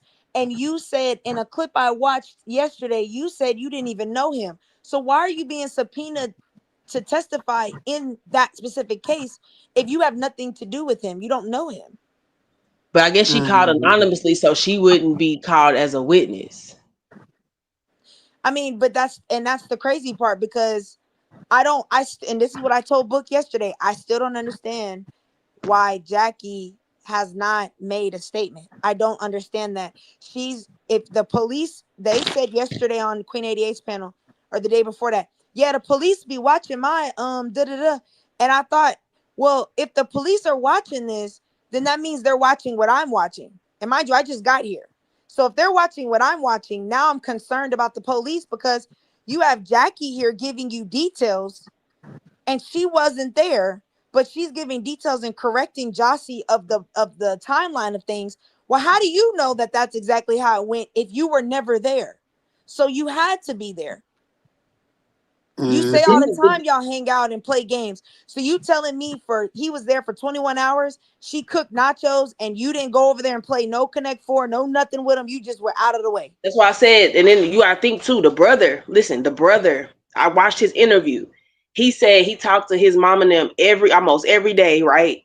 Up in like when the shit was going on, when he was in jail and all that. And he said when Mo3 got killed, one of the correctional officers that was in his tank pod, whatever, called him out of his bed, had him go outside and make his phone call to his mom and them.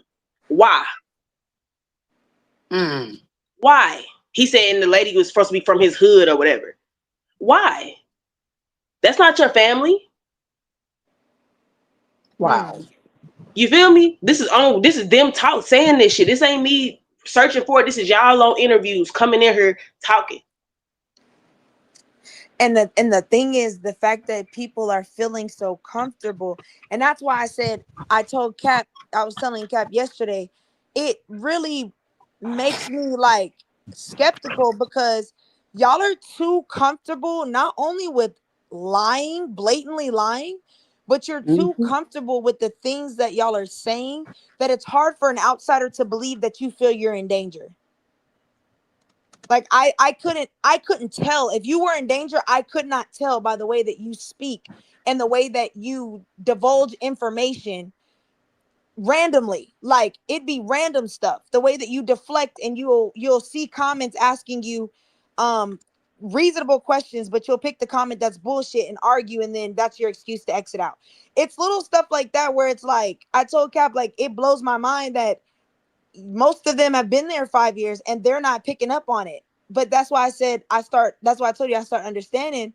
Okay, so people are running plays and they're running narratives for either money, like monetization, or they're doing it because we really don't want you to, we want to control the narrative. We want to feed you what we want you to know and then let you believe that that's all there is out there. We're going to end this live and go somewhere else and drag everybody over here too. So we're going to continue the bullshit. Right. Yes. But y'all got to understand that, like, the part of the internet that we're able to access, they want us to tell. They've done studies on social media and how it fucks with us in a way to where we get on here. The first thing you get on Facebook, it says, what's on your mind? You get on here, it say this. So it's already programming us to get on here and tell. So they know that coming from a aspect of criminals. They know this from the young generation of, they're going to post everything. So we're going to make these platforms available to where whatever they're doing, they're going to be seen doing it. So this is also a part of it. They didn't put all these features on here for us to get knowledge. They got this for their tactics also. They sit online and watch the police. They sit online and have a room where they just watch YouTube, watch Facebook, watch Twitter. That's all they do is watch it. Right. You know what I'm saying? Book, so it's also the police see playing that with Devin was on bond? No, he's I not. did see a post say Devin was out on bond.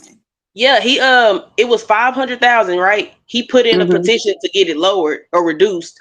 They granted the 300,000 surety bond, so that's 30,000. He got to put up like a house or a building or something, and that's why I was thinking about like he got to have some type of business or his people got to have something, right? For that type of shit, like a house or something. So they had brought up an address. I was thinking like, okay, could that be something they trying to put up? Okay, Book said he just checked Gotcha. and He's still locked still up. in there. He's still locked up, right? On the 30,000, right? Hey, somebody say he's Yeah, Book out. said he just checked. That's what I'm saying. He should be still in there because I know he ain't got the funds for that. He would have been out. Okay, he's still in. Wow. Yeah, I mean, it's just and crazy. even then, and even then, it kind of blows my mind because, you know, everybody is blaming certain individuals, but then you also see them interacting with them, and I just think that that's weird because if you think that they are involved in a murder for hire, why would you be welcoming them with open arms? You know what I mean? Like, it's stuff like that that's really, really, really weird to me. Like, y'all watch certain people just get on these platforms and flat out lie, and everyone just is like, oh well, it's just content. I mean, is it really just content? Like, is that really where we are in this? Like, at this point, we're just fuck it. Like, I don't know. I feel like that's just playing in that man's face. Like, I feel like you playing in Mo3's face to be like, yeah, this is just content. Like, we just making up narratives and stories, and we're gonna make it seem like it's just a bunch of haters. When in reality, like, from what y'all are telling me, no, this is like way bigger than that. Yeah, they be talking on the back end and everything before they go live, twin. Like it ain't nothing that we thinking. You know what I'm saying? It ain't like a motherfucker just pushing a live button just randomly. These motherfuckers are talking on the back end. They got a whole play going on. They be typing themselves in the chat and all kind of shit. Like it be a lot of shit going on. Man, that's some mental disorder. That's some sick shit, boy. I ain't gonna lie to you. I ain't never seen grown folks. Like, I mean, I'm grown, but I ain't never seen like grown folks do this shit. I was telling that cap that yesterday. I was like, bro, I ain't never seen so many older people, like niggas, grandmamas and grown mamas acting Just like getting this cussed out on the left and internet. right. Getting cussed out and drugged left and right. I'm like, damn, they ain't going. That's all I'm like, sometimes like, are they playing? Like, she ain't really cussed that girl out like that. But it's like, then it be like I could never even be cool with motherfucker in real life if they cuss me out like that, and now I gotta go back and sit by him. Oh no, baby, I ain't going over there. Nah, that's true. That's why I I said mean, it's not a cuss always, out. every time it's some bullshit or they get caught up, I always see them say it's a play. And I'd be like, that wasn't a play. You just got caught, but you trying to turn it and say, oh, it's just a play. That's why I said I hate that phrase of, oh, it's just content, it's just a play. That's a scapegoat for you to be an habitual liar. And that is really crazy to me that that's how we're defending habitual liars, is by saying it's just content. That's very weird. I told Cap yesterday. I mean, they like couple. I think probably like a week ago. I said, bro, we got to bring back shame. I want us to bring shame back because y'all should be ashamed of It's yourselves. that freedom Like, of for speech real. shit. It's that freedom of speech shit. Motherfuckers don't even know, like, what the fuck are you even saying? For it, that shit is not free. The shit you saying should cost, because it's not like y'all taking this shit like I can say what I want, do what I want, Well, you to know what whoever I though? want. And that's a good point. And what I always say is this: you are so right. You have the freedom of speech, and you can say whatever you want to say. But make sure that you are okay with whatever consequences. Just like I can't control your speech, you can't control another person's actions. So be mindful of that when you are talking the way you're talking. Understand you can't say, well, all I said was this, so why did you react? It don't work that way. I don't have to respond with words because you initiated words. There's no rules to this shit. But that's why I say don't let your freedom of speech lose your life or get you And hurt. it's at the context of what you saying though. Like if I see motherfuckers on her blah blah blah, kids this, kids that. It's like what you thought was gonna happen after you said that, or like where are you coming from? Why you saying that? You know what I'm saying? Why are you saying it? They ain't got nothing to do with. Now we use freedom of speech as a way to just be ugly to people, like a way to belittle people. We're not using it to really say something that's meaningful or anything. Because I'm look even in this sector, it's like y'all is fighting and bickering. But imagine if all y'all would take all the pieces y'all have and put them together. This case, we wouldn't still be having questions. You know what I mean? Imagine if y'all would work together instead of fighting and you want to break content. And that's why I say, is it really about justice or is this about content? Is this about content and steering narratives?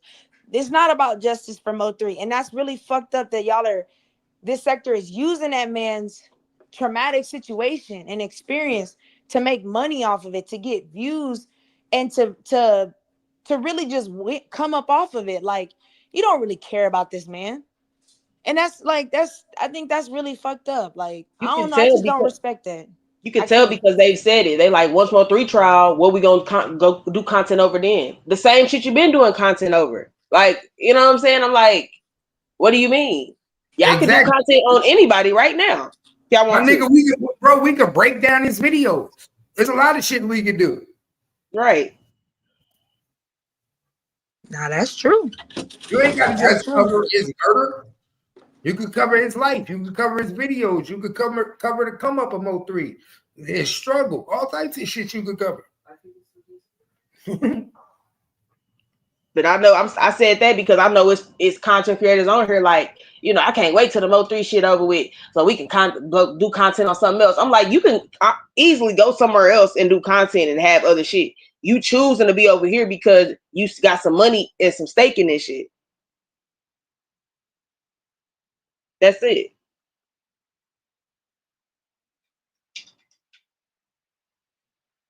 Well, that, and it's easier to make content when every time you get on here, motherfuckers is talking shit or creating new narratives. It's like the gossip game never ends. And even after this case, that's why I don't understand why people keep saying, well, what are we going to do after this? I mean, there's going to be even more drama. Y'all are going to take what y'all learned in the case and y'all are going to expound on that for like another year. And then you're going to make more narratives. And once the whole sector starts finding out about certain other things that play in a role, y'all are like, this case has layers. That's why I kept saying the other day, it's bigger than Mo3. Y'all are just dumb that y'all are focused in on the smaller portion of it. But there's so much more that should be shed out into the light. And that's why this morning I told Cap, it's crazy because everyone has this, in the Black community, we have told our people snitching of any kind is wrong. But y'all are letting these same people that you're not snitching on terrorize your community. And now I'm not saying, I'm not an advocate for snitching. You feel me? I'm a mind your business type of person personally. But it's like, if you're going to get on the internet and expose stuff, expose shit for the right reasons. If you gonna tell anyway, fuck it, go tell for the good shit. Go tell for the justice and not just for the money and the clickbait and the rage bait and all of that shit. Just do the right thing. Y'all are saying, I'm scared. Well, why are you scared? You shouldn't be scared in your own city. You pay taxes. Let me tell you something. Where I pay taxes on, I'd be damned if I let a motherfucker make me feel scared where I pay taxes at. You hear me? Nah, not where I pay taxes at. I might go pick up a piece of trash up or something, but I ain't gonna be scared.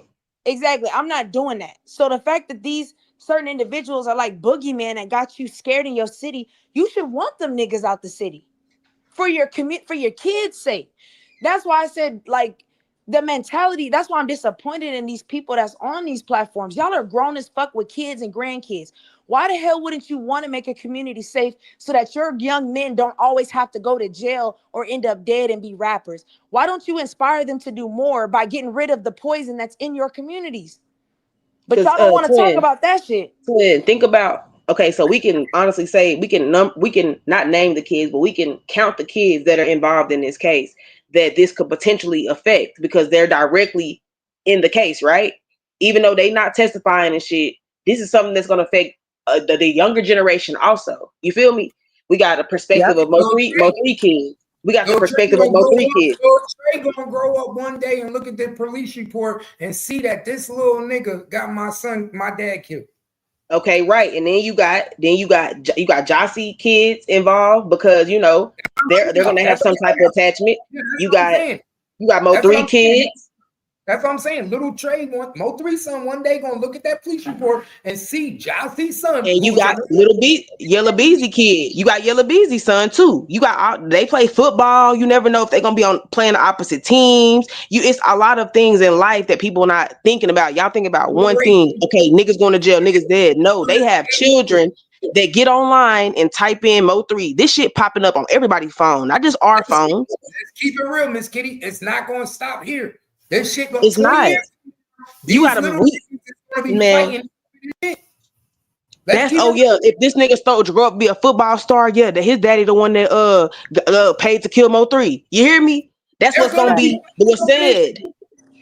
I don't care what nobody say. There's my nigga, people in Afghanistan, these little kids go after revenge when motherfuckers kill their family. If you think for 1 minute these kids is not gonna grow up knowing that my dad was unalived by you and the police reports say you told on this, you gotta be kidding me. So that's why it's like it's bigger. Like when she said it's bigger than Mo3, it most definitely is, because that's why when you ask me what, how do you feel about this and that? Like, I have to be strong for my kids. I have to show them how to deal with shit. I could easily say, here, go pick up this, and somebody fuck with you, go do this. But it's a way. It's a way you do shit. You could be a killer slide or whatever, but if you killing for the right shit, are you killing for justice, injustice, or are you just slide niggas because you need $1 in your pocket? It's always a way to do shit. Is you slide niggas on national TV to where now everybody can judge you? Because that's what's going on now. Nah, it's the way, it's in which way y'all did it. Not that he's gone. It's in the way in the manner that y'all presented it to now you're going to be a judge on that level playing field. That's true. That's true. And that's why I say I'm really disappointed in Dallas as a whole. Well, I'm not gonna say as a whole, but I'm gonna say in that community, it's disappointing to hear all of these people scream, well, I don't want to say this because of this. But what happens when it's your kid? You got, it was crazy because I heard a certain individual tell another individual, you should be happy, like you let them niggas kill your brother and you didn't even get your lick back for your brother. And it's like, that's the type of pain that people are dealing with, that their family members are being killed by these individuals and by these organizations that y'all are letting thrive in y'all's community. And now you got a whole community full of fucking trauma. Niggas is wearing RIP jackets, shirts, and necklaces. Everybody on the block got one. At what point do you sit there and say, bro, this is not, like, what the fuck are we doing? For real, for real. Like, what are we really doing? So that's why when they saying, oh, well, what are we going to do after this? I don't know. Why don't you expose these police departments that y'all are so scared of?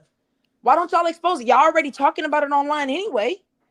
Y'all talk about how Dallas police is so corrupt and how they do all of this. Okay, well, why don't you make real content and real support and let the world know what's going on? Because that's the only way change is going to come. It took those people, drug dealers told on Rampart Police Department in LA. That task unit that was touching their kids, beating on them. These were police officers walking in people's house, touching their kids, beating and robbing them. It took drug dealers and gang members to snitch on them to get the whole task force shut down. If they can do that in LA, Dallas, what is we talking about here? Y'all just don't really want change. That's really what it is. Because it's going to change, they change. Exactly. You worried about, well, what if I get killed? They talking about, well, what if I get killed by the police? You getting killed by the nigga up the block. So what's the difference? At least you're going to die for something. You trying to pick and choose. You can't pick and choose. I'd rather die a real nigga on an honorable side than die a coward any day. So you get, and that's what I said about Kiwan. That's what I feel about Kiwan. You gonna sit up here and say you want an M, but not a capital M. What's the difference? It's an M, nigga. Exactly. Because you focused on getting out. My taxpayer money gonna be helping you, nigga. My taxpayer money gonna be helping you. So you talking about, I don't want that M, I want that M. What? Well, that's why I said in his mind, you could tell there's no remorse there because he's thinking about, I want to eventually go live my life eventually. You're not worried about like, damn, I really made a choice that not only affects me, but it affects my child and it affects my community. Like your mind isn't mature enough to sit there and think about that. And he talking shit about the OGs in there that's telling him, man, nah, you just need to come clean. They trying to tell you what they wish they would have done, young nigga. How They stupid sitting are in there you 50, 60 to years do it for saying, no I wish money? I would have had the opportunity to tell. The nigga said, I do shit for no money. Like, he said, like, if I, like, basically, you're saying, he didn't say I didn't do it, but he said I didn't get paid. So that makes you even more stupid. You doing this shit for what? Fame? Clout? Because that He's don't doing pay it. He's you. doing it because he's a product of his environment. That's the problem. This is what's cool. Ride for your niggas, ride or die. That's the mentality that How we many teach murders them. have we seen them catch partial on video or whatever in the past 10 years and them niggas didn't go straight down for it? How many rappers, how many get like any type of mass shooting of that shit has been on a rapid increase in the past 10 years. Every one of them done got caught. Especially if you a nigga. Every one of them done got caught. I mean, but you got to remember, pride is a hell of a motherfucker. Pride will make you think you bigger than the program. But it was all some type of clout shit. And I'm not saying everybody got like they reached out for clout or searched for it, but I'm saying every person that they have shown us, like from the Dolph case to that case to the Diddy case, those people that are going through that, they're building a fan base. People are coming to their channels and coming to their Instagrams and donating money and supporting them. And that's making these men think that this shit is cool because you're getting some type of support for being a bad actor. Lil Woody got on the stand. He done did so many interviews and got paid so much money and they calling him a snitch. He don't even give a fuck about being called a snitch because he getting paid. That's what this shit all about. It's not even about the moral compass or if I'm buying my mama a big house or if my kids gonna be straight. It's about living in the fucking moment and you just doing shit off of impulse. And you getting a check you getting rewarded for bad behavior. That's why it keeps going on. That shit is dumb as fuck. When you got A's and B's, you might put that shit on the refrigerator, you get a little allowance or something. Okay, you showed you did something. You do your chores or something, shit you supposed to do, woo woo. Motherfuckers, you going out here robbing a motherfucker, and because you look fly in the clothes you bought from robbing niggas, and you got a lot of likes, now you're respected all of a sudden in some way? That nigga got that shit on. He got that shit on, bro. He keep a bag. So, he ain't shit. That is true. Because I think that people really fail to realize, y'all keep thinking these kids, how do I put this? Everybody thinks catching a body is cool. But if you really caught a body before, you know how easy that shit is. Anybody can catch a body. You're not bigger than the program. You're not the biggest, realest nigga in the world because you caught a body. You know how many bitches is in prison right now for catching a body, they baby daddies and they husbands? That's not real shit. And they sitting in there doing life sentences over a nigga. How many of you niggas is catching bodies over bitches, over small shit, and you're just throwing it away? It's easy. But twin, some of these niggas never shot nobody before. Oh, well then that's the problem though. That's not, see, and this is some shit I be saying. I really wish people would be real about taking a life. It's not what people think it is. Look, twin, a lot of these people on here don't know you. They don't know your history. The reason Twin could get up on here and talk the way she do, because Twin been charged with shooting somebody. Twin got charged with attempted murder. Twin is not speaking from a nigga that never been charged, that ain't sit down and wasn't facing a body. Twin was on trial facing this type of shit. I'm speaking on it, but if Twin want to, she'll tell you, my nigga, Twin been charged for shit. And that's why I say taking a life ain't something it's cool in the beginning. It's cool in the beginning. It's fun in the beginning. It's funny. It is until you sit your butt down and you really have to reflect on that shit. And you have to sit there and every day look at yourself in the mirror and try not to see yourself in the way that everyone else is seeing you. You see what I'm saying? That's why a lot of these is doing drugs and they getting high all the time, because you can't function sober knowing that you've taken somebody else's life and it really didn't even have to go down that way. That's why I say, like, I can't respect no nigga that stand on that shit and say, well, I'm a real nigga because I kill people. Like that don't, to me, that's not respect. And maybe because I've grown up from that mentality and I had to face a lot of shit, I done been walked down and shot at myself. I done been stabbed myself. Like, that shit not cool. You know what I mean? But that's why I said I hate that we are putting this in these kids' minds that shit is cool, because I wish somebody would have sat my stupid ass down and said, listen, what you doing is gonna fuck you up in the end if you don't sit down somewhere. I really wish somebody did that for me. And now y'all have these platforms in the Mo3 sector that y'all can be that light for these other kids. You can be the change that these kids really need, the change you needed as a kid, and you turned up to be a fucked up adult. This is your time to make penance and say, you know what? The things I lack, I want to give information to these other kids. Stop talking about Mo3 on some, he was a real gangster. Man, talk about how that man was a real father. Talk about how that man loved his kids. He had a dream that he chased his dream. Glorify the things that matter, not the fucking bullshit. Oh, he was slanging iron. Half of you niggas wouldn't slang iron if I put it in your hands. I could give you a smoking gun and most of you niggas wouldn't even bust a grape. It'd be the nigga you least expect that's gonna step. But that's what y'all using these platforms for. And that's really like fucked up, especially to Mo3 family. I get why his mama don't come on here. That shit would make me want to slang iron on niggas. Y'all gonna talk about my son like that? Y'all gonna use my son like that, knowing he got kids out here? But y'all don't want to buy his album sales. But y'all want to And they scream ain't gonna about him. show up. They ain't gonna show up to no Mo3 day or none of that shit either because they know that shit is disingenuous. You know what I'm saying? Facts. That's what I'm saying. Y'all won't put this nigga music on the Billboard chart and make it go platinum over and over again, but y'all monetize off his name off a damn clip. Man, what kind of fucked up people are y'all, man? That's not that shit. That's crazy, man. That's why I say I feel bad for that man. And I do wish his family the best. I hope this gives all the closure that his family really needs. Because that's a pain you can never, like, that time don't heal all things. I know that's a saying, but that's a motherfucking lie. Time don't heal not a goddamn thing. It just numbs a lot of shit. I know a girl who testified. I mean, I'm not even talking about that. It's just more so I feel like shit. If I do a crime, bro, and I go to and I get caught for it and get caught up for it, that's that I didn't do the crime. I mean, you did a crime. Like the first thing is you did the crime. So if I don't get off on it, it's like you can't blame somebody else because you did a crime.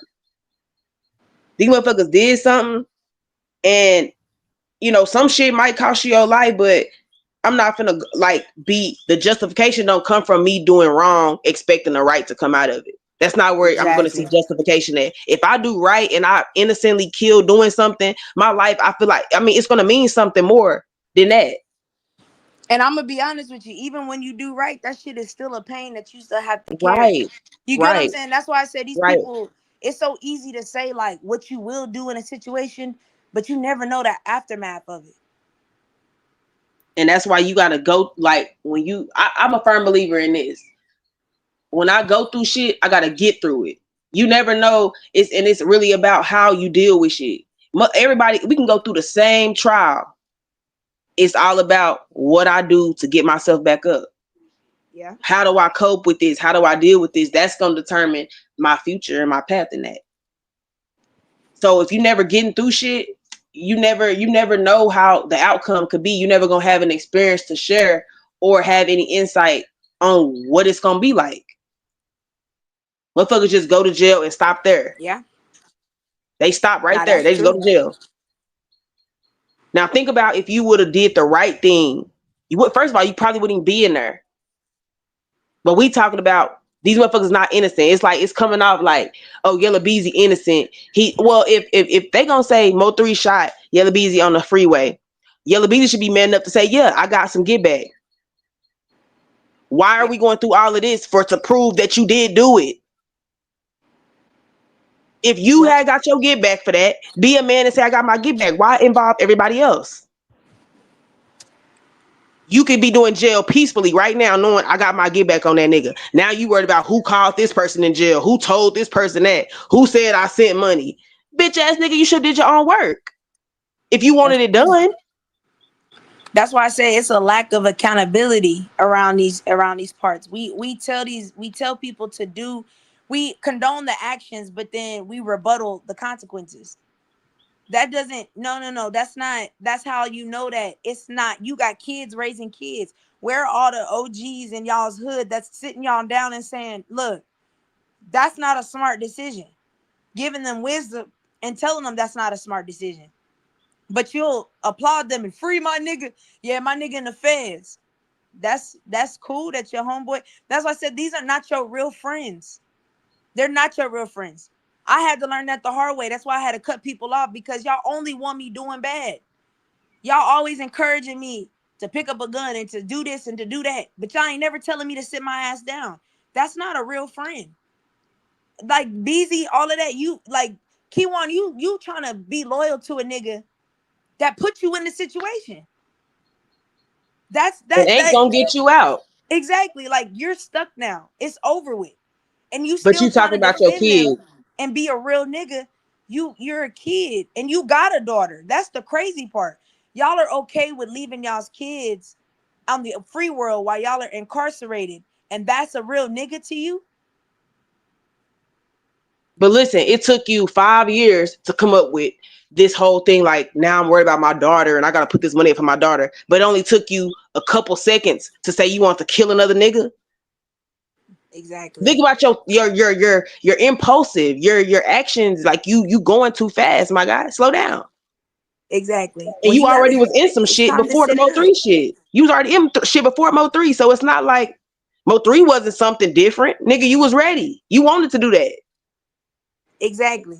And that's why it really irritates me that niggas is on here glorifying shit that is not, is toxic. Like you niggas have kids. When you have a kid, that means you got to sit your black ass down somewhere, man or woman. You don't get to still be out here running the streets while you have a kid. If you want to run the streets, you shouldn't have had a kid. Now you have a responsibility. He on these interviews, Kiwan saying, I got to take care of my daughter. Nigga, you should have thought about that before you went and did what you did. Twin, did you see Yella Beezy post? He had asked the judge could she grant him to go to some football games for his son, right? I just laughed like a bitch. Like, what makes you think you finna bond out on a capital murder with remunition, but you finna go to football games and shit? Like, ain't shit changed, nigga. Like, do y'all be thinking about what y'all doing? Exactly. Why would you even, you should have been far gone. You should have been gone by now. Why are you playing in the judge's face? Like, you just, at this point, you just putting in emotions just to make this shit go on longer. Exactly. You want to be there for your kids. You don't think Mo3 wanted to be there for his? Again, it's okay. We condone the actions, but we want to rebuttal the consequences. And you were, But it's like you got away. But my thing is, it's like you not say you got away, but it's like, okay, you that happened, right? But instead of trying to do better shit and do the right thing for the 5 years, you haven't. You wasn't worried about no football games before. Exactly. And that's crazy to me that you niggas will listen to a nigga who can provide for his kid in a way that you can't. Yellow Beezy's kids is living just fine, but you gonna crash out and miss the opportunity for your kids. Kiwan, your daughter don't got nothing. Yellow Beezy's kids got everything. But you gonna let a nigga with everything make you lose what little you have for nothing. Now everything you doing being recorded, nigga.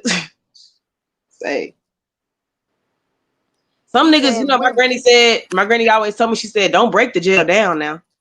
Not for real. You know what I'm saying? Like, you knocking at the you're being biased. Both sides lost people. They had kids too. I mean, that goes for anybody. I'm speaking for the whole thing.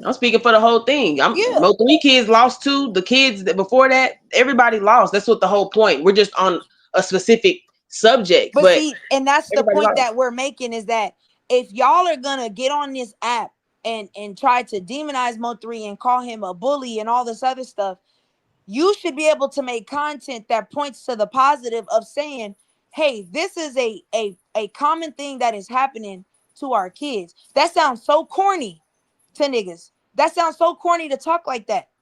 But that's why y'all's kids is ending up in fucked up situations like y'all did. And when people say that too, to tell somebody to do the right thing. When people say that, it's like, okay, so where's the win at? Okay, so if Mo3 did this and that, he talked about this person, slayed on that person, taunted that person. Does it make it okay that the other side did it? Because look at it, 5 years later, they're still, Mo3 still haunting them. Like, the situation have not let up. They haven't lived a regular life in 5 years.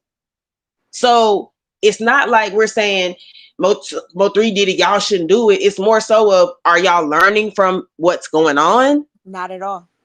Because, okay, so Mo3 did it. He's dead now. All these other guys that are alive, we're talking about them. The people And that are alive, that's who we can only reach. We can only reach them. Exactly, but that's the lesson, though. That's the lesson. That is the lesson. If we being realistic here, Mo3 had an amazing talent. He had an amazing dream that most people always dreamed of but have never achieved. To have platinum records, to have shows, to be able to fly the way he did. He had a dream that he made a reality. Most of you niggas couldn't do that. And guess what happened? He's not here to live out the rest of that dream because of choices that were made on both sides. That should be a bigger picture of showing these kids in your community like, hey, bro, when you got a dream and a talent, you got to have some wisdom with it. You can't be in the streets and chase your dreams. It never works out the way that you think it's gonna work out. You can't have, like, what does the Bible say? You can't have two idols. You're gonna have to pick one. If you're gonna be in the streets, okay. And if you're gonna chase your dreams, okay. But you are not gonna be able to do both. Yellow Beezy trying to do both. And guess where he at? Facing capital murder. These are the only That's not outcomes your that are fault, coming twin, out or from it. mine. That ain't none of our fault that he's doing that. Those are his decisions when he made them songs. When they start going live on the highway, that's not their fault. Exactly. It takes wisdom. It's a lack of wisdom on both sides, but that's what the bigger picture here. Y'all want to settle it down to Mo3. Let's talk about the culture. Let's talk about the community that these people are coming from. Mo3 didn't just learn that shit on his own. He's a product of his environment. So what's the environment? Why are we not demonizing the environment, but you're gonna demonize this man? And I'm not caping for him. Like, I'm not saying, oh, he was innocent. He never did no wrong. That's not what I'm saying. But that's the problem, is that we not focused on it's the environment we putting these people in. We're putting these people in shit. And then when they grow up, we sitting here saying, I wonder why they still shit. Well, look what you grew them from. Ain't none of you motherfuckers on here trying to make money to put back in your community. None of you want to mentor. None of you want to speak real messages. It's just content for y'all. It's only content for y'all until it happens to your family. Then your bitch ass is on the news crying, oh, please, we just want answers. Well, now, what if we said, fuck you and your answers? And let you sleep on that, knowing that your loved one murder is unsolved. How would that make you feel? Most of you niggas couldn't even imagine that. You couldn't even fathom that type of shit. You couldn't fathom your mama dying and everybody in the hood know who did it. And they don't want to talk because we don't snitch. And you got to live the fact that your mama been killed and you have no idea who it is. You niggas couldn't even fathom. Your grandmas, your kids. You can't fathom that shit. So it don't matter to y'all. That's the fucked up part about it. That's the real fucked up part about it. Y'all is too old to not have no wisdom. That's my only thing. You motherfuckers is 40, 50 years old on this app, in this sector, with no fucking wisdom. Y'all got kids with no fucking wisdom. That's a damn shame, man. And y'all monetizing off motherfuckers. That's wild to me. Like, I ain't gonna lie to you. Man, that's why I say I respect you for real, Miss Kitty, because it couldn't be me. And that's why I thank God every day, because it could not be me. Seeing this type of shit would have made I me didn't think lose it my could be mind. me. I didn't think it could be me either until that's why I say it's all about how you do shit. Yeah, nah, that's It's all why I about say how I you do respect shit, you, bro. because that's a level of maturity that a lot of us, myself, I couldn't do. That's why I say I respect you for that, because I think I would have crashed out. I ain't gonna lie to you.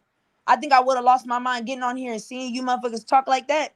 Oh yeah, oh, okay, best say less. So that's why I say I respect you for having that type of maturity, because it's people like you that need to be in this world. Honestly, it's people like you that need to be in this world. Like you said, teaching your kids not to repeat in those patterns, that how to heal the correct, healthy way. Like, I'm glad there are people like you that are out there teaching your kids, because shit, man.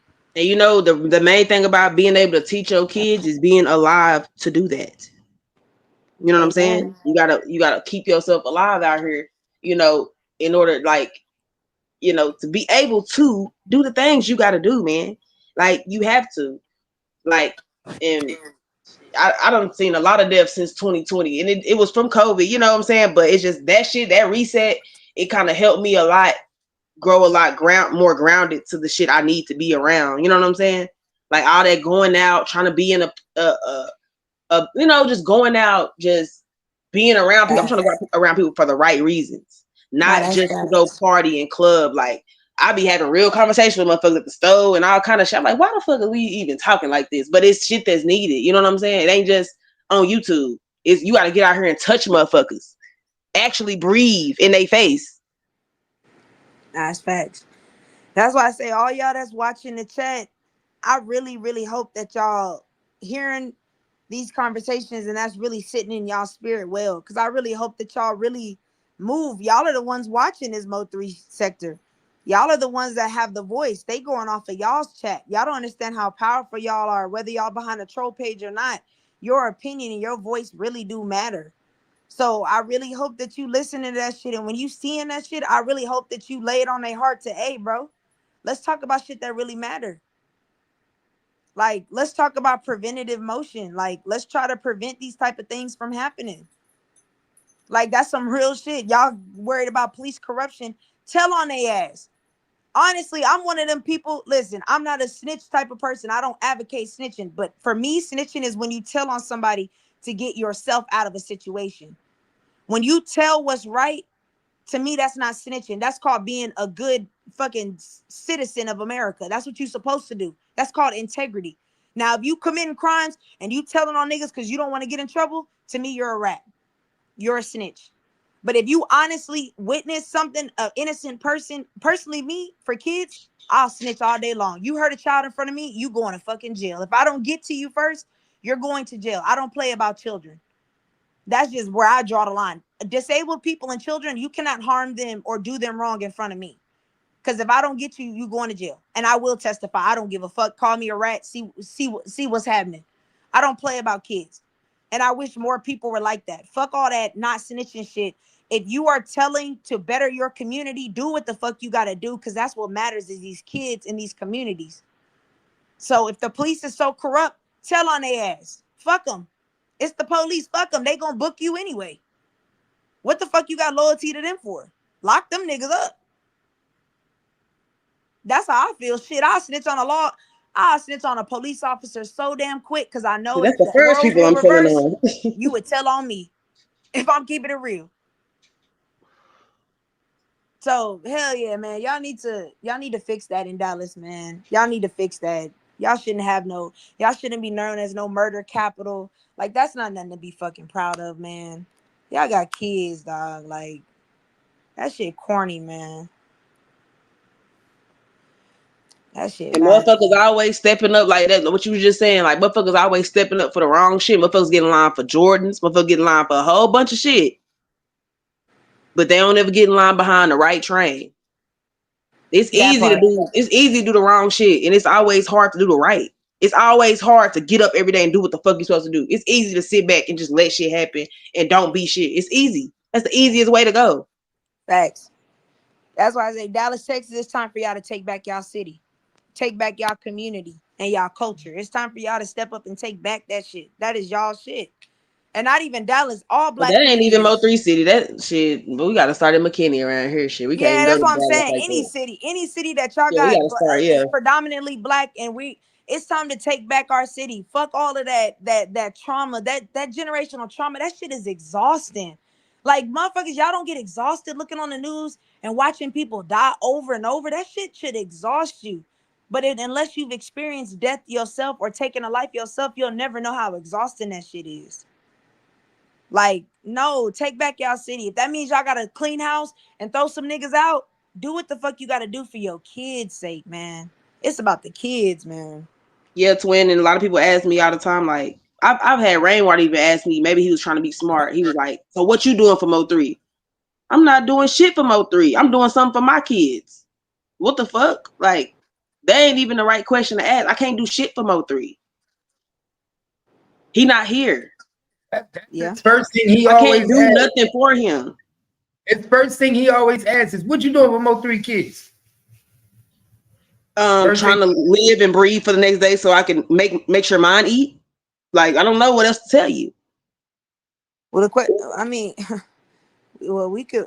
That's a rhetorical question. We could reverse Uno and ask that same question. But That's he what feel y'all like don't he doing understand. something because he's selling some records. Money don't raise kids. We gotta, as black people, we gotta get that shit out of our heads. Money don't raise kids.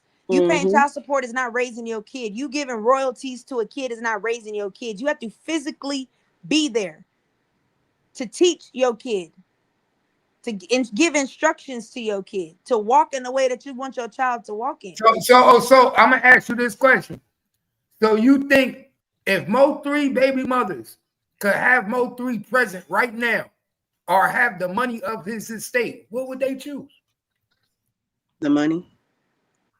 I would hope that, well, I would hope they would pick the father. You have because he wasn't he wasn't loyal to them in that way, as far as like, you know, he might have been doing for them, those were the perks, but as the person, no, like they wanted, if they could have him to himself, yes, but they didn't know, revealing all this stuff afterwards, that he had this woman, that woman, that woman, that woman. So yeah, I think they want the money, because he wasn't going to give it all to one of them. If 4 bitches got $20,000, shit, if they can minimize it, like, well, if it was just me, I would have 80. So you know what I'm saying? Like, no. I mean, and that's why I said, if you're not ready to be a parent, that means you got to sacrifice. Y'all are thinking about yourselves. It's not about you no more. It's not about you no more. I wish women and men would understand, when you have a child, you are not the primary no more. There are things you got to sacrifice, even if that means I can't be with the person I love. If you still want to be a father presently, I'm not going to give you a hard time, or I'm not going to be bitter towards you. So the fact that you would pick money over a man, being the man of your kids, being a father to your kids, that you haven't grown up yet. It's still all about you. That's the problem. It shouldn't be about you.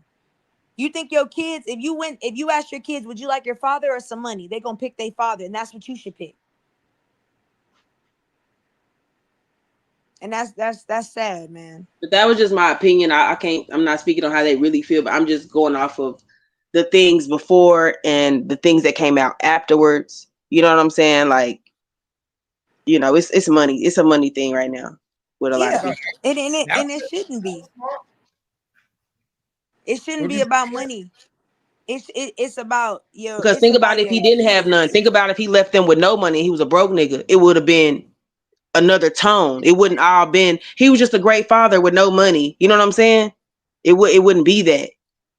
Nah, that's facts, and that's why I say they're the baby mama that I probably respect the most since I've been around here is the Ashley one, only for the simple fact that I really be seeing that she be trying to set the facts straight, and they don't be trying to hear what she's saying, because I get it. Y'all want to spin the narrative, but like, that's probably the only one that I've really seen in the past 3 days that's consistently hopping on these panels like, nah, that's not how my baby did. Like, nah, that's not how it went. This is this.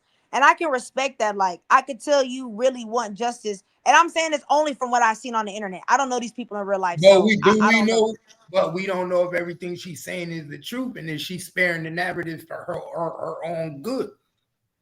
Because yeah. No, that's why I said. Look, because Ashley was the one that also had her secret meeting with the dude that was about to go to court for the music behind everybody back. I mean, honestly, Cap, could it be that she looking out for her kids? I mean, I mean, she got to make sure her kids eat too. I mean, battling with baby mamas, that's hell. I mean, I ain't never done it, but I can only imagine. So it's like, if you got other baby mamas who not really, they didn't have that love for Mo3. They had, like, how do I put it? Like, they got love for him, but they didn't love him. And they trying to, fight for the money. But you genuinely are like, look, I'm really hurt about him being gone, and I want my kids to also be taken care of. Because, I mean, I don't think that's selfish.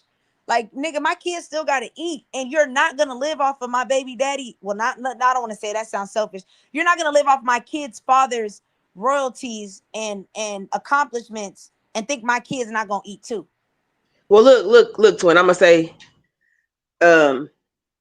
I think that the baby mamas are doing what they need to do as far as, the things they feel like they're equipped to do. Like, all of them are different. You know what I'm saying? Every one of them, some might be outspoken, some might be quiet, some might got their own shit going on, to where it's like everybody trying to figure it out.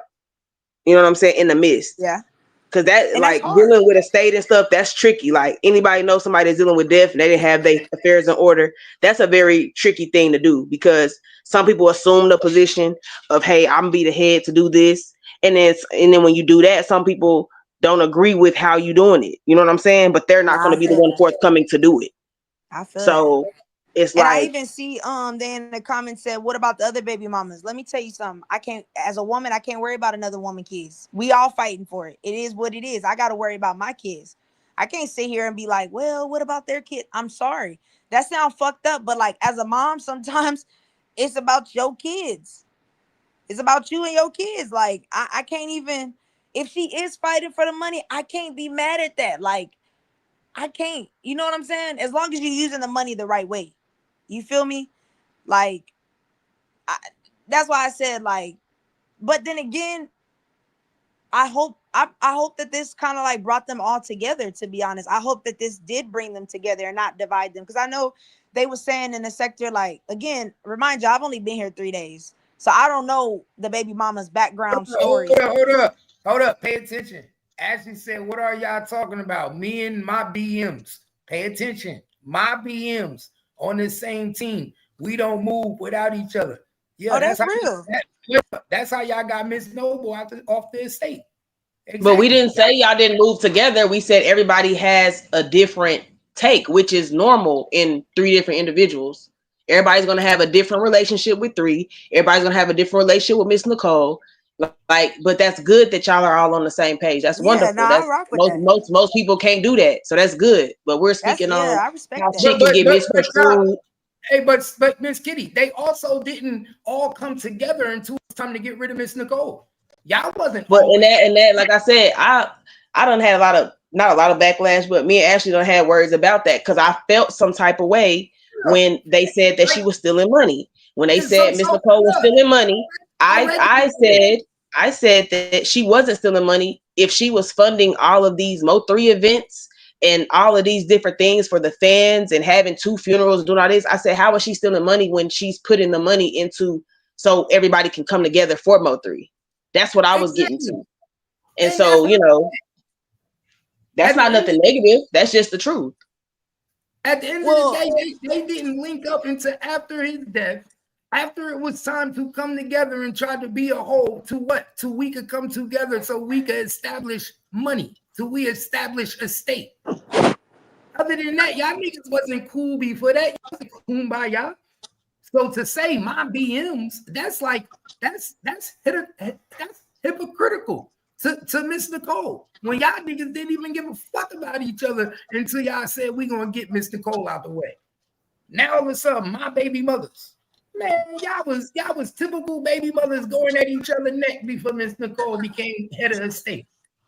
I mean, but that's typical though, Cap. When the shit first hit the fan, I mean, I'm just saying it's mighty funny all of a sudden you say my baby mothers. That comment, my BMs. Nigga, they was Mo3 BMs, not yours. I mean, but you gotta remember this. When the whole world is now turning against you, nigga, we all we got at the end of the day. You see what I'm saying? Like the baby mamas, nigga, we are Mo3. We the last bit of Mo3 through our kids.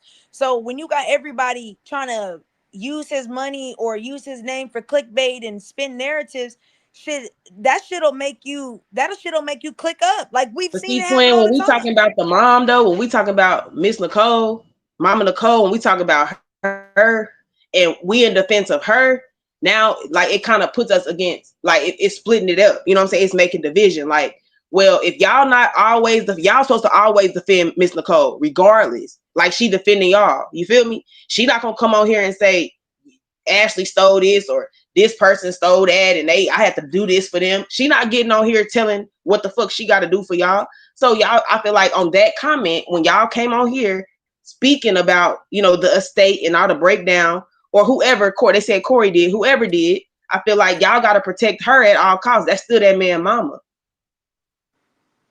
That's still that man mama, regardless. Like she spit him out her pussy.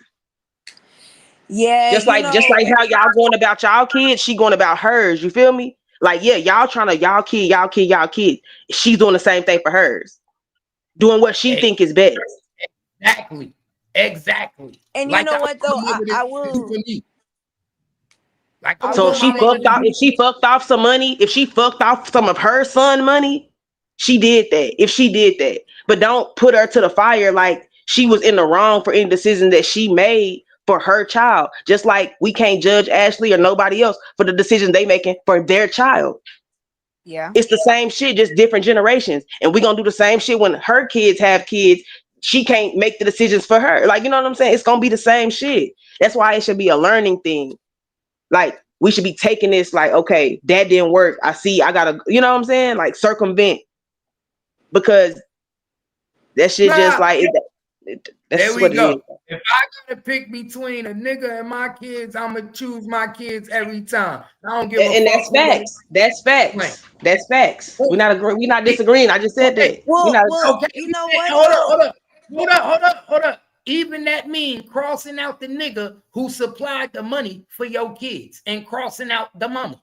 Because at the end of the day, everything that's coming to your kids came from that nigga, which was birthed from that mama. What are you talking about? You're not making no sense when everything your kid is getting come from that nigga that you basically saying you gonna choose your kids over anybody at any time. Make it make sense when the money is coming from that nigga. So you saying fuck that mama. Is it circumstantial? Because it's like if somebody put me in was like, hey, would you take your mama to the movies or your kid? Like, you know what I'm saying? It's like, it's kind of like that. Or is it like, if it's like, you know what I'm saying? Situational. That situation wasn't on no life or death shit. That was about money. You feel me? That was about, is you gonna be ahead of the money or this gonna be ahead of the money? It wasn't ever about life or death. If them kids gonna be straight, they was gonna be straight. If Mo3 lived or died, them kids was gonna be straight, right? See, you know, this is. I'm just asking.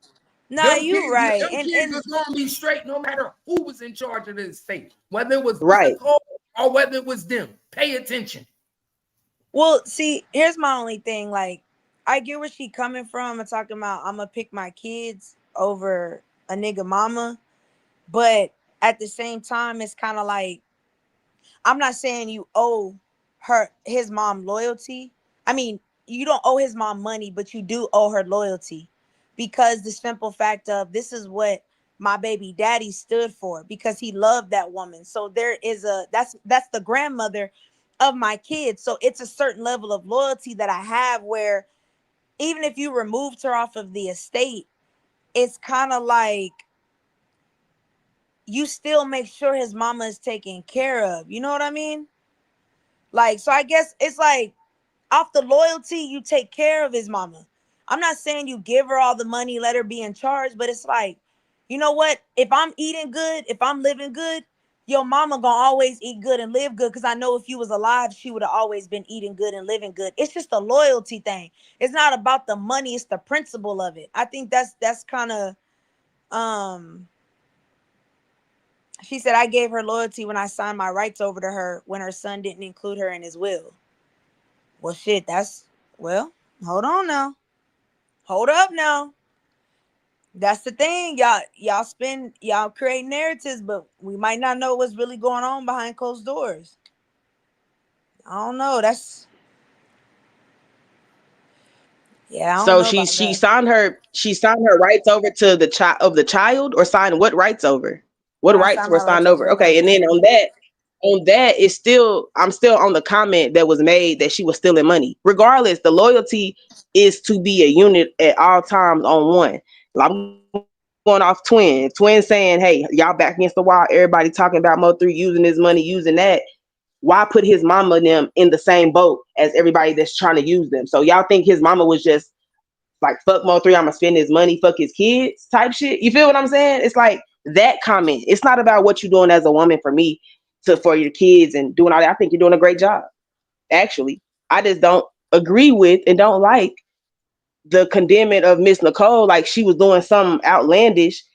The same shit Rainwater doing. Really out here doing shit. And that's why I said I really want her to elaborate. That's really out here taking from Mo3 and saying his name, not his mama though. Yeah, I'm not gonna lie to you. Even if his mama was stealing, I wouldn't have let. Even if that's why I'm saying, Twin. Even if she mishandled, even if she mishandled go spend some money on some shit. Why tell the internet in a sector that's bullying you? They don't believe in you. Why would you give them ammunition? These people are calling. Like, come on. Hey, Miss Kitty, stealing and mishandling is two different things, bro. That's why I say that, like, we using verbiage that shouldn't be used. Stealing? Was she really stealing? How did she steal from her own son? Well, that's why I said, that's why I wish she would elaborate on what does she mean by money was stolen. And again, please don't think we being biased, because you have to remember. I said, and that's why I said, she said stealing though.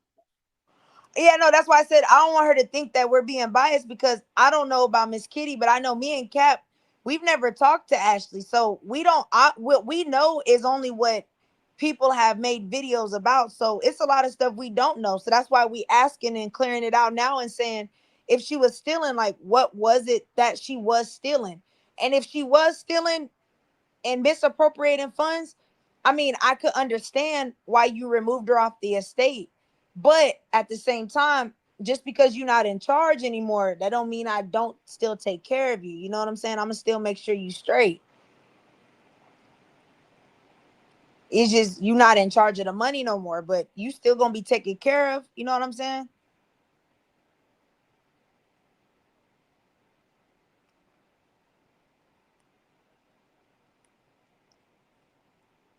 They said they finessed and stole back her rights.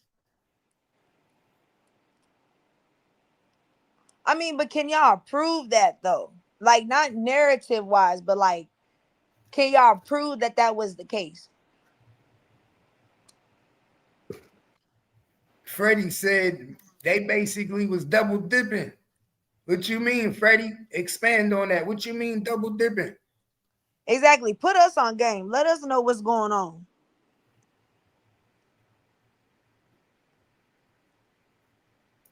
He said men take care of their mothers. I'm sure she was in the will. I don't buy that shit. I didn't have to prove it. The judge did. Also, the judge seen that.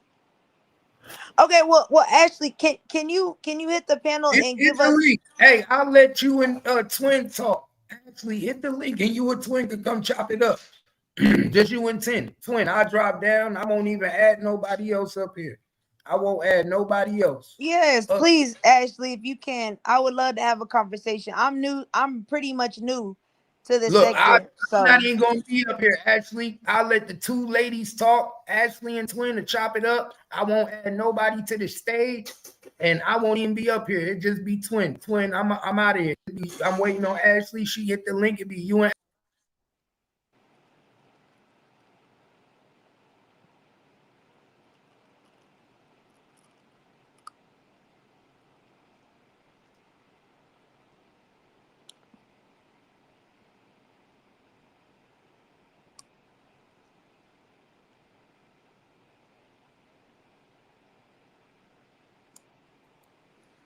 All right, well, I ain't gonna trip. She ain't trying to come. She ain't trying to come. Well, no, we definitely should set up a time that you can do like an interview. Well, not even an interview, but kind of just give people your perspective and your side, because like I said, I don't know if you've ever spoke on it before, but everyone kind of has this idea that you was playing with his mom.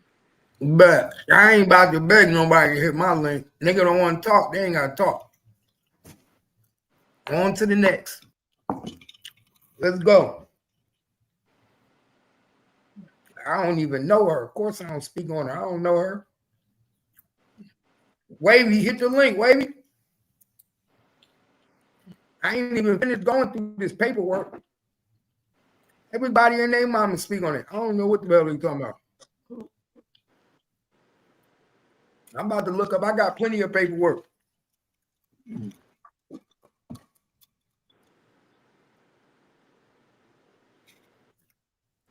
Oh, she said the estate is public record. I'm gonna have to look into that.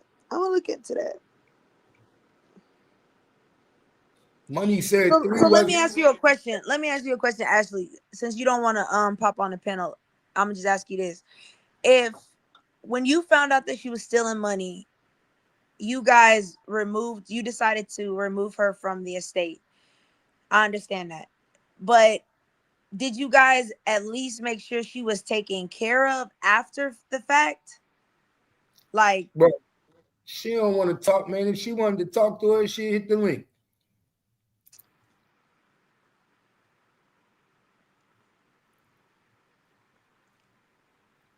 They left her. They left Miss Nicole working at a casino. I think she working at a casino now. A makeshift casino. Oh shit. Well, Ashley says she touched 300K. Hey, can't beat that. Is that 300K a year? Because if so, I ain't mad at you. Spent 300K. Come on, twin. Spent 300K. No, that's why I was asking her, is it 300K a year? Or, I mean, even if they gave you a lump sum of 300K, like, or 300K went through the account. Remember, we paying for albums. Remember a lot of stuff get paid through this account. Team albums, still got to pay for you know what I'm saying? Music getting paid for, niggas making beats, a lot of stuff getting paid for out of this account. She ain't go through 300K. I mean, I don't think at this point there should be a lot of money even going out of the account, because you're basically charging other people for features and songs that Mo3 already created.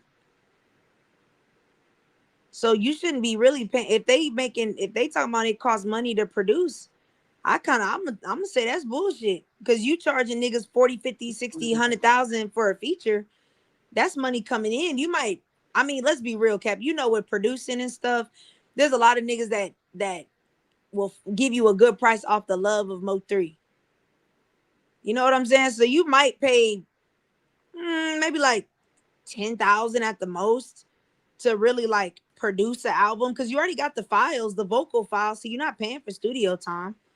And all you really doing is mixing and mastering songs he's already made, or giving verses of clips. I mean, vocal files of songs already made. So you should be bringing more in than you sending out.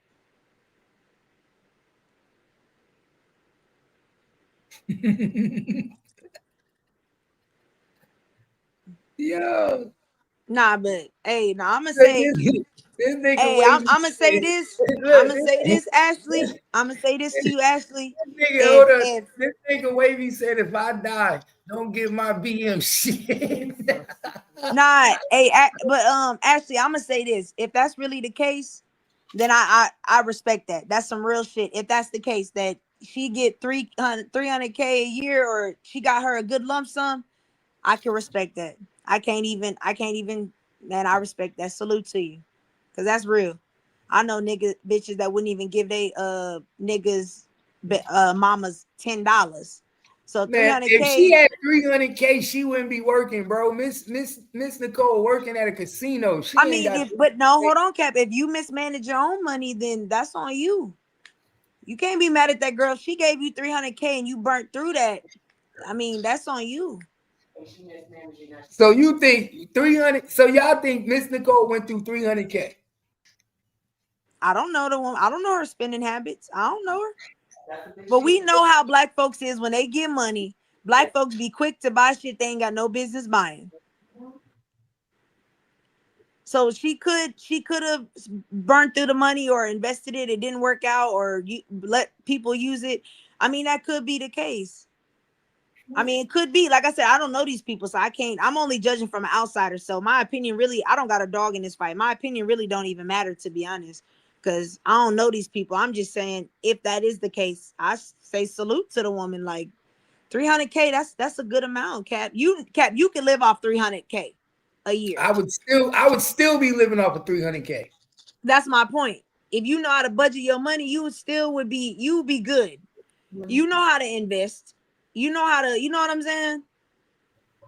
So somebody give me 300K, I'm flipping that motherfucker. But that's why I say, I'll just say I don't believe it.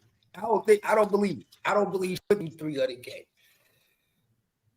I'm just saying. He said 300K ain't no money. Oh, you must be rich. He said 300K ain't no money. You must. Shit. But his name is Money. Yeah. You must be a multi-million billionaire, nigga. 300K to a month. Listen, the most I didn't touch in my life is 250K. And I don't care what nobody say, that's still a lot to me. Because guess what? No matter how much money I make, I still live like a normal person. I'm not burning my money. I fix my credit. I'll go give me a credit card. I'm going to build my shit. So I'm not. So 300K may not be nothing to you, but shit, every dollar count to me. Shit, $500 is a lot to me. I don't care. Shit, money. Yeah, but that's why niggas be broke, Cap. That's why motherfuckers be broke. Because they don't be thinking that they be taking that money for granted.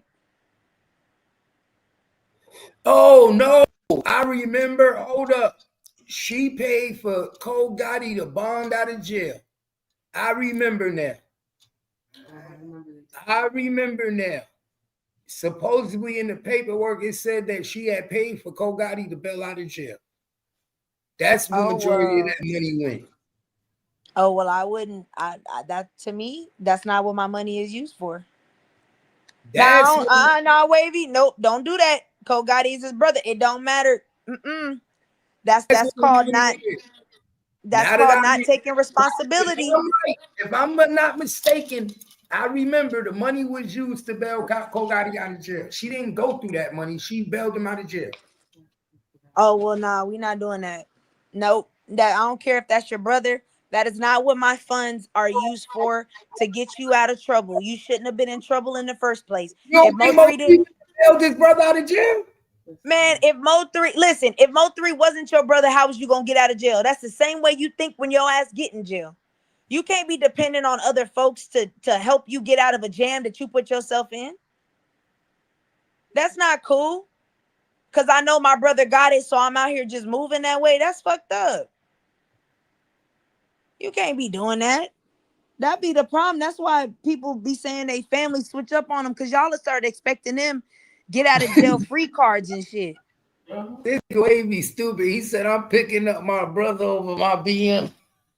Man, hell no. I ain't picking it. Listen, if you get in trouble, depending on what you did, that depends on if I bail you out. If you is doing drug charges, I'm not bailing you out, nigga.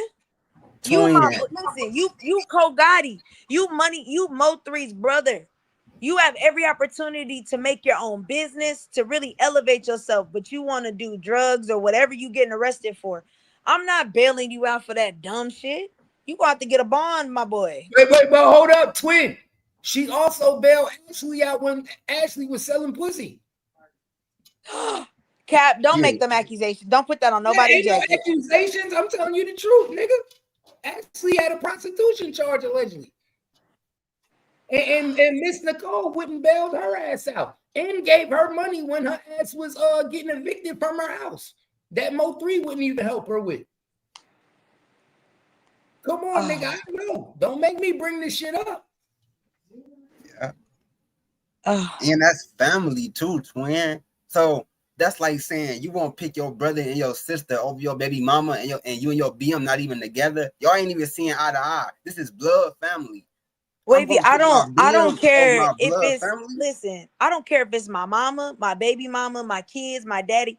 I don't care what it is. You're not gonna use my money because I have the funds to make reckless decisions. Because what would you do if I wasn't in the position I'm in? Would you move the same way? You is right about that. You're right about that. You moving that way because you know my brother got it. Nah, that's not how you should be moving. You move. If I didn't have the money, would you still be out there doing that dumb shit? Probably not. But you gotta think how the mama probably looking at it. I just lost one son. My other son get locked up. I don't want to lose both of my sons. One of my sons left money for the family. Let me go bail my other son out because this is what my oldest son will want me to do. Why is that wrong, bro? It's not wrong. It's not wrong, but at the same time, it's not wrong, but at the same time, that's not your daddy, that's your brother. You can't look at your mama knowing you putting your mama in a bad position. And I'm only speaking on if Cole Gotti caught a gun or a drug charge. You putting your mama in a position where she has to go grab funds somewhere else to get you out of trouble. Why would you want to even put your mama in that type of position? If you love your mama, you'll never put her in a position where she got to put her back against the wall and figure something out to help you out. You a grown man. You grown now. You not no little boy. You a man. You is right about that, though. You right about that. But what if you I'm didn't just have saying, your mama? Like, from a family perspective, like I know some families probably cutthroat. They really don't look out for each other. But like a family that look out for each other, that stays together, bro. That they does stuff like that, bro. If you're right, say but if I had, that's the problem. Say if I was Mo3 and I passed away, and my estate, why would I want my estate to go to my BM and me and my BM don't even get up? We're not married. I want my estate to go to my mama and my dad because I know they got my best interest at heart. Hey, they ain't gonna be mad over what I did 3-4 years ago. They ain't gonna be mad on who I effed while I was with them. They gonna show love no matter what. Exactly. So I would rather my estate stay with my mama and my dad, not with no BM. I mean, and I feel you on that, but at what point is it help versus abusing your finances? There's a fine line in between that of saying, yeah, I'm doing what I'm doing in the streets and you bailing me out versus I'm continuously making choices that's getting me jammed up and I'm not sitting my ass down and reevaluating my choices so I don't have to put my brother in that situation to constantly bail me out. Even if Mo3's like, yeah, I'll bail you out, as a man, it's like, damn, like, I don't want to do that. When I got locked up, I never asked my mama to bail me out. My mom bailed me out one time, and I paid her back the following day because it's off the strength of I'm a grown woman now. I can't keep running and having my mama clean up the choices that I'm making out here in these streets. I can't make my mama do that. She already stressing about me being locked up. If I'm not mistaken, I could have sworn I heard Kogati said whatever his mama gave him, he gave her back. So I don't think that money was just gave to Kogati. I think he didn't pay that money back too. If I'm not mistaken, I didn't heard him say that on like 2-3 interviews I didn't watch. I mean, that's whatever real. His mama gave him, he gave back. And that's some real shit. If you pay your mama back, that's real to me. That's how you supposed to do it. I'm not no handouts. If I fuck up and you bail me out, guarantee I'm giving it back to you and then some, because that was real. So if he gave the money back, salute to them. That's some real nigga shit. That's how you move. That's real. But at the same time, y'all got to remember, Mo3, we don't really know the relationship that they really had with his baby mamas. Like, we know the shit he might have said out of anger or saying like, man, my baby mama tripping, or y'all may see the disputes, but behind closed doors, we don't really know how it is. Wavy, you got a baby mama. You know how that shit go. Yeah. You know how it go out. You be like, man, fuck this bitch. I'm sick of this hoe. But behind closed doors, you sweet dicking with the bitch sometimes. You feel me? You had a moments where you like, yeah, bitch, I miss you too. Woo, woo, woo. But I also know she not gonna forget the times I cheated on her.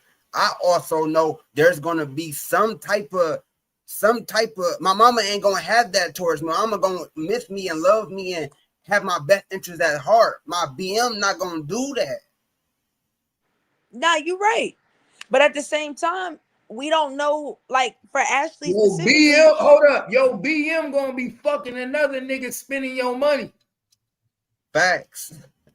No, you know what, you right about that. Like, I could see that perspective, but that's why I say we would have to understand their relationship, because Ashley very well could be using that money specifically to make her kids have a better life, or she could be using it to fuck off. Like, we really kind of don't know, but man, I'm gonna give her the benefit of the doubt.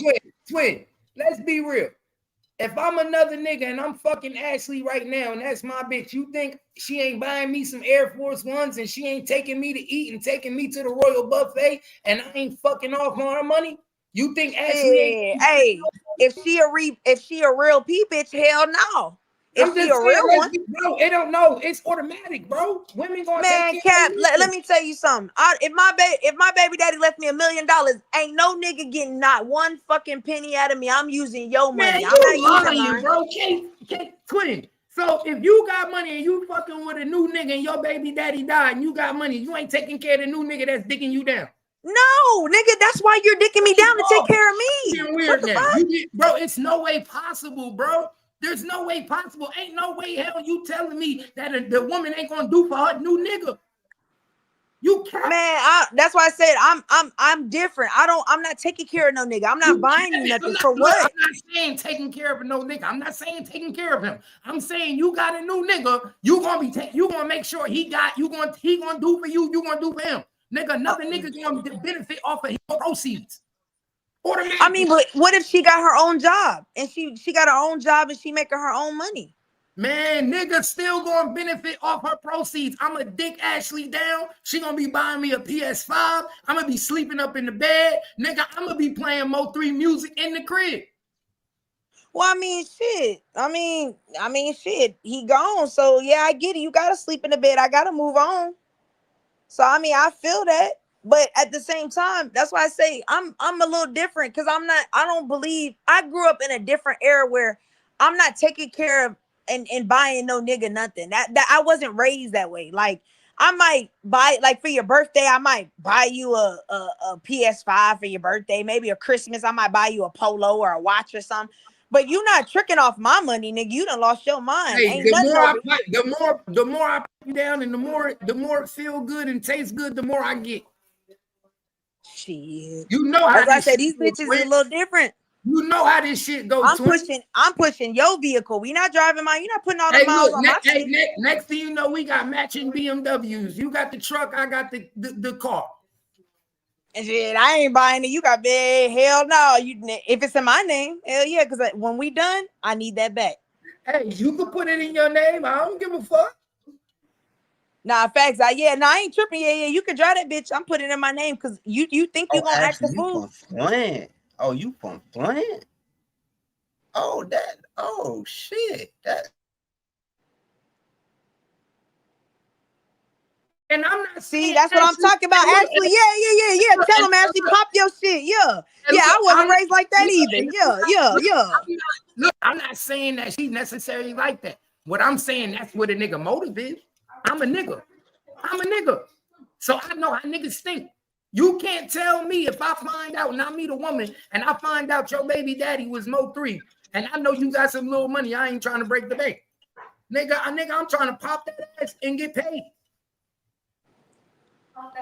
Man, that's why I say, Ashley, I'ma believe in you, girl. I'ma believe you a real P bitch. I'ma believe you, bro. I'ma believe you not letting these niggas trick you out your bread, dog. I'ma believe in you.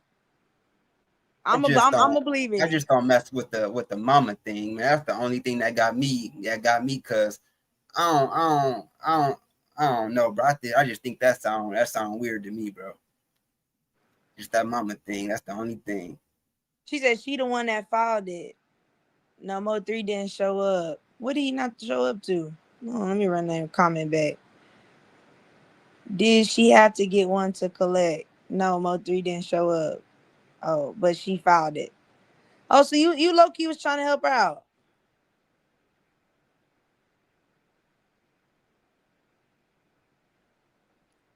We're gonna see. She say it's on the estate. So, Cap, you gonna have to do your research. Yeah, I'm gonna have to do my research today. Yeah, you gonna have to pull that and see what the judge is talking about. It's all public record.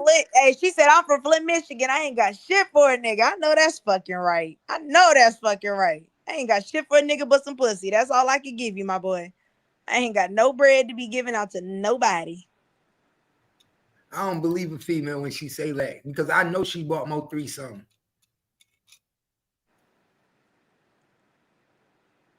I'm from Michigan. Flint woman do buy man stuff, bro. That's why I said that. I'm from Michigan. That's what I'm saying. Come on, my nigga. You think she ain't buy Mo3 nothing? She lying. You think she ain't buy Mo3? Mo3 probably had drawers at the house, socks at the house, all types of shit. Especially Flint woman. Them the main ones that be buying. Yeah, she probably was buying nigga shit. She probably had hats at the crib lined up. She probably was buying that nigga clothes. He probably had a whole wardrobe at the crib. So there's no paperwork showing he's the father. Wait. Y'all trying to say that's not that man baby now? Y'all doing the most now. Come on now. Bro. See that now that's conspiracy. We're not gonna do that. Yeah, we not. Yeah, y'all putting y'all making up shit now. That's disrespectful. Yeah, y'all. That's disrespectful, y'all. Y'all can't be saying that. Because ain't no paperwork. If it ain't no paperwork, I ain't gonna say that. If he looked at her like his daughter, then that's his daughter. That's his facts. I don't care what the DNA test. If he said that's his kid, that's his kid. It ain't been no DNA. So until the DNA, how the fuck is we gonna play DNA? Exactly. Ain't been one. Right. It ain't been no need for one. I mean, but and then I see y'all saying, I see in the comments they like, well, she disrespectful. Like, I mean, look at the shit y'all be saying about her. I mean, I kind of see why she probably is disrespectful. Like, y'all didn't create this narrative that the kid not mine, that I child support this, I did this. I mean, I would probably be bitter towards you motherfuckers too. And as Miss Nicole came out and said that Ashley did her wrong. Did she say that from her own mouth? Or are y'all just basing that off of what other people have told y'all? Like, that's what I'm saying. Is there facts to this type of stuff? Like, y'all are saying she disrespectful to Miss Nicole. Like, what have y'all seen with y'all's eyes? Not from what people have told y'all, but what have y'all actually seen that this girl has done? Again, I'm new, so that's why I'm asking. Is there facts to what y'all are saying? Oh, he said yes, Miss Nicole has. Oh, well, shit, there it is. Never mind. Yeah, there's facts about the what happened with them taking her off the estate. Yeah, there's facts about that. But with the baby stuff, I don't even be looking at. I don't even care about that. Damn, I ain't know Miss Nicole said something. Yeah, I didn't know that either. I mean, but yeah, she said y'all a lie. She ain't told y'all shit about me. I know that's right. Hey, debunk all that shit. Actually, go ahead. This is your moment. Go ahead. No, she actually ain't came. She ain't came out, but Cole Gotti came out on her behalf, though. Nah, we can't be doing that. Nah, we can't be doing that. We can't be doing that. That's why I said, and y'all gotta start listening to shit out of the person's mouth. Y'all can't be going off of what other people are telling us, because I'm looking at the sector. It be a lot of narratives and a lot of lies that I've heard in the past 3 days that I'm like, what the fuck is going on? Like, why would y'all say that? And y'all have no proof. Like, it'd be like, I watched this live and they said this, so this is the truth. But it's like, where did that person get that from? That'd be my only thing. Like, now, if Miss Nicole out of her mouth said Ashley did me dirty, well then whoop, there it is. Shit. I mean, you can't argue with, you know what I'm saying? That's crazy. I hope y'all are good though. I hope you and Miss Nicole get back on one accord. If y'all not already, I'm pretty sure y'all cool by now, but I hope y'all do get back cool if y'all not cool, because I mean that's still the grandmother of your kids, and they deserve to see a healthy relationship between their mom and their grandma. You know what I mean? You don't want to cause division amongst your kids, so I hope that's the case. Grandmas is important. Grandmas is important. Yeah, thanks. Grandmas is important. Shit, grandma's the reason a lot of us is still standing.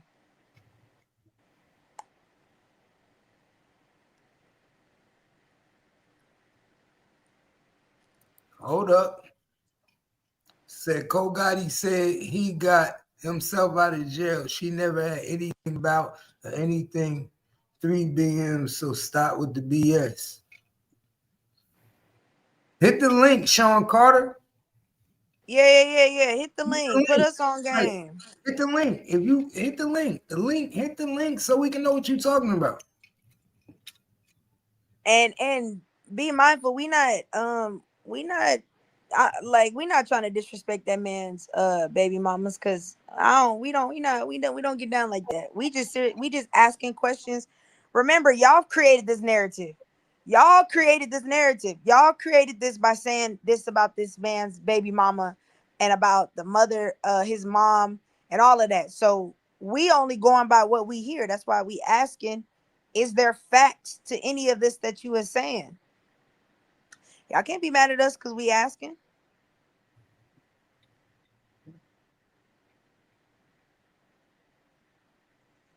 Not real talk. You ain't never lied. Facts. Hell, I just found out who his baby mama was yesterday when she popped up in Queen 88 Live. I didn't know who she was.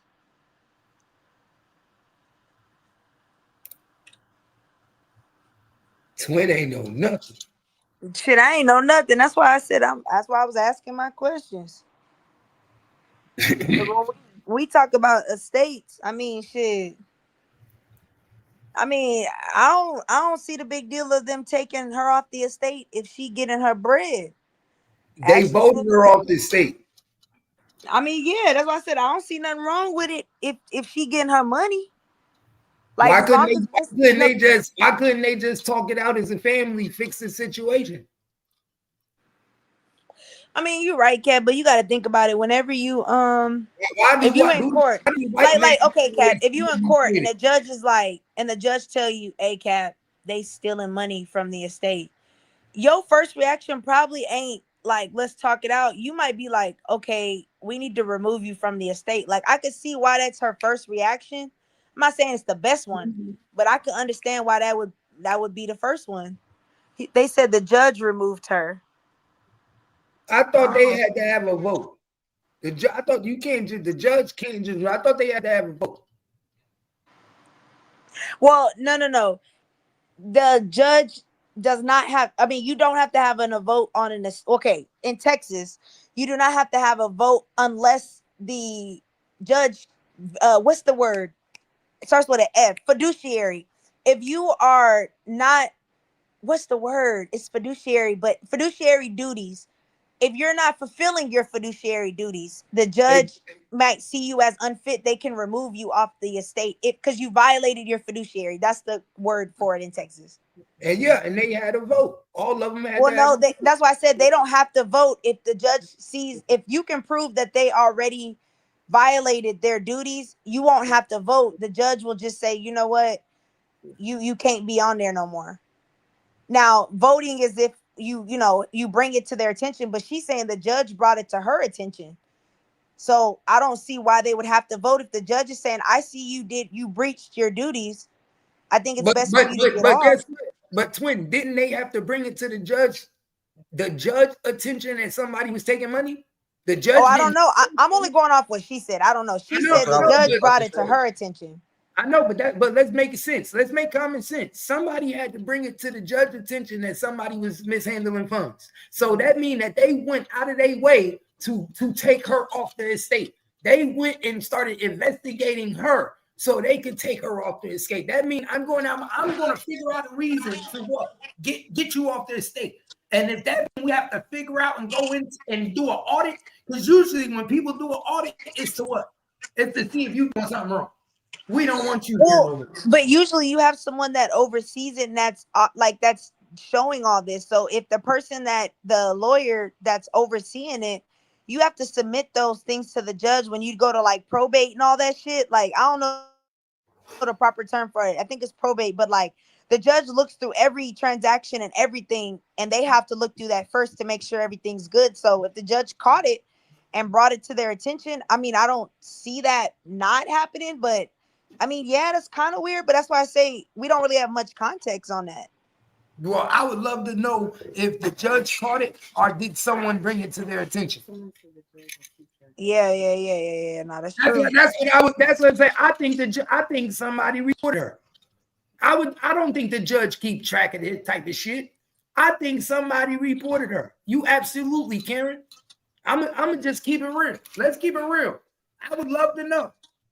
Where's Ashley? Can Ashley tell? If you in the comments, Ashley, can you tell us? Was this self-reported? Did somebody put a bug in the judge's ear? You know what I'm saying? Well, because Pose bitch said Rain reported her. Rain, the BMs or the is it? Well, I guess we'll never know. She said Miss Noble has not said anything publicly. I mean, that's because she's grieving. That makes complete sense. Yeah, who reported her? But see, here's my thing though, Cap. Like, Yeah, we can. Those are good questions, but for the sector to like bring that up and pull the estate and make it content, I don't know. Like, I feel like that's kind of fucked up. Like, that's a personal situation between family that they should be duking it out privately. I don't think the sector should have pulled that up and made content on off of it and then put the girl's business out there. I feel like that's not respect to Mo3. Like, that nigga don't want y'all talking about his business, like his baby mama and mom's business on the internet.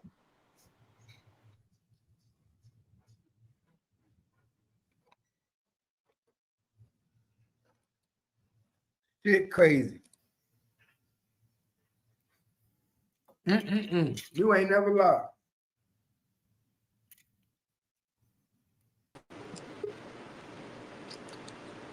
Hello? Yeah. Oh yeah, my shit timed out. You good.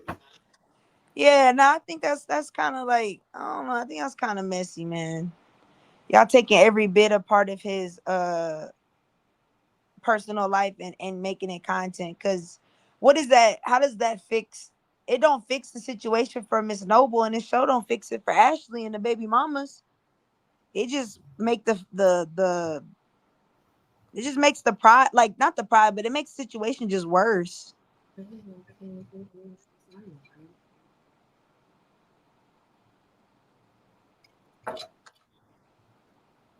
This shit is really crazy. She said that's what goes on. Even Kimmy said this shit is nuts. No, it is. Yeah, some of this shit should have never came to the internet. Niggas shouldn't even know about certain shit, bro. This what happened on the internet when you niggas be digging in your business so much in your case, they start putting everything out there. Nah, that's real. Public record, everything. Nah, Nigga that's real. tell you what drawers you was wearing. And that's why I say that, to me, that's abusing the internet, man. That's some internet abuse. Y'all is out here abusing the fucking internet, man. That shit crazy to me.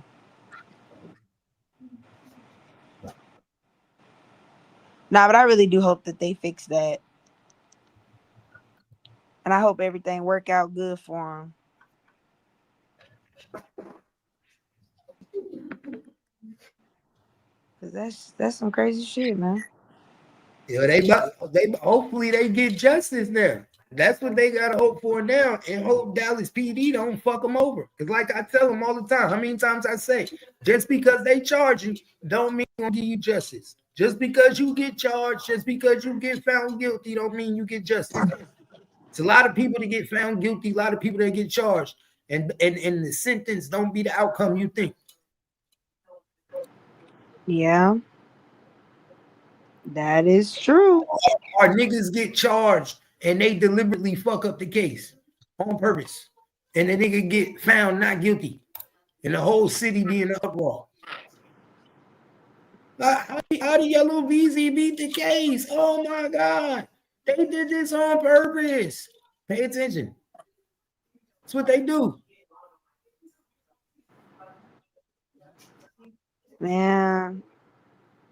Yeah, you know, that's why I say, like, I ain't gonna lie. It's like really unfortunate. Like, it's really unfortunate that she really gotta like go through all of that type stuff to get on the internet. Cause even his mom, like Miss Kitty said, like, that's hurtful to have to get on the internet and see these people creating these narratives or giving their opinion disrespectfully, like not even with grace, not even with tact, like just straight disrespect. Like, that shit probably really hurt her feelings.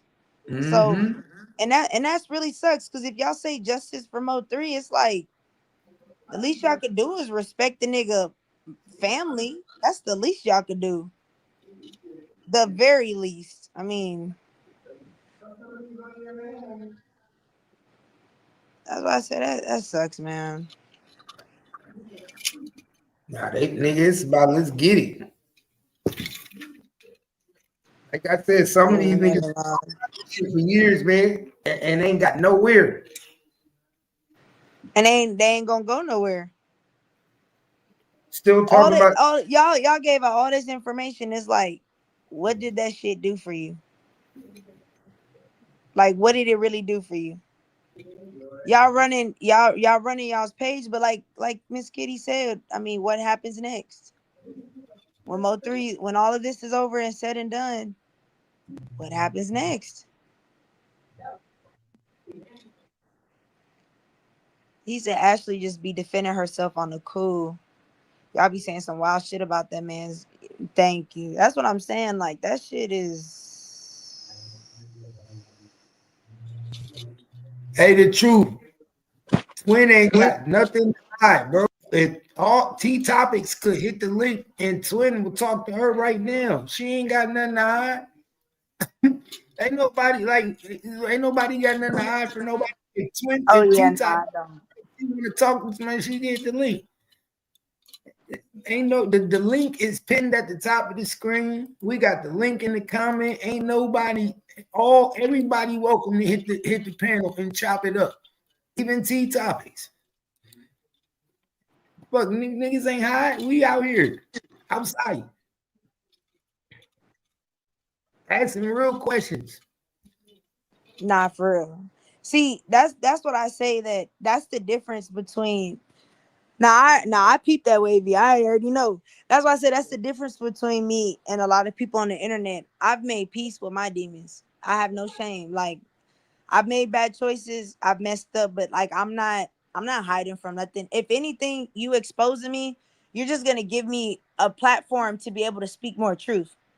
So, I mean, if that's what you want to do, that's cool. But I mean, you really just hurting yourself, and you really building me up by exposing me. Like, thank you, I guess. I mean, I don't know what to tell you. Nigga, already know, nigga. We are nigga. You feel me? That, you know what I'm saying? That's why I'm like, nigga. It ain't nothing. What you gonna expose? There's nothing to expose. What you gonna expose? That Twin shot somebody before? Everybody know that Twin shot somebody before. That's what I'm saying. All of that, you're not hurting me. All that's gonna do is give me the opportunity to tell my story and how it affects me and how I want other people to do better. Like, I mean, shit, if that's the platform you want to give me, shit, I'm all for it. Go for it. Like, that's what happens when you do. Listen, when you change your life and you do the right thing and you understand that integrity is important, you don't have nothing to be scared of. I mean, that's what I'm saying. And it really wouldn't bother me because I see the type of stuff that y'all glorify. So shit, I'm really a damn angel compared to the stuff y'all think is cool. The stuff that y'all think is gangster. I mean, shit. So I'm really fine. And T-Topics, you don't really want to play them type of games with me.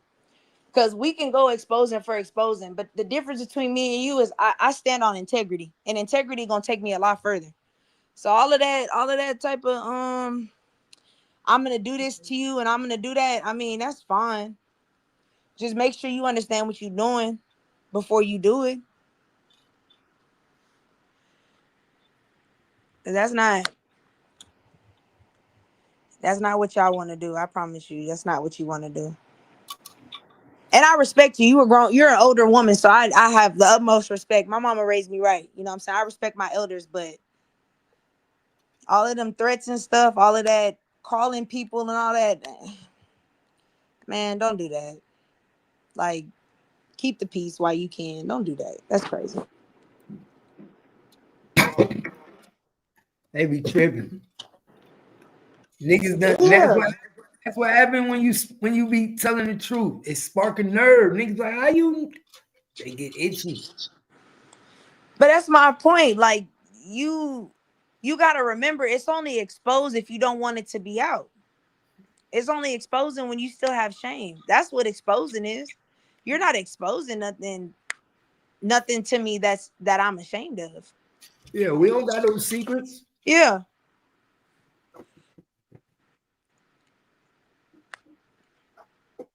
No secrets. She said they childish. I already know. That's why I say you a grown woman trying to expose a young lady. Like, I'm in my 20s. I'm not 40, 50 years old. You trying to expose, I'm really a child compared to you. I could be your kid. And you want to expose a kid. Like, that just shows what kind of character you have as a woman. Like, and I don't, you know what I mean? That's why I be saying, when you throw rocks at people and you shatter their glass, you don't understand what other people on the outside, how they look at you. They look at your character and who you are as a woman. That don't do nothing for me. Because one thing about me, whatever you shatter, baby, I'm going to build it right back. I ain't never been down for Oh, she mad because you went over her daughter's statement. That's why she mad. She mad because you broke down the statement and how Josie's statement didn't make no sense. I get it now. Shit. I mean, that was your daughter made that statement. How you gonna be mad at me?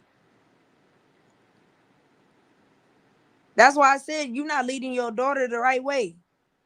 Because if you was a real woman, and this is not me trying to disrespect you, this is me being like just straight, transparent, woman to woman. A real woman is gonna lead her daughter the right way. Meaning you teach your daughter that whatever she stand for, she better stand for it with all 10 toes and 2 feet on her body. Your daughter made that statement. As a mother, you got to tell your daughter, baby, you got to stand on that. You can't backpedal now and attack other people for pointing out the flaws in your kid. That's flaws. She flawed for that. You can't be mad at other people because they seeing that. That's like, come on now. Like, that's not, show your daughter how to be a real woman by your character, by teaching her how to be have some integrity, because clearly she lacking it in some places. And that's just being real. No disrespect. Like, that's just real, as raw, uncut as it get.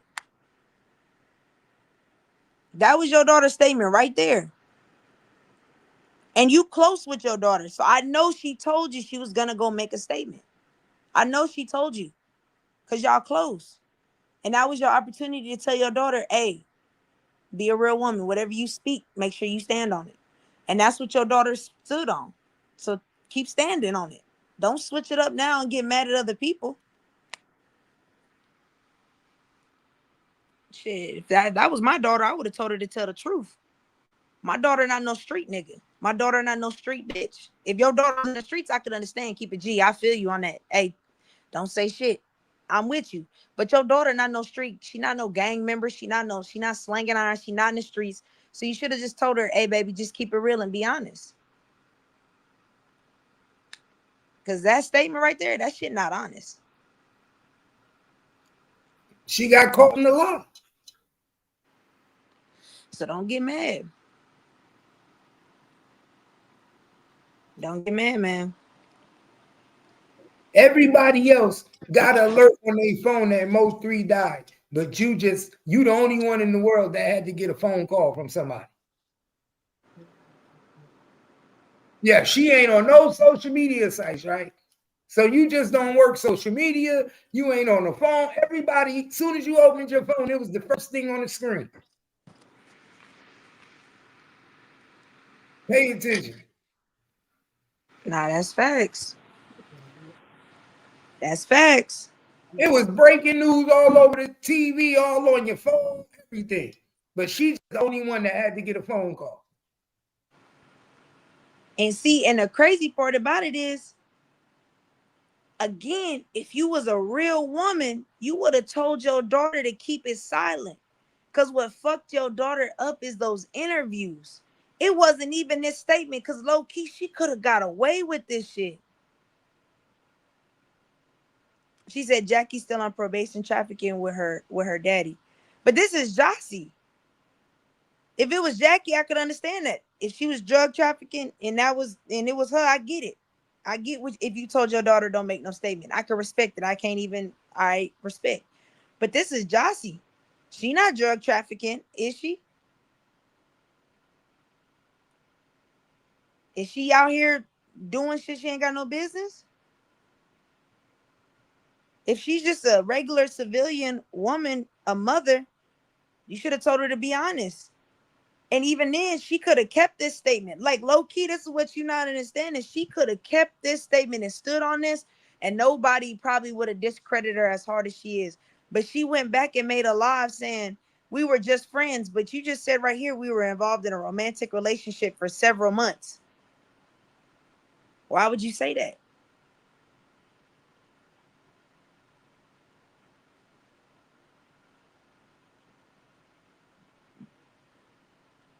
Arrived at 1:07 p.m. Left at 11:30. You said in that interview that y'all was talking that he was talking to Rainwater. Why you didn't bring up the rest of the people he talked to?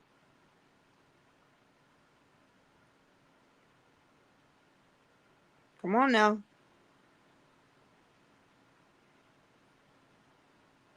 Come on now. Call it right. Be a mom, man. I ain't trying to disrespect you and tell another woman how to raise her child. I'm not trying to disrespect you, but come on now.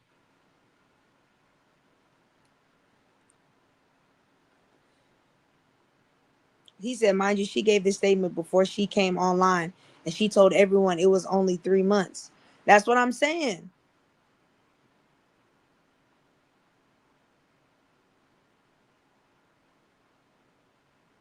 Man, everybody keep bringing up that Boosie thing. That's new to me, y'all. I ain't gonna lie to you. I didn't know that.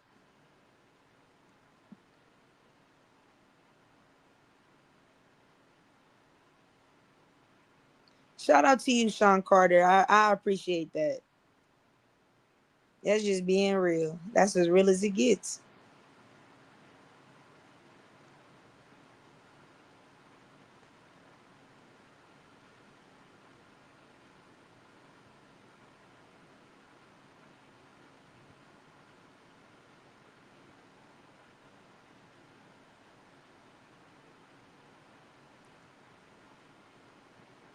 What's the other one? Let me see. Okay. I'm trying to. I still want to know who's 6'2", 280. I still want to know who's 6'2", 280. That shit is blowing my mind, twin.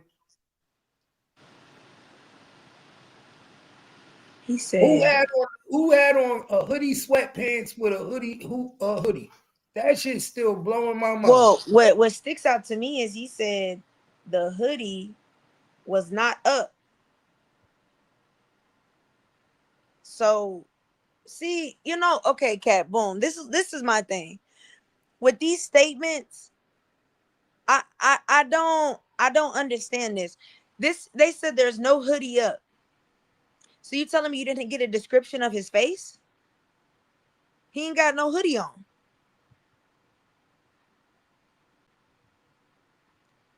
But you can describe how tall he is, how much he weighed, what he wore, but you can't describe his facial features.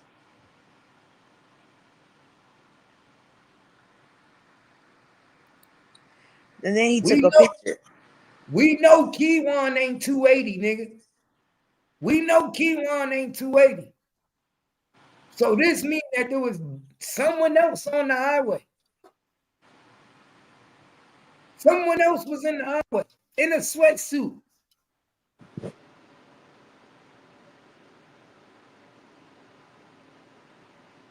Let's see. Let's look it up.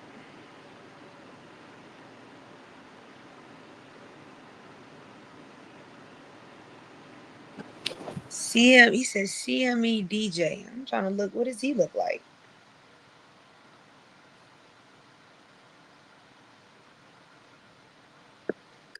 Yeah. Oh, that is kind of a big nigga. Yeah, can you hear me? Yeah. Hey, what about the DJ guy that was on the highway? Ain't nobody really talking about him no more. I don't hear his name or nothing. That's what you talking about? Cool Money DJ? No, him on the freeway. The guy, I hate to say his name. Really came to Ratchet Platform. Oh, you talking about D? Yeah, D. So what's up with him? Nobody talks about him. You know what I'm saying? Like, where he come in to know all that shit he was supposed to be knowing? Shit, we ain't heard from him since he was on that day when he was on Ratchet. I don't see none of no paperwork. They ain't say nothing about him either. I'm listening to y'all been tuned in. You see what I'm saying? I don't hear nobody say nothing about him. No, you see what I'm saying? Yeah, and I ain't seen no paperwork with his name in it. Could he actually be the shooter and just placing himself like he was, you know what I'm saying, messing with three, you see what I'm saying, helping three or whatever?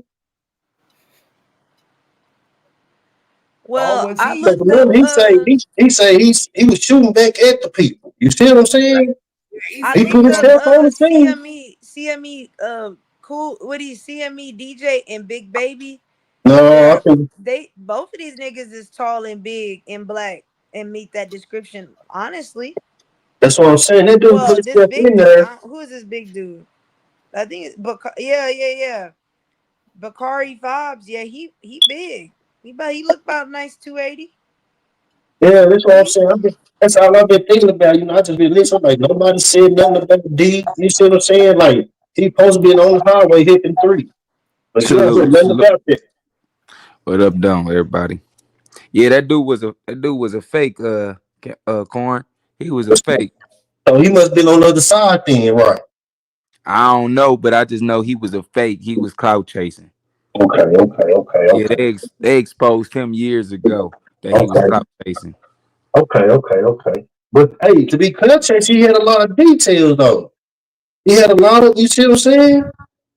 Now, I don't know. He And could there's he another could have thing been from there. crowd chasing, then not saying some little detail. If you really just listen to him, he was saying little key detail that really are true, but we don't hear from. You see what I'm saying? Do you remember what the details was that he was saying? Like how three was running, somebody was shooting, somebody else was on there shooting. Because remember at first they were just trying to say it was one shooter. Right. He the one really brought to light there was multiple shooters on the highway. You see what I'm saying? Then he was the one now. Three didn't get shot in the head, none of that. You see what I'm saying? Like he knew key details. He could have been just somebody that was working with them people on the other side and playing Yeah, the game. yeah, that's what I'm thinking, man. I just want to bring that to light, man. I don't, you know what I'm saying? But I'm tuned in. I've been tuned in out for the last 2 days. Right. I got you. But But I don't know. They did. I remember them discrediting. He was hitting a lot of panels. He was yeah, hitting a lot of panels, and they ended up finding out that he was lying because he said he had got shot and he didn't I go to remember the that. hospital. He was Yeah, gonna get a proof that he was there, and he never, showed proof of him being there or his hospital stuff, the medicine. It was just a lot of stuff he was just caught up in his lies about. So I think that's why people stop believing what he was saying and discredit him. yeah, that's what's up. That's what's up. All right, y'all be good, man. We get ready for work. I'm tuned in though. What's the word, Cat? What was y'all on? We trying to figure out who is this 6'3" nigga? Who is the nigga on the highway besides Kiwan that was 6'3", 280? Man, he gotta be somebody that's close to them. And they know who it is.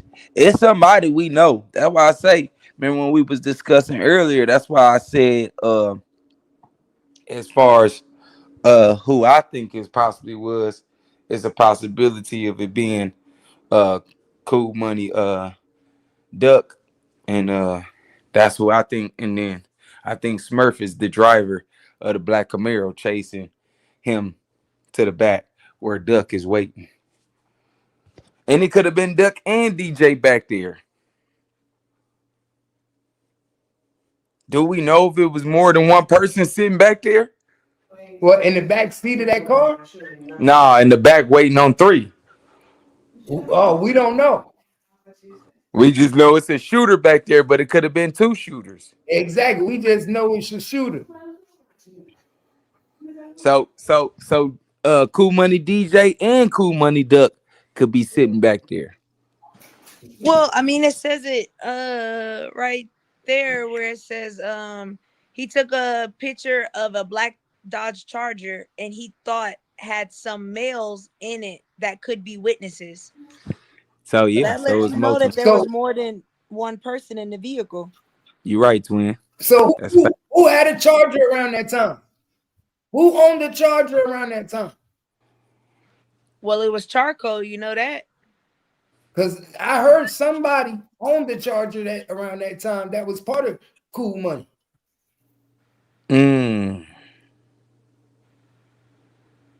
That's I what don't I remember heard. who that person was though.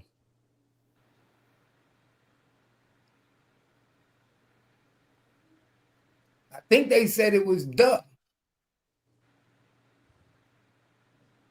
Oh, somebody said it was. So he's saying. So he's saying in his statement, and Book, if you're in the comments, please tell me if I'm understanding this right. He's saying that there was a black Charger that had males in it, but the shooter or the black male 6 foot got into the Chevy Camaro, which was charcoal. Go to Kevante and Dante's statement. It's in the prosecution report, Keith. They were in a black Charger. You burping. You said what, Go? Ginger ale. My bad. If you go to Kevante and Dante's statement in the prosecution report, let me see. They were in a black Charger. They were driving a Charger. And they Yes. stood Okay. at I the see scene it. for 10 minutes before they decided to leave. So we know that they left, but they ended up giving a statement. He said that they had stopped and they stopped on the highway and they were there for like 10 minutes. And then they decided to leave. Those two dudes are being subpoenaed in the case.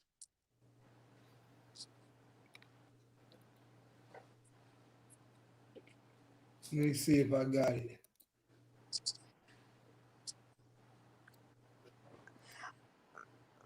Let me see where the other ones.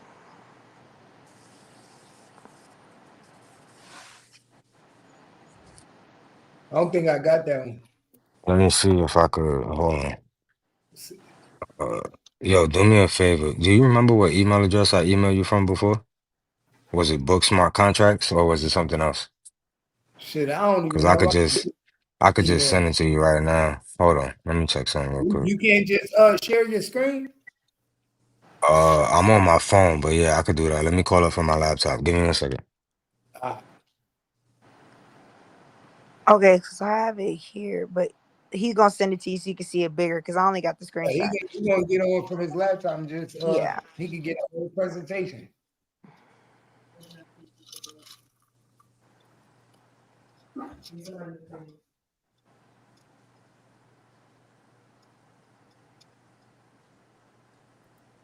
Somebody said Sean G got stopped in a black Camaro when he got his charges.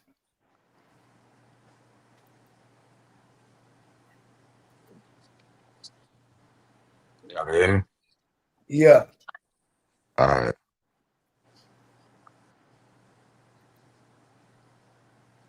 Share this real quick. It's definitely drop this on the browser.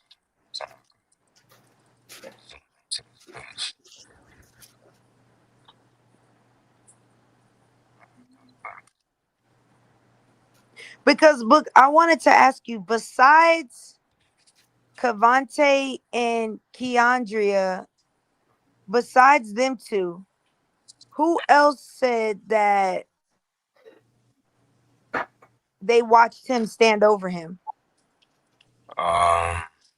We could find it right now, but It was the dude that helped give CPR. What was that nigga name? Randall Graham. Randall Graham said it. Yeah, Randall Graham is the one that's the doctor too. All right, so right here, you see right here that he was in the passenger seat of a black Dodge Charger with his brother, Keandria Taylor, that he heard gunshots and observed the suspect chase and shoot the complainant. Oh, and even he says it, that he observed the suspect stand over the complainant who was on the ground and fire additional gunshots. That he got out of the passenger seat and looked, but never walked up to the complainant's body. And then this is Keandria Taylor's statement. So, and these two dudes are being, like, they got subpoenas to the trial. So I just find that interesting. There's obviously something that the state wants them to speak more about, because you know that these witness statements are only like a summary of everything that was said. It's not the full statement of what was being said to the police. Oh, okay. Okay, well, okay. If that's not, if it's just a summary, well, no, I think they would still put some facts in there. I was about to apologize, but now no, because I feel like then they would have put that in there. So never mind. Yeah, they're gonna put like the main facts in here because this is Yeah, the prosecution report. Like this is what they send to the DA. You know what I'm saying? In order for the DA to make charges, basically. So but see, here's the there's a thing, lot more though. that goes in. Like they said a lot more than that. Oh, it was Ben. Okay, okay. Ben did say that he stood over him. Okay, so that's three people saying it. Because I guess, and she could be, maybe she could not know, but it just was kind of weird to me because Ashley stood firm that there was no shots to the chest or like the face. So when they say they stood over him, that to me is, that's why I was like, because she's adamant about that. Um, this is when it comes to Ashley, because of who she is. That's somebody that I never go back and forth with. Um, I got you. Even though they are the family is also not gonna know everything. Got you.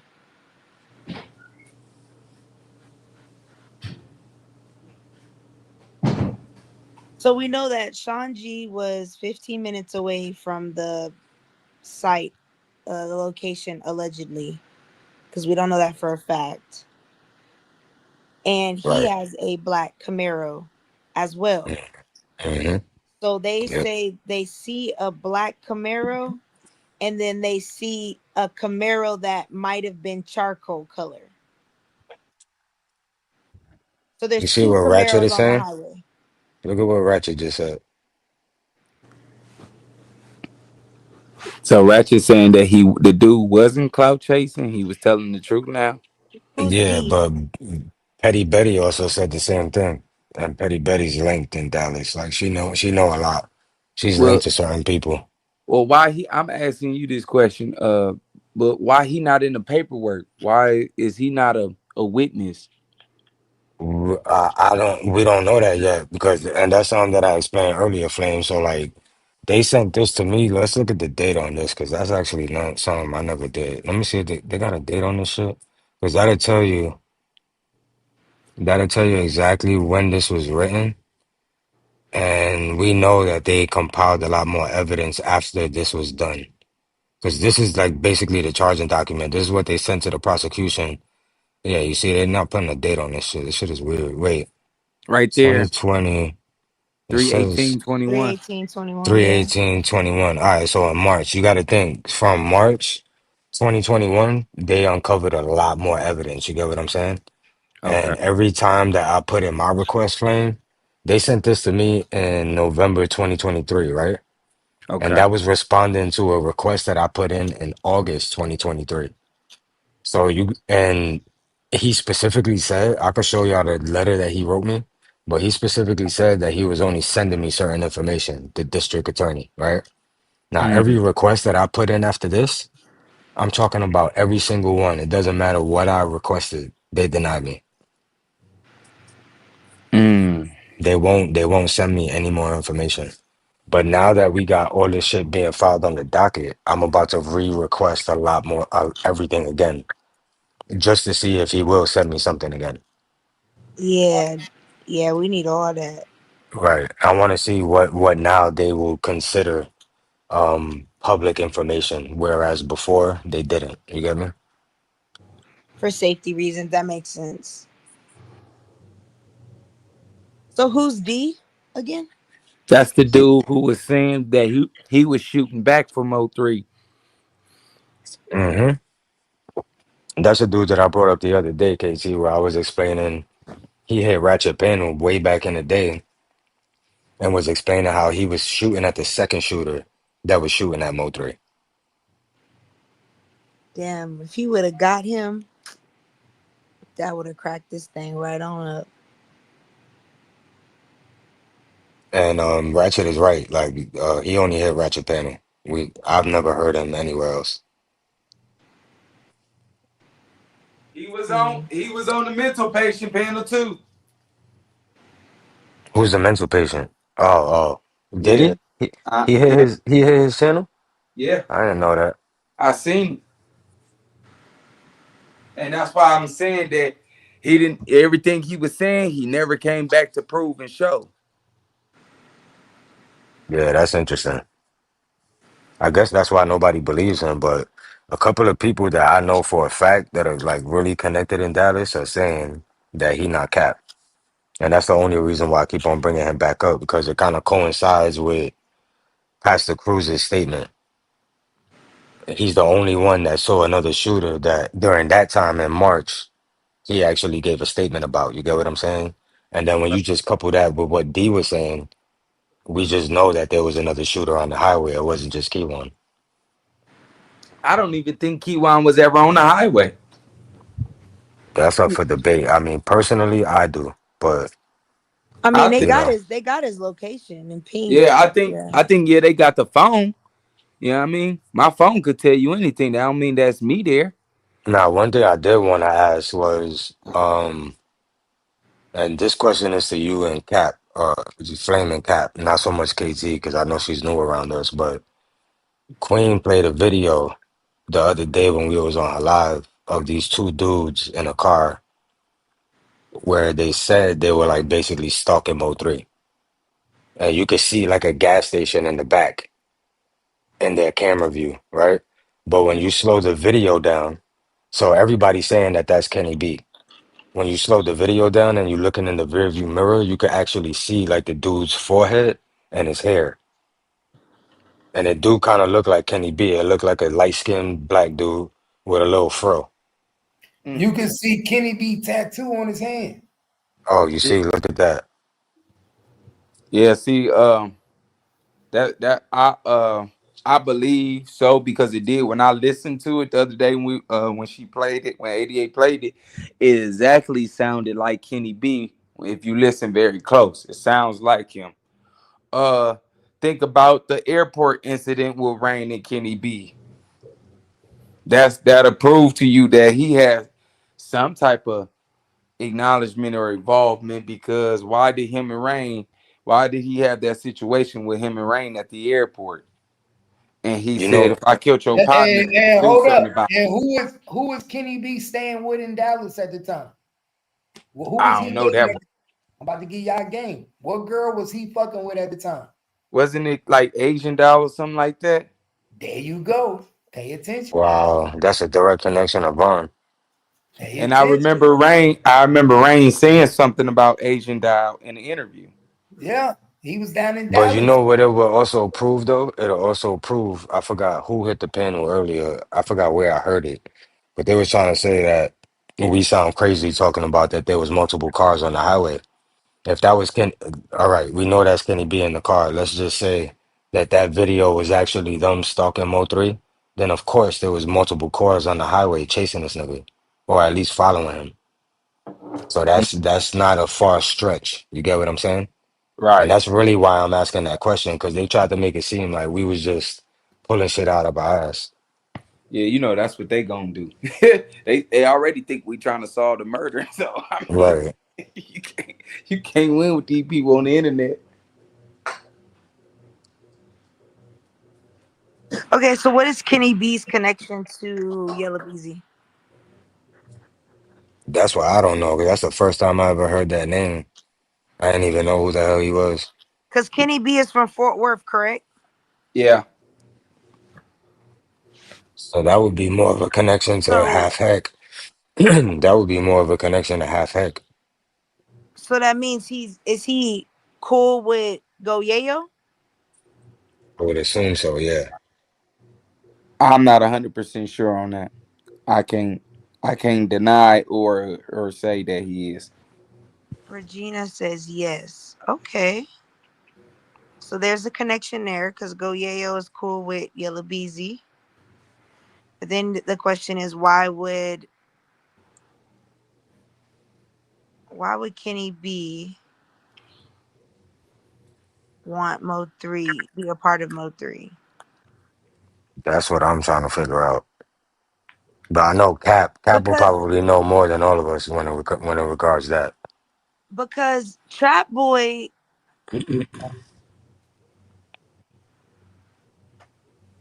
because Mo3 Kenny and B is Cali cool before with Mo3 died.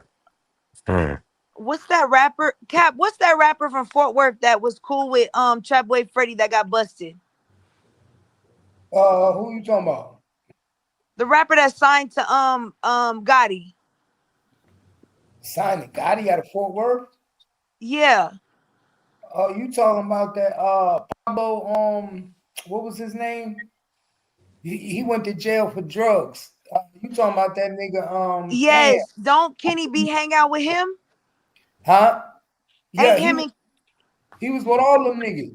so boom, that's his connection to Trap Boy. Cause Yeah, you Trap talking Boy is about cool with that dude. I can't think of that rapper name. so y'all know who I'm talking about. He went to jail for he used to be with Sauce Walker too. But he was from Fort Worth.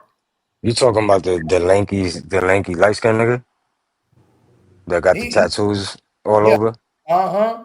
I know what you're talking about. I forget his name too. Yeah. He had his own Hot Boy clothing. West. Right. Hot Boy West. Yeah, Hollywood. they're all connected. Then I guess that would True. make sense. And they just said, can he be cool with Beto? Oh, there it So is. then there it is. Yeah, that makes But perfect sense then. Hot Boy West is from Waco. Yeah, Hot Boy He West from is. Waco. I can't think of that rapper's name. I can't think of it. But I remember he's from Fort Worth. He kind of got a little buzz on him. He was seen with he hangs with Kenny B, but he also hangs with Trap Boy.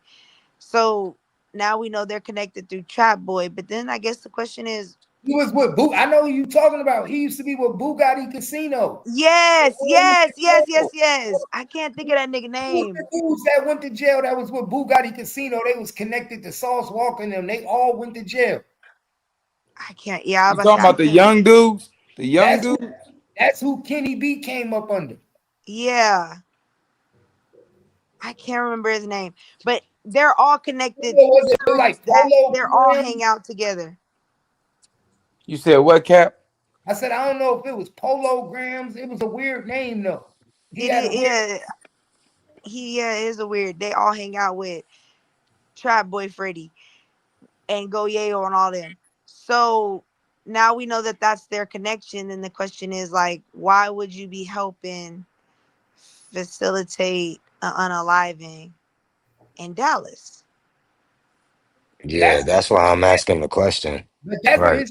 that's where Kenny B playground was at that time. He was messing with Asian doll. She was out there in a condo. He was out there fucking with her. He was trying to get good in the city. He was trying to get in where he could Oh fit in. wait! Asian dolls from Dallas? That's where she was at in Dallas. Yeah, that's where she from. Oh shit! You learned something I ain't. Maybe because I don't listen to her music. I never knew that. I thought she's from like Atlanta or some shit. Nah, she Dallas. Oh shit! Look at me learning something new again. Yeah, I just found that video real interesting. Then I started reading the comments, and the comments are just more interesting. So there was definitely multiple cars watching 3. They had Many. to be. They were slowing that traffic down. Right. Right. There's no way. I just don't listen. There's no way that I believe that you're watching someone get chased down and shot, and you just stop your car and you just sit there and watch. I just don't see that. Me neither. If I see someone pulling a gun out, like that type of gun, I'm going to drive off. I'm not gonna sit there because if you shoot him, you'd probably shoot me. So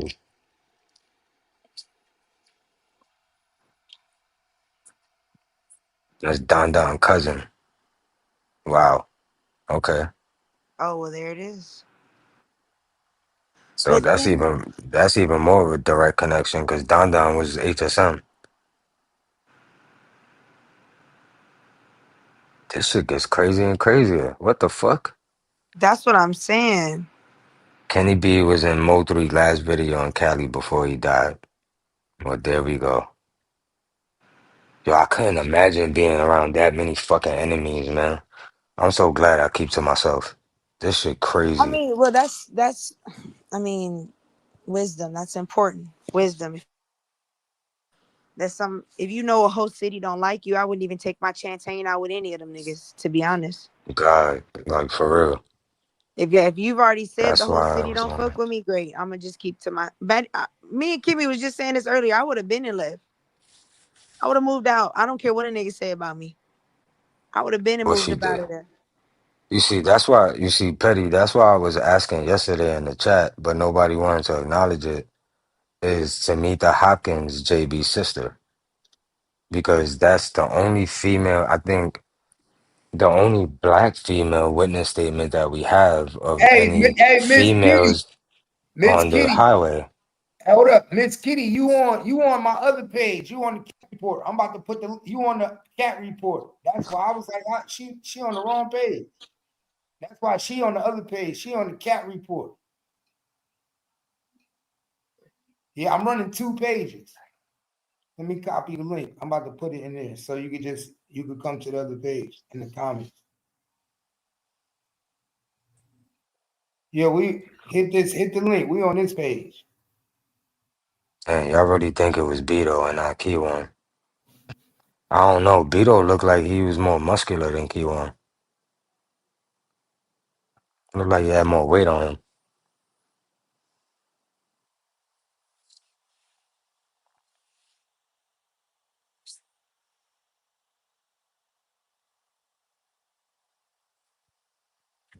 Yeah, I've been telling y'all JB suspect. That nigga's a goofy. He was definitely sent here to spend some shit.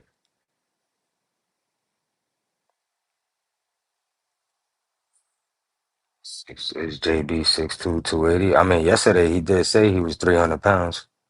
He said JB sick. Where JB been at? I don't That think nigga was JB got anything to do with it. He was over there on So Players the other day. I don't think he got nothing to do with it. He just be entertaining, you know what I'm saying? Entertainment. Yeah, I could see that too.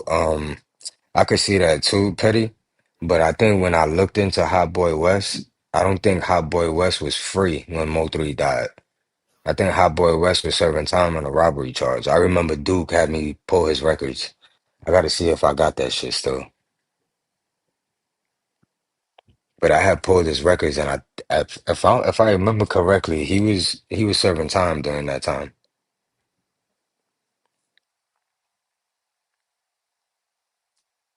Right, Hot Boy West was locked up, and I think it was on a robbery charge, if I remember correctly. Yeah, Hot Boy West was locked up.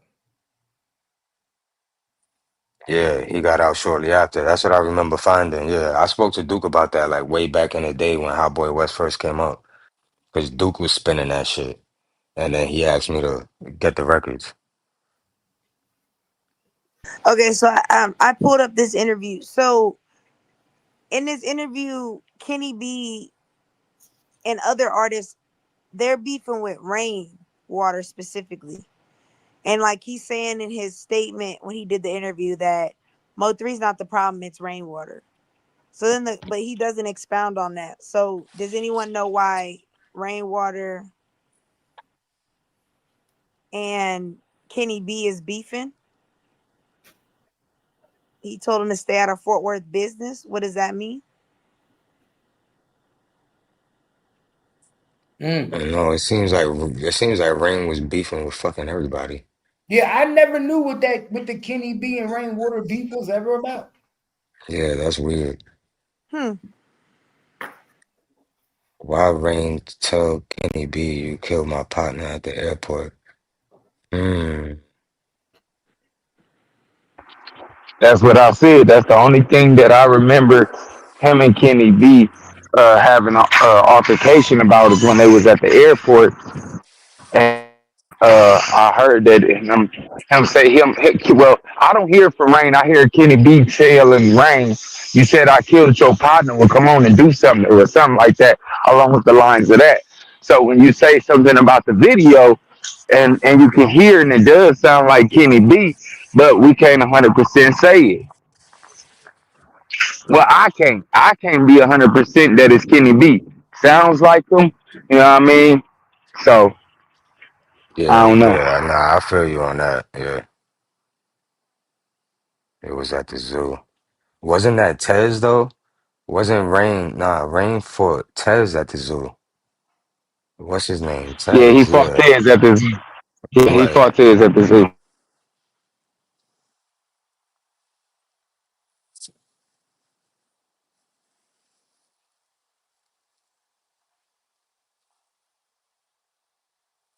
Well, then the question is, if they know that Kenny B was on the highway, why was he never questioned? Yeah, that's a good question. But again, we don't know that because the only witness statements that we have only go to March 2021. We don't have anything after that. That's the issue. So, okay. You see, and KT, this is why I say that I think the district attorney did that shit on purpose. Because why are you only sending me, if you're gonna send me anything, right? You would think they would send me the most updated witness statements that they had, which is what I asked for, right? But he Yeah. specifically only sent me the prosecution report, which he knew dated back to 2021. And he sent it to me damn near in 2024. So I think he did that shit on purpose because he knew this shit was gonna come out somewhere, and then people would start talking, and that's exactly what happened. As soon as I released this shit, the sector went nuts. People came out the fucking woodwork. That makes a lot of sense. Give So you a that would little make bit and sense see if for, you can get a lot. Right? and that Yeah. would make Right. sense for them to put the subpoena information out before they were served. That would make J, Yep. sense. It would J, supply Yep. pressure. JB in the house. JB, what up? What's up, man? Somehow I heard I got a sister. What's her That's what name? the. Nah, What? What? I was just. No, what's You, my sister name? I don't know, nigga. I was asking a question. And I'm on the freeway. But No, if I'm that on the no. freeway, Hold on. why We didn't would say that. somebody? No, Yo, no, no. JB, Check this out. If stop I'm on the coming up freeway, here like why that. somebody need to tell me what Nobody happened said on the that. freeway? The chat said that, and we were just reading a comment, dog. Nobody on the panel said that. You always come up here on some bullshit, man. No, I'm asking a question. And I'm answering it. Somebody just wrote that, and we just read the damn comment. We didn't say for a fact you was on the freeway.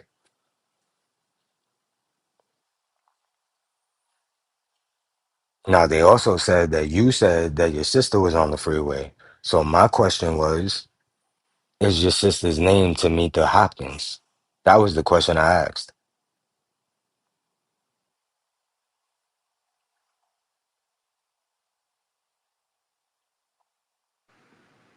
Is it? Is that his sister? I don't know. He's not answering the question. So he came up here on 10 like we were saying it was a matter of fact. I was asking a question. But he always does this shit. This is what JB does. If you don't know who JB is, that's Yellow Beezy's godfather. Man, cut the bullshit. Let me say a record straight again. Why you smiling though? Why you smiling? Why you smiling Because about it? I just told everybody I ain't seen Yellow Beezy since we buried his daddy that was my partner over 20 years ago. That boy was a little bitty boy the last time I seen him. Now my You know when partner, was the last time I seen my godfather? no, Probably stop when I it. was 3 years old. Let me just You're not chill. making it. Cause it show you I ain't All got right, go shit. ahead. Listen, and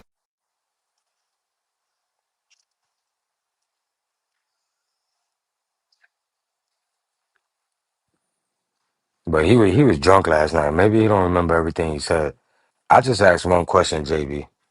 Like nobody said it was a fact. It was a question. And now you looking spooky. Let's go, JB. Come off mute, nigga. Go in your work truck so you got some peace and quiet. Let's have this conversation, dog.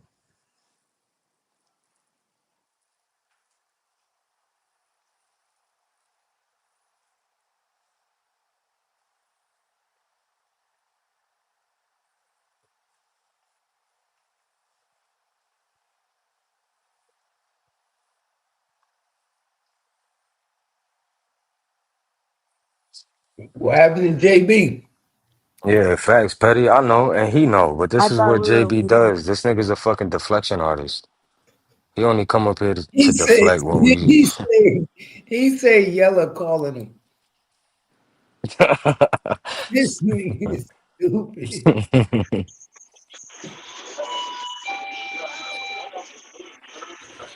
You know how many arguments I done got into with JB over the same shit, and all he does is repeat So himself every so fucking time.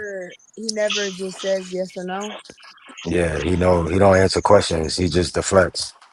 Oh The yeah, that's only thing probably that I his got him sister. to admit one day was that he's actually BC's godfather. He admitted that one day. Oh wow. JB's son was Mo3's cameraman.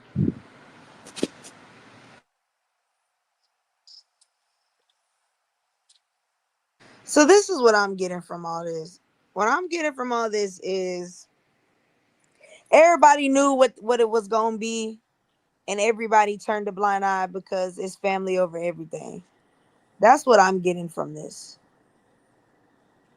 Because how is it that there's so many connections? Like this person is cousins with this person, and this person is friends with this person. Like I don't believe that all of y'all that are friends, y'all didn't get the memo that it was that time. So that's what I'm getting from this. Everybody just kind of turned a blind eye and just was like, shit, it's family before anything.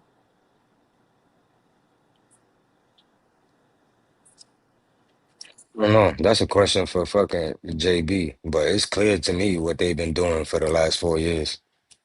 What's the question for me? Is your sister Tamita Hopkins?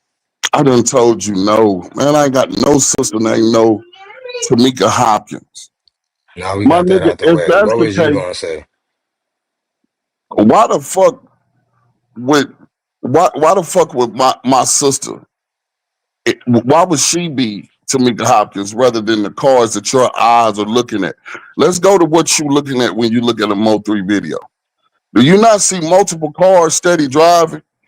So you So think, listen.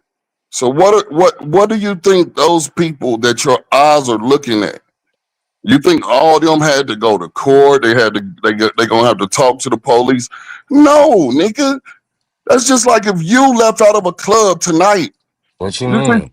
no? Let me So you ask. didn't see Can I you didn't finish see my talking? video? No, because you Oh, sound goofy right now. I You don't know wrong. about a video. I'm asking you a real question. Cut out all this. Yes, I What do. blogger said To what? answer your question, yes. Yes, I If do. you left out of a club tonight, my nigga, Hmm. and some niggas is arguing about your car or whatever, you gonna tell whoever you with, my nigga, come on, let's get in this car and burn off.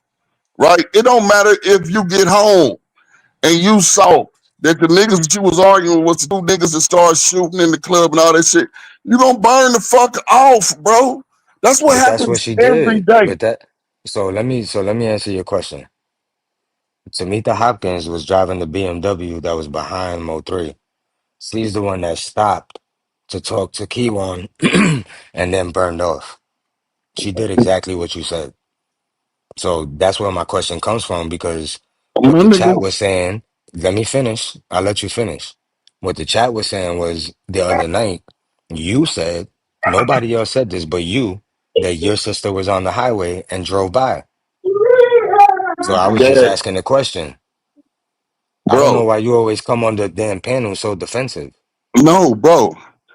My sister as well as other people. Why do you keep missing out on that? Why do you keep missing out on that? She was one of the cars driving down the freeway. Period. Dude. All right. So I asked the question, dog. Like, but But I'm my next wondering what's question is, so why you so hard about. defensive? No, answer the question. What is hard about you realizing that someone was driving on the freeway? She don't drive no damn Benz. She wasn't I didn't say a Benz. behind nobody, and whoever the fuck would have been behind somebody driving on the freeway and the car stopped. They gotta be they good that they blessed that they didn't run into the back of nobody. I hope tomorrow when I get on the freeway, a car in front of me don't just stop and hit his Yo, brake. you play too many semantics for me, dog. You know you talking to a professional. Stop doing that bullshit, dog. Man, You know me better than that. stop putting yourself in the mix of a real conversation and use your head. You on the freeway going 60, 70 miles an hour. My nigga, if a car in front of you stop, you better be trying to avoid hitting that car and keep driving. What the fuck are you on, bro? I So talk again, regular talk. I don't talk like I'm so trying to be a YouTube so detective again, or a PI or nothing. listen. I don't try to be nothing. I am what I am. But listen, I asked the question because of what they said, you said, and of course you did what you always do: call up onto the panel or defensive because of what we talking about. Do One you more know how time. that is received? If you You gonna get forgot on what you said? somebody's panel and start saying a nigga name that you ain't never met, you don't know shit about me. You trying to tie a nigga that's laughing at people that just get on here and start saying shit that makes no sense. Because I'm not a grown ass person that's in cahoots with some of the foolery that's being said. Then I gotta be someone that you want to tie into a story, bro. You know, actions speak louder than words, JB. So maybe you should keep your mouth shut and stop hitting panels if you don't want to be questioned. My nigga, everybody in Dallas, Texas, that is somebody. They know who the fuck I am, and they know I wouldn't waste no time. Nobody in my family I would don't have give a no fuck who time. you is, Would dog. have I'm no asking time questions because dealing. of what comes out of your mouth. Nobody would have no time dealing with no goddamn Yellow Beezy and Mo3 shit. You know, if anybody in my family was doing when Mo3 died, checking on my son because that was his partner. Yo, JB, you remember that one argument you had and you specifically told me you was gonna ride with Can't take BZ it. I till the can't wheels take it no fall more. Can I off? ask you a question, JB? I can't take it no more. I can't take it. JB. What you So can't what take? I'm getting from the whole okay, I'm just because I've been listening, I'm trying to say it in the chat, but I had to come up because I'm trying to see, I'm going off what's being said here. So you're saying your sister was a person, not the person we see on the video driving. So she was able to see Mo3. She was able to recognize that was Mo3 on the highway, right? Hell no, she didn't know who it was. Just like a lot of people, you're going 60, 70 miles an hour.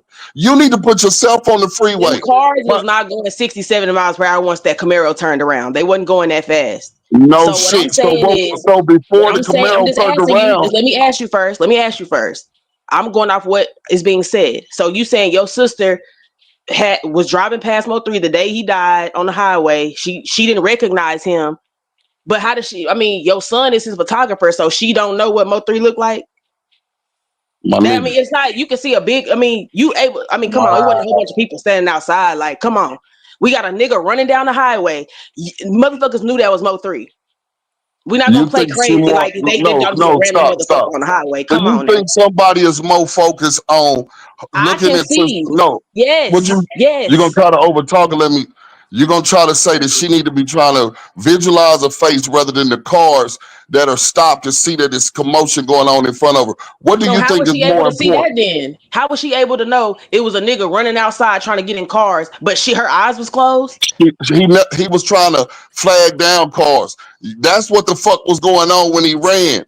He So he don't she knew it he was don't want him. to just run forever. If someone could help him, when someone did, y'all, a nigga got shot trying to shoot from Mo3. What the fuck are y'all on, But bro? you acting like we're asking out of the land questions. Whenever you brought it, we don't know nobody in them cars on the freeway, but you divulge this information to make it seem like you Right. relevant. Like, hey, my sister was in one of them cars, so I know the No. information. Like, I know how This it was was. How you wasn't even there, so how right. can you speak for your sister on what she can see and not see? I'm looking at buildings when I'm on the highway. I'm looking at this. I'm looking at a whole bunch of shit on the highway when I'm driving.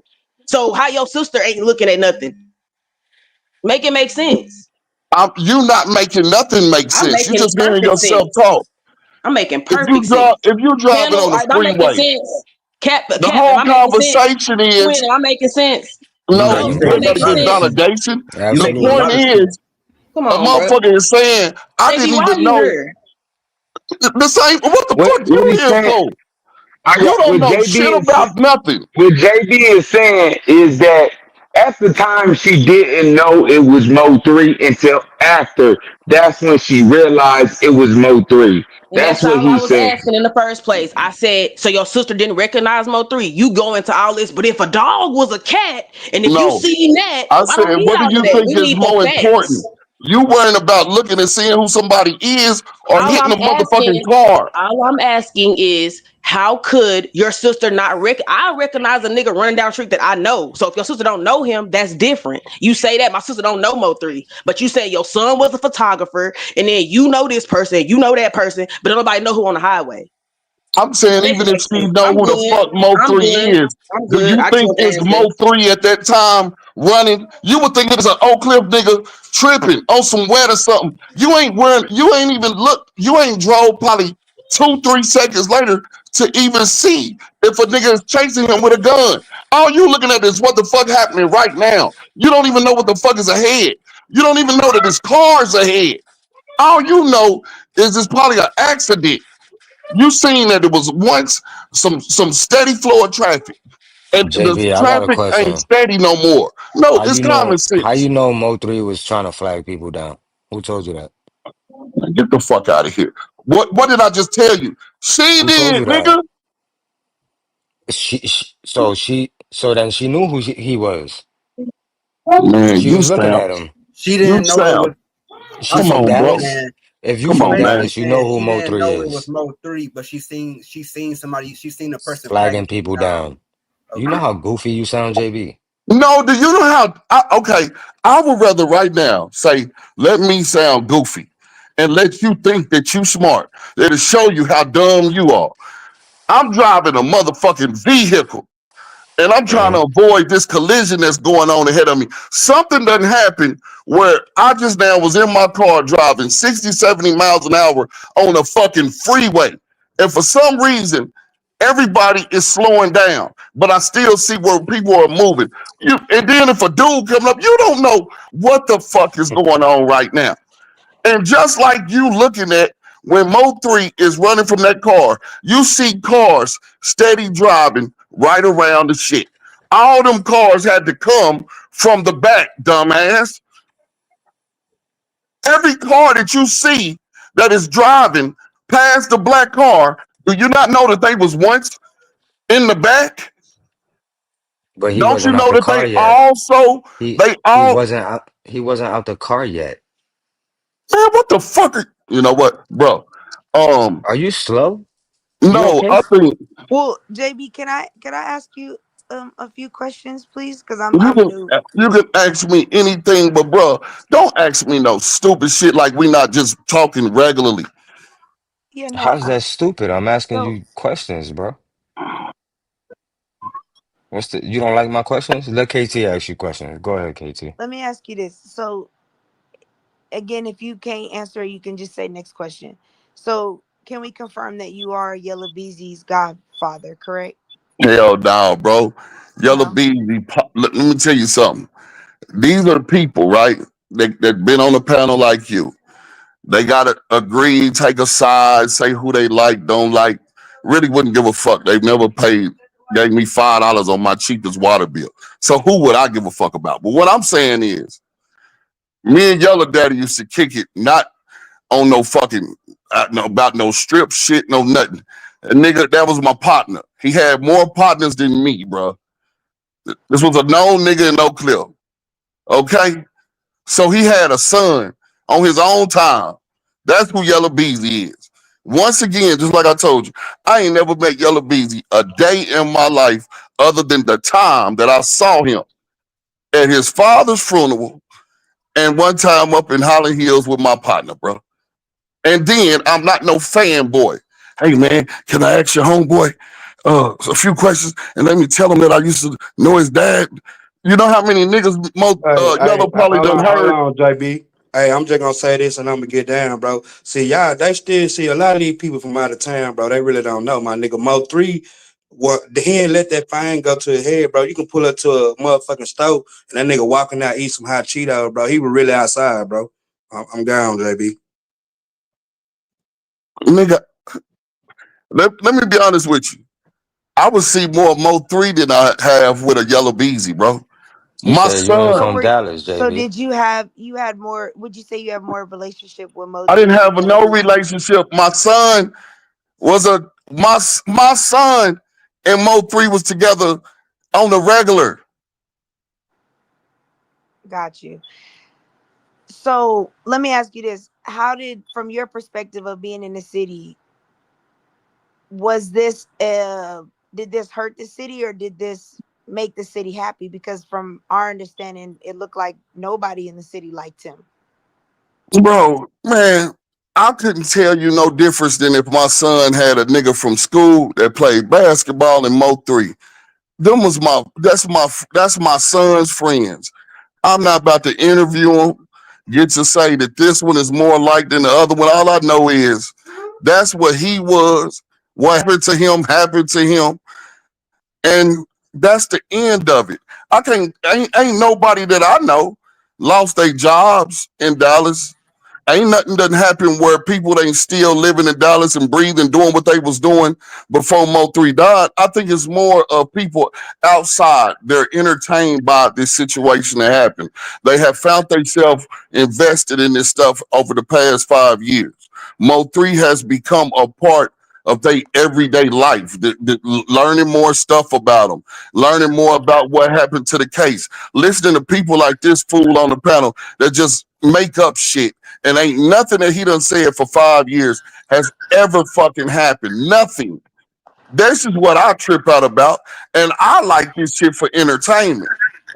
Let to be factual facts. Ask So Cap you so who you knew JB is, you only knew of all of these people. That's what you're saying. You don't know bro. them personally. You just knew of these people.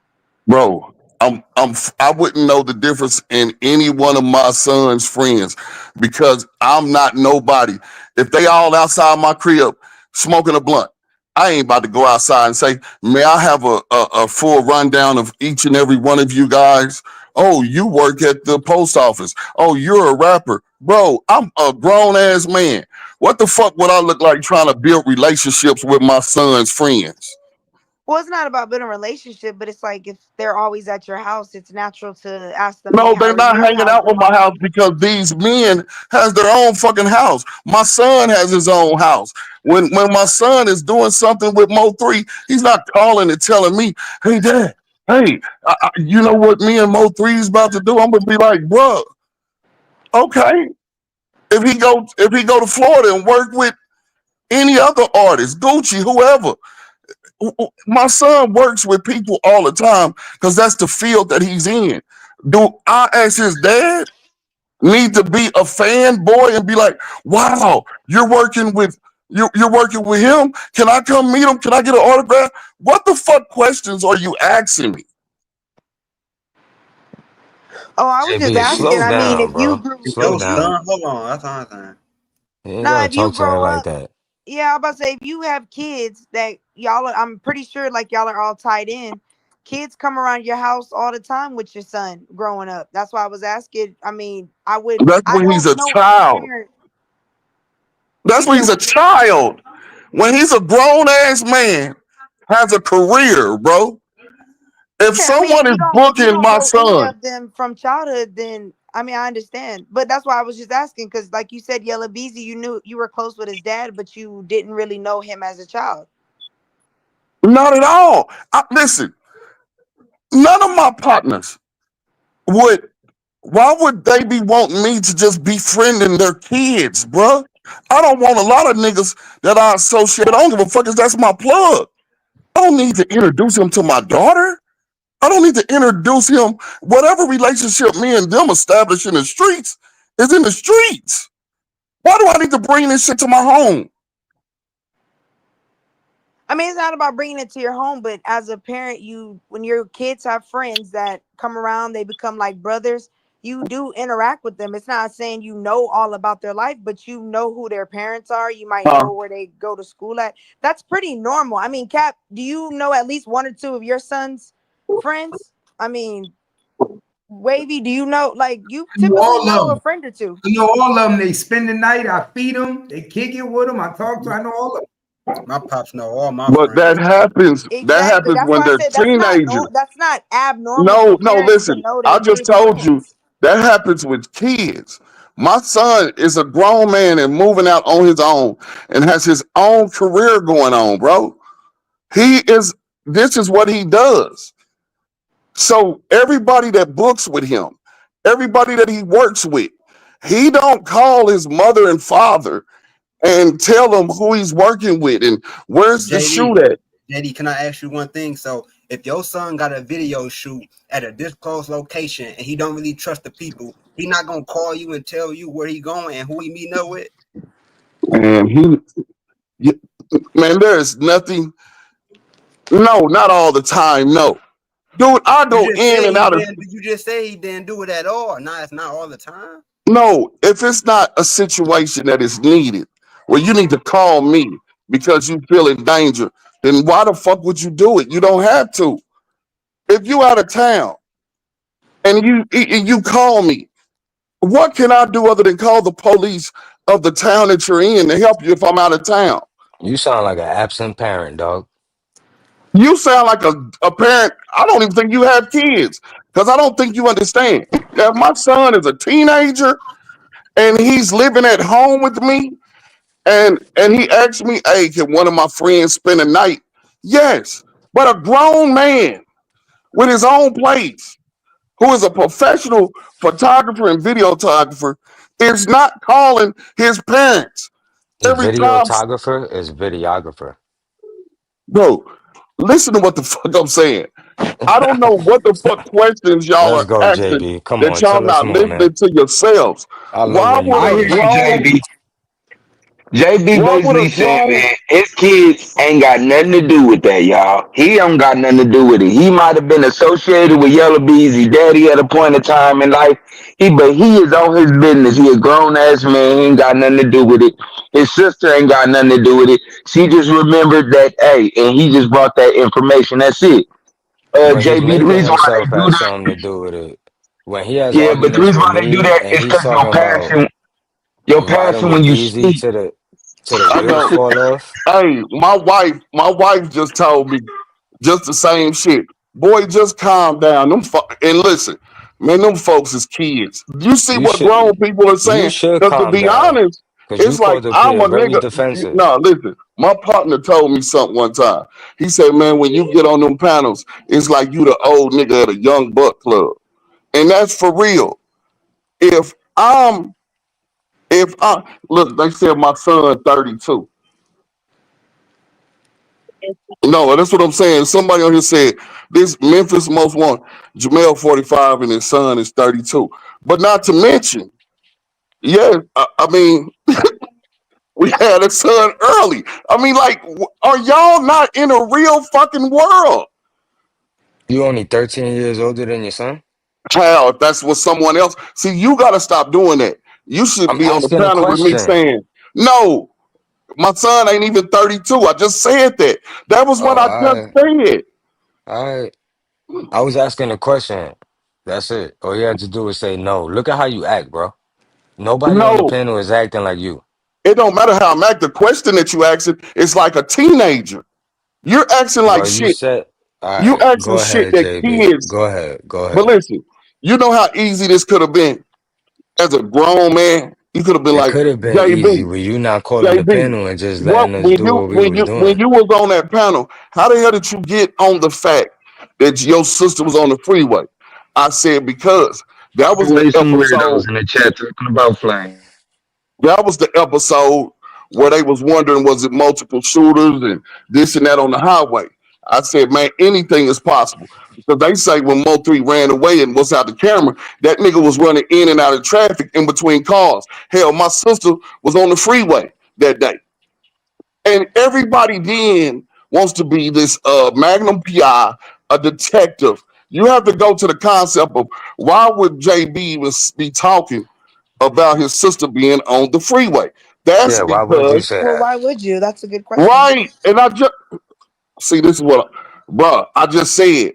The episode we was talking about was it multiple shooters on the freeway and what was going on that was not in the camera where everyone can see. Have anyone ask yourselves this? Have any of y'all seen Mo3 get shot? Have any of y'all seen the We other haven't. person? We haven't. No, Okay, no. listen, just listen. Have anyone seen the other person that tried to help Mo3 that was shooting and trying to help him? We No, haven't there's seen stuff. them, but we heard them. That's because, listen, there's stuff that happened that the camera don't see. That episode we talking about on So Player is why it was mentioned. And it was multiple people. Why are you just talking about JB? It was other folks saying, yeah, my kinfolk was on it. This, and that. I'm So telling you now, why. So before you called up here or defensive, I gave the reason why I even asked the question because there was only one black female who gave a witness statement, and all I asked was, "Is this your sister?" You called up here on 10 for no reason, but this is what you always do. It don't matter what we talking about. You call hold into on, the hold panel on, the hold same on. exact way every single time. Stop because listen, I don't have nothing against See, you. now he But talking to sin. seeing, This how the nigga's hell goofy. am I a snitch when you all have shows and your show is strictly snitching? Take away the internet and YouTube, bro. What y'all doing is y'all are snitching. It's just like as if no, you're gossiping. It's like as if you're going to a beauty shop getting your hair done, How we and gossiping when somebody we reading and off the some statement, bro? I just put and it on the someone screen. That's say not gossip. girl, I got some tea. Let me tell you what happened. And then you go, yeah, Jesus what happened? Christ. No, this is what this shit is. You could not want to hear the truth, or you could try to agree with whoever the fuck you like the most on YouTube, whatever. It don't matter. But really in real life, bro, this shit ain't nothing but gossip. Male, female, combined gossiping now. And then Exactly, when you petty. We didn't know your Well, sister was on the highway. It came out of your mouth, not ours. And all I did was ask a question. You called up here all defensive like you always do. It don't matter what we talking about, JB. This is how you call up every single time. And we talking calm. Ain't nobody yelling and screaming. okay, well, my thing is whoever, what did you say that girl name was? Tasha Hound? Nah, Tamitha Hopkins. Okay, Tanika Hopkins. Whoever her brothers and sisters are when she go to court, bro, I hope they are worrying about Tanika Hopkins, and I hope she tells what's need to be told in whatever role she played. That ain't my sister, so to be honest, I could give a fuck about Tamika Hopkins. I'm All not. I'm right. not that invested You until answered the you bring up question. her name. You answered the question. Thank you for answering the question. Now, all that other shit that you were saying, that's the normal deflection that you do every time you call up here when we talking about something that you don't like, which is about your godson. I get it. But chill, man. There's another way to go about what you want to get across. and who's his godson? Beezy. Oh, That's what I'm saying. That's why I say, you know You what, you're you right. admitted that to me. You admitted that to me. So I don't know why you lying about it now. How can so I? How can I be? Just listen, Brooke. How can I be somebody godson of someone My that name I've is never not seen? Brooke. My name is Book. Oh well, but why whatever would it you? is. So why would you tell Book that that was your godson? Book told you I told him that. You ain't never in your life heard me tell Book that. So that's the point I'm saying with There's this man YouTube. people in the chat that heard You it too, so stop lying. boy, this is a YouTube channel I'm a that man, people Damon. ain't I never ain't in no their boy. life heard me and you have that conversation. But if they want to fill up the comments right now, some of them that ain't never heard me say shit to you are gonna say, "Yeah, I heard it." And then she don't know me or you having no conversation like that. Gonna say, "Well, why would I tell Brooke that?" And I'm telling you, nigga, I ain't never told this nigga that shit a day in my damn life. Nigga, my name ain't Brooke, bro. My name is Book, like the books you read. What's wrong with you? You drinking already? Man, no, I ain't drinking. What the fuck I need to be drinking for if I'm sitting up here really listening to this old goofy shit you niggas talking about? You see what I'm Well, saying? You always do see, this shit, man. what I think is what I find interesting, because I don't really know you. This is my first time having a conversation with you. But if you're from Dallas and you grew up in Dallas and you ran in the streets in Dallas, I'm assuming because you said you were friends with Yellow Beezy's dad, that would tell me that you understand Dallas street politics and this, that, and the third. So asking you a question about how the city felt or your perspective on the death of Mo3 doesn't seem like a far-fetched question. How can JB tell you how the city felt I said when your some perspective. folks no listen? What I'm trying to tell you is people wasn't even involved in this shit more than out of town people, bro. Y'all are more invested in it. It's folks in Dallas that done lost people names, not Yellow Beezy, not Trap Boy, not no Mo3, that ain't even invested in this shit. They What that still got to went do with anything? with the same shit I told you. They went to the same goddamn job that they went to the next day. They took care of the same damn kids that they did.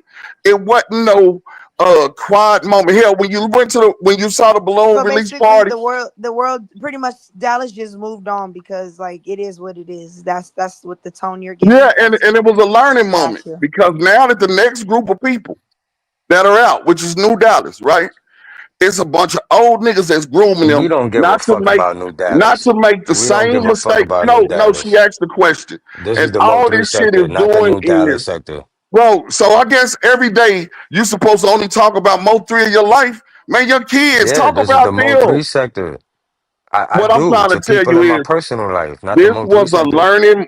learning moment, bro. So to answer your question, it wasn't how it was, it's about where everybody is going now. To be honest, we are united. No, we don't Niggas care. We from don't care about New Dallas. That's what okay, y'all care about. bro, stop doing that shit. I'm answering this girl's question. You asked me how did we feel. I said I felt like from this situation, it's letting young dudes realize stop all this territorial shit. If you from Oak Cliff, if you from North Dallas, South Dallas, East Dallas, Pleasant Grove, we all gonna come together and represent Dallas as a whole new Dallas, bro. You're not And even that's in what Dallas, happened So bro. from basically what you're saying is that when Mo3 died, everybody found peace to move on.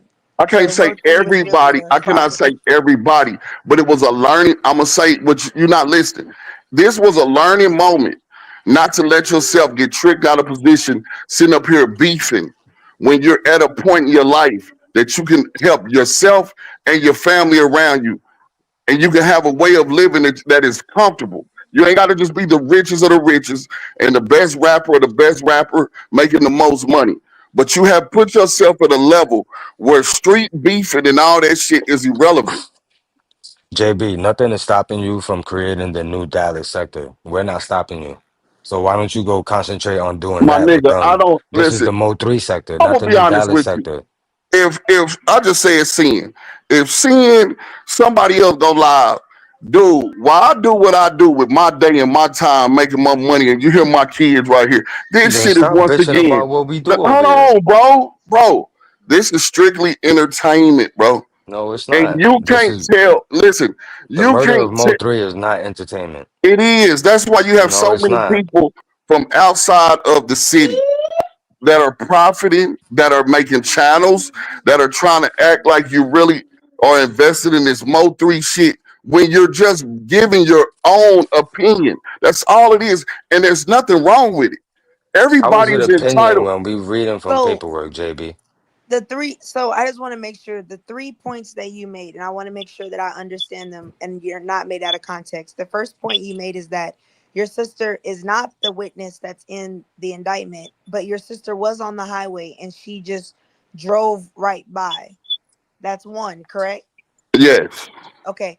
Two, you're saying that Mo3's death did not really impact for the most part the city. Everyone moved on. It did shed light on we probably need to do better, but for the most part everything just went back to normal. Is that correct? Yes. And your third point was that you feel like the Mo3 sector is snitching. Is that correct?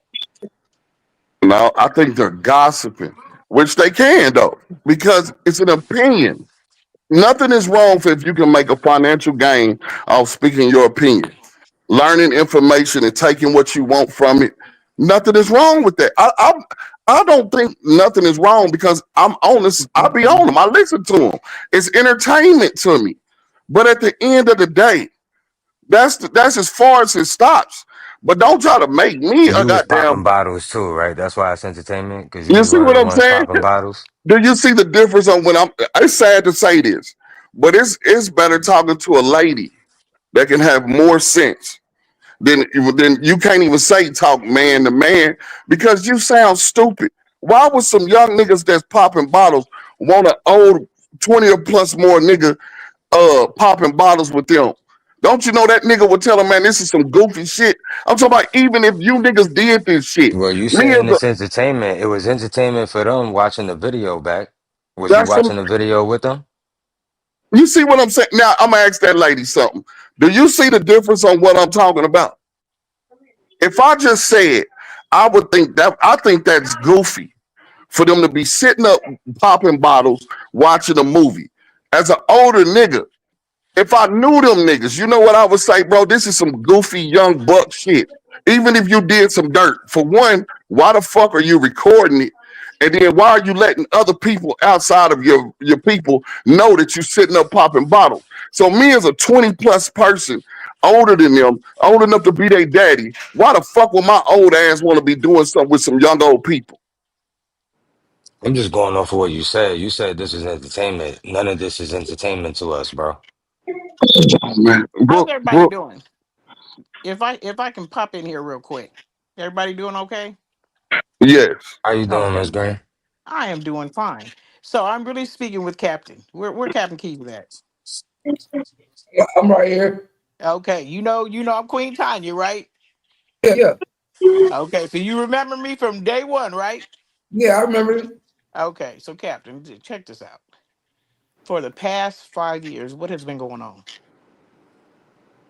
Every year, it's the same thing. Everybody's getting so thrown off with all these names and putting people in it and who's this person and who's that person. Everybody just let's just go back to the beginning. Let's go back to day one. You was there, Captain. You was there. You go back to day one of everything and how everything them videos have gotten edited.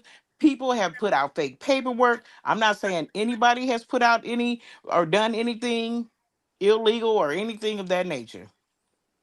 But for the past 4 years, it's been a whole lot of entertainment because everything that is being talked about, it was talked about last year. It was talked about the year before that. I see the repetitive. It's just repetitive. You go back. We started off with the video with the sisters running their mouths. Then we got to the highway. On the highway, we seen the tall dude standing behind one. Remember with the jacket, the mask on, and all that. Remember all that, Captain? And so what? So what? But basically, what I'm saying is, all these people. Like I was on the panel. I spoke with D. You understand what I'm saying? Like all of this information that is coming out, people are just throwing things in. Some people are new. Some people just don't know. But you have to go back to the beginning. And the only place that we're at today is what's going to happen November, the date, the 11th or either 13th, when they go to court. Because it's for me, I'm gonna be But you truthful. know, you know It's what's the v- difference, Queen Tanya? I'm gonna tell you what the what is difference it? is and why. Tell me.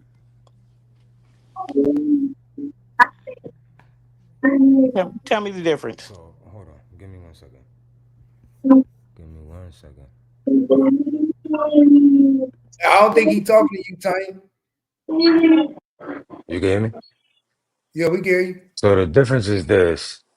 When the paperwork was released, as it has been being released in pieces, right? Mm-hmm. Over the last course of the 4 years, but most recently, the paperwork that we were just showing on the screen.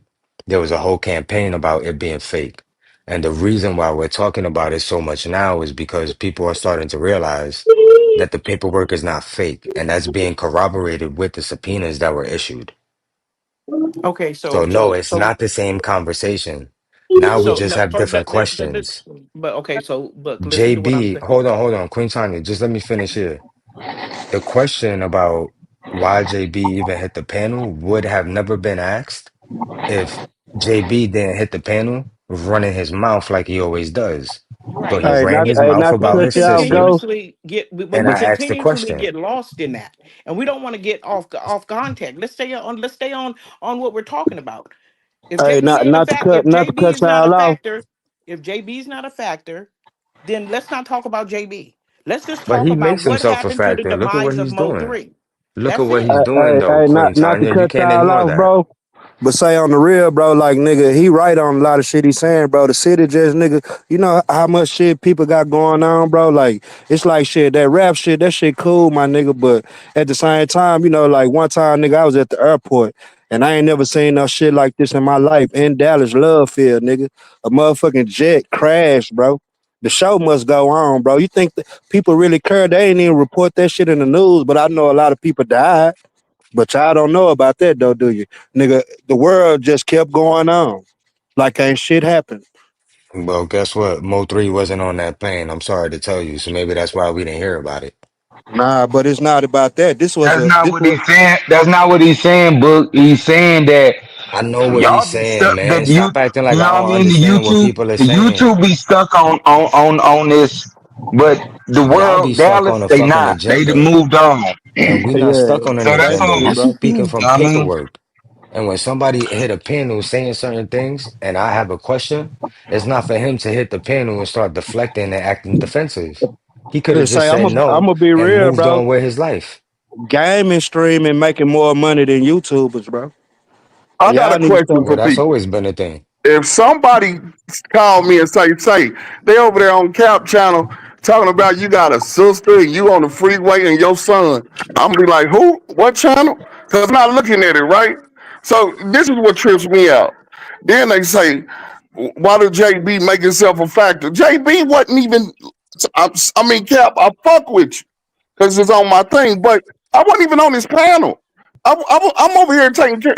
You hear kids in the background. It don't And matter, JB. What I'm getting hold at on, is this is hold what you on, do every time, stop. bro. This is what I'm saying. You bring up my name and put out false allegations on me. My It nigga is a was no man. false allegation. It Oh was a man. question. You were the one that told me you're Beezy's Man, I just godson. I told didn't you I pull that ain't out the never sky. in my life. If I'm on your channel, Cap, and I'm telling you, your panel, that I ain't never told this man Yellow Beezy is my godson. And how can he be my People that were godson? watching Hold us on, also stop. heard you. Why you How lying? can he be my Because I'm not gonna let you godson lie. if I've Why you never met? lying? Hold on. If I've never met Yellow Beezy, but the time I was at his daddy's funeral, he should already had a godfather in real life because he was already born. He already was shit 10, 12 years old, bro. So how the fuck would I be the godfather if I don't even know this boy at the funeral? This is when grown people that's on the panel should be like, fuck how loud I talk. It's about what I'm saying. How can I be his godfather if You I ain't tell never me. met? Man, I come didn't on, pull this bro. out the sky, nigga. Well, You Oh, that's what man, you this said is, to me. well, you know what? JB, let me ask you this: have you ever made a statement that I see in the comments? They said you have said or believed that Yellow Beezy is innocent. Have you ever said that before? You got damn right. I do. And I And believe people, no, stop, because of your question to me. And I believe people that has never met Yellow Beezy's daddy thinks he's innocent. What I think is niggas messed up and they finding a way of bringing this man into the situation to better their legal situation. Right now, people are playing with either death by legal ejection or they're going to be spending the rest of their life in jail. And if they can somehow work out a deal to where even if they roll on people, like people are doing every day, they day one partners, click niggas or whatever these young bucks are doing. That's what you seeing played out right now. Niggas is snitching for a better deal of themselves. If a nigga is telling you there's nothing that I can lose, I'm either gonna die by lethal injection or nigga, I'm gonna be spending in jail the rest of my life. But I'm telling you, that yellow dude ain't have shit to do with it. There's nothing he can win. There's nobody can pay him off for none of that shit because he's in the same situation. Nah, He's JB, that's where I disagree. That nigga say anything to save himself from lethal injection. I Yeah. disagree. no. I JB, Well, JB disagree. well, wants to hear JB. the bond hearing. I was I'm not. rocking with you, but I disagree. Well, we could Well, disagree on that, but what I'm telling you is, let's stick to the facts that that nigga is. It's other niggas that are snitching, but niggas snitch every day, bro. Y'all are stuck on this one thing again, but this is just something that happens every day when niggas do dirt and they get caught up and they trying to work out a better scenario for themselves. But the nigga is telling you, man, they lying on yellow. So if he get up there, it don't matter if even the paperwork that y'all are looking at is saying what you're saying and this is true. If the man that was supposed to have got paid is telling you that I didn't get paid, there's nothing that a jury can do to convict the man that they said And when the paid state him. is saying that they got evidence he did get paid, how do you feel about I that? done seen a lot of paperwork today, and that paperwork showed a lot of transactions. I understand. Showed a So lot of transactions. So I I've don't seen care if a nigga talk. transactions. Hold on, JB. Let me say this. I don't care if a nigga saying he ain't got paid. That still don't say that he wasn't down to do the mission. His location is over there. well, JB. He's I'm there. trying to. He's around. I'm So I trying to just want to ask. understand. I'm trying to understand your perspective because if you're saying you're in Dallas and you're saying that you know that Yellow Beezy is innocent, then my question is, out of all the people to take down, why Yellow Beezy? Why not Trap Boy Freddy? I mean, for one, I just don't see nothing. I don't see trap involvement in this situation at all. But you don't see Yellow Beezy's either. You're saying Yellow Beezy's I can see where, apparently. yeah, no. I mean, this shit ain't for. Listen, once again, this is as far as that I would go with it. But from niggas that's clicked up together, don't mean that everyone was tied into it together. If I can go so far, I mean, it's certain shit that I'm just gonna sit back and be entertained by you all and whatever y'all can come up with. But at the same time, what I'm trying to tell you is it's court dates. Y'all gonna see for yourself. In the meantime, the entertainment needs to go on. But I'm telling you, from what I'm looking at, they plotted, they realized I can get a better deal, and I believe it's believable if I say this happened. If money was going into the account before and after, he can say I was naive to knowing how that account was set up. But yeah, money was put up in it. Now that's for a lawyer to prove. It's not up for us to sit up here all night. But when that jury sees the evidence that they have, and they gonna believe what they need to believe because they gonna see what they need to see. Especially when the shooter say ain't nobody paid me a dime. Everybody thought Puffy was going to jail last month. He's not. Well, I guess my question, where I'm trying to understand is why Yellow Beezy, out of all the people to pin for the fall, why did Because they he's pick still Yellow Beezy? connected to the niggas that are snitching on him. It's not hard. But Trap is too. Baby girl, that's what I'm saying. That's why I know people have told you this is Dallas business, right? Go So ahead and I'm snitch, JB. Go ahead so and snitch I'm not again. gonna be a nigga that sit up here and tell you anything that you don't know already. It's not for me to tell you. It's just not. It's for you to continue to get whatever information that you feel is correct, that you want to believe, that you don't want to believe. I'm just trying to tell you what I believe in regards to Yellow. Now, when it's time for a case, you need to just see, was JB right?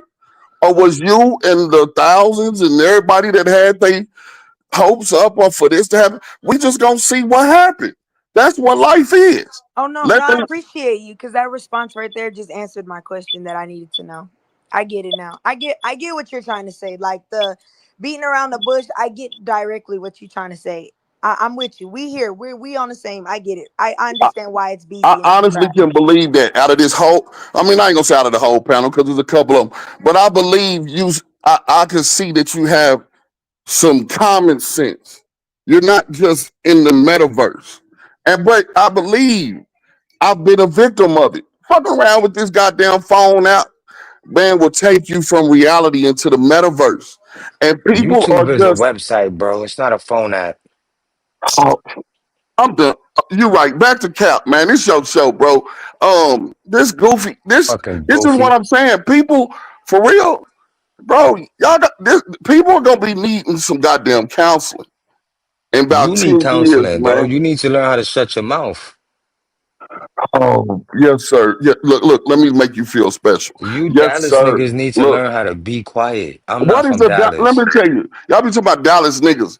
Do you know what that sound like? That sound like Dallas niggas go to a big old movie theater and we all sit together and we all have had these chapters of how to Yup, become that's a exactly Dallas what it nigga. is, because you Or, just called it I mean, entertainment, right? This is your movie theater, like you said it, right? what? My nigga, we It's talking about two entertainment to different y'all, things. right? This ain't entertainment to us, Goofy. What don't you understand?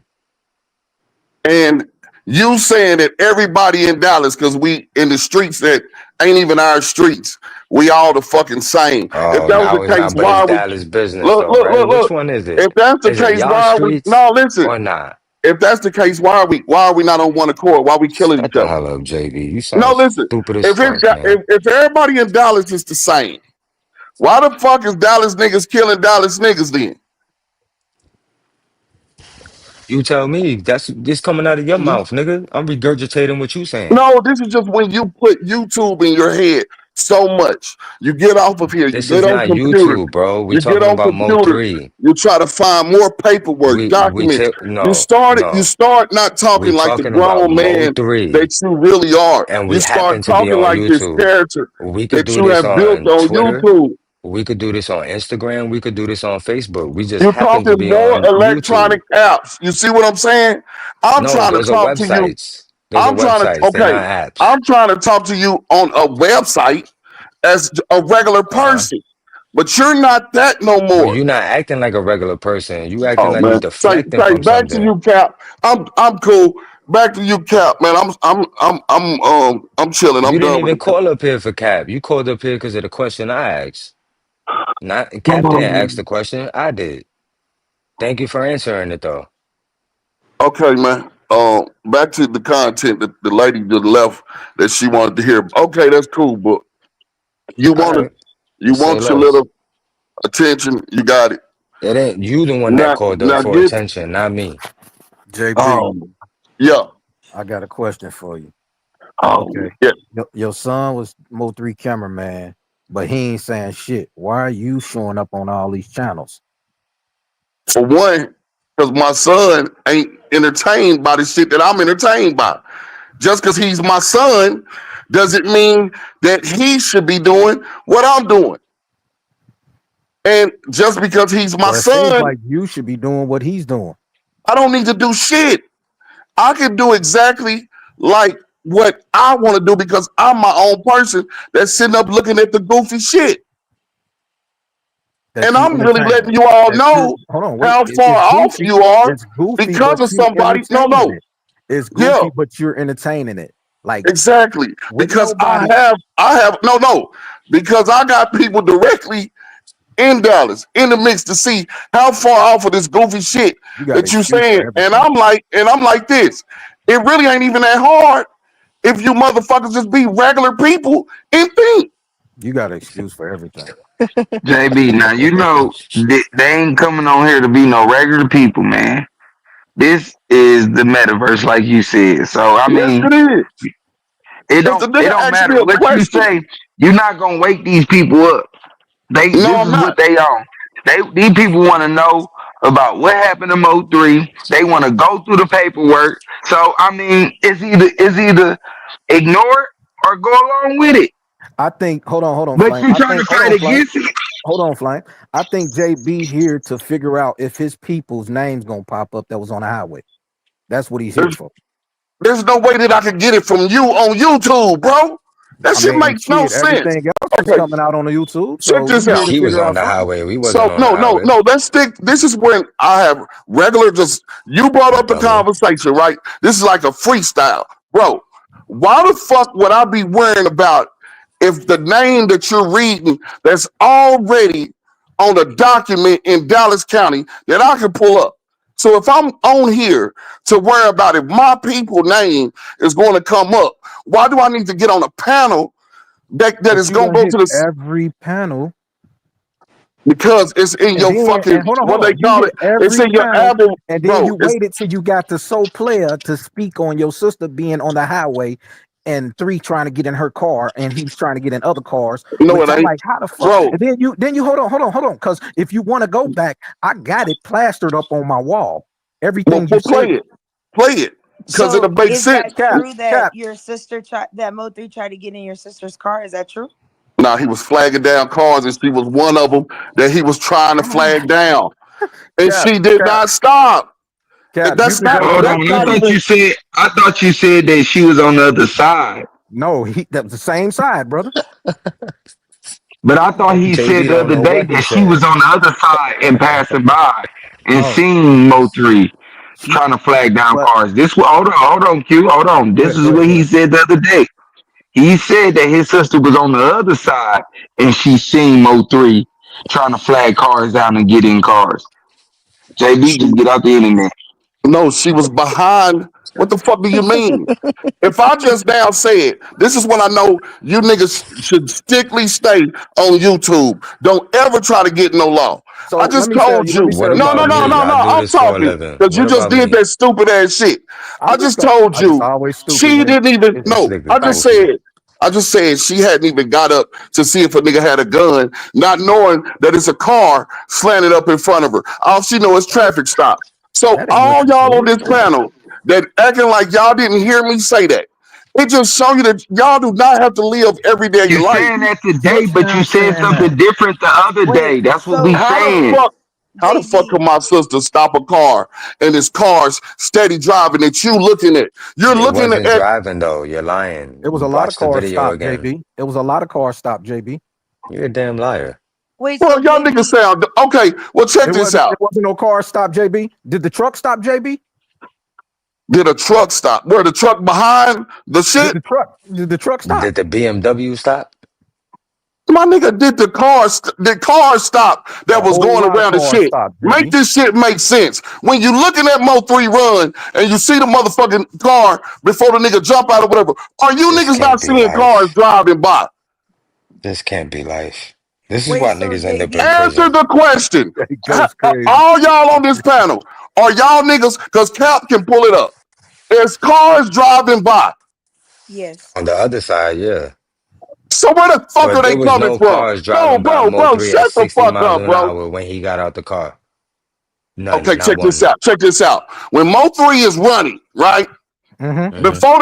Before he can get shot at all, the Hmm. fuck do you think he's doing? Jumping jacks or sit-ups? Or maybe he Who was was doing driving push-ups. 60 miles an hour?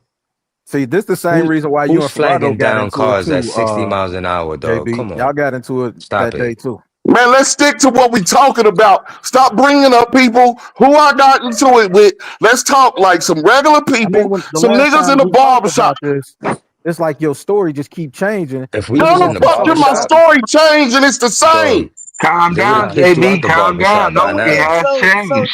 It JB, has changed.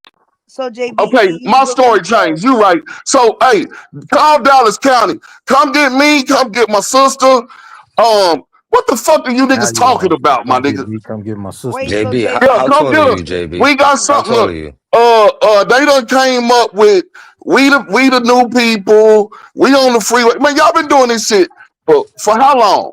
I would You think to said it. myself, ain't You wait, y'all said wait, it. niggas wait, wait, wait, tired? That's wait. what I'm talking about, So Book. Oh, my bad. JB, Go ahead, twin.